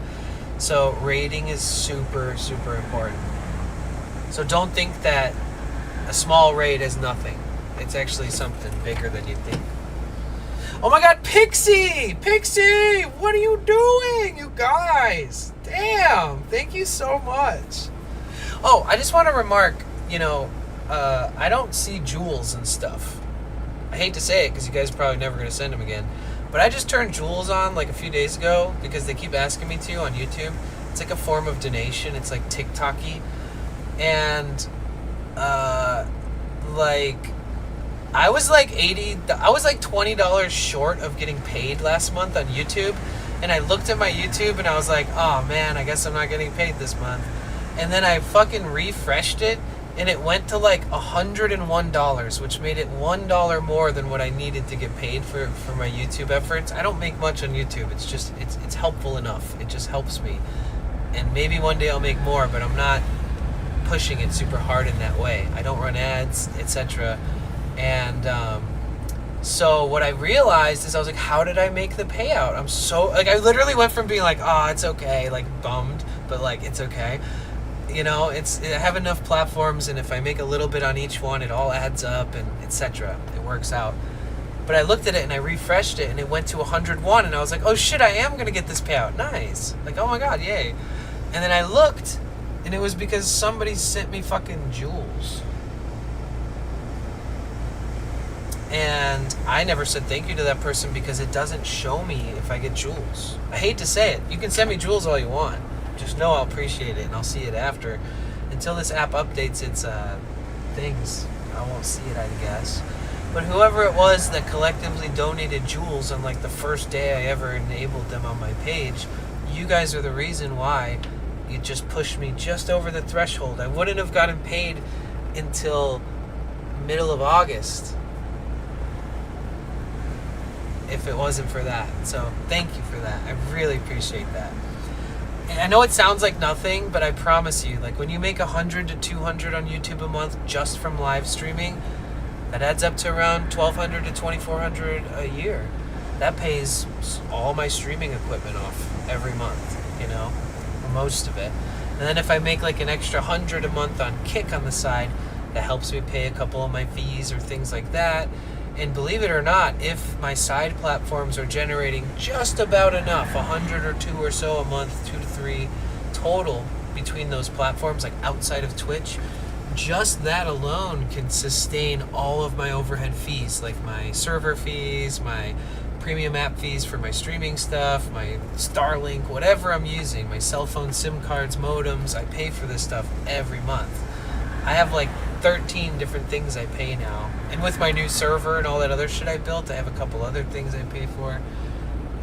It's all relevant to streaming and stuff, but that's why I put so much little bits of side focus on the YouTube Live, and that's why I've been a bit bummed that we're not getting Discovery there. That's why I've said if you tab up the Kick, I get paid like, I don't know what it is, like 10 cents per viewer per hour or something. So if like 10 to 15 people lurk my Kick per day, I can earn like $10 extra or something. And that's an extra, if I stream enough per month just on Kick, an extra 12 to 2,400 a month. And so it all adds up. And then Twitch is my main financial revenue platform. That and working in the industry of art and having a friend in town that will pay me anytime I need to work with them.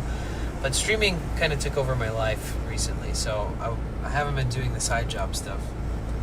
But it is a concern seeing YouTube visibility go away on vertical streams. I'm only getting returning visitors, and we're not welcoming new visitors unless I do special events that people are searching for. So it puts my main channel in a gray area. So I made a new channel. Not to confuse it too much, but I was considering streaming on my main channel in horizontal and on my new channel in vertical at the same time. But this chat won't put two different channels chat into the same box. So it would be really challenging. But yeah, and I'm trying to like work on all my big social platforms outside of Twitch and YouTube and stuff. Like I have a huge TikTok with like 150K plus followers, 13 million views, millions of likes. I have many Instagram accounts. Everything's organic and natural, in the tens of thousands, 20 plus thousand followers. I have all these platforms. I have all this stuff that I work on and I juggle, and it's like, it's a lot, you know. That's why I was building automation software for being like my scheduler and publisher for all my clips and stuff on YouTube, Instagram, all that. That's why I think that we need to have bigger teams and bigger support systems and learn from each other and learn how to quicken processes in which we spread ourselves thin by self-managing and having multiple platforms. Because if you don't have every platform, who are you? You know, it's like you're not relevant anymore. You're not in with the active platform because you're stuck on fucking this other one. And so I've made every platform as time went by, and I succeeded on these platforms in what I felt to be success in the forms I was seeking it, and it worked out great. But now fast forward to today, it's hard to juggle everything. And I wouldn't be where I am right now if it wasn't for like our community. Like this is our stream. This is our ongoing lifestyle project that we're living together. It's like so much more than I could have ever dreamed. And for those of you who are listening to me rant all day, think out loud, thank you. I've never aimed to be like thousands of streamers viewer average at all time. I think that's pretty ridiculous, and you lose a lot of connection with your community. In fact, some of your strongest community members abandon communities when they get that large, and they don't enjoy the not being recognized or not being able to keep up with the people they knew from the beginning. And you know, the roots are lost, and it's just a bunch of hype and people who are expendable and disappear, and they are transient and they come and go. Smaller communities are stronger. So, you know, I've always been happy with like partner numbers and up in the several hundreds. If I can sustain my livelihood off of our average and our strength and community and our efforts and our multi-platform efforts and all these other ways, sponsors, etc.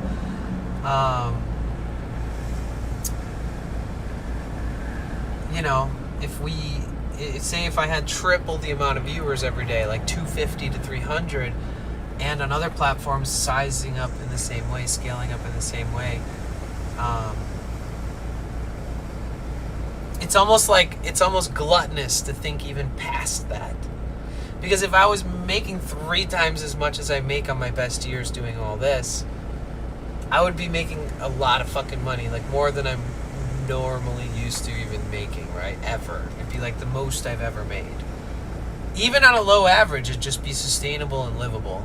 In the van or in a cheap apartment or something, it would work, right? But people that have like 1,000 viewers, 4,000 viewers, 12,000 viewers, 20,000 viewers, bro, they are gluttonous as fuck. They're milking every sponsorship. They're view botting to make extra money on their sponsorships. They're charging people X amount for false impressions and little sales and brand recognition that's like boasted by fake viewership and stuff. And you know, they take what would already be like way beyond the average streamer's financial success and like pushing like 20x livelihood into like, wow, this is going to be savings for life. Like I can invest, I could build a business, I could support my family, I could retire my mom, I could, you know, it's like people get to that point and they literally take advantage of it to the nth degree. And I think all of that shit is not for me. I think for me, it's like finding a healthy version of streaming that's profitable enough that I'm happy and that is like realistically gonna maintain the strength of community, whether it's new people coming in and people sort of dissipating, which happens over time, the ebb and flow of regular community members, daily visitors, and people that stop back in once in a while because life happens and you grow, you get a new job, you move, you get married, you have kids, you're depressed, you lose somebody, you know, there's all these things that happen in life. So people come and people go, even if they're in your stream every day, even if they're your top supporter for X amount of years, or even if, you know, they like, you know, you're their accountability buddy and, you know, even though they're the first person in your stream every day for the past 2 years. You never know if they're going to be gone tomorrow, right? And I keep a very loose chain on everybody, you know. I don't judge or condemn people, or I don't feel like if somebody's not there that it's something's wrong, you know. Unless they genuinely are concerning me and they need maybe to be asked if they're okay. But you know what I mean, right? Like, I don't judge and condemn people for stopping being a regular or stopping supporting or stopping being a sub. They've been a sub for X amount of years. I don't judge and condemn people for that. Yo, what is up, dude? Green Alchemy in the motherfucking Green Alchemy building! rated your channel with 32 viewers. What's up, dude? Star Queen Canna, Drucifer. I like that name, Drucifer. What's up, fam? How was your stream, dude? Twitch booty clap. What is up? Welcome in. Potchfod. Hey, what's up, dude? Saucy Dabber. Ooh. Wait a minute. I'm coming to Cali in November for TwitchCon. You gonna be around? Yes! Yes! Yes! We're gonna get fucking greened out at the end of the night. Yes. Let me know what I need to do. Or provide, or whatever. I don't know. Let me know if I need to visit the plug and pick up some fucking rosin or whatever. I'm gonna roll your van. You guys, if Green Alchemy rolls a joint shaped like my van, oh my god, bro. Oh. Okay, so you guys, Green Alchemy has a very unique talent. First of all, he's just an all-around great guy, sweetheart, one of the most loving, gentile, kind-hearted, silly, all-around good friends you wish you could have in your life. He's a stoner. He's got dreadlocks. He's always smiling. He's friendly to his community. He plays games with them. He does all this community-oriented stuff, but he does something that's really special that nobody I know does, and he rolls art joints. Like, he literally rolls... Imagine like a bust of Johnny Bravo from Cartoon Network back in the day of his head, but it's like his hair's blonde, he looks just like he should, but you can smoke him. Imagine a Game Boy, but it's a joint, and the cartridge is a real joint as well, and like in the whole thing you can smoke, but it's like competition level, artistically inclined, like. This isn't like somebody who's like, look, I rolled a fucking Game Boy, and it's like, you have to pretend like it's good. Like, the shit he rolls is stuff that people borderline consider not smoking it ever, and just putting it in a display case, and he literally will provide display cases for some of his grandiose, like, pieces. Like, I mean, he literally takes, like, there's some things that he's done where there's like certain colors that are needed on the whole roll because there's multiple colors, right? And I've watched him do it because he streams it, where he'll take like rolling papers, and the rolling papers will have like little apples that are like red or pink, and he'll fucking sit there with an X-Acto knife and he'll cut out every single colored piece from the paper.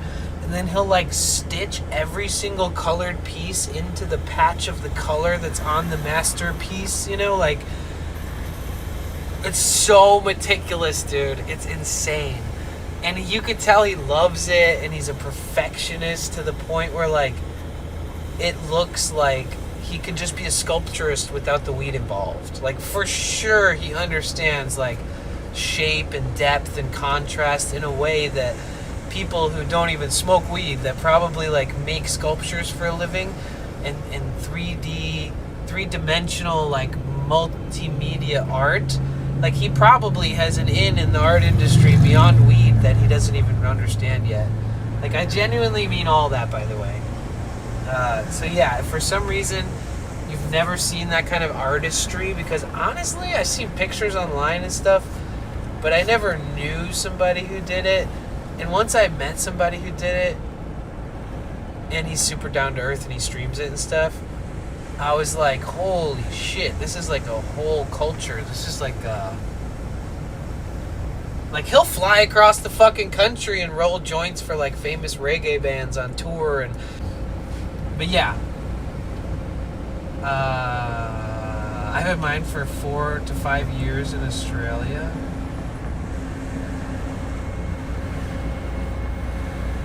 Sorry, I'm just catching up on the first chats.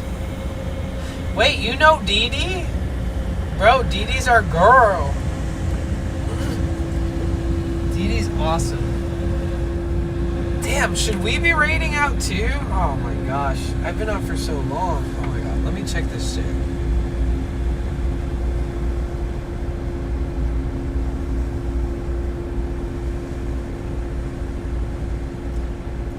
Should we raid Kai? He looks like he needs a raid.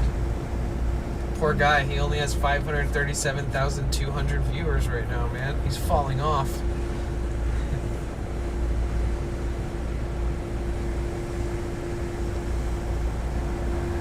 I'm just kidding, by the way. He's not falling off.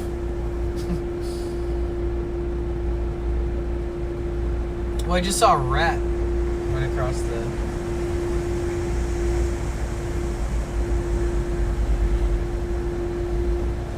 The harpist is on. Wasn't it so sweet? We raided a harpist the other day. It was so nice.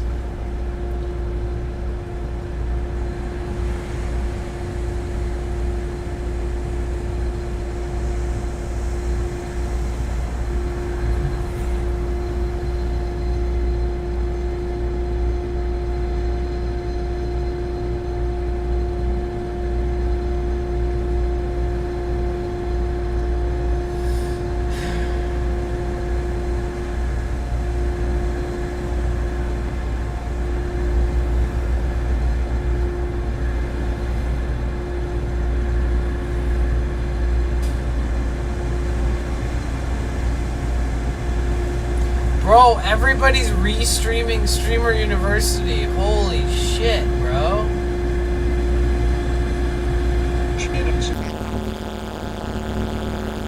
Wow, thank you so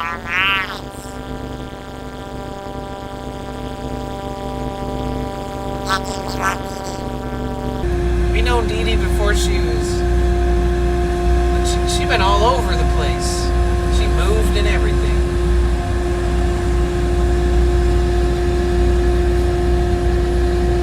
I tried telling you... Dude, all I can feel is my whole van vibrating.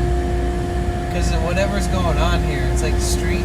I think they're redoing the lines on the street.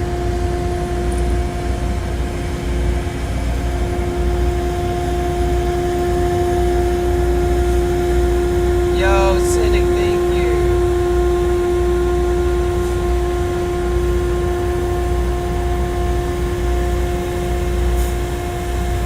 Bro, what a nice day.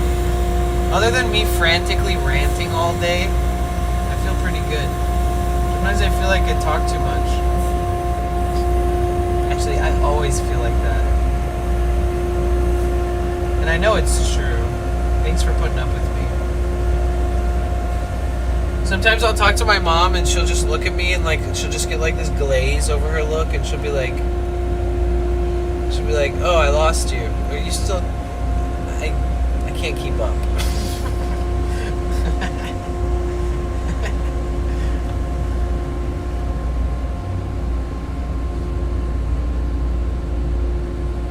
Yeah, everybody's watching that shit.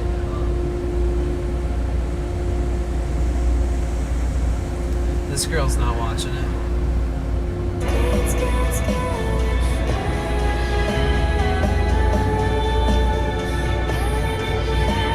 Whoa, this is a vibe. Wait, we've never rated this girl before. She's doing live music. And they're not talking about the Streamer University.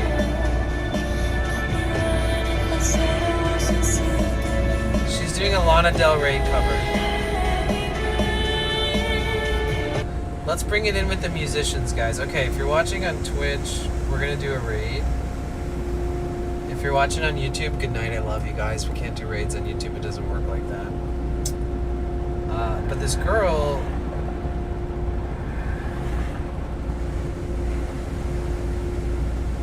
excuse me.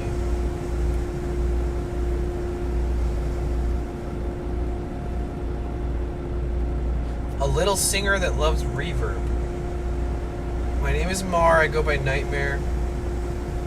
I'm a Mexican singer that loves to use reverb and a little too much for my own good. I sing covers, original, chatting here and there. Being here has motivated me to start learning guitar, so I might do some songs with it. I still consider myself a baby streamer, so join me as I learn my way around Twitch. I'm so glad to have you here, and I hope you enjoy hanging out with me. To request songs, type request SL in the chat, or click on this banner so you can check out my repertoire, as I only sing songs from my song list. This would not be possible without the support of you all. Those of you who hang out during the stream, request songs, follow, gift, and sub drop a bit. Special thanks to the best mods. Without you, everything would certainly fall apart into chaos already. Okay, this person has appreciation, has good community, a sense of reality. I like it. Okay, if you want a proper good night from me, please. Oh wait, the ad's just finished, so maybe I should wait a few minutes for the people who have ad blocker on, for them to be a viewer again. And I gotta figure out why my chat is broken at the bottom of the screen. Something happened mid-stream today where it just like stopped working. Okay, we're back. We got it. We got everybody in. Casey, love you. Good night, Gus. Love you. Jude and SF, love you. Tuck you in. Okay. Pixie, love you. Thank you. You have a nice sleep too. If you want to hop over to Twitch real quick, if you guys use Twitch, we're gonna raid a singer.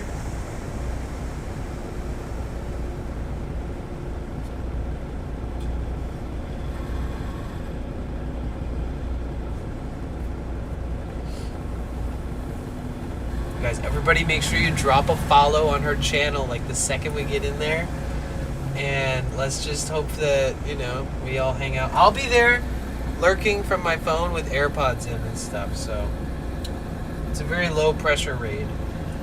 Shout out to everybody again for the support today. You guys are so supportive, and we got a lot of solar power today, which is good.